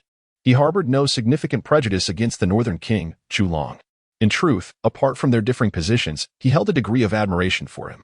After all, while Chu's origins were not insignificant, it was indeed a challenge to ascend to the position of northern king solely on the merits of being a general's son. Your Majesty, an elder from the ancestral hall requests an audience. Just as Murong Li awaited news from his venerable ancestor, a eunuch's voice broke through the air, announcing the unexpected arrival. What brings the elder of the ancestral hall to my study? Murong Li pondered, filled with perplexity, while an ominous premonition began to stir within him. Elders from the ancestral hall seldom ventured into the royal palace, as they typically refrained from meddling in national affairs unless the state faced insurmountable problems. Please allow him to enter. Despite his confusion, Murong Li instructed the eunuch to grant the elder access. Your humble servant pays his respects to your Majesty. Shortly thereafter, the elder from the ancestral hall entered the study, bowing slightly to Murong Li before standing upright without any pretense. What brings you here, esteemed elder? Murong Li inquired, his curiosity piqued by the elder's demeanor, rather than any discontent. The life tablet of the 7th ancestor has shattered, the elder revealed, unreservedly disclosing the true purpose of his visit. What did you say? That cannot be. How could the 7th ancestor have fallen? Murong Li's expression turned to one of utter disbelief as he gazed at the elder, his face marked by shock. A flicker of panic crossed his features, for he understood precisely who the elder spoke of. Why do you assert that the 7th ancestor cannot have fallen? The elder, taken aback by Murong Li's reaction, posed a question in return. Unbeknownst to you, the 7th ancestor has already transcended to the Dharma manifestation realm. If all remains as it should, he should be in the northern region. How could he possibly fall? Who in the north possesses the capability to bring about such a fate? Murong Li articulated, observing the elder's perplexed expression as he spoke, yet disbelief lingered on his countenance. Though uncertain of who in the north held the power to cause the 7th ancestor's demise, the elder understood why Murong Li believed such a fate impossible. He simply shook his head in response. With that, the elder paid no further heed to Murong Li and exited the study. Has the 7th ancestor truly fallen? How could the northern duke's manor possess such formidable power? Even the former Chu was merely at the late stage of the divine travel realm, and now, even if he has broken through, he would only reach the perfected stage of divine travel. What strength does he possess to slay the 7th ancestor? After witnessing the elder's departure, Murong Li gazed in disbelief towards the direction of the northern duke's manor. At that moment, he remained unable to comprehend the shocking news. After all, his own ancestor was a formidable being at the early stage of the Dharma form, yet such a powerhouse has still perished in the northern region. How could he accept this reality? Golden armored guards, investigate what transpired in the northern region. Murong Li suddenly thought of something, urgently calling out to those outside the imperial study. As his words echoed, several shadows vanished from the study. Chapter 74, Murong Li's Reluctance. Zhao Zilong returns to the Northern Defense Palace having completed his tasks. Murong Li hurriedly made his way to the palace where the ancestors of the Murong clan were in seclusion. Upon entering, he was overtaken by a sense of dread. Cautiously stepping into the chamber, the sight of the 2 venerable figures seated upon the ancient ice left him momentarily disoriented. Speak, what brings you back here? One of the elders, his eyes devoid of emotion, slowly opened them and addressed Murong Li, his gaze as unyielding as that of a soulless automaton. Esteemed 6th ancestor. 7th ancestor has fallen in the northern territory, Murong Li replied, taking a deep breath before cautiously delivering the news. He kept his head bowed, too intimidated to meet the elder's gaze. How could Elder 7 perish in the north? Surely no one there could defeat him.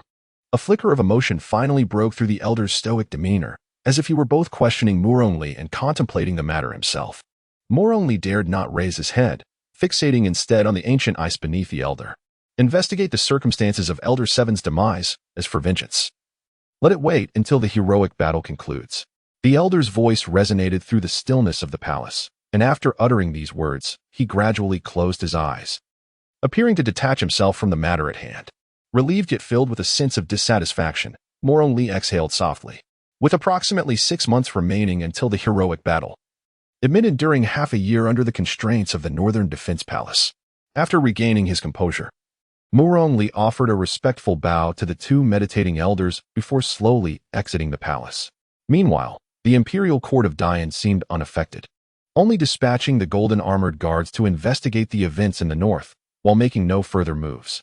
On the other side, Zhao Zilong returned to the Northern Defense Palace in merely 2 days, his blood-stained battle armor still unwashed, casting an eerie crimson hue beneath the sunlight. Without hesitation, he rode his steed directly to the palace.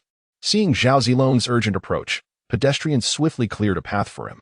The guards of the Northern Defense Palace, recognizing one of the house's 2 unparalleled warriors and having heard tales of White Horse, Silver Spear Zhao Zilong numerous times, readily allowed him entry. In the courtyard of the Northern Town King, Chu Fan was diligently practicing swordsmanship under the guidance of Old Huang. Over the past few days, Chu Fan had devoted his mornings to sword training with Old Huang and spent his afternoons honing his spear skills with Qing Niao, while the evenings were reserved for moon gazing. Consequently, both his swordplay and spear techniques had significantly advanced during this period. Master, Zilong has returned. Old Huang, who was instructing Chu Fan, remarked with a gentle smile. He then leisurely approached the table and seized a piece of osmanthus cake, devouring it with fervor, as though fearing it would be snatched away if he delayed. Upon hearing Old Huang's words, Chu Fan gradually placed his sword onto the weapon rack and took a cloth from Qing Niao to wipe the sweat from his brow. He then approached the table, accepted the tea offered by Qing Niao, and drank it in one swift motion before settling down to wait patiently. Before long, Zhao Zilong entered the courtyard. He wielded the dragon-S dagger silver spear in one hand, while the other grasped a spherical object wrapped in white cloth. His armor bore the stains of crimson blood, clearly indicating that this battle had not been without its challenges. Have you been injured, Zilong? Noticing the bloodied armor, Chu Fan, who had been seated, immediately rose to his feet and inquired with concern. Do not worry, Master, Zilong is unharmed, and I have successfully advanced to the mid-stage of the law manifestation realm through this battle. Zhao Zilong replied, his heart warmed by Chu Fan's concern. He then respectfully bowed before gradually raising the white-wrapped sphere towards Chu Fan. This is the head of the ancestral figure from the Yin royal family at the law manifestation realm. I have successfully slain him, Zhao Zilong stated, his gaze resolute. Thank you for your efforts, Zilong. Chu Fan accepted the head of the Yin royal ancestor with gravity and spoke earnestly to Zhao Zilong. After a moment, he carelessly tossed the head aside and began to inquire about the battle with the Yin ancestor.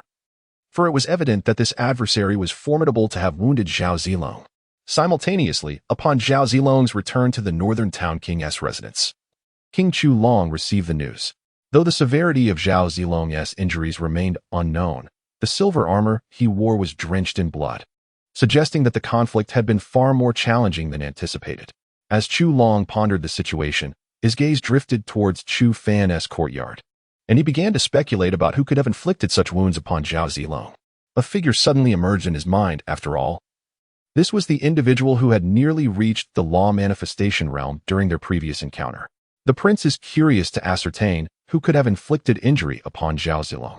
Is it not rather straightforward? Upon his return, Zhao Zilong bore a white cloth-wrapped object. The truth resides within. Jia Qiming, standing beside Chu Long, spoke with a beaming smile, suggesting that despite having heard rumors of Zhao Zilong's potential injury, the fact that he returned with the enemy's head signifies that he has successfully vanquished his foe. Let us go. It has been quite some time since I last saw Xiao Fan. We should pay him a visit. Upon hearing Jia Qiming's words, Chu Long immediately grasped the implication and responded slowly to Jia Qiming. At that moment, Chu Long's heart brimmed with anticipation. Despite the fact that his unparalleled prodigious grandson had not fallen, his resentment towards this individual remained quite pronounced. Chapter 75, The Celestial Sanctuary of the Middle Domain. A decade-s packed Chulan, and Jia Qiming swiftly arrived at the courtyard of Chu Fan, where only Zhao Zilong, Qing Niao, Lao Huang, and Chu Fan resided. "Grandson, I see you." As Chu Fan noticed his grandfather nearing the entrance, he slowly rose and greeted Chu Long Xiao Fan. "These past few days you have been diligently cultivating," Chu Long remarked with a smile, his gaze momentarily drifting towards Zhao Zilong. He was momentarily taken aback by the sight of Zhao Zilong clad in battle armor stained a deep crimson.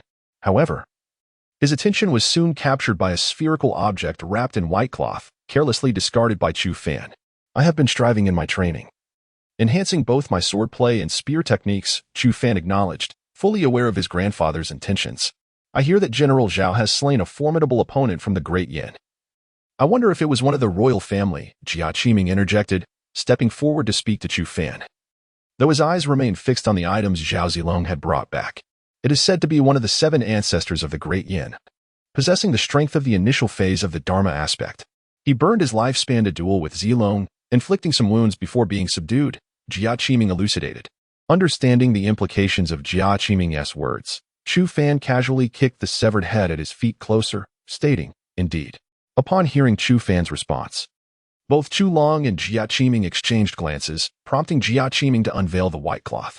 The head of the Great Yan's 7 ancestors lay bare before them. A glimmer of murderous intent flashed across Chu Long's face upon seeing it. "Had it not been for this individual, I might have already broken through to the semi-dharma aspect." "Xiao Fan, you have avenged your brother," Chu Long remarked, eyeing the head before him. Chu Fan, upon hearing this, was momentarily rendered speechless. Were it not for the presence of the Luo Wang, he might have believed his brother truly perished. Yet, the recent messages from the Luo network indicated that his brother had not fallen. It was merely unclear where he was concealed by the Northern King's manor. The Luo network had failed to uncover any traces, save for the appearance of a powerful figure at the time rumors of his brother's demise spread. They speculated that Chu Fan's brother, might have been taken by this strong individual. Chu Fan found merit in this theory, as it was the only plausible explanation remaining. "Grandfather, my brother should still be alive, right?" he inquired, casting a glance at Chu Long regrettably. He felt a pang of remorse after uttering those words, recognizing that the absence of information from Chu Long implied that the time for Chu Qin's return had not yet arrived. Upon hearing Chu Fan's inquiry, both Chu Long and Jia Qiming were momentarily taken aback, raising their heads to regard Chu Fan with astonishment. "Is this news relayed to you by Tian Xiong?" Chu Long observed the expressionless face of Chu Fan and, with a leisurely tone, began to speak. At that moment, he had already deduced that the object of suspicion was none other than Chu Tianxiong. After all, the only individuals privy to the knowledge of Chu Qin's survival, apart from him and Jia Qiming, were Chu Tianxiong. It was inconceivable that they would divulge such information to Chu Fan, leading them to naturally suspect Chu Tianxiong. "Did my father not inform you? Grandfather, have you forgotten the net of information I possess? Although this incident occurred 9 years ago, the traces of it have not been entirely obscured, as my network has unearthed them. Is it possible that my elder brother has been training under an extraordinary master? Perhaps he is no longer in the Eastern Domain." Upon hearing his grandfather's inquiry, Chu Fan responded thoughtfully, sharing his own conjectures, while simultaneously probing the intentions of Chu Long and Jia Qiming. "Indeed, your network of information is as formidable as its reputation, capable of uncovering events from 9 years past. It appears that concealing matters from you is no simple task," Chu Long remarked, somewhat taken aback by Chu Fan's revelation. He had not anticipated that Chu Fan had obtained such intelligence through his network, and a hint of envy flickered across his face as he spoke to him. "Indeed, your elder brother has not perished. During that assassination attempt, we realized that keeping your brother in the Northern King's manor would jeopardize his safety. At that critical moment, an unparalleled expert arrived at the Northern King's manor. Without hesitation, Chu Long unveiled the events of that fateful year. It was revealed that the extraordinary figure from the Great Yin royal family, who had come to assassinate Chu Qin, was thwarted by the full might of the Northern King's manor. Chu Qin had suffered grave injuries during that assassination. However, due to his innate anomaly in the presence of a supreme bone, he had miraculously survived, aided by the regenerative capabilities of the supreme bone." Witnessing Chu Qin's survival, both Chu Long and Jia Qiming chose to keep this matter concealed, even from Chu Fan's mother. Subsequently, another unparalleled master arrived at the Northern King's manor. claiming to take Chu Qin as a disciple and bring him back to the heavenly profound sacred land for training. This sacred land is one of the 4 esteemed cultivation sites in the central domain, and the master in question had ties to the Chu family. After deliberation, Chu Long and Jia Qiming resolved to send Chu Qin to the heavenly profound sacred land for his training.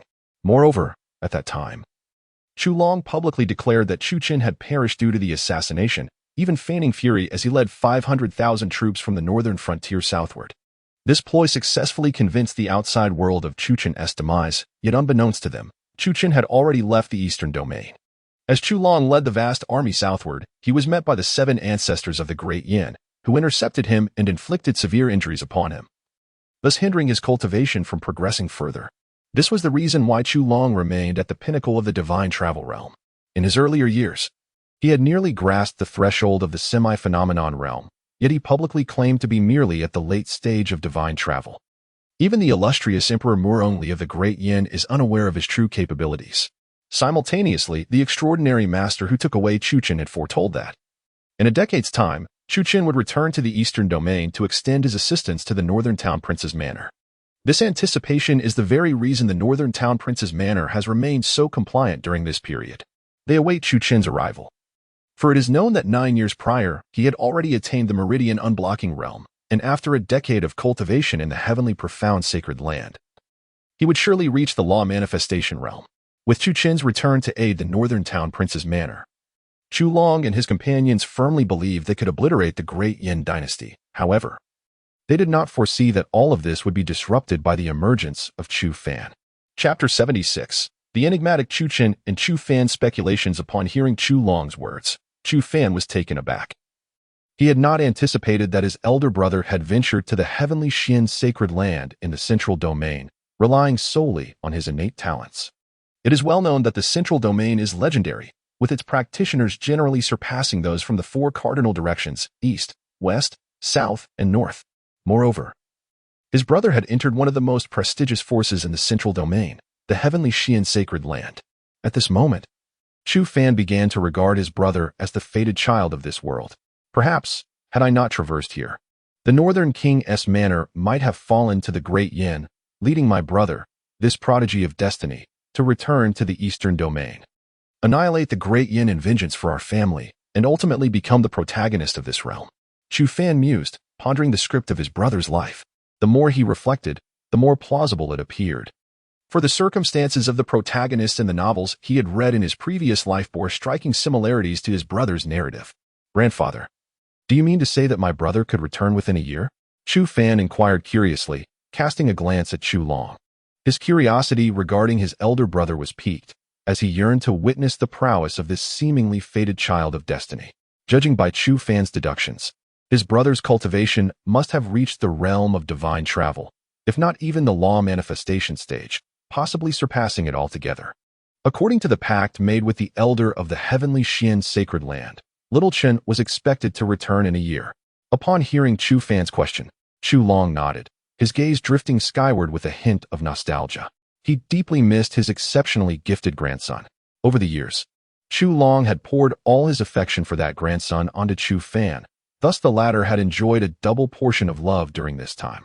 I wonder to what heights my brother's cultivation will have ascended upon his return, and will he be astonished by my own progress? The image of his brother surfaced in Chu Fan's mind, accompanied by a tinge of nostalgia. Your brother will undoubtedly be taken aback by your transformation, for he has always hoped for your talent to flourish. Chu Long chuckled heartily. He then approached Chu Fan, gently ruffling his hair. Throughout this period, Chu Long had witnessed Chu Fan's remarkable growth, feeling an overwhelming sense of pride in his increasingly exceptional grandson. The concerns that had once troubled him regarding whether he could await the arrival of their 10-year pact had been alleviated. While the world acknowledged the might of the Northern King's manor, only Chu Long understood the true challenges it faced, despite its formidable strength. Contending with the royal family of the Great Yin posed considerable difficulties. Hence, Chu Long remained apprehensive about the possibility of his grandson encountering assassination attempts once more.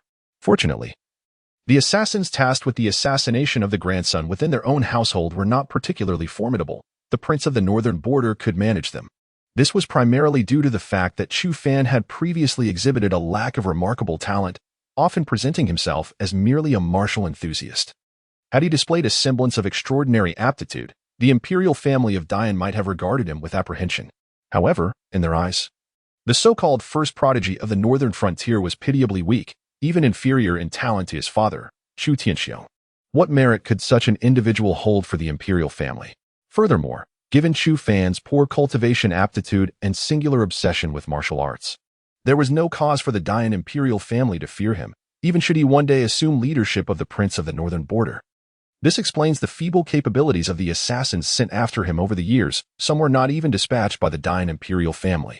Indeed, I could undoubtedly astonish the boldest of hearts. Upon hearing Chu Long's words, Chu Fan nodded. After all, he was no longer merely at the realm of Dongtian, but also possessed the legendary Innate Dao body. This Dao body was even more potent than his elder brother Chu Chen's supreme bone.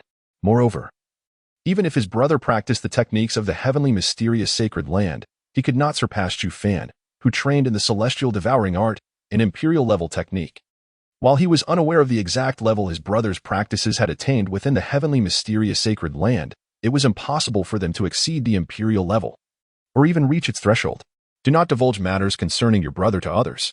Even if you were to confide in your mother, it would not lead to any misfortune. For we and the prince of the northern border no longer fear the Dian dynasty, Chu Long stated, nodding in agreement. He had refrained from disclosing this matter to Chu Fan's mother previously out of concern that her excitement might draw the attention of spies from rival factions. Should the Dian imperial family become aware of this development, the prince of the northern border could face threats far beyond mere assassins, potentially leading to their obliteration from the world. Grandfather, I understand, Chu Fan replied, showing great respect for his mother. He had no intention of sharing this information with anyone else, especially since he had few friends within the prince of the northern border. Very well. I shall take this old fellow's head with me. You should go and spend some time with your mother, as your brother's memorial day is approaching, and she is undoubtedly grieving. You must dedicate more time to her, Chu Long said, casting a glance at Jia Qiming before slowly rising and making his way toward the courtyard exit. Jia Qiming smiled at Chu Fan, and then gently lifted the head of the seventh ancestor of Dian before departing. Grandson respectfully bids farewell to grandfather. Chu Fan gazed at the receding figures of Chu Long and his companion, slowly uttering that the beheading of the seven ancestors of Dian by them did not come as a great surprise. Qing Miao, please pay a visit to my mother, he said, directing his attention to the Qing Miao beside him after Chu Long's departure. Over the past few days, he had discerned that his mother's mood was rather somber. Initially, he had not grasped the reason. However, following his grandfather's reminder, he now understood the cause of her discontent. Moreover, having just received news from Chu Long, Chu Fan was eager to share this good tidings with his mother. Chapter 77 Farewell to Mother Feng Shiran. Conveying news to Chu Chen subsequently, Chu Fan led the azure bird to his mother Feng Shiran's courtyard. Upon his arrival, the maidservants within the courtyard greeted him with respectful bows. Naturally, these attendants were familiar with their esteemed young master, especially since he often visited his mother, making it impossible for them to have not encountered him before. Has little Fan come? What has kept him so busy these past few days that he hasn't visited his mother? Feng Shiran slowly emerged from her chamber, though the weariness on her face was unmistakable. Her exquisite features bore a pallor that tugged at Chu Fan's heartstrings. Gazing upon his mother's haggard visage, he felt an overwhelming urge to storm the great Yin dynasty, if it were not for that assassination attempt orchestrated by the great Yin royal family. His mother would not have to yearn daily for her elder son. I have been diligently training during this time in preparation for the upcoming Eastern Domain heroic battle, and I must confess that I have thoroughly offended the great Yin royal family recently, which necessitates some preparation on my part. Chu Fan did not conceal the truth from his mother, for Feng Shiran possessed her own network of intelligence. Given the recent uproar surrounding the great Yin dynasty, she surely had heard of it. Little Fan, you have been quite reckless. To venture out and eliminate the entire Wang family of Old Town West. It's no wonder the great Yin royal family would take offense. Feng Shiran was aware of her son's recent exploits, and a flicker of pride illuminated her features. This was indeed her son. However, that pride was swiftly eclipsed by concern.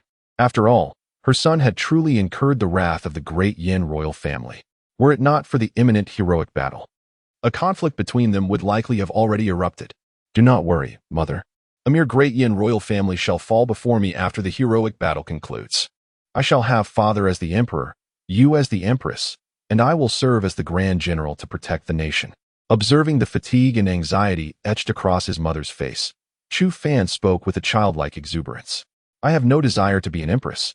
All I wish for, dear son, is your safety, Feng Shiran replied, unable to suppress a smile upon hearing his words. She gently adjusted the wrinkled fabric of his attire, her eyes brimming with affection. Rest assured, mother. Today, Zilong has slain a formidable expert from the great Yin royal family. And they must be in a state of panic now. Chu Fan remarked, confidence radiating from his expression as he noted the adoration in Feng Shiran's gaze. Is it the famed Zhao Zilong, the one with the white horse and silver spear?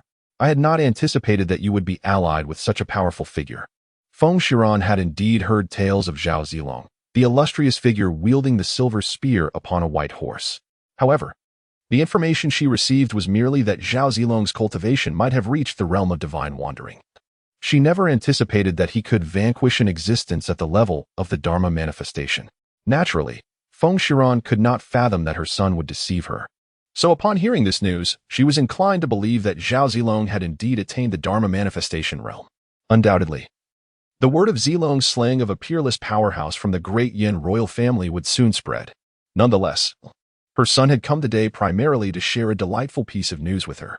After nodding at Feng Shiran, Chu Fan, brimming with excitement, continued, Mother, I have wonderful news to share. What good tidings do you bring? Has young Fan taken a liking to some fair maiden? Teased Feng Shiran, a playful smile gracing her lips, her eyes glimmering with curiosity. Mother, have you ever heard of the existence of the net of law in my possession? Chu Fan inquired mysteriously. I have heard your father mention it. He said that the net of law is the most formidable intelligence organization in the Eastern domain. Feng Shiran replied, albeit with some confusion regarding why Chu Fan would bring up the net of law.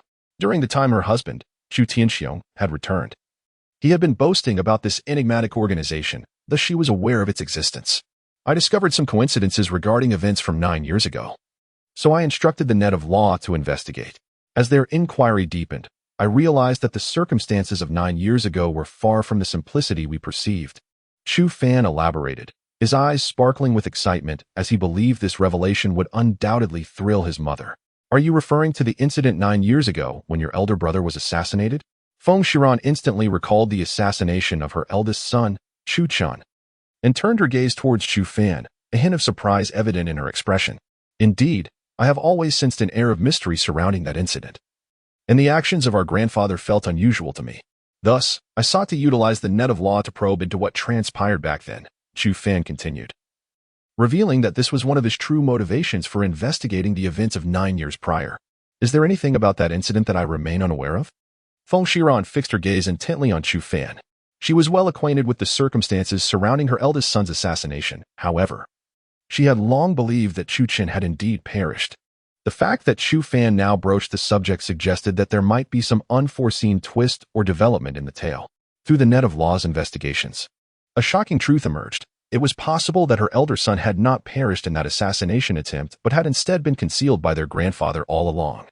Upon witnessing the cautious expression adorning his mother's face, Chu Fan promptly divulged the information he had uncovered over the past few days. Is what you say truly credible? Feng Shiran's countenance reflected disbelief, and tears trickled down her cheeks as she fervently hoped that Chu Fan's words were not mere fabrications. Indeed, it is true. After uncovering this news, I immediately inquired with grandfather, who subsequently confirmed that my elder brother did not perish during that assassination attempt. Observing his mother in such a state, Chu Fan felt compelled to relay the news of his brother's survival. At that moment, a ripple of emotion stirred within him. While Chu Long's actions were undoubtedly justified, they were, for his mother Feng Shiran, a source of profound torment. Chapter 78. The Awakening of Feng Shiran and the Ascendance of Chu Chen. Upon hearing Chu Fan's affirmative response, Feng Shiran was momentarily struck dumb. Xiao Fan, is what you say truly the case? Is your brother really alive? She trembled as she sought confirmation from Chu Fan, her eyes brimming with hope. Indeed, my brother is alive, and after a year, he is expected to return to our residence at the Northtown King's Manor. Grandfather has mentioned that there exists a 10-year pact between them, and after this decade, my brother will once again grace the Northtown King's Manor. Chu Fan, noticing the glimmer of hope in his mother's eyes, nodded resolutely and shared the news of his brother's anticipated return. Then where is Xiao Chen now? After receiving the confirmation, Feng Shiran quickly inquired, her mind racing with thoughts of her son and whether she could meet him ahead of time. Currently, He is cultivating at the heavenly Xian sacred land in the central domain, and we will not be able to see him in the near future. Chu Fan understood his mother's thoughts and reassured her gently. Is that so? Upon hearing Chu Fan's words, Feng Shiran appeared lost in thought, her expression one of realization. Mother, do you know of the heavenly Xian sacred land? At this moment, Chu Fan felt a flicker of curiosity.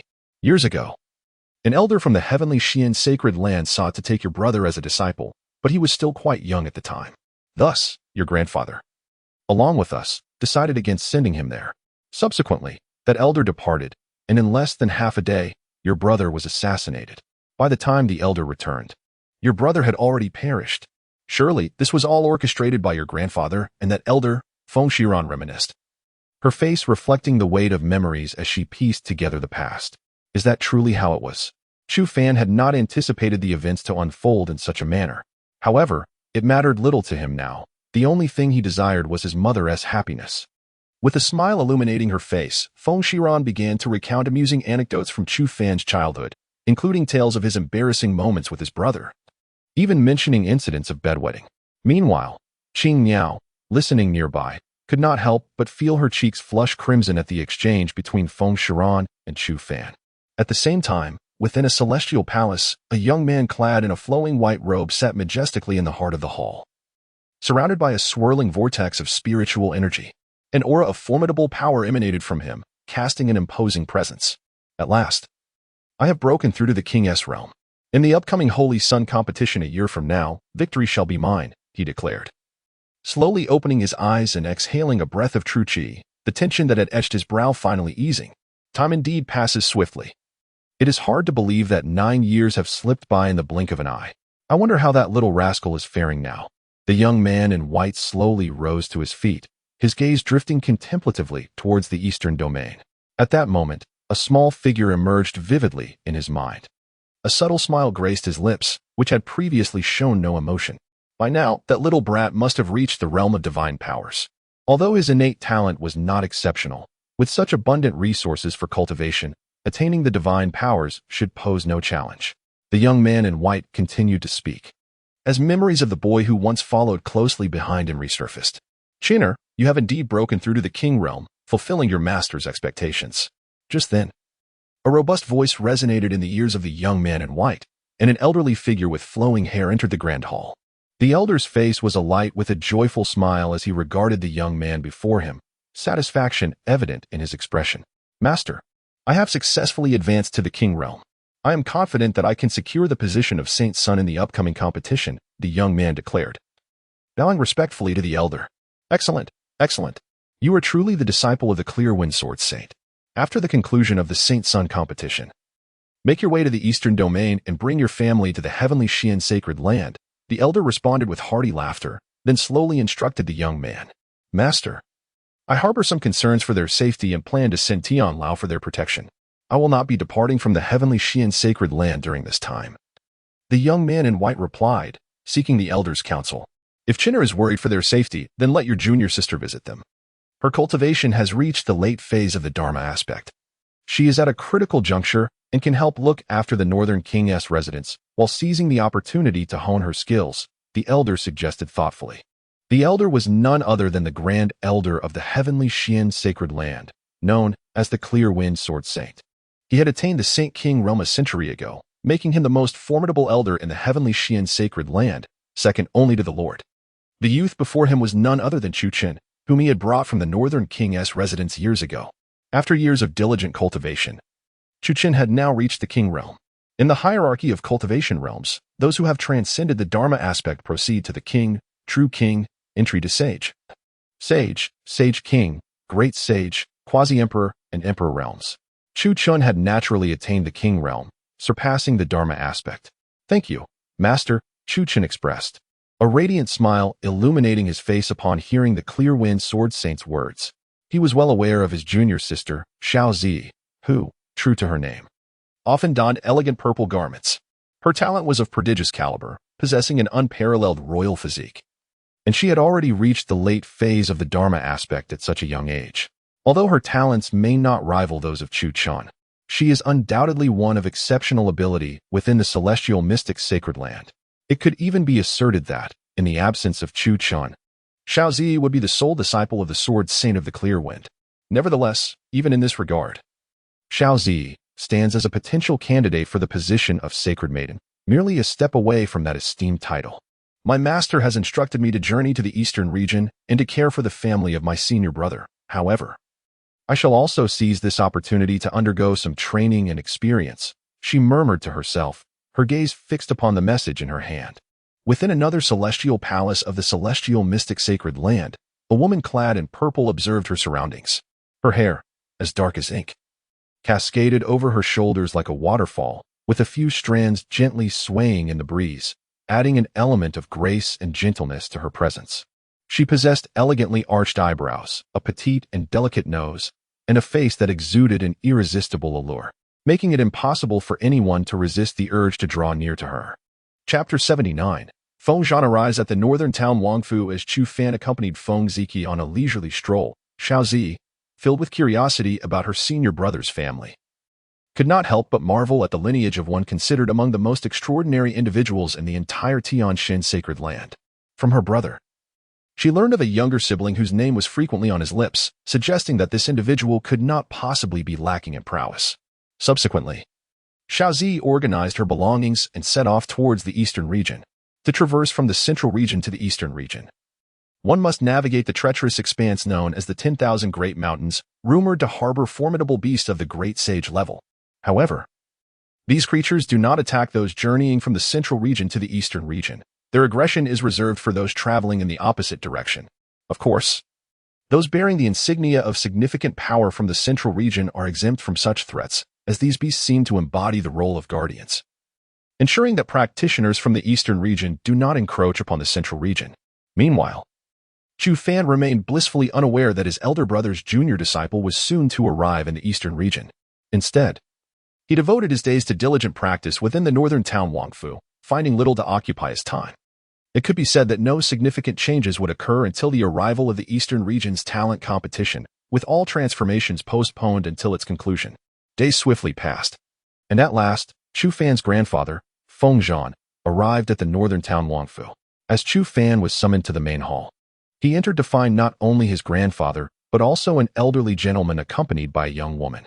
The moment he stepped inside, the elder regarded him with a kind expression, while the young woman observed him with keen curiosity.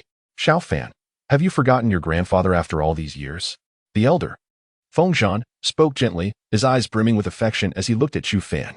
Having previously met his grandfather and cousin, Chu Fan was well aware of their presence, thanks to the information he had gathered from Luo Wang and Zhao Zilong. He approached Feng Zhan and Feng Ziki with a calm demeanor. Nearly a decade has passed in the blink of an eye, and Xiao Fan has grown, Feng Zhan mused, his gaze reflecting a sense of nostalgia as he regarded the elegant young man before him. Due to past events involving Chu Fan, their ties with the northern town Wangfu had diminished, leading to a prolonged separation from Chu Fan. It was a surprise to see how much he had matured into a refined young gentleman. Cousin, you've grown quite tall in these 9 years, Feng Ziki exclaimed, stepping forward to appraise Chu Fan, her expression filled with astonishment. She had not anticipated that the little boy who once trailed behind her had blossomed into such a charming figure. Chu Fan's appearance showcased the finest traits inherited from both his mother and father, making him one of the most remarkable visages in the entire northern frontier and even across the vast expanse of Dian. Cousin, you have changed so much. Within the recesses of Chu Fan's mind, memories of the woman before him, Feng Ziki, surfaced. In times past, he had trailed behind his elder brother, as well as this lady. Recalling those bygone days elicited a peculiar smile upon Chu Fan's lips as he realized that he had indeed behaved like a mere shadow. Following the pair around, Xiao Fan, please escort Ziki on a stroll. Your grandfather and I have some matters to discuss, Feng Zhan remarked kindly. Casting a glance at Chu Fan, grandfather, great-grandfather, I shall take my leave for now, Chu Fan responded respectfully, bowing to the two before departing the grand hall with Feng Ziki by his side. Once they exited, only Chu Long and Feng Zhan remained, engaged in their discourse. Although Chu Fan was unaware of the particulars of their conversation, he sensed that Feng Zhan's visit to their residence was undoubtedly linked to the recent conflict. Cousin, let us explore outside the northern town manor. It has been many years since I last visited. I wonder how much it has changed, Feng Ziki exclaimed, her playful nature revealed as she sparkled with excitement. Very well, I shall guide my cousin through the city. Chu Fan agreed, not wishing to deny her request. After spending considerable time training at the northern town manor, he felt it was indeed time for an outing. However, before they departed, he called upon Qing Yao and Lao Huang. Despite the low likelihood of danger in the northern territories and his own ascended prowess now at the celestial realm, he would not wager his safety. Thus, each time he ventured out from the northern town manor, he brought along Lao Huang and Qing Yao.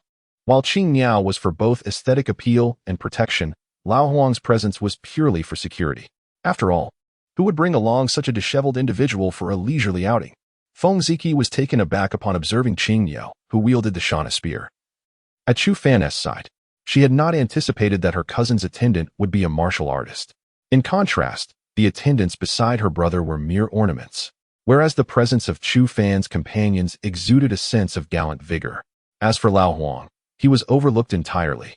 His appearance did little to suggest he was a formidable warrior. His constant silly grin and minimal activity, aside from eating, did not inspire confidence. In contrast, Qing Yao remained vigilantly protective of Chu Fan.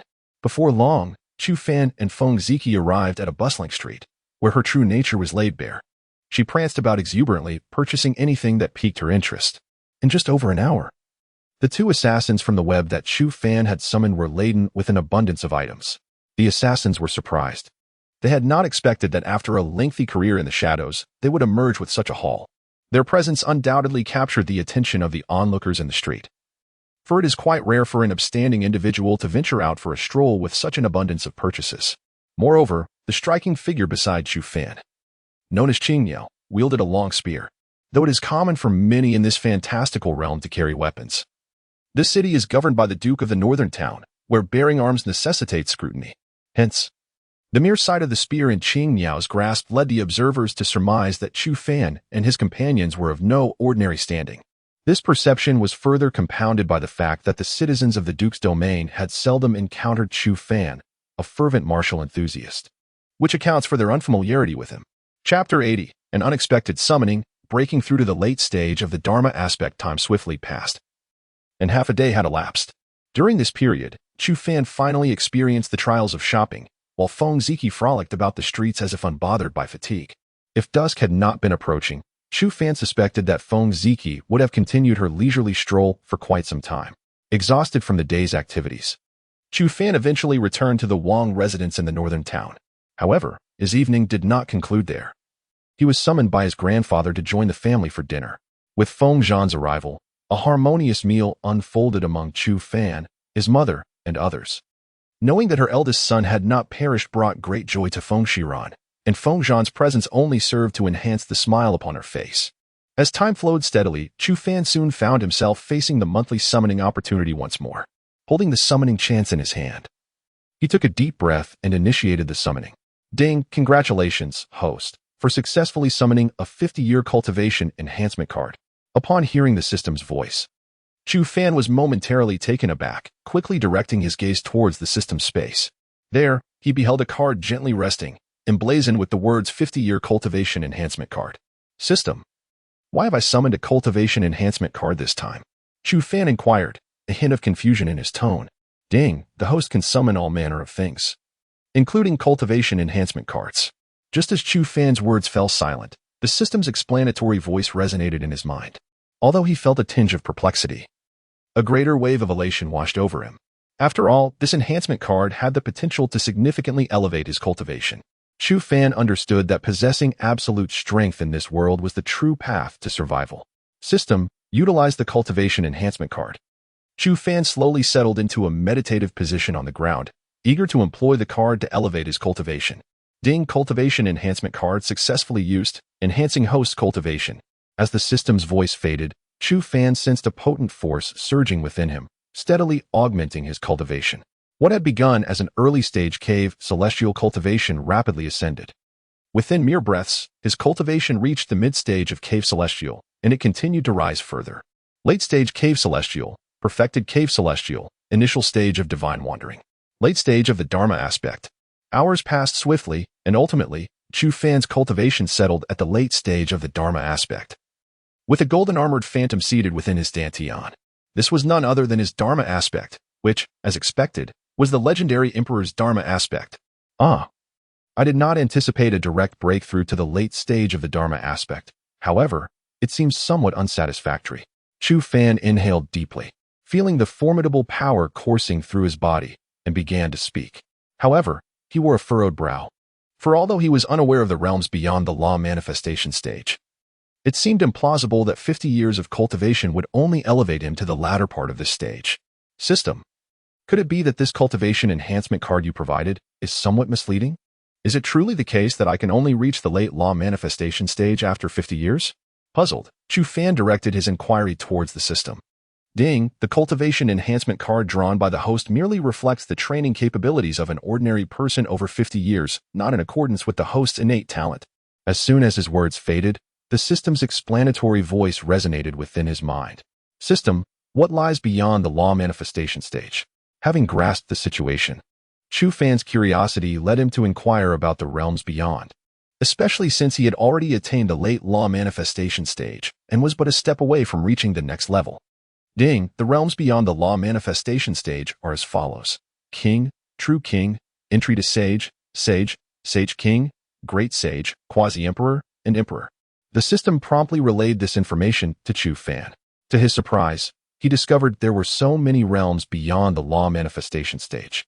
He had suspected there were higher levels, yet he had not anticipated such an abundance. However, with the revelation of additional realms, his resolve grew even stronger. Upon arriving in this world, he aspired to establish a kingdom uniquely his own. In the ensuing days, Chu Fan accompanied Feng Ziki on leisurely strolls through the city. After nearly half a month, Feng Zhan took Feng Ziki back to the Feng clan, departing from the Northern King's residence. As they left, Feng Ziki cast a reluctant glance at Chu Fan, departing with several carts laden with belongings. Once Feng Zhan and Feng Ziki had departed, Chu Fan finally exhaled in relief.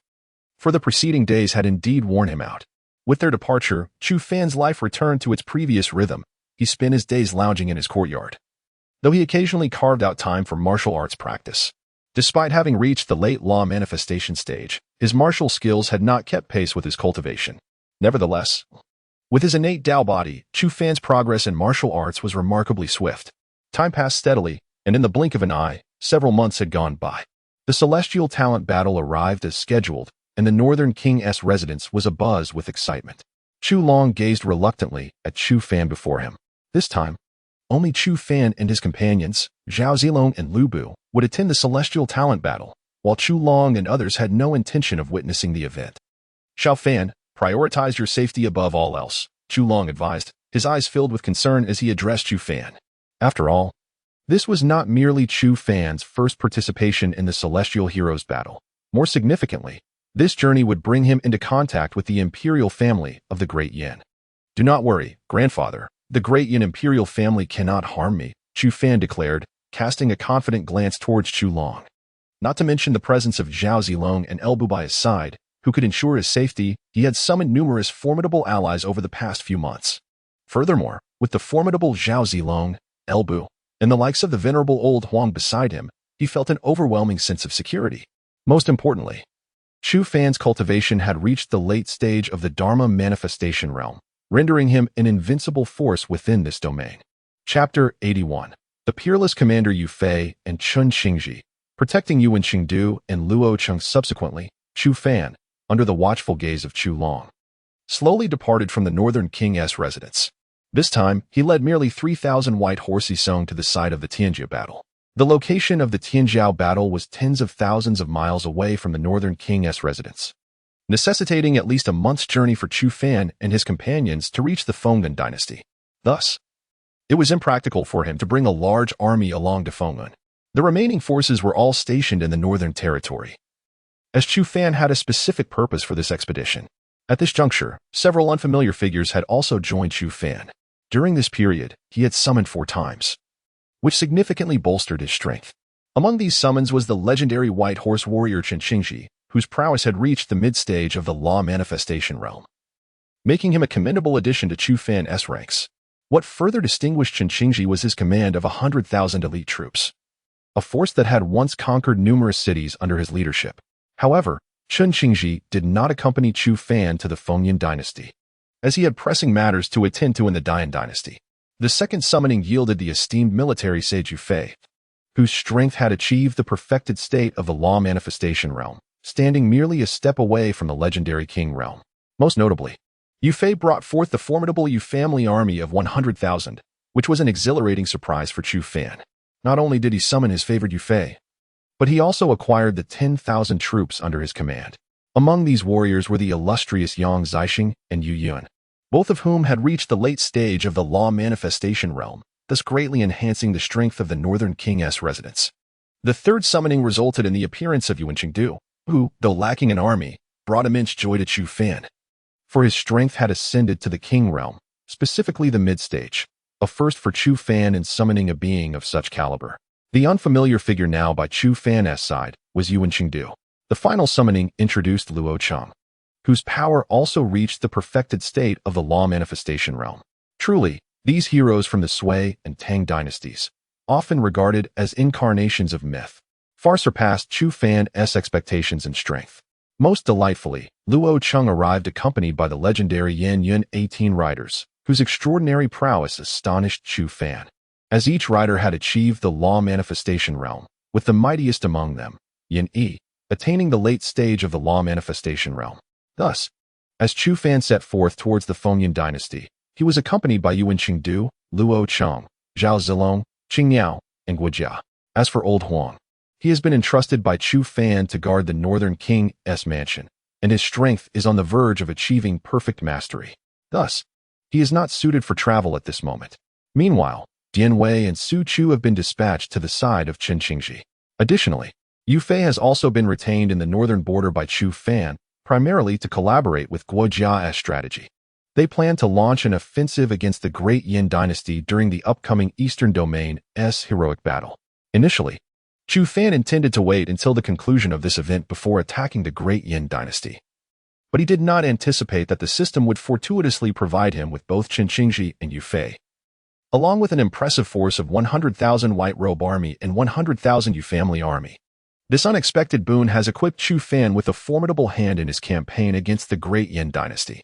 Moreover, the royal family of the Great Yin dynasty, in participating in this heroic battle, would naturally bring along some formidable warriors. It can be said that the Great Yin dynasty is currently in a vulnerable state, especially with his position as the heir of the Northern King's mansion drawing the attention of both the Great Yin dynasty and the Eastern Domain. Thus, this is indeed his most opportune moment.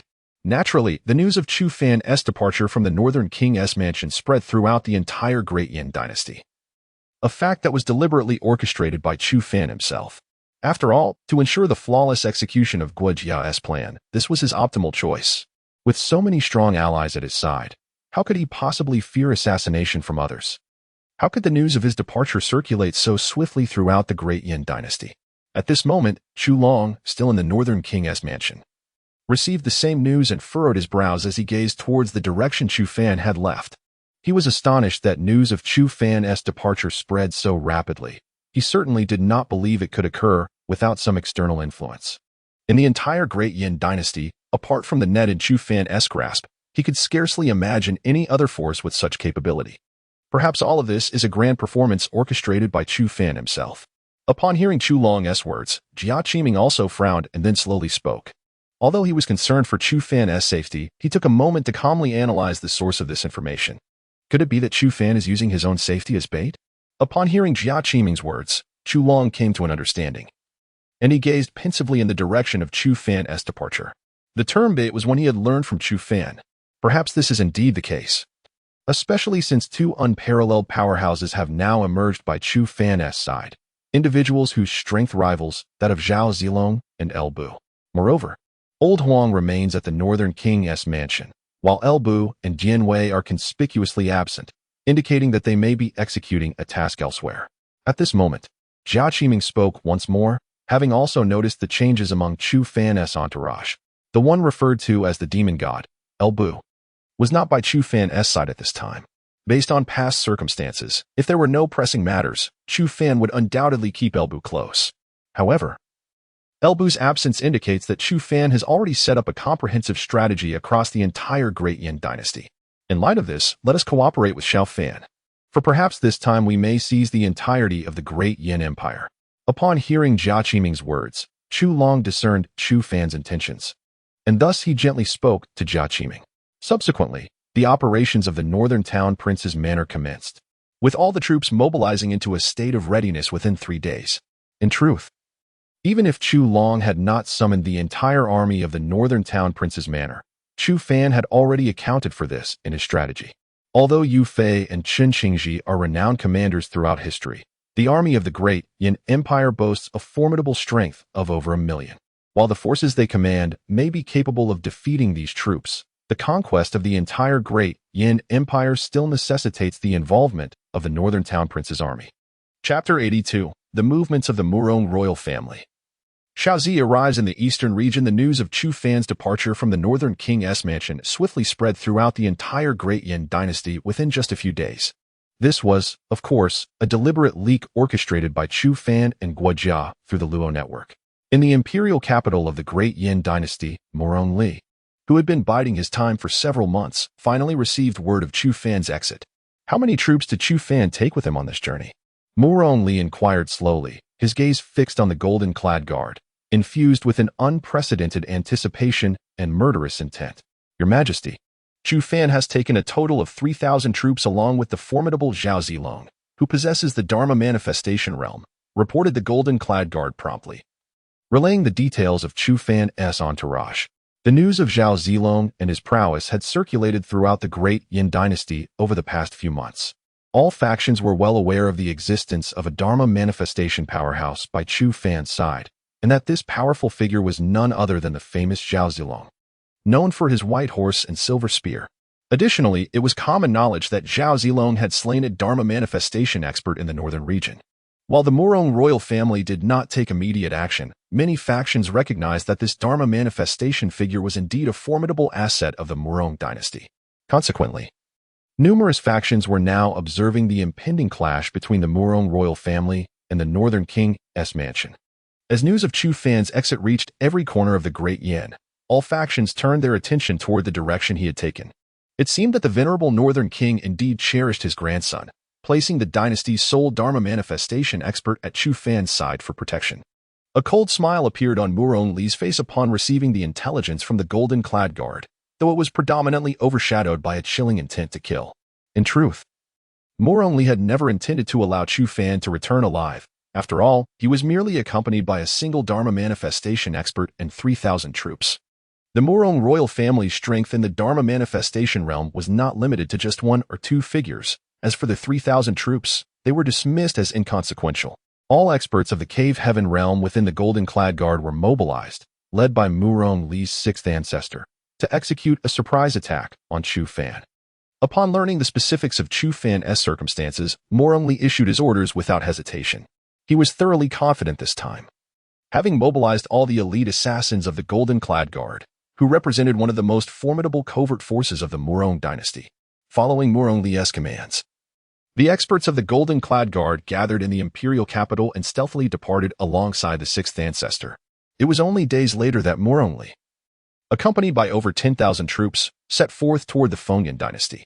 As the ruler of one of the 4 great dynasties of the eastern region, it was imperative for him to participate in the upcoming heroic battle, a contest that was originally organized by the leaders of the 4 great dynasties. Meanwhile, Chu Fan, after a fortnight of travel, had exited the northern region and entered the territory of the Mingyuan dynasty. At this juncture, the Mingyuan dynasty showed no signs of concern regarding his party's presence. Firstly, there exists no animosity between Chu Fan and the Mongolian Yuan dynasty. Secondly, the Mongolian Yuan dynasty is reluctant to delay the forthcoming battle of prodigies in the eastern domain due to matters concerning Chu Fan. Young Master Guijia, seated within the carriage, spoke slowly to Chu Fan, his gaze devoid of any concern, instead reflecting an air of assured control. How much longer do we have before they arrive to ambush us? Chu Fan inquired calmly about the actions of the Great Yin royal family, showing no surprise. They can reach us within 5 days at most, Guijia replied, lifting a cup of wine to his lips, evidently dismissive of the Great Yin royal family. Meanwhile, Qing Miao, who was pouring tea for Chu Fan, tensed upon hearing this news, recognizing its significance. It seems that in 5 days, we shall have the opportunity to confront yet another ancestor of the Great Yin royal family. Chu Fan mused with a leisurely smile, finding little unexpected in the news. Moreover, his current strength far surpassed that of the great Yin royal family. With Yuan Cheng alone, he could neutralize all assassins. After all, there exists a vast chasm between the realms of kings and those of the Dharma aspect. Even if faced with 10 fully realized Dharma aspect practitioners, Yuan Cheng would prevail. At that moment, Yuan Cheng rode alongside Chu Fan's carriage, clad in golden armor and wielding the gilded lance. However, upon overhearing the discussion between Chu Fan and Guojia, he gripped his lance tighter. The convoy of Chu Fan continued its slow progress. Unbeknownst to Chu Fan, a young maiden was hastening towards him from not far ahead. This maiden, Xiaozi, was searching for Chu Fan's location using a jade pendant she held in her hand. Having arrived from the Tianxian sacred land, she sensed the thin spiritual energy of the eastern domain. Naturally, she relied on the jade pendant given by Chu Chun to guide her search for Chu Fan. It seems I am close to finding him. I did not expect it would take me so long, Xiaozi thought, her excitement growing as the pendant radiated a brilliant light. She swiftly dashed in the direction indicated by the pendant. Although Xiaozi had traveled aboard a warship from the central domain, traversing the 10,000 great mountains had consumed several months of her time, as the mountains were several times larger than the entire eastern domain. Upon her arrival in the eastern domain, she first appeared in the Fengyan Dynasty, where she began inquiring about the northern guardian Wangfu. However, initially, she was unaware that the northern guardian Wangfu belonged to the great Yin royal family, leading her to search for quite some time before discovering its true affiliation. Thus, Xiaozi made her way directly to the great Yin dynasty.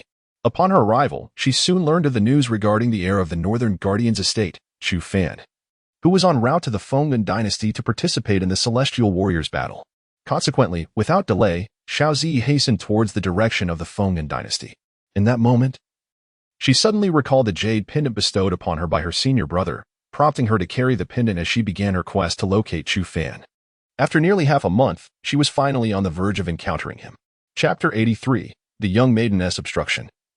The first encounter with Xiaozi, unbeknownst to Chu Fan, who was en route, his elder brother's disciple sought him.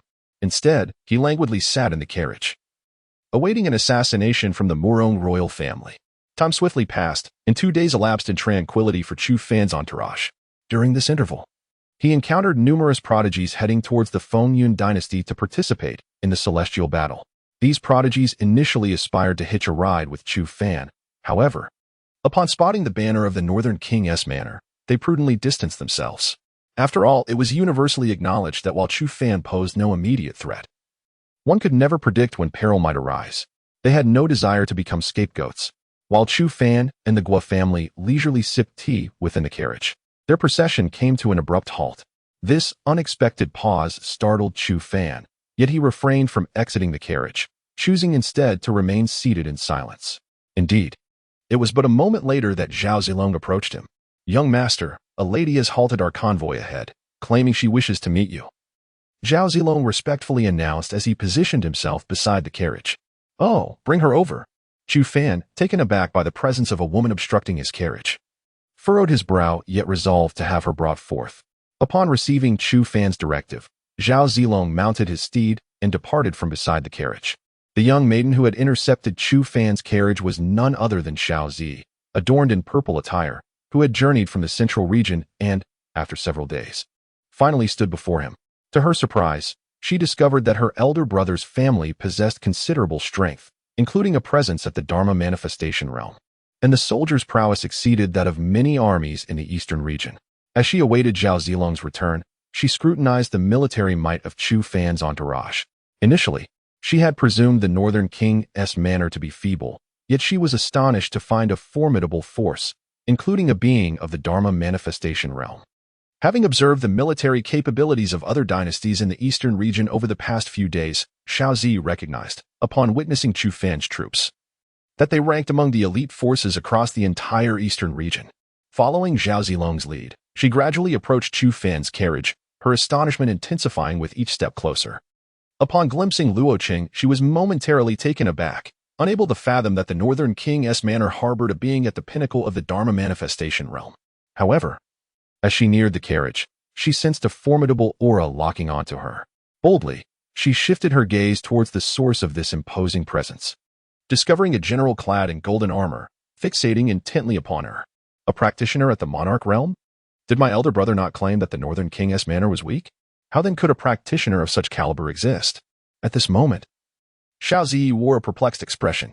His senior brother had informed him that the strongest cultivator of the Northern Prince's residence was merely at the realm of divine travel. However, the current situation seemed to far exceed the accounts of his brother. Young master, the person has been brought here. At that instant, Zhao Zilong's voice pulled Xiao Zi back to reality, and he gazed with heightened curiosity toward the carriage. Soon after, a figure resembling an immortal descended gracefully from the carriage. Witnessing this scene, Xiao Zi was utterly taken aback. Chu Fan, possessing a visage that was rare in the entire eastern region, appeared even more ethereal under the enhancement of his innate Dao body, akin to a celestial being gracing the mortal realm.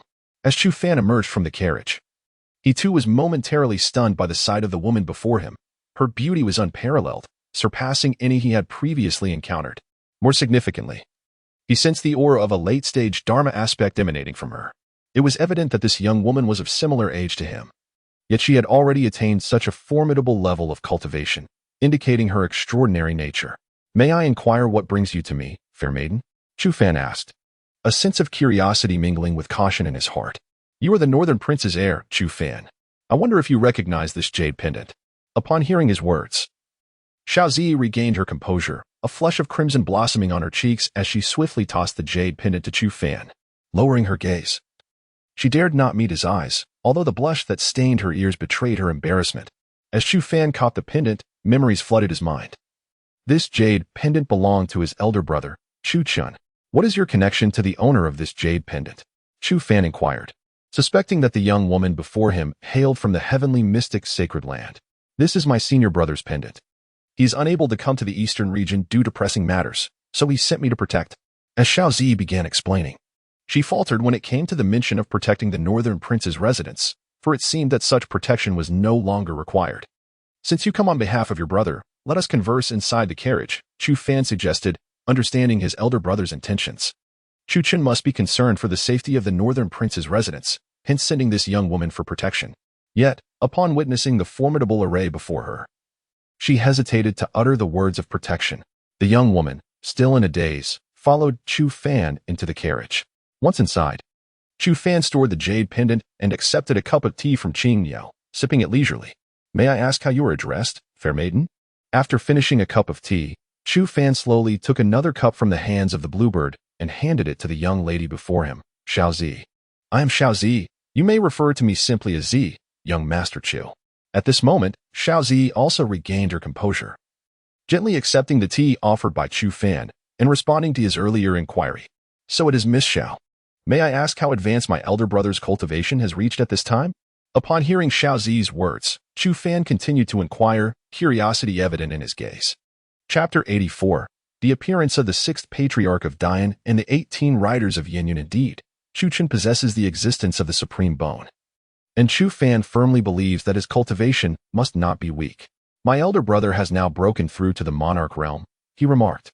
In response, Xiao Zi continued, but as she was about to elucidate the monarch realm, she suddenly recalled that outside Chu Fan's carriage stood a being of the monarch realm, prompting her to withhold her explanation. "The monarch realm, is it? It seems my brother's talent is indeed commendable." Upon hearing Xiao Zi's words, Chu Fan nodded, expressing no significant astonishment at his brother's prowess. After all, it is quite normal for one with the supreme bone to ascend to the monarch realm. The conversation between Chu Fan and Xiao Zi meandered pleasantly. As night fell, Chu Fan had come to understand the temperament and talent of the young lady beside him, as well as her standing within the heavenly Xian sacred land. He also gleaned from her words the true strength of the heavenly Xian sacred land. It truly is one of the foremost powers in the central domain, boasting even beings of the Saint King level, and likely possessing practitioners of the great saint level as well. As for the legendary quasi-emperor, he could not ascertain its existence. As Chu Fan set up camp, he gazed at the young lady not far away, contemplating that the heavenly Xian sacred land's formidable strength aligned with his expectations. Regardless of how powerful the heavenly Xian sacred land might be, it would not sway his determination to contend for supremacy in this world. His aspiration upon arriving in this realm was to vie for dominion and establish an unparalleled celestial dynasty. Moreover, the system's marketplace awaited his establishment of a dynasty before it could be unlocked. When he finally accessed the system's marketplace, Chu Fan was confident his strength would undoubtedly be enhanced. By then, not just the heavenly Xian sacred land, but the entire central domain would be under his dominion. Meanwhile, Xiaozi was not asleep. Rather, she was engaged in conversation with her guardian. As a direct disciple of the heavenly Xian sacred land and the personal pupil of the esteemed Sword Saint Elder, her guardian was a practitioner at the saint level. The talent of Chu Qin's younger brother is indeed formidable. He is said to possess the legendary Innate Dao body, and his cultivation has reached the late stage of the law manifestation realm. If he were to continuously cultivate within our heavenly Xian sacred land, his strength would likely surpass that of Chu Qin. The voice of her guardian resonated within her mind. Xiaozi was taken aback upon hearing this revelation. She had not anticipated that this ethereal youth had already achieved the late stage of the law manifestation realm and possessed the fabled Innate Dao body. It is worth noting that her own strength was attained through the abundant resources of the heavenly Xian sacred land. Yet, Chu Fan managed to break through to the late stage of the law manifestation realm in the barren eastern domain, while also wielding the legendary Innate Dao body. I never expected my elder brother's sibling to possess such talent. I must persuade my master to bring him back. Thus, I shall gain another junior disciple. Upon discovering Chu Fan's extraordinary talent, Xiaozi began to contemplate how to persuade her master to take him under his wing. With such thoughts swirling in her mind, a smile unknowingly graced her lips. As days swiftly passed, the bond between Chu Fan and Xiaozi deepened, and Chu Fan's understanding of the heavenly Xian sacred land grew exponentially. At this juncture, Chu Fan became aware that practitioners at the kingly realm were abundant, with countless true kings also present, and even those of the saintly level could be seen throughout the heavenly Xian sacred land.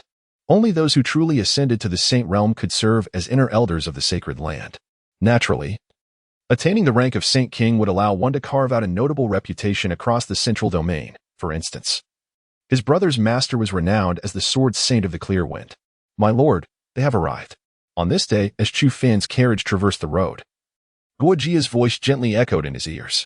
Lo Qing, summon the 18 riders of Yin Yun. Allow no one to escape. Understanding who had come, Chu Fan's voice resonated outside the carriage. Upon hearing his words, Lo Cheng produced a horn from his cloak. Soon, the sound of the horn reverberated through the sky. Following the horn's call, the rhythmic sound of hooves emerged behind Chu Fan's entourage, and moments later, 18 dark figures appeared by Lo Cheng's side. These figures were none other than the 18 riders of Yin Yun. Meanwhile, ahead of Chu Fan's group stood a throng of mysterious individuals clad in golden armor. Their numbers had swelled to several hundred, and behind them loomed an army of over 10,000. It was as if they had been waiting for Chu Fan's arrival for an eternity. At the forefront of the golden-clad figures stood an elder, exuding an aura of death, whose presence had reached the late stage of the law manifestation realm. The 6 ancestors of the Great Yin, our young master has awaited you for a long time. Zhao Zilong, riding his warhorse, approached the elder, confronting him directly. Without a hint of surprise, he addressed the elder. Indeed, you are from the Northern King's residence. It appears you have secretly orchestrated an unknown force, already aware of our arrival. However, is it not a tad too presumptuous? Upon hearing Zhao Zilong's words, the Great Yan's 6 ancestors momentarily faltered, but quickly recovered to mock him in response. Zilong, leave this rabble to me. The army behind you is entirely your responsibility. As soon as the Great Yan's words fell, Lo Cheng, mounted on his warhorse and wielding a silver spear, approached Zhao Zilong's side, accompanied by the 18 riders of Yin Yun, clad in black robes. Do not worry. A mere 10,000 troops are hardly a concern for me, Zhao Zilong assured, thumping his chest. Following this declaration, Lo Cheng surged forward, spear in hand, charging at the Great Yan's 6 ancestors. Simultaneously, the 18 riders of Yin Yun behind him unsheathed their curved sabers and swiftly followed the direction of Luo Qing, charging towards the hundreds of golden-armored mysterious figures ahead. How could this be possible? How could the northern town prince's residence harbor beings of such formidable prowess, ones who have attained the perfected Dharma aspect? Moreover, all 18 of these individuals possessed the power of the Dharma aspect. It was inconceivable that the northern town prince's residence could harbor such formidable entities. At this moment, the 6 ancestors of Great Yin also sensed the aura emanating from Luo Qing and his companions, and he gazed in disbelief towards the direction of Luo Qing. Chapter 85, The Overwhelming Battle. Yufei enters the Western Territory. It is worth noting that even the royal family of Great Yin does not possess such a multitude of individuals at the level of the Dharma manifestation realm. Moreover, the aura emanating from Luo Cheng has already reached the pinnacle of the Dharma manifestation, a situation that is beyond his current capacity to withstand. Nevertheless, Luo Cheng, leading the 18 riders of Yanyan, harbors no intention of retreat. With a swift motion, the silver spear in Luo Cheng's grasp transforms into a streak of silvery light, hurtling towards the 6 ancestors of Great Yin. The oppressive force accompanying this thrust causes the surrounding air to tremble. The aura radiating from Luo Cheng stirs the yellow sands around him, as if he has become the central figure of the universe in this moment. Upon witnessing this, the 6 ancestors of Great Yin dare not delay. He raises his long sword to parry Luo Cheng's strike.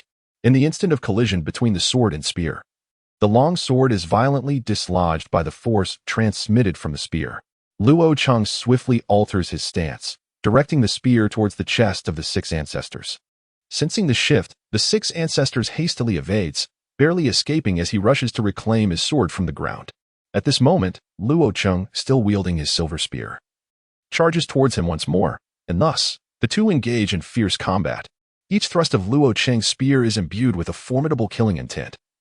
And behind him stands a silver-clad figure, a Dharma manifestation, wielding a spear and relentlessly attacking the 6 ancestors of Great Yin. In response, the 6 ancestors unleashes a terrifying aura, and a Dharma manifestation appears behind him, resembling a regal figure, though it pales in comparison to the human emperor's Dharma manifestation of Chu Fan. The battle rages on, although Luo Cheng's strength far surpasses that of the 6 ancestors. The task of slaying him within a short span remains unattainable. Meanwhile, the 18 riders of Yanyan wield their curved sabers and plunge into the ranks of the Jin Yi. Their prowess, having reached the Dharma manifestation realm, transforms the encounter with the merely cave heaven realm Jin Yi into a massacre. In a single charge, they have already dispatched dozens. And the 18 riders continue their relentless advance, forcing the Jin Yi into a defensive posture. However, their efforts yield little more than a slight reduction in the riders' killing pace. As this fierce battle unfolds, Zhao Zilong leads the white horse Yiyang into the ranks of the Jin Yi. Their strength, though formidable, appears somewhat feeble in the face of Zhao Zilong's command. With but a single charge, thousands of troops from the Great Yin royal family fall. Is this the might of the Northern Guardian's estate? They could likely sweep across the entire Great Yin royal family, and even conquering the whole eastern domain should prove no great challenge. Xiao Zi naturally witnessed the fierce battle ahead, never anticipating that she had severely underestimated the might of the northern town prince's mansion.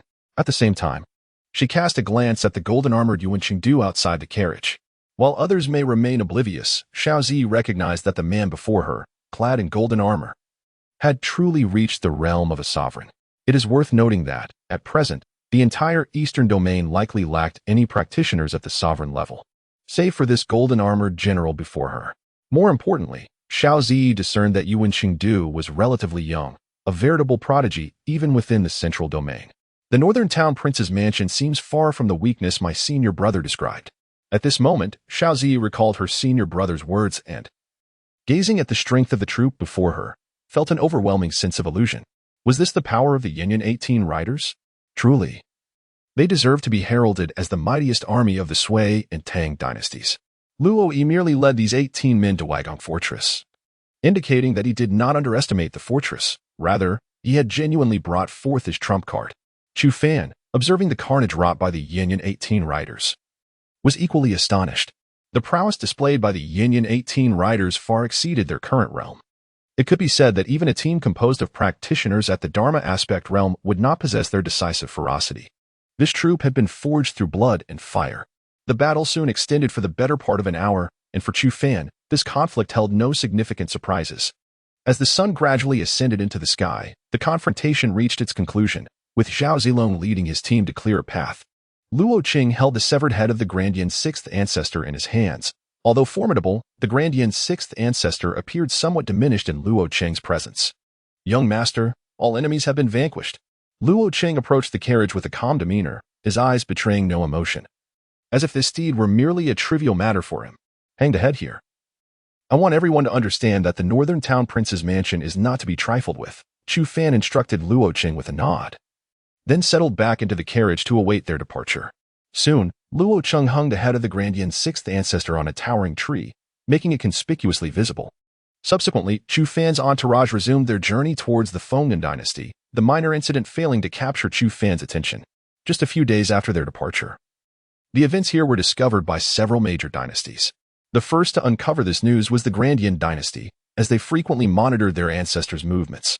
Upon learning of this development, Murong erupted in fury, causing the traveling Murong royal entourage to hesitate in his presence. Meanwhile, other dynasties adopted a watchful stance, observing the conflict between the northern town prince's mansion and the Grand Yin royal family. In a concealed location unbeknownst to the masses, Yu Fei has quietly commenced an offensive against the Great Yin Dynasty with his formidable Yu family army. In the western territories, a contingent of troops is swiftly advancing, their numbers swelling to over 100,000. This formidable force, led by Yu Fei, aims to seize the entire western region in the shortest possible time. Commander, ahead lies the city of Xi'an, where the defending general is a practitioner of the Cave Heaven realm, and inside the city stands an army of 70,000. The assassin from the web of intrigue has also approached Yu Fei to report on the circumstances within the city walls. Chapter 86. The assault on the western frontier in a display of remarkable speed. The renowned general Yu Fei received news of the town of Jinshi from the enigmatic Luo Wang, who vanished into thin air immediately thereafter. At this juncture, Luo Wang had dedicated himself to gathering intelligence and did not intend to interfere in this monumental conflict. For Yu Fei was one of the most illustrious generals in the history of Huaxia. Yang Zixing, I entrust you with 50,000 troops. You are to breach the gates of Xi'an within the hour, Yu Fei commanded after hearing Luo Wang's report.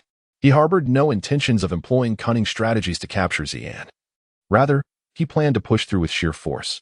At your command, Yang Zixing responded with palpable excitement, and he promptly brandished his formidable black spear as he marched forth. Moments later, he led his army directly towards Xi'an, revealing his intentions without reservation as they advanced with overwhelming might. The commotion caused by Yang Zixing's forces did not go unnoticed. Upon arriving at the gates of Xi'an, the guards became aware of their presence. The commanding officer, a figure of formidable prowess, gazed down with a grave expression at Yang Zixing. Who goes there? What business do you have in Xi'an? He inquired, a sense of foreboding stirring within him. Today, I, Yang Zixing of the Northern King's Palace, come to seize Xi'an, Yang Zixing declared, his eyes gleaming with fervor, unabashedly revealing his intentions to the general atop the walls. Is the Northern King's Palace declaring war on the Great Yin Dynasty?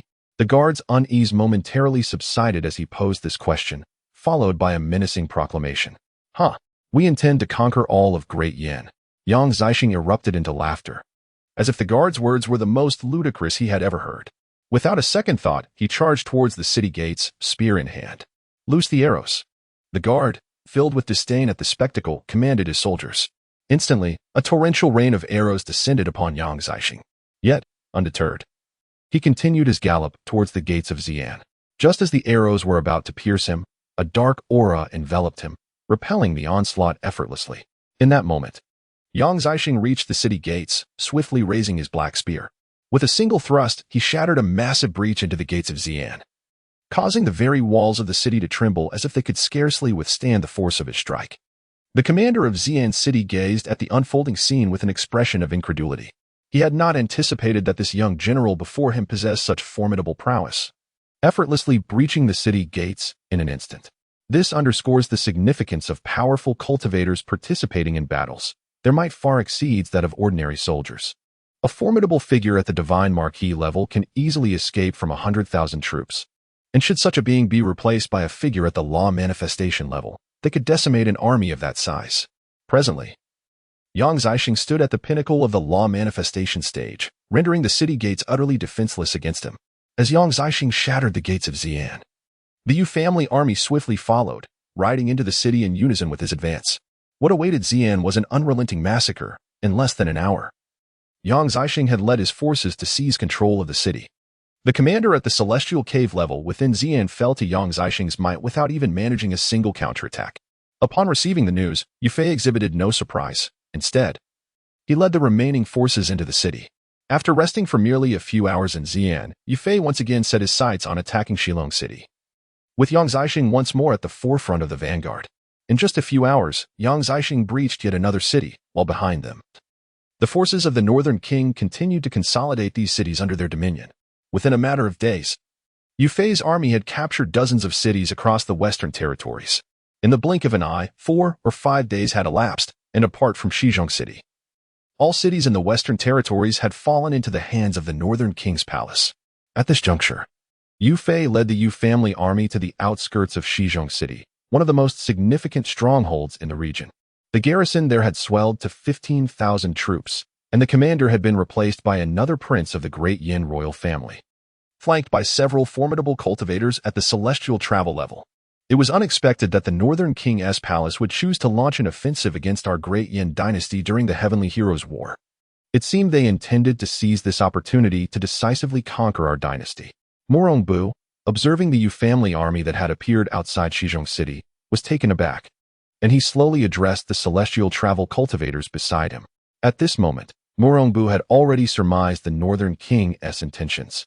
He was a prince of the great Yin royal family dispatched to guard the Western Jin, having attained the celestial cave level, and was considered a formidable prince within the royal lineage. Indeed, the Northern King's palace aimed to captivate the attention of the world with Chu Fan, only to then launch an assault on our great Yin dynasty, swiftly capturing nearly the entire Western territories within a short span. It was evident that the individual leading the troops this time was no ordinary figure. An elderly cultivator at the celestial travel level beside Morongbu gradually opened his eyes and gazed down at Yu Fei, speaking in a measured tone. He had not anticipated that the House of the Northern King would seize the opportunity during the Tianjia War to engage in conflict with the great Yin dynasty. At this moment, the gaze of the entire realm was fixed upon the Fengyin dynasty.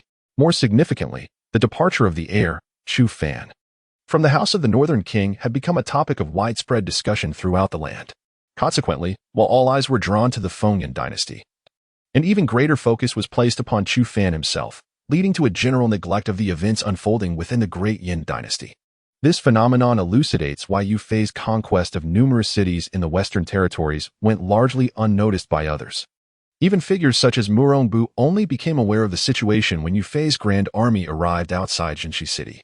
Chapter 87. Yu Fei's strategy and the provocation of Yu Yun. What we are likely to face is the mysterious army that has long been concealed within the Northern Prince's manor.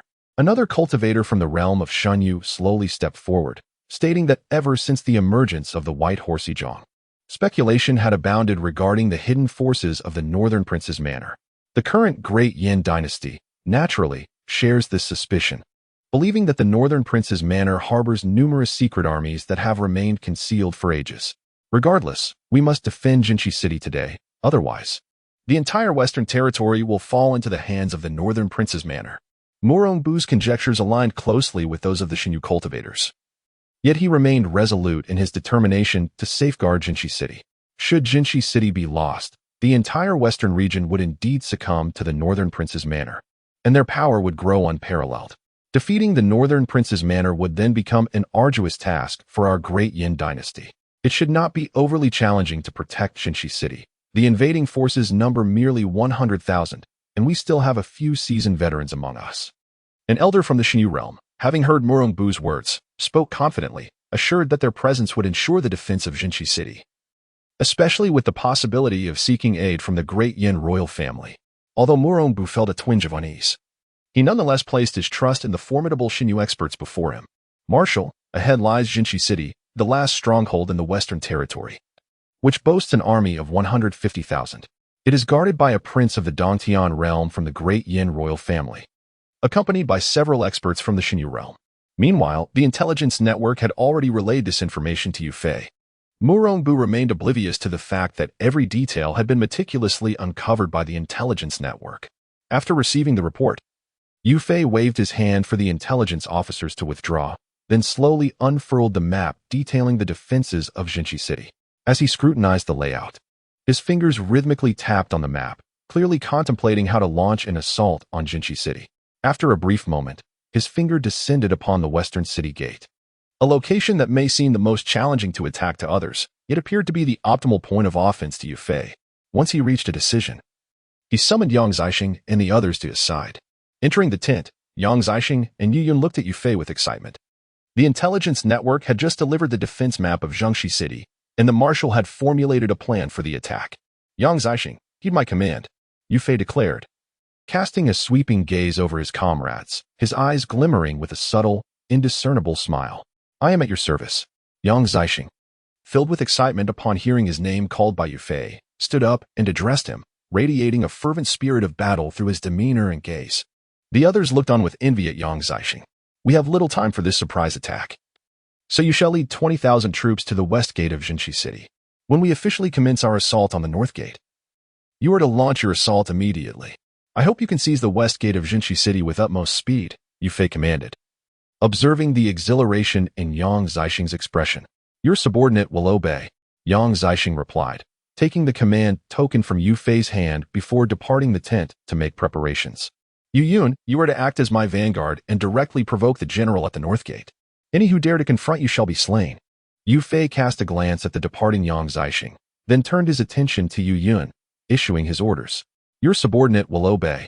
Yu Yun, equally thrilled, accepted the command and also left the tent, clutching his own token. Subsequently, Yu Fei led the other generals engaged in battle towards the north gate of Jinshi City. At that moment, Yu Yun had already arrived at the north gate of Jinshi City, commencing his provocation of the city's generals. Is there anyone within Jinshi City who dares to fight me? If so, step forth. Or do the people of Jinshi City cower like turtles, afraid to face me? Yu Yun, wielding a pair of silver hammers, gazed up at Murongbu atop the city wall, his eyes alight with challenge. My lord, allow me to go forth and engage in battle. A general of the divine realm atop the north gate wall, upon seeing the young Yu Yun, was filled with fury, as if he wished to rend the boy before him into pieces. Go ahead. Murongbu furrowed his brow at the general's words, but, seeing the anger in his eyes, waved his hand in agreement with the general's request. Receiving Murongbu's command, the general, filled with excitement, leapt down from the wall, eager to swiftly defeat Yu Yun and assert his dominance. Does Jinshi City look down upon me, sending forth merely a young general of the divine realm to battle me? Yu Yun regarded the approaching general with a hint of disdain, astonished at Jinshi City's underestimation of him, merely dispatching a practitioner of the divine realm. You seek death, little brat. The general, now on the ground, was enraged by Yu Yun's words and charged forward, brandishing his greatsword. Yet, Yu Yun showed no fear, not even mobilizing his cultivation. With a swift motion, he swung his silver hammer, sending the general's sword flying from his grasp. With a decisive swing of his silver hammer, he utterly shattered the general of Jinshi City before him, leaving not even a trace of a corpse. Could there not emerge a worthy opponent? Such a feeble individual could be crushed effortlessly by him. After vanquishing the general, Yu Yun continued to taunt from the walls of Jinshi City. At that moment, the generals on the city walls, who had previously displayed eager anticipation, were now rendered speechless, their expressions transformed into disbelief as they gazed down at Yu Yun. They had not expected the seemingly young lad to possess such formidable strength. Were they truly intimidated by this young master? If so, perhaps it was time for them to return home for a comforting drink of milk. Noticing the lack of response from the generals atop the walls, Yu Yun continued his taunts, and with a swagger, he forcefully hurled the defeated general's weapon onto the city walls, embedding the formidable blade deeply into the stone. Chapter 88. The display of Yu Yun's might and the helplessness of Murongbu, the generals stationed in the town of Jinshi, erupted with fury upon hearing Yu Yun's words. However, those of the divine realm were acutely aware that they could not challenge this young general, and despite their indignation, they dared not venture out to confront him. Even Murongbu's countenance bore the marks of anger as he cast a piercing glare at Yu Yun below. My lord, I beseech you to allow me to fight. In that moment, a general clad in black armor could no longer contain his disdain for Yu Yun's brazen demeanor. He knelt before Murongbu, his eyes ablaze with unwavering fury, as if he yearned to rend Yu Yun apart. It is imperative that this man be slain. Murongbu nodded at the black-armored general, his own ire momentarily assuaged. After all, this general's cultivation had reached the celestial realm, and he could hardly believe that the young general outside could withstand the might of such a formidable opponent. Rest assured, my lord, I shall return with his head. The black-armored general grinned at Murongbu's words, and with a swift motion, he brandished a dark spear, leaping from the city wall.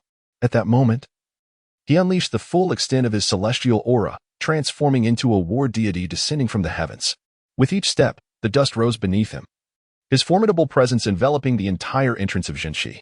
Finally, a worthy adversary has appeared before me, but I wonder if you can withstand my strike, Yu Yun thought, his eyes sparkling at the sight of the black-armored general.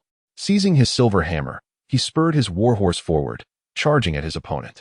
The hammer glistened brilliantly under the sun, and Yu Yun chose not to reveal his own cultivation, evidently intent on testing the black-armored general's strength with sheer physical prowess. You dare to be so audacious before me, little brat.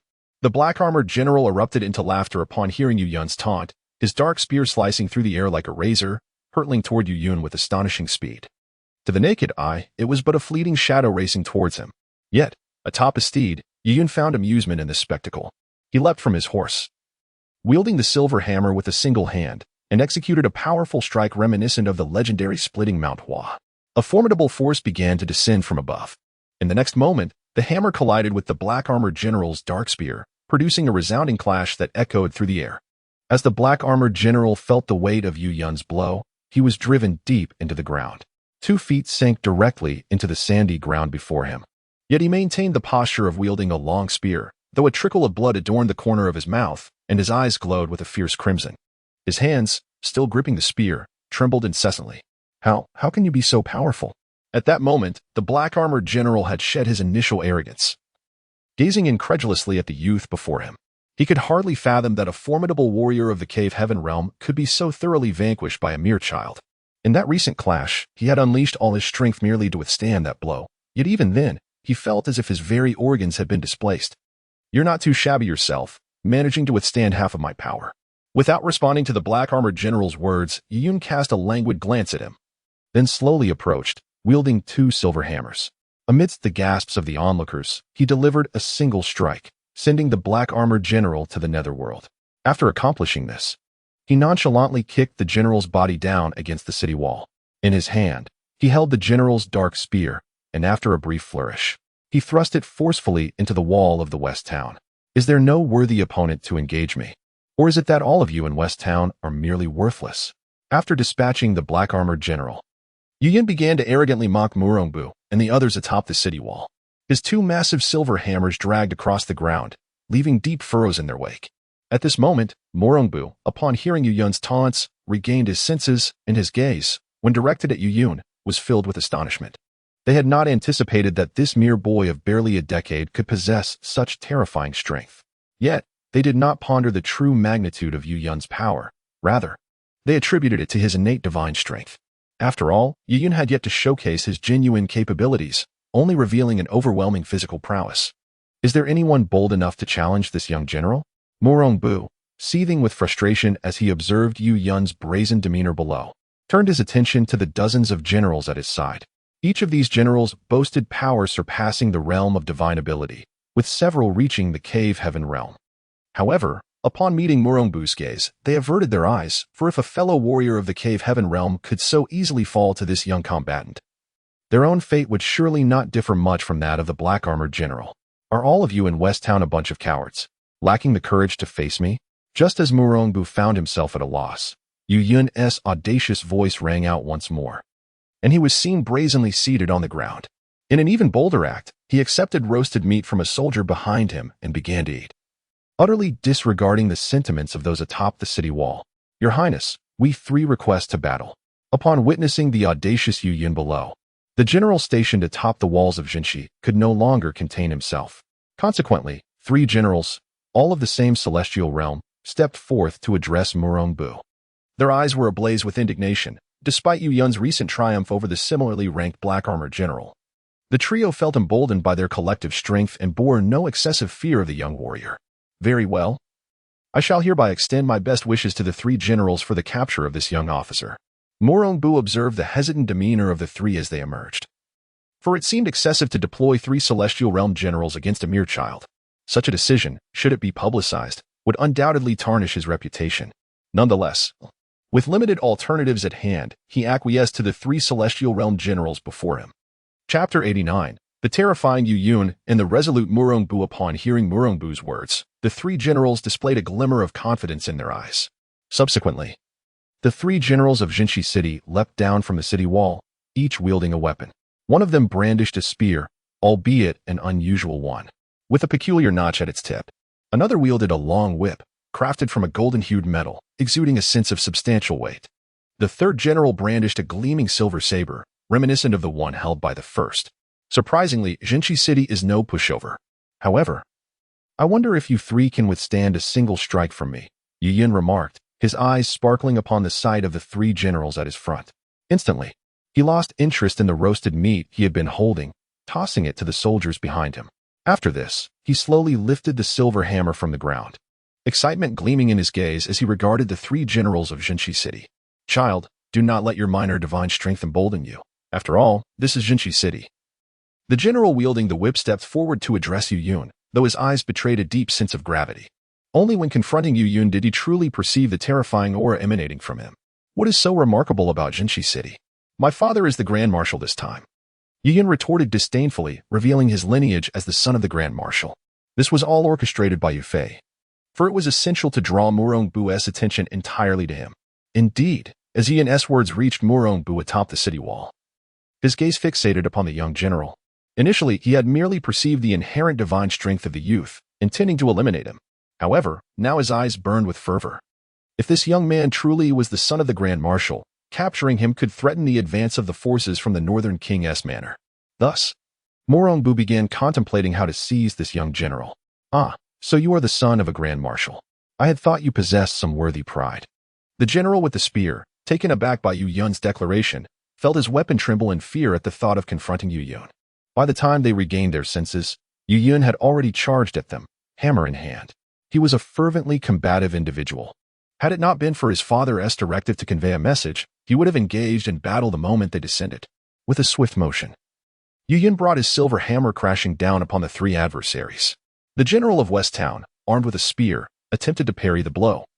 But he overestimated his own prowess and underestimated Yu Yun's strength. The force of the strike sent him hurtling several hundred yards away.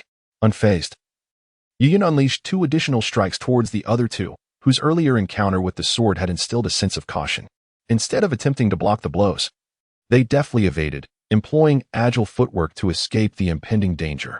In the next moment, the ground trembled as Yu Yun's silver hammer struck with immense force, creating two deep craters upon impact. The two generals, who had narrowly escaped, gasped in astonishment at the sheer power behind Yu Yun's casual strikes. Meanwhile, the general who had been flung aside, now approaching his comrades, bore the mark of battle, a trickle of blood at the corner of his mouth. A testament to the ferocity of Yu Yun's attack.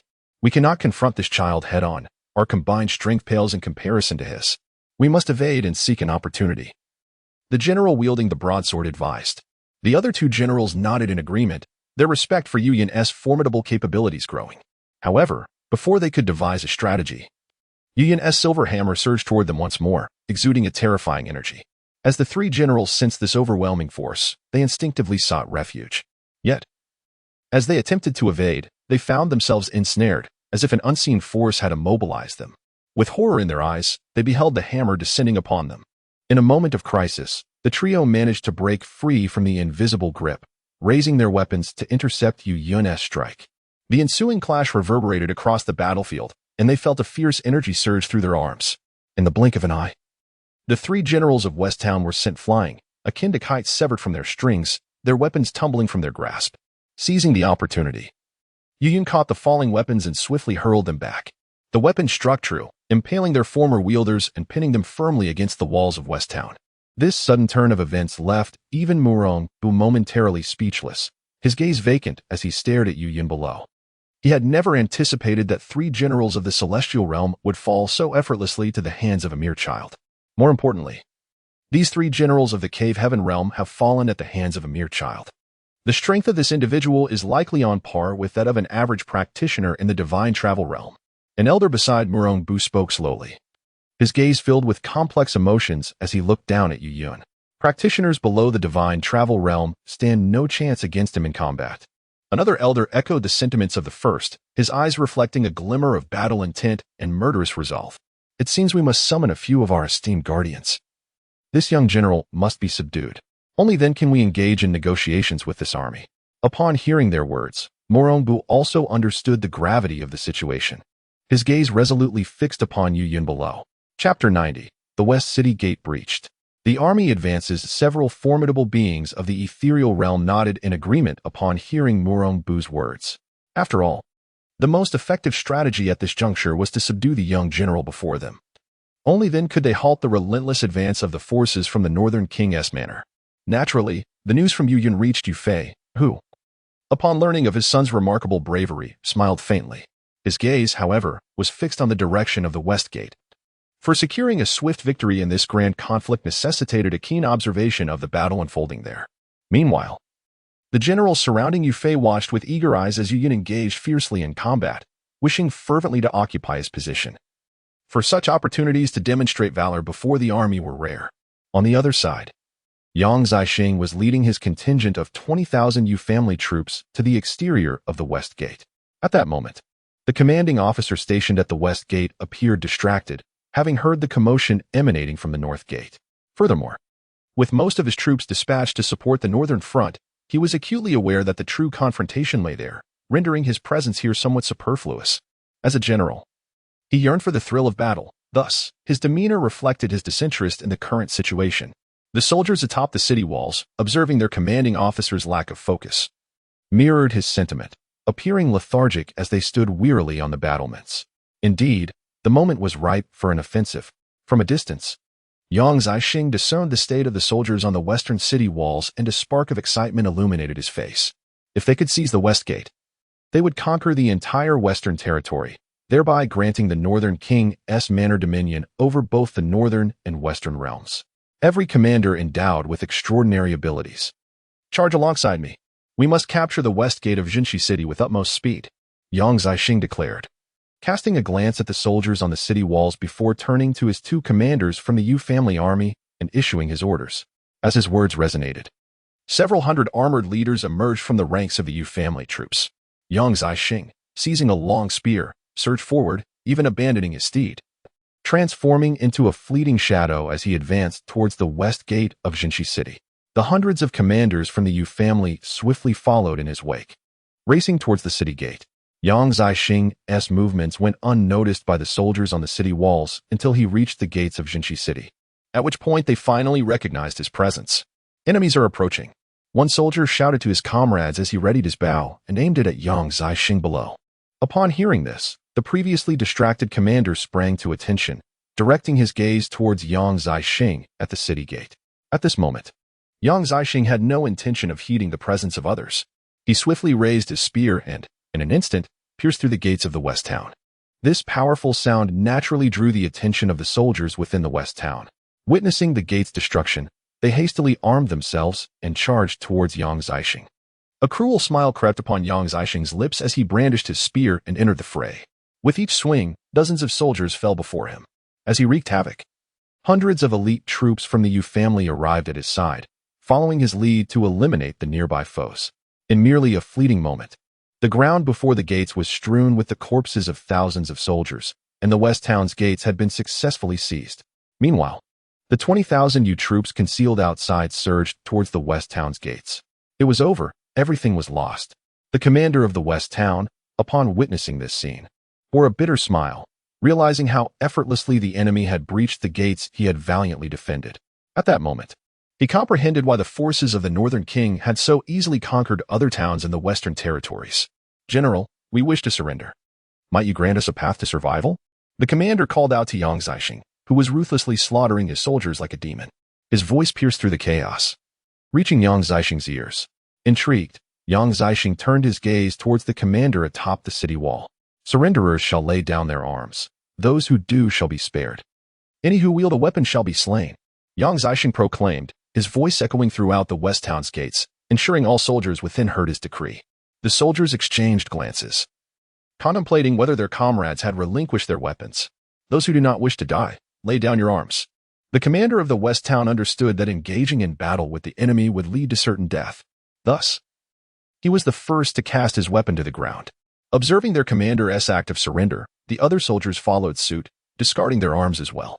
As the soldiers collectively relinquished their weapons, an eerie silence enveloped the West Town's gates, broken only by the sound of clattering metal hitting the ground. Leave 5,000 troops to guard them. Any sign of treachery, and there will be no mercy.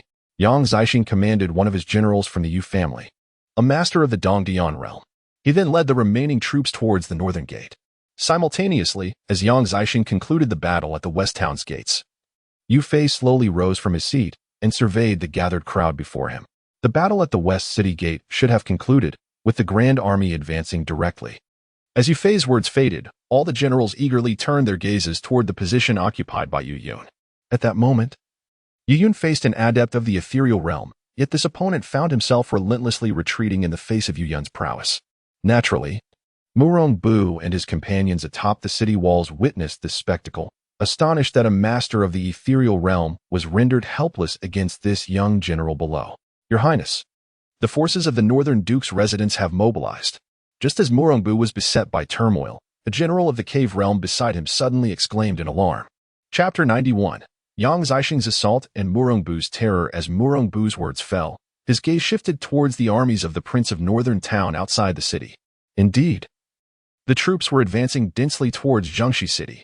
Even from several miles away, Murong Bu could sense the terrifying pressure emanating from the Yu family army.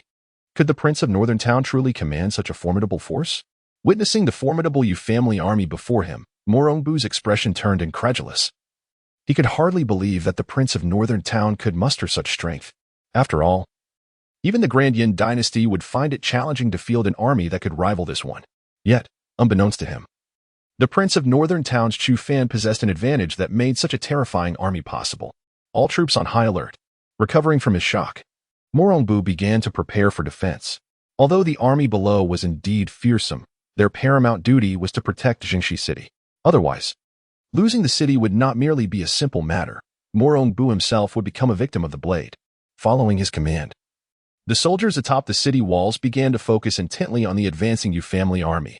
Simultaneously, thousands of archers steeled themselves as they gazed downwards at the formidable forces below. The moment had surely arrived. Below, Yu Fei led the Yu family army as they slowly approached Jiangxi City, yet his gaze was fixed on another direction, the western city gate, where Yang Zixing was leading an assault. Just as Yu Fei's words resonated, Murong Bu, stationed at the northern city gate, suddenly heard a cacophony behind him, interspersed with the sounds of battle cries. What was happening? An ominous premonition stirred within Murong Bu, prompting him to inquire of a nearby expert in the realm of transcendence. A force has emerged within the city, and they are advancing towards us. Surely, this is part of the Prince of Northern Town's scheme. The elder beside him, an adept of the transcendental realm, wore a complex and shocked expression. As a practitioner of such caliber, he had sensed the presence of this army within the city. Until the commotion erupted, all his focus had been on the external Yu family army, leaving him unaware of the forces stirring within. Impossible. How could there be an enemy army within Jiangxi City? Despite having anticipated this outcome, Murong Bu still voiced his disbelief to the expert before him. A flicker of hope lingered in his eyes. He wished fervently that the elder had misinterpreted the situation. My lord, this is not the time for such discussions. An army indeed stirs within the city, and if we do not act swiftly, Jiangxi City may truly fall. At this moment, the transcendent cultivator found himself in a state of helplessness. Thus, he turned to remind Murong Bu, having already surmised Yu Fei's intentions. It was likely that the recent provocation by the young general was orchestrated to draw their attention, focusing everyone's gaze on this very spot. The transcendent master's thoughts were not lost on Murong Bu, although he was not entirely convinced at that moment. Please, esteemed one, halt this army. If we can eradicate them within the city, hope will remain. Murong Bu urged the elder beside him, who was also a transcendent being. Your Highness, it is too late. The elder began to act, but suddenly sensed something, halting in place, his gaze complicated as he looked back at Murong Bu. Upon hearing this, a look of confusion crossed Murong Bu's face, but in the next moment, he grasped the elder's meaning. A thunderous roar erupted, causing the entire northern city wall to tremble. In an instant, Murong Bu beheld the seemingly indestructible northern gate swing open. Standing at the northern gate was a young man wielding a black spear, his armor stained with blood. This was Yang Zixing, who, after dispatching the warriors at the western gate, had made his way to the northern gate in less than half an hour. He swiftly eliminated the surrounding soldiers, drawing closer to the northern gate, and had now opened it wide. Yang Zixing seemed to sense Murong Bu's gaze, slowly lifting his head to glare fiercely at him. With a sudden grin, Murong Bu was momentarily paralyzed with fear. Seventh Guardian, to what level has this person attained? After a while, Murong Bu regained his senses and inquired of the elder beside him. I cannot discern his cultivation, but his aura suggests he has at least reached the realm of transcendence. It appears the Northern King's manner has concealed its strength well over the years, the Seventh Guardian responded, his expression suddenly grave. Although he could not see through Yang Zixing's cultivation, he felt an overwhelming pressure emanating from him. It was evident that Yang Zixing's prowess far exceeded that of the heaven-opening realm, placing him at least on par with himself. Murong Bu, upon hearing this, wore an expression of disbelief. He had not anticipated that the young man with the black spear had achieved the realm of transcendence. Everyone, stop him. Do not allow the Northern King's army to enter the western town. Despite his incredulity, Murongbu understood the urgency. The paramount task was to prevent the Northern King's forces from breaching the western town, or it would surely fall.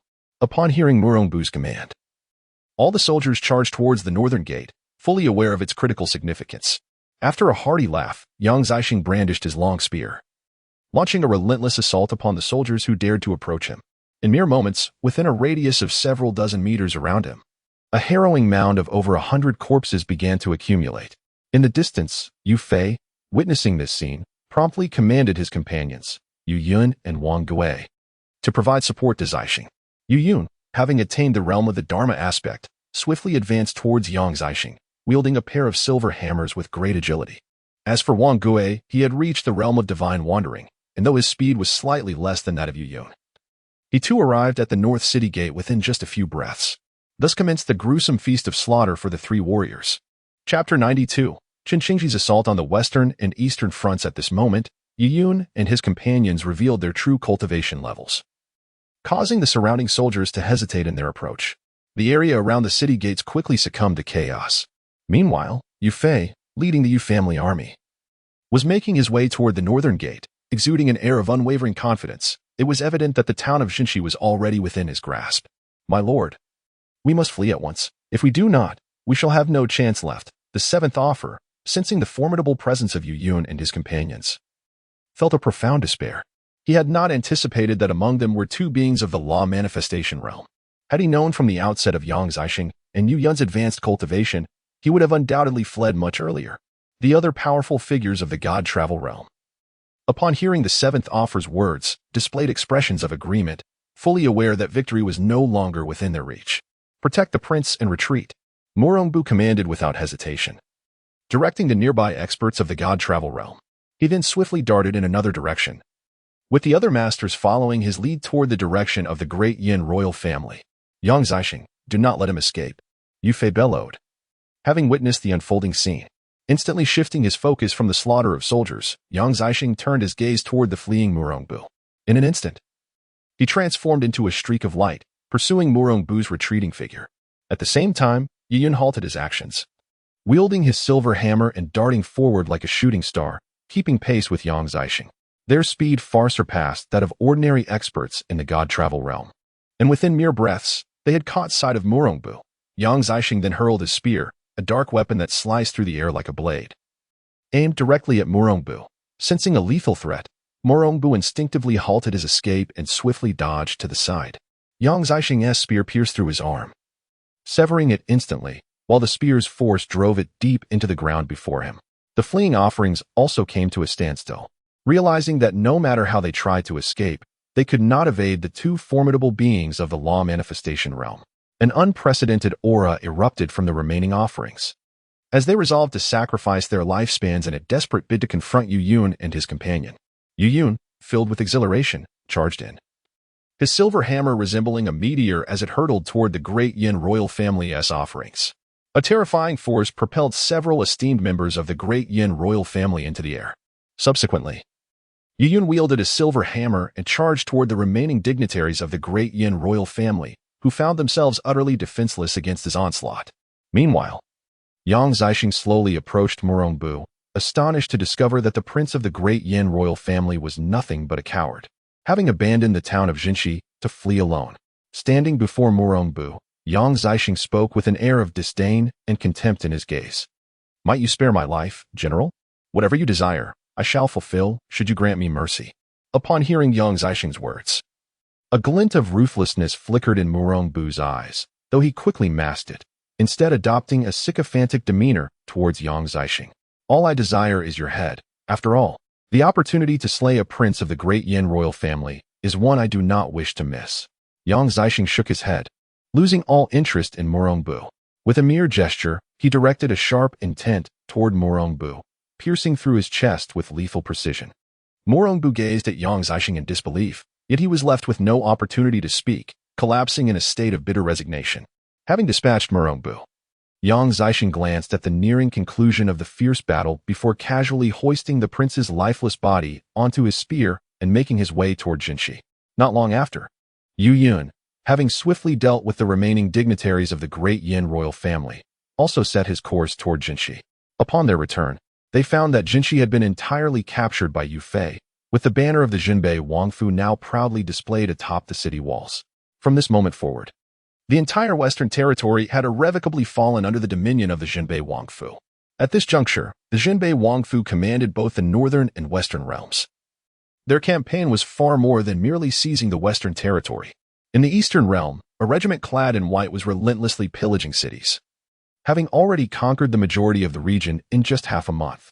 This white-clad army belonged to the Jinbei Wangfu, and strictly speaking, it was commanded by Chu Fan, comprising the summoned Chen Qingji and his forces. At our current pace, we shall be able to successfully conquer the entire eastern realm within a month. Yuan City, a prosperous stronghold in the east, found Chen Qingji meticulously strategizing over a sand table, contemplating the means to seize the entire eastern territory. Like Yu Fei, he had been in the field for half a month, during which time he had managed to capture half of the eastern realm while the enemy remained unaware of his movements. Our speed may not be as swift moving forward, for the prince of the eastern realm is now aware of our intentions. Upon hearing Chen Qingji's words, Chu Hang, who stood beside him, furrowed his brows and spoke. He was the vice marshal assigned by Chu Long to assist Chen Qingji in leading the army.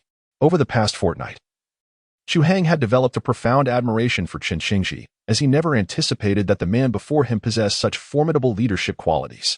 Even in the presence of Chen Qingji, he felt acutely aware that he would not stand a chance against him. Simultaneously, Chu Hang was filled with curiosity regarding the origins of such a remarkable general and his formidable troops. He was certain that the white-clad army before him far surpassed the majority of the military forces of the Dayan Empire. Chapter 93. The conflict arises in the city of the talented. Chu Fan Tian, I believe the king of Jindong is currently contemplating how to confront our army. That old fox would not hastily engage us in battle. Following Chu Hang's remarks, Chen Qing nodded in agreement. During this time, he had also gleaned information regarding the king of Jindong from the intelligence network, known as the Web. The king of Jindong is the only noble of external lineage within the Great Yin Dynasty, aside from the king of Jinbei. However, the imperial family of Great Yin harbors considerable trust in him, primarily due to his discreet nature and the fact that he has but one daughter. Consequently, the entire eastern territory is likely to revert to the Great Yin imperial family, which explains their reluctance to take action against him. Moreover, if the imperial family were to strike against the king of Jindong, it might compel him to ally with the king of Jinbei, a scenario the imperial family would prefer to avoid. Indeed, given the temperament of the king of Jindong, he would likely choose to resist our advances rather than initiate an attack against us. It is most probable that he will report the situation to the Great Yin Dynasty, thereby distancing himself from the conflict between us and the imperial family. Chu Hang, well aware of the king of Jindong's disposition, gazed contemplatively towards the direction of Jindong City and sighed. Although they had swiftly captured half of the eastern territory over the past fortnight, the ensuing battles would undoubtedly prove far more arduous than those of the preceding weeks. Meanwhile, while war raged within the Great Yin Dynasty, Chu Fan and his companions arrived at the Fengyan Dynasty. True to its reputation as the foremost dynasty of the eastern domain, the cultivators here exhibited prowess comparable to those of the Great Yin Dynasty, perhaps due to the impending battle of talents. The cultivators in this realm were generally of a higher caliber. Upon entering the Fengyan Dynasty, Chu Fan was greeted by numerous prodigies at the Meridian opening stage. However, they paled in comparison to him. After all, Chu Fan had successfully ascended to the perfect law phase, achieving a breakthrough in his cultivation during their journey. He was now but a step away from entering the so-called King realm. Upon reaching the Fengyan Dynasty, Chu Fan guided his entourage into an inn prepared for guests. The Fengyan Dynasty had constructed numerous inns in anticipation of the Battle of Talents. Although these establishments were nominally inns for outsiders, their opulence rivaled that of palaces typically reserved for generals. This demonstrated the formidable strength of the Fengyan Dynasty. Additionally, Chu Fan's party included an extra member, a man wielding a golden mace. This was Qin Xiong, also known as Qin Shubao, summoned by Chu Fan during the month. His cultivation had reached the perfect law phase, and what delighted Chu Fan even more was that Qin Shubao had brought forth a contingent of 200,000 armored cavalry. However, Chu Fan had summoned only Qin Shubao, leaving the cavalry uncalled. Upon arriving at the site of the celestial warrior battle hosted by the Fengyan Dynasty, Chu Fan did not linger idly. Instead, he began to explore the bustling Tianjiao city, a name befitting its role as the battleground for the East region's elite. Young master. This place is quite lively, far more so than our Suzhou, Qing remarked, captivated by the vibrant atmosphere of Tianjiao city. That is only natural, Chu Fan replied, acknowledging that the city, as the pride of the Fengyun dynasty, would indeed be flourishing. It was precisely this vibrancy that made it a fitting venue for the prestigious event. Over the years of hosting the Celestial Warrior Battle, Tianjiao City had inevitably blossomed into a hub of activity. On this outing, Chu Fan was accompanied solely by Qing Niao and Yuan Qing, with the ever-present Xiao Zi by his side. Interestingly, Yuan Qing was not adorned in his golden armor. Instead, he wore a simple white robe. This so-called gathering of elites leaves much to be desired, Xiao Zi remarked with a hint of disdain. She had anticipated an exhilarating experience at the Celestial Warrior Battle, but was disappointed to find that the highest cultivation levels of those she encountered thus far merely reached the Divine Passage realm. Moreover, only a handful had even achieved this level of prowess. After all, this is the East region. It cannot compare to the Central region where I hail from. Those who can cultivate to the Divine Passage realm are already considered remarkable elites here, Chu Fan explained with a chuckle, acknowledging that without the awakening of his system, he too might not have reached such heights. Thus, in the eyes of the Winter Rain, those at the Divine Passage realm were indeed top-tier talents. They may regard themselves as elites, but they too have grown in the East region. Now, your cultivation surpasses mine, and even in the Tianjin sacred land, you would be seen as a figure of semi-saintly status, Xiao Zi huffed, fully aware of Chu Fan's remarkable gifts. Their talents cannot compare to mine. In response, Chu Fan let out a light chuckle, affirming her words as he possessed both the innate Dao body and the devouring demon art, allowing him a cultivation speed unmatched even by the sons of saints from the Central region.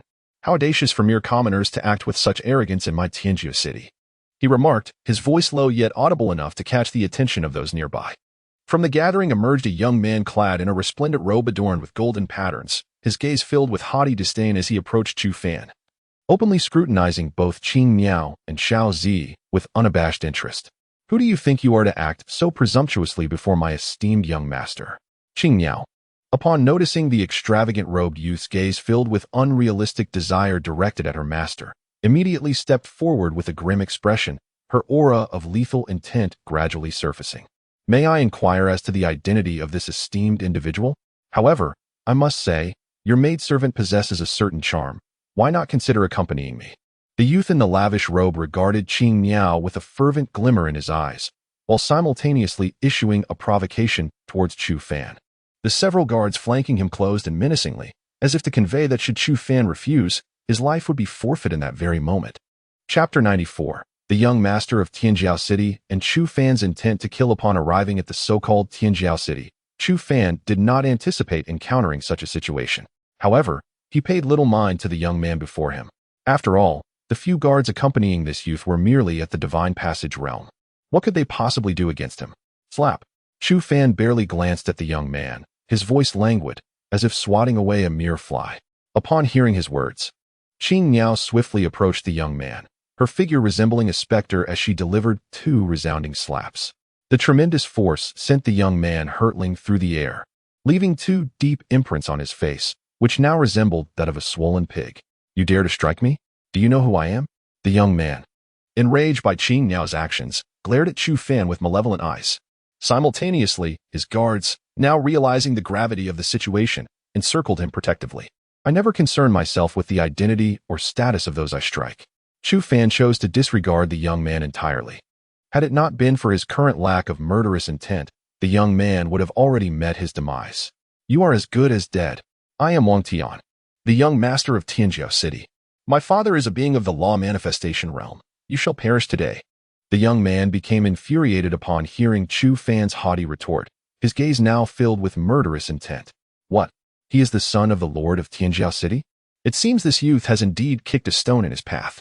The onlookers murmured among themselves, realizing the formidable background of the young master. Indeed, we are in Tianjiao City, where the lord has reached the law manifestation realm. The forces behind this young master will surely not intervene. Given the stature of his father, it appeared that what was initially an amusing spectacle was about to conclude in tragedy for this youth, who had crossed paths with the local tyrant, Wang Tian. As the surrounding cultivators absorbed Wang Tian's words, they reacted with a mixture of pity and dread, casting sympathetic glances towards Chu Fan. They were convinced that he was doomed. For Wang Tian was indeed a local despot. Even princes from the four great empires would give him face. The sight of Wang Tian being humiliated was unprecedented. Your father may be a being of the law manifestation realm, but that does not confer upon you the same status. Chu Fan showed no sign of fear towards this local tyrant, regarding Wang Tian with disdain and contempt. You seek death. Everyone kill him. Enraged by Chu Fan's dismissive demeanor, Wang Tian commanded his guards, his anger palpable. Upon hearing Wang Tian's command, the guards of the divine realm swiftly advanced towards Chu Fan, drawing their formidable blades. The aura of their divine realm powers erupted instantaneously, causing the surrounding citizens and cultivators to retreat to a considerable distance, their gazes filled with pity for Chu Fan. Qingniao, leave none alive. Chu Fan, undeterred by the formidable presence before him, calmly instructed the ethereal figure of Qingniao. Upon receiving his command, Qingniao transformed into a fleeting shadow and vanished from sight. When she reappeared, she materialized beside the guards of the divine realm. With a gesture, her finger resembled a spear, gently pointing towards one of the guards, and in an instant, an invisible spear intent obliterated him. Following this, Qingniao continued her onslaught against the remaining guards, and within mere breaths, they all lay defeated upon the ground. Having accomplished this, Qingniao did not pause. She swiftly appeared before Wang Tian and launched a kick towards him. However, just as her foot was about to connect, a powerful aura manifested beside Wang Tian, successfully blocking her strike and sending him sprawling backwards several hundred meters. Observing this, Qingniao ceased her assault and, with no lingering attachment, returned to Chu Fan's side. The events unfolding within those brief moments left the onlookers utterly astounded. They had initially believed the young man would perish in Tianjiao City, only to discover he was accompanied by a woman of such extraordinary prowess. The day's proceedings were indeed intriguing. It appeared that the young man's background was anything but ordinary. This woman, possessing at least the cultivation level of the cave heaven realm, indicated that the forces capable of nurturing such a servant were formidable. Perhaps today, the Lord of Tianjiao City would make an appearance. It remained uncertain whether the young man's backing could persuade the Lord to spare his life. Might he be a prince from one of the four great dynasties? If so, the Lord of Tianjiao City would likely think twice before taking action against him. The previously sympathetic cultivators now regarded Chu Fan with curiosity, speculating whether he could indeed be a prince from one of the royal families. After all, with a servant of at least the cave heaven realm by his side, his background must be significant. May I inquire from whence you hail, young sir? I must inform you that my young master is the vice lord of Tianjiao City. To act against him signifies a declaration of war upon our city. Is your backing intent on challenging Tianjiao City? Queried the protector beside Wang Tian, slowly approaching Chu Fan, his eyes reflecting a hint of apprehension. As an existence at the pinnacle of the cave heaven realm, the force of the blue bird's strike imparted a profound shock upon him. Thus, he discerned that the blue bird before him had at least attained the consummate stage of the cave heaven realm, if not even the realm of divine wandering. This realization constituted the essence of the threat he perceived from Chu Fan. Otherwise, based on past experiences, he would have already made a move against Chu Fan. After all, the authority of the Celestial Talents City is not something to be trifled with. What does declaring war matter? Today, I shall end his life and witness how the Celestial Talents City dares to confront me. Observing Wang Tian's face, filled with murderous intent, Chu Fan spoke slowly. In the beginning, he had not harbored such animosity towards Wang Tian. However, now, Chu Fan's countenance was overtaken by a palpable bloodlust. He could not permit one who bore such murderous intent towards him to remain alive in this world.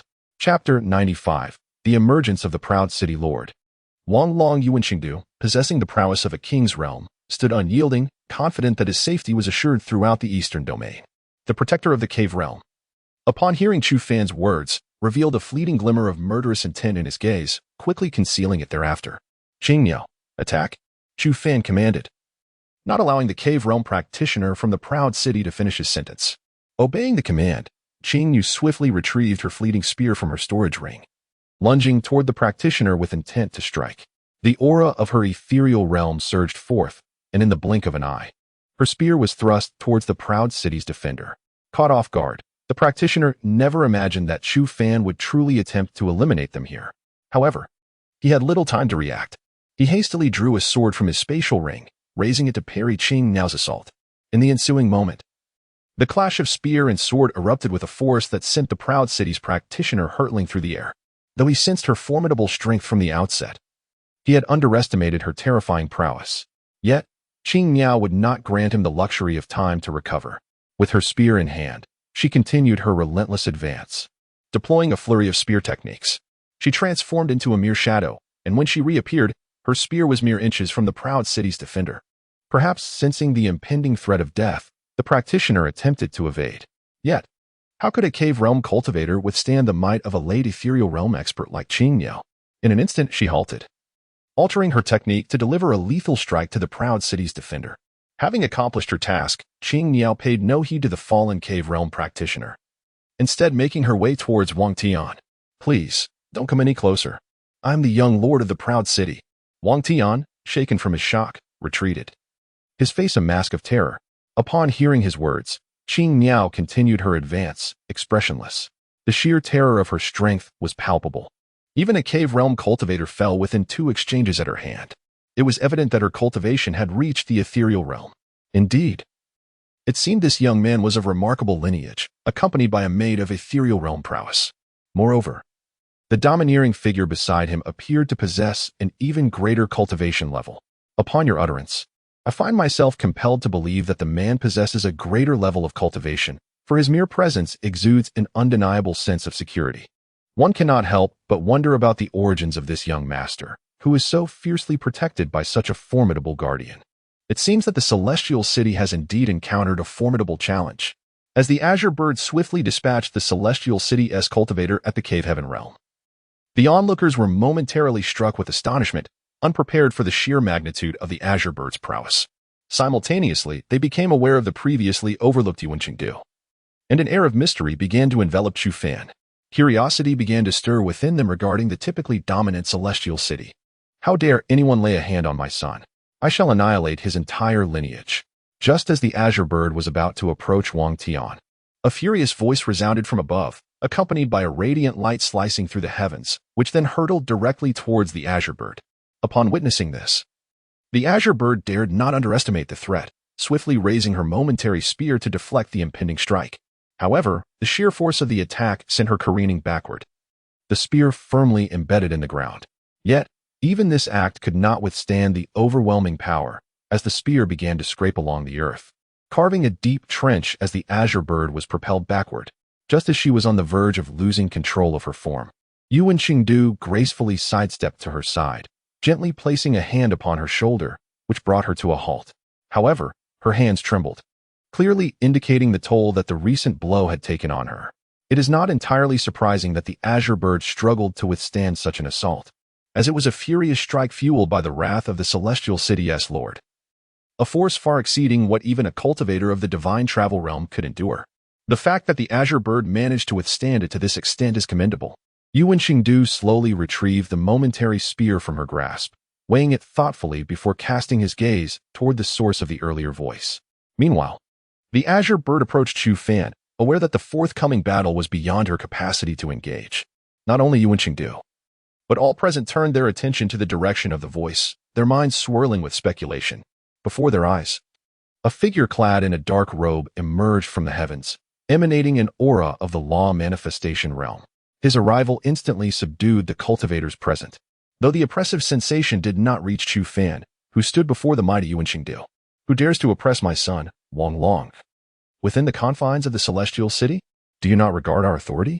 The man, none other than Wang Long, the lord of the celestial city, cast a languid gaze toward Yuan Qingdu, though he felt no trace of the latter's cultivation. However, he does not believe that someone who can easily withstand his strike lacks cultivation. If he dares to show murderous intent towards my family's young master, he shall undoubtedly perish. What, do you wish to protect him? Yuan Qingdu gently slung the moment's spear behind him, and then, with an air of righteous confidence, he gazed up at the heavenly dragon above. At this moment, Yuan Qingdu did not release the aura that belonged solely to those of the kingly realm. Yet the pressure emanating from him was palpable. This is Yuan Qingdu, renowned as the greatest warrior of the Sui dynasty, even without employing any of his cultivation. The weight of his presence is something that ordinary individuals cannot withstand.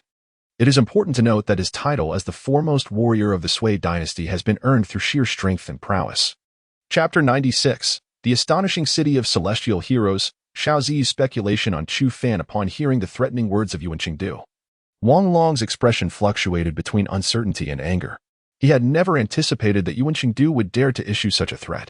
However, Wang Long was not one to yield so easily, especially considering the presence of his son beside him, not to mention the backing of the Fengyun dynasty. Thus, he remained relatively unfazed. Your words imply that there is no room for negotiation? After a moment of contemplation, Wang Long gradually rose and declared, his aura, characteristic of a mid-stage Dharma manifestation, surging forth with great intensity. Either I perish, or both of you shall meet your demise. Yuan Qingdu regarded Wang Long with an impassive demeanor, speaking in a tone as casual as if recounting a trivial matter. Your father will be the one to kill you. Wang Tian was taken aback by his father's audacity in front of such a formidable figure, and he instantly reverted to his previous arrogant demeanor as he addressed Wang Long. When his gaze fell upon Chu Fan, it was rife with animosity and murderous intent. Qingdu, take action. Seeing Wang Tian exhibit such hostility, Chu Fan lost all patience and commanded Yuan Qingdu without a second thought. After issuing the order, he dismissed Wang Tian from his consideration entirely.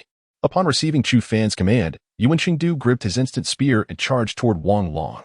With each step, his formidable presence intensified. By the time he reached Wang Long, his aura had ascended to the pinnacle of the Dharma manifestation realm. To deal with a mere Wang Long, I shall not reveal the full extent of my kingly aura, Yuan Qingdu thought. How can you possess the aura of the complete Dharma manifestation realm? Wang Long was utterly astounded upon sensing the overwhelming energy radiating from Yuan Qingdu. He had initially recognized that Yuan Qingdu was extraordinary, yet he never imagined that his cultivation had reached such heights. It was common knowledge that the most powerful figures within the entire Fengyun dynasty were merely at the perfected Dharma manifestation stage. Now, standing before him was Yuan Qingdu, who had already attained the complete Dharma manifestation realm, implying that he could traverse the Fengyun dynasty with impunity. What left Wang Long incredulous was that such a formidable individual was merely a subordinate to another. In that moment, disbelief washed over him, and he began to ponder Chu Fan's true identity.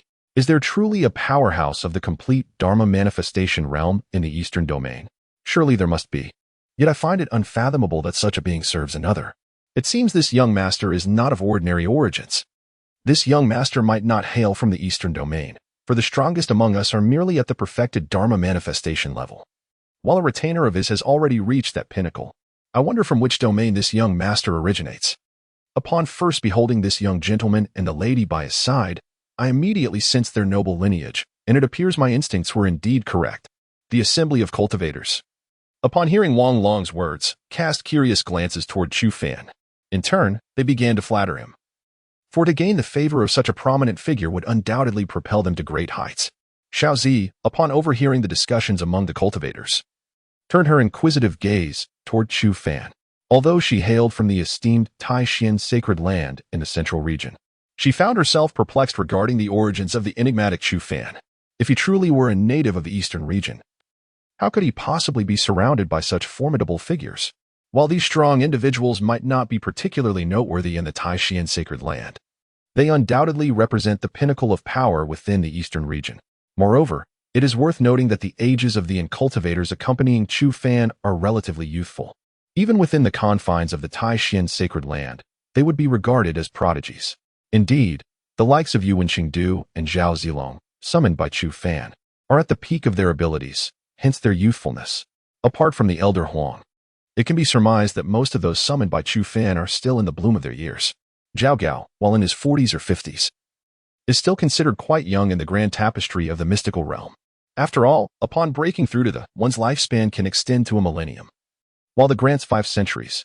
The realms beyond the often bestow even more substantial lifespans, thus rendering a few decades inconsequential in this fantastical world, where a mere retreat can span centuries. Miss Xiao, have you taken a fancy to me? You seem rather fixated, remarked Chu Fan, having noticed Xiaozi's unwavering gaze. His playful tone carried a hint of mischief. Chu Fan, you are exceedingly vain. The individuals I admire are unparalleled prodigies, and you, my dear, still fall short. Xiaozi retorted with a roll of her eyes, yet continued, I wonder just how formidable these prodigies truly are. Perhaps I should assess my own chances. In response, Chu Fan continued to tease, eager to glean insights into the true prowess of those esteemed figures from the central region. Perhaps we shall revisit this conversation once you achieve the true king realm, he mused. Xiaozi, scrutinizing Chu Fan with newfound intensity, responded, her expression tinged with hope. Ever since she learned of Chu Fan's innate Dao physique, she has eagerly anticipated his growth. While Chu Qin is a rare prodigy of the Taishan sacred land, Chu Fan has yet to fully realize his potential, especially considering that the previous holy son of the Taishan sacred land has already attained the level of saintly cultivation. To ascend to the esteemed list of prodigies in the central domain, one must attain the realm of a sovereign. As for the top contenders on this illustrious list, their cultivation has reached the true sovereign level. This elucidates why Xiaozi urged Chu Fan to break through to the true sovereign realm before proceeding further. Should Chu Fan genuinely achieve this breakthrough, he would stand a chance to enter the ranks of the central domain prodigies, perhaps even securing a commendable position on the list. Xiaozi harbored the belief that this individual before her could potentially claim the top spot, for Chu Fan's talents were the most formidable she had ever witnessed. Meanwhile, as Chu Fan and Xiaozi exchanged light-hearted banter, Yuan Qingdu had already commenced his fierce battle with Wang Long. Although Yuan Qingdu had only revealed his cultivation at the perfected Dharma form level, he swiftly dominated Wang Long from the outset, sending him flying with just a few strikes. Chapter 97, Slaying the Dragon King, Wang Long. The event comes to a close in the hands of Yuan Qingdu. The instant gun exuded an overwhelming aura, each shot infused with terrifying power. At the moment the weapon in Wang Long's grasp collided with the instant gun, an immense force surged from his weapon into his very being. Within mere breaths, Yuan Qingdu had dispatched the formidable Wang Long before him. The onlookers in Tianjiao City were yet to comprehend the situation when Wang Long had already succumbed to the ground, blood gushing from his mouth in torrents. A significant dent marred his chest, revealing what appeared to be the imprint of a fist. His long sword lay shattered beside him, broken in two.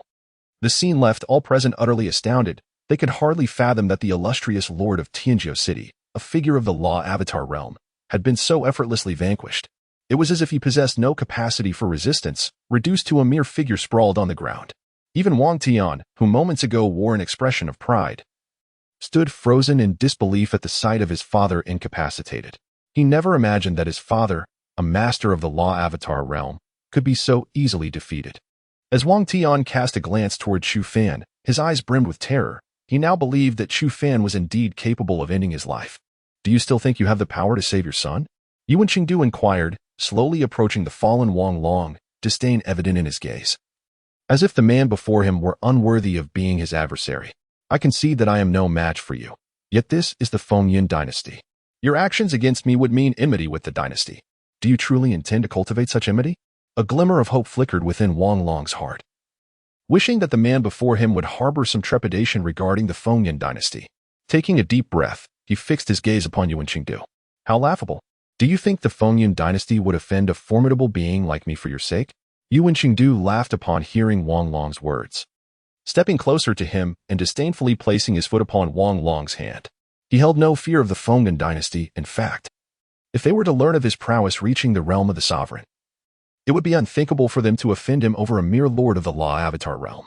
In truth, no dynasty would willingly provoke an entity of the law avatar realm, much less when Yuan Qingdu's displayed strength had already attained the pinnacle of that realm. Upon hearing Yuan Qingdu's words, Wang Long's hopes were utterly crushed, for he understood that the Fengyin dynasty would never risk incurring the wrath of a mysterious force for his sake.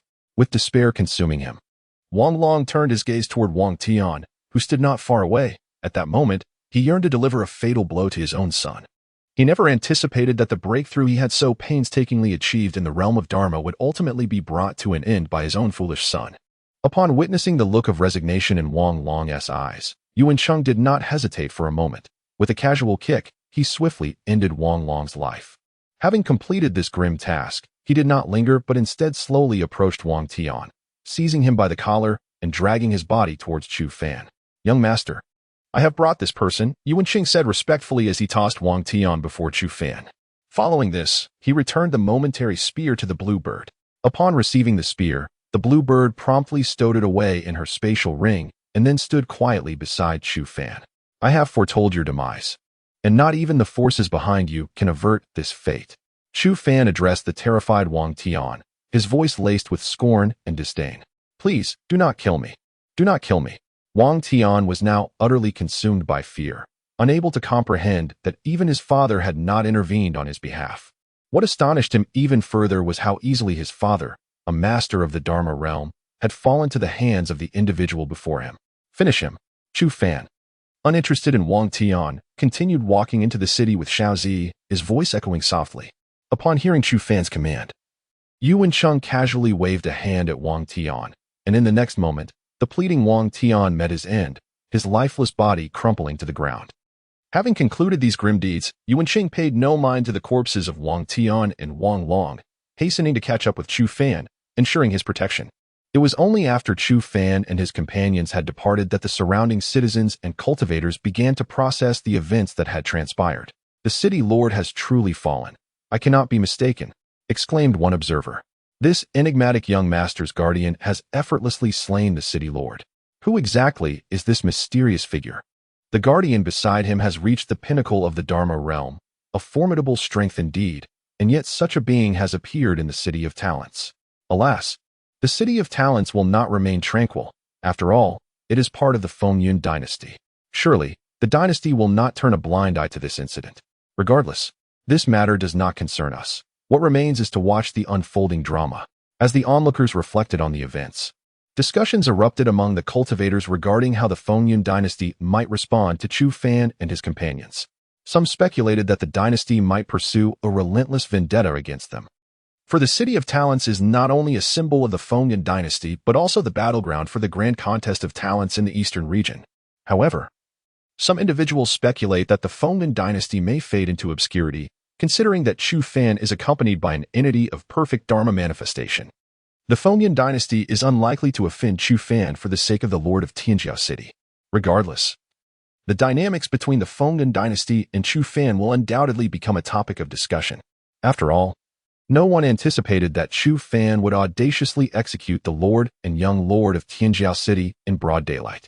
Meanwhile, the very subject of this discourse, Chu Fan, meandered through Tianjiao City for a while before returning to the residence of the Northern King within the city. During this half-day, Chu Fan also observed that Tianjiao City had attracted numerous renowned prodigies from the eastern region, including Gong Sunjian, who was celebrated as the foremost prodigy of the Dian dynasty. Chapter 98. The name of Chu Fan resounds through the City of Heroes in the following days. Chu Fan chose not to depart from the residence of the North Town Prince, not out of fear of retaliation from the Fengyun dynasty, but rather due to his perception that the City of Heroes was exceedingly dull. During this time, he continuously received updates from the web regarding the internal conflicts within the Dian dynasty. Chu Fan had also come to understand the accomplishments of Yu Fei and Chen Qingji during this period. Overall, he was quite satisfied with their achievements. Their pace of warfare had surpassed the expectations set by Guojia. As the days unfolded, both Chu Fan and Guojia were diligently strategizing on how to swiftly conquer the Dian dynasty. They understood that once they succeeded, they would inevitably face the other three major dynasties, for it was inconceivable that those powers would passively allow the complete annexation of the Dian dynasty. Meanwhile, the name of Chu Fan had thoroughly echoed throughout the City of Heroes, although he had not revealed his identity when he vanquished the city lord, Wang Long. Upon his return, he did not conceal his status. He boldly entered the North Town Prince's residence with members of Yuanqingdil. This revelation shocked the spies of the City of Heroes, who were astonished to learn that the one who had slain their lord was none other than the heir of the North Town Prince of the Dian dynasty. This event had significantly elevated the reputation of the North Town Prince's residence. Once considered a formidable force in the eastern domain, it now stood unrivaled in strength. Bolstered by the presence of a perfected Dharma manifestation, the North Town Prince's residence was now regarded as a forbidden zone by many cultivators, who classified its status akin to that of a dynasty. Curiosity lingered among these cultivators regarding whether the Fengyun dynasty would engage in battle with the North Town Prince's residence. While the former may not have pursued trouble with the mysterious young man who had slain the city lord, the revelation of his identity as the heir of the North Town Prince would likely alter their perception, diminishing any fear they once harbored. Indeed, are you still as radiant as ever? Wherever you go, you become the subject of conversation, and I often wonder when I will be able to match your pace. In an inn within the City of Heroes, a veiled woman smiled gently upon hearing discussions about Chu Fan. However, her expression soon shifted to one of concern. It was likely that the Fengyun dynasty would not relent so easily. She silently prayed for Chu Fan's safety, hoping that he would not encounter danger in the days to come. Tianyi, is the heir of the Northern King's residence truly as decisive as they claim? At that moment, a captivating woman seated beside the veiled lady curiously inquired, her eyes scrutinizing the enigmatic figure before her. Indeed, he has always been a person of remarkable decisiveness, seemingly indifferent to others, embodying an enigma that never finds itself in dire straits. Everything appears to be under his command. The lady in question is Luo Tianyi of the Divine Elephant Sect, who, after parting ways with Chu Fan at the Northern King's residence, found his image perpetually lingering in her mind. This time, her primary motivation for attending the Tianjiao battle was to reunite with Chu Fan, whom she forever regards as a lofty sovereign. However, upon her arrival in Tianjiao City, she was met with discussions surrounding Chu Fan. Luo Tianyi was not particularly surprised by Chu Fan's ability to effortlessly slay the lord of Tianjiao City. Is this heir of the Northern King's residence truly as remarkable as you say? I find myself quite intrigued. The curiosity in the eyes of the woman beside her intensified upon hearing this, as she believed that a man deemed so significant by her friend must be extraordinary. Once you meet him, you will grasp just how mysterious and exceptional he truly is. Luo Tianyi smiled at the woman's words, her gaze reflecting nostalgia. Very well. I shall see what manner of man has enchanted you so. The woman beside Luo Tianyi rolled her eyes at her remark, yet her curiosity about Chu Fan only deepened. Across another direction in Tianjiao City, a barefoot woman, upon hearing news from within, broke into a knowing smile, her eyes glinting with mischief. This individual is Shangguan Qiqing, who had brought her apprentice along for the Tianjiao battle. She never anticipated that the little fellow she once encountered would have gained such renown within the city. Even more surprising was the revelation that Chu Fan's guard had slain Wang Long, the lord of Tianjiao City, a formidable figure at the mid-stage of the Dharma manifestation realm. Qingyu, I have matters to attend to. Wait here for my return, Shangguan Qiqing declared, her eagerness propelling her towards the Northern King's residence to seek out Chu Fan. In an instant, she vanished, leaving the young girl bewildered. What has come over my master? She transformed upon hearing the heir's name. Could there be something between them? The girl, regaining her composure, felt a spark of cunning in her gaze, recalling her master's recent changes. Chu Fan, heir of the Northern King's residence? I wonder if your prowess warrants my drawing of the sword. On the streets of Tianjiao City, a solitary figure wandered aimlessly. Upon overhearing the discussions among the wandering cultivators, a faint smile graced the lips of this lonely figure, emanating a subtle aura of sword intent. I speak of Gongsun Jian. He, Chu Fan, is merely a second-generation heir. What merit does he possess to warrant your sword? Perhaps I should witness your blade in action. Just as these words departed from the solitary figure's lips, a melodious voice resonated nearby, and a man holding a jade flute gradually appeared beside him. The man exuded an air of effortless elegance, akin to a wandering hero traversing the realms. Chapter 99. The schemes of the Fengyan dynasty. When the true prodigies such as the Azure Dragon King Yun Qitian engage in battle, you shall behold my sword. The man known as Gongsun Jian did not direct his gaze towards the individual wielding the jade flute. Instead, he calmly responded to him. What if I demand to see the sword in your hand right now? Upon hearing Gongsun Jian's words, the man with the jade flute smiled faintly.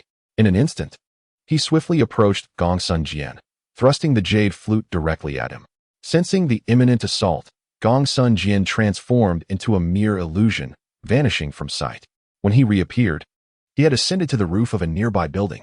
Yu Wuhan, let our battle be reserved for the contest of prodigies. Gongsun Jian regarded the man with the jade flute below with an unyielding tone, his voice imbued with undeniable authority. Very well, you are indeed uninteresting, Gongsun Jian. I shall take my leave. To Gongsun Jian's surprise, Yu Wuhan chose not to engage him further, retracting his jade flute and vanishing in a few swift movements. As the prodigies congregated in the city of prodigies, news of the events reached the imperial capital of the Fengyan dynasty. The ruling family of the Fengyan dynasty is the Yun clan, which has been establishing its dominion for over a millennium. During this time, the Fengyan dynasty has undoubtedly become the foremost power in the eastern domain. I never imagined that the Northern King's mansion of Dian possessed such formidable strength. I have underestimated it. Upon receiving the news, the current royal, Yun Shaodian, displayed a grim expression. As the leading force in the eastern domain, the Fengyan dynasty was well aware of the Northern King's mansion's capabilities. However, they were surprised to learn that Dian had dispatched a being of complete Dharma manifestation, a pinnacle existence even among the Fengyan dynasty. Brother, we must now deliberate on how to assess this turmoil. After all, the city of prodigies concerns the dignity of our Fengyan dynasty. A man garbed in a dragon robe, one of the three esteemed princes of the Fengyan dynasty, stepped forward to express his concerns to Yin Xiaotian. This individual was the Azure Dragon King, Yin Qitian, a prominent figure within the dynasty and a blood brother to the emperor, Yin Xiaotian. Now, our Fengyan dynasty must either engage in war with the Northern King's mansion or silently quell this disturbance. However, should we choose to wage war, many considerations arise. After all, the strength of the Northern King's mansion is evident, and while we may have once dismissed them, the current state of affairs renders them inscrutable even to me. Yun Xiaotian understood Yin Qingtian's sentiments, gazing pensively towards the direction of Dian. Had he heard this news at the outset, he would have unhesitatingly dispatched forces to annihilate the Northern King's mansion. However, upon discovering the existence of a perfected Dharma manifestation within the northern town Wangfu, Yun Xiaotian felt that the Wangfu was likely concealing a monumental secret. More crucially, if they could not resolve the matter with this perfected Dharma practitioner in one fell swoop, they would inevitably face relentless retribution from this formidable individual. At that point, even the Fengyan dynasty would be unable to withstand such consequences. Should we remain silent? Would it not imply that the world perceives the Fengyan dynasty as easy prey? Upon hearing Yun Xiaotian's words, Yun Qingtian immediately grasped his elder brother's thoughts and, with an unwilling expression, addressed Yun Xiaotian. In the entire Fengyan dynasty, only he, Yun Qingtian, would dare to speak so boldly to Yun Xiaotian. At this juncture, it would be unfeasible for the Fengyan dynasty to engage in warfare with the northern town Wangfu. However, they could divert the conflict towards the Dian dynasty. For I firmly believe that the Murong royal family would not idly witness the rise of the northern town Wangfu. Yun Xiaotian, observing his impulsive younger brother, shook his head, his eyes gleaming with a calculated glint, indicating that he had already devised a strategy. Brother, even if we are to scheme against the northern town Wangfu, we must first resolve this current predicament. Otherwise, how will the world perceive our Fengyan dynasty? Although Yun Qingtian understood that his elder brother was plotting against the northern town Wangfu, he could not suppress his indignation. I will issue an edict demanding that the northern town Wangfu provide an explanation to our Fengyan dynasty. Surely, the northern town Wangfu would not choose to confront both our Fengyan dynasty and the Dian dynasty simultaneously. Thus, they will be compelled to offer us a satisfactory account, allowing us to observe their strife from a distance. Yun Xiaotian comprehended Yun Qingtian's sentiments and shook his head in response. In truth, he had long since reached a conclusion. He had no intention of antagonizing the northern town Wangfu, as they were already embroiled in a bitter feud with the Dian royal family. At present, Yun Xiaotian merely needed to subtly incite discord between the Dian royal family and the northern town Wangfu, provoking them into conflict while the Fengyan dynasty remained an observer. Ultimately, whether the Dian royal family emerged victorious or the northern town Wangfu triumphed, the Fengyan dynasty would reap the benefits. As for demanding an explanation from the northern town Wangfu, this was a straightforward matter. Yun Xiaotian believed he knew their likely response. As long as the northern town Wangfu did not choose to confront both the Fengyan dynasty and the Dian dynasty simultaneously, they would undoubtedly provide an account. However, what Yun Xiaotian did not anticipate was the formidable opponent he would face in Chu Fan, who would offer him no such explanation. Brother, allow me to go. I wish to see just how powerful this so-called northern town Wangfu truly is, Yin Qingtian declared passionately, a trace of indignation etched upon his face. Very well. But regardless of any explanation the northern town Wangfu provides to our Fengyan dynasty, you must not exhibit any excessive behavior, otherwise you shall be assigned to guard the imperial tomb. Upon hearing Yun Qingtian's words, Yun Xiaotian displayed a momentary hesitation on his countenance. Yet he swiftly resolved to make a decision. Although it could be said that Yun Qingtian acted with a degree of impulsiveness, he was nonetheless the Azure Dragon King of the Fengyan dynasty. Yun Xiaotian held firm in his belief that the Northern Guardian's estate would not engage in any rash actions. Rest assured, my royal brother, Qingtian shall not act recklessly. Upon hearing Yun Xiaotian's reassurances, Yun Qingtian's eyes sparkled with anticipation, and he eagerly clasped his hands in respect before departing. Fengyan guards, should the Azure Dragon King undertake any extreme measures, bring him back immediately. I do not wish to witness a preemptive conflict between the Fengyan dynasty and the Northern Guardian's estate, nor do I desire to tarnish the reputation of the Fengyan dynasty. Yun Xiaotian spoke as he gazed in the direction of Yun Qingtian's departure. No sooner had his words left his lips than a shadow vanished within the palace. Chapter 100. The scheme of the Great Yin Dynasty. The news did not reach only the Fengyan dynasty. The Great Yin Dynasty, having arrived at Tianjiao City, also received information regarding Chu Fan. Damn it! How could he appear here unscathed? Has the sixth ancestor truly fallen? It was inconceivable. The sixth ancestor was a formidable figure at the peak of the Dharma aspect. Emperor Murong of the Great Yin Dynasty was seething with rage upon learning of Chu Fan's actions in Tianjia City. He had presumed that Chu Fan had perished on the journey. Yet, to his astonishment, he received news of Chu Fan's presence in Tianjia City. Having waited so long without any news of the family patriarch, a sinister premonition suddenly gripped Murong. It was likely that the sixth ancestor had indeed fallen, especially considering that a fully realized Dharma aspect expert accompanied Chu Fan. An elderly man beside Murong fell into a deep silence upon hearing the news about Chu Fan. After a prolonged moment, he slowly addressed Murong, his countenance dark and foreboding, a glint of murderous intent flashing in his eyes at the mention of Chu Fan. Is it true that the fifth and sixth ancestors have perished? The sixth ancestor was immensely powerful, bolstered by the golden armored guards and our imperial forces. Despite realizing that his family patriarch had likely fallen, Murong could not accept this grim reality. After all, to lose two Dharma aspect experts against a mere northern town prince's residence was simply unacceptable. Each Dharma aspect expert represented the pinnacle of a nation's strength and served as its foundation. Now, the Great Yin Dynasty had suffered the loss of two such figures while confronting the northern town prince's residence, a situation that was intolerable for an emperor like him. We must mobilize all our forces against Chu Fan. However, we cannot act blindly.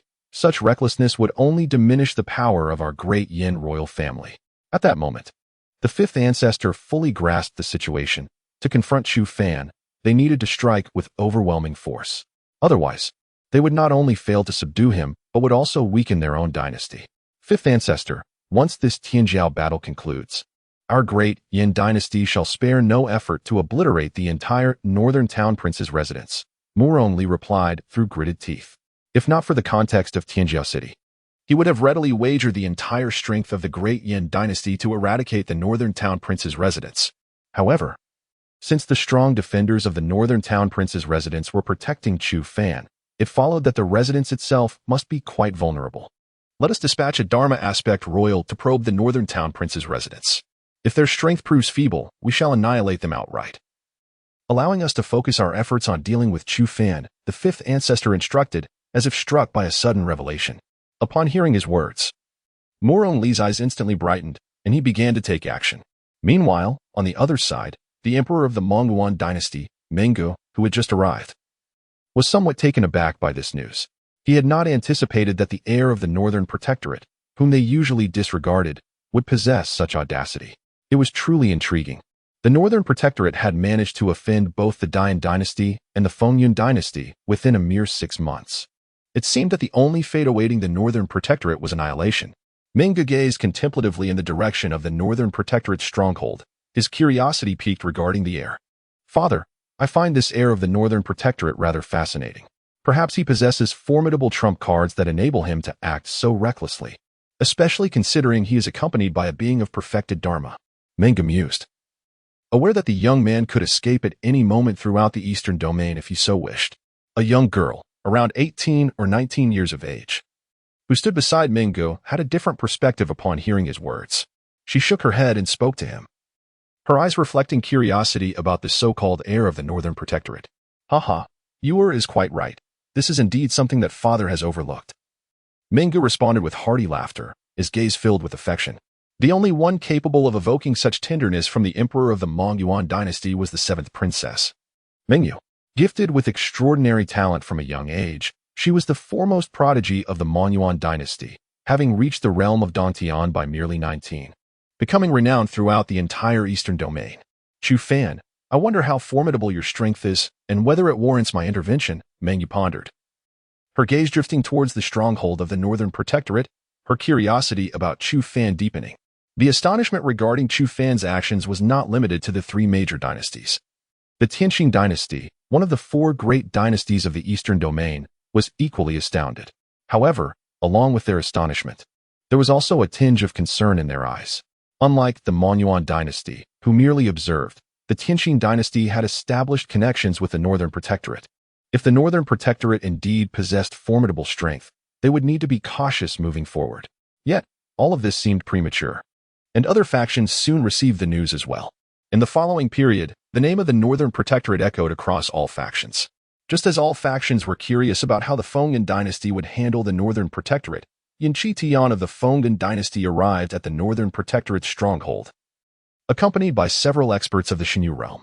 At this moment, Yin Chi Tian appeared as a celestial being, gazing down with an air of disdain upon the residents of the Northern Town King. Although Yin Chi Tian was aware of the formidable presence of a perfected Dharma form by Chu Fan's side, he harbored no belief that Chu Fan would dare to challenge him. The Azure Dragon King of the Feng Dynasty. After all, he was not merely the Azure Dragon King. He was also the younger brother of the contemporary emperor of the Feng Dynasty. It could be said that within the entirety of the Feng Dynasty, the Azure Dragon King moved through life with unparalleled authority. The esteemed experts at the Divine Travel Realm who accompanied him shared the same contemptuous gaze directed towards the residents of the Northern Town King below.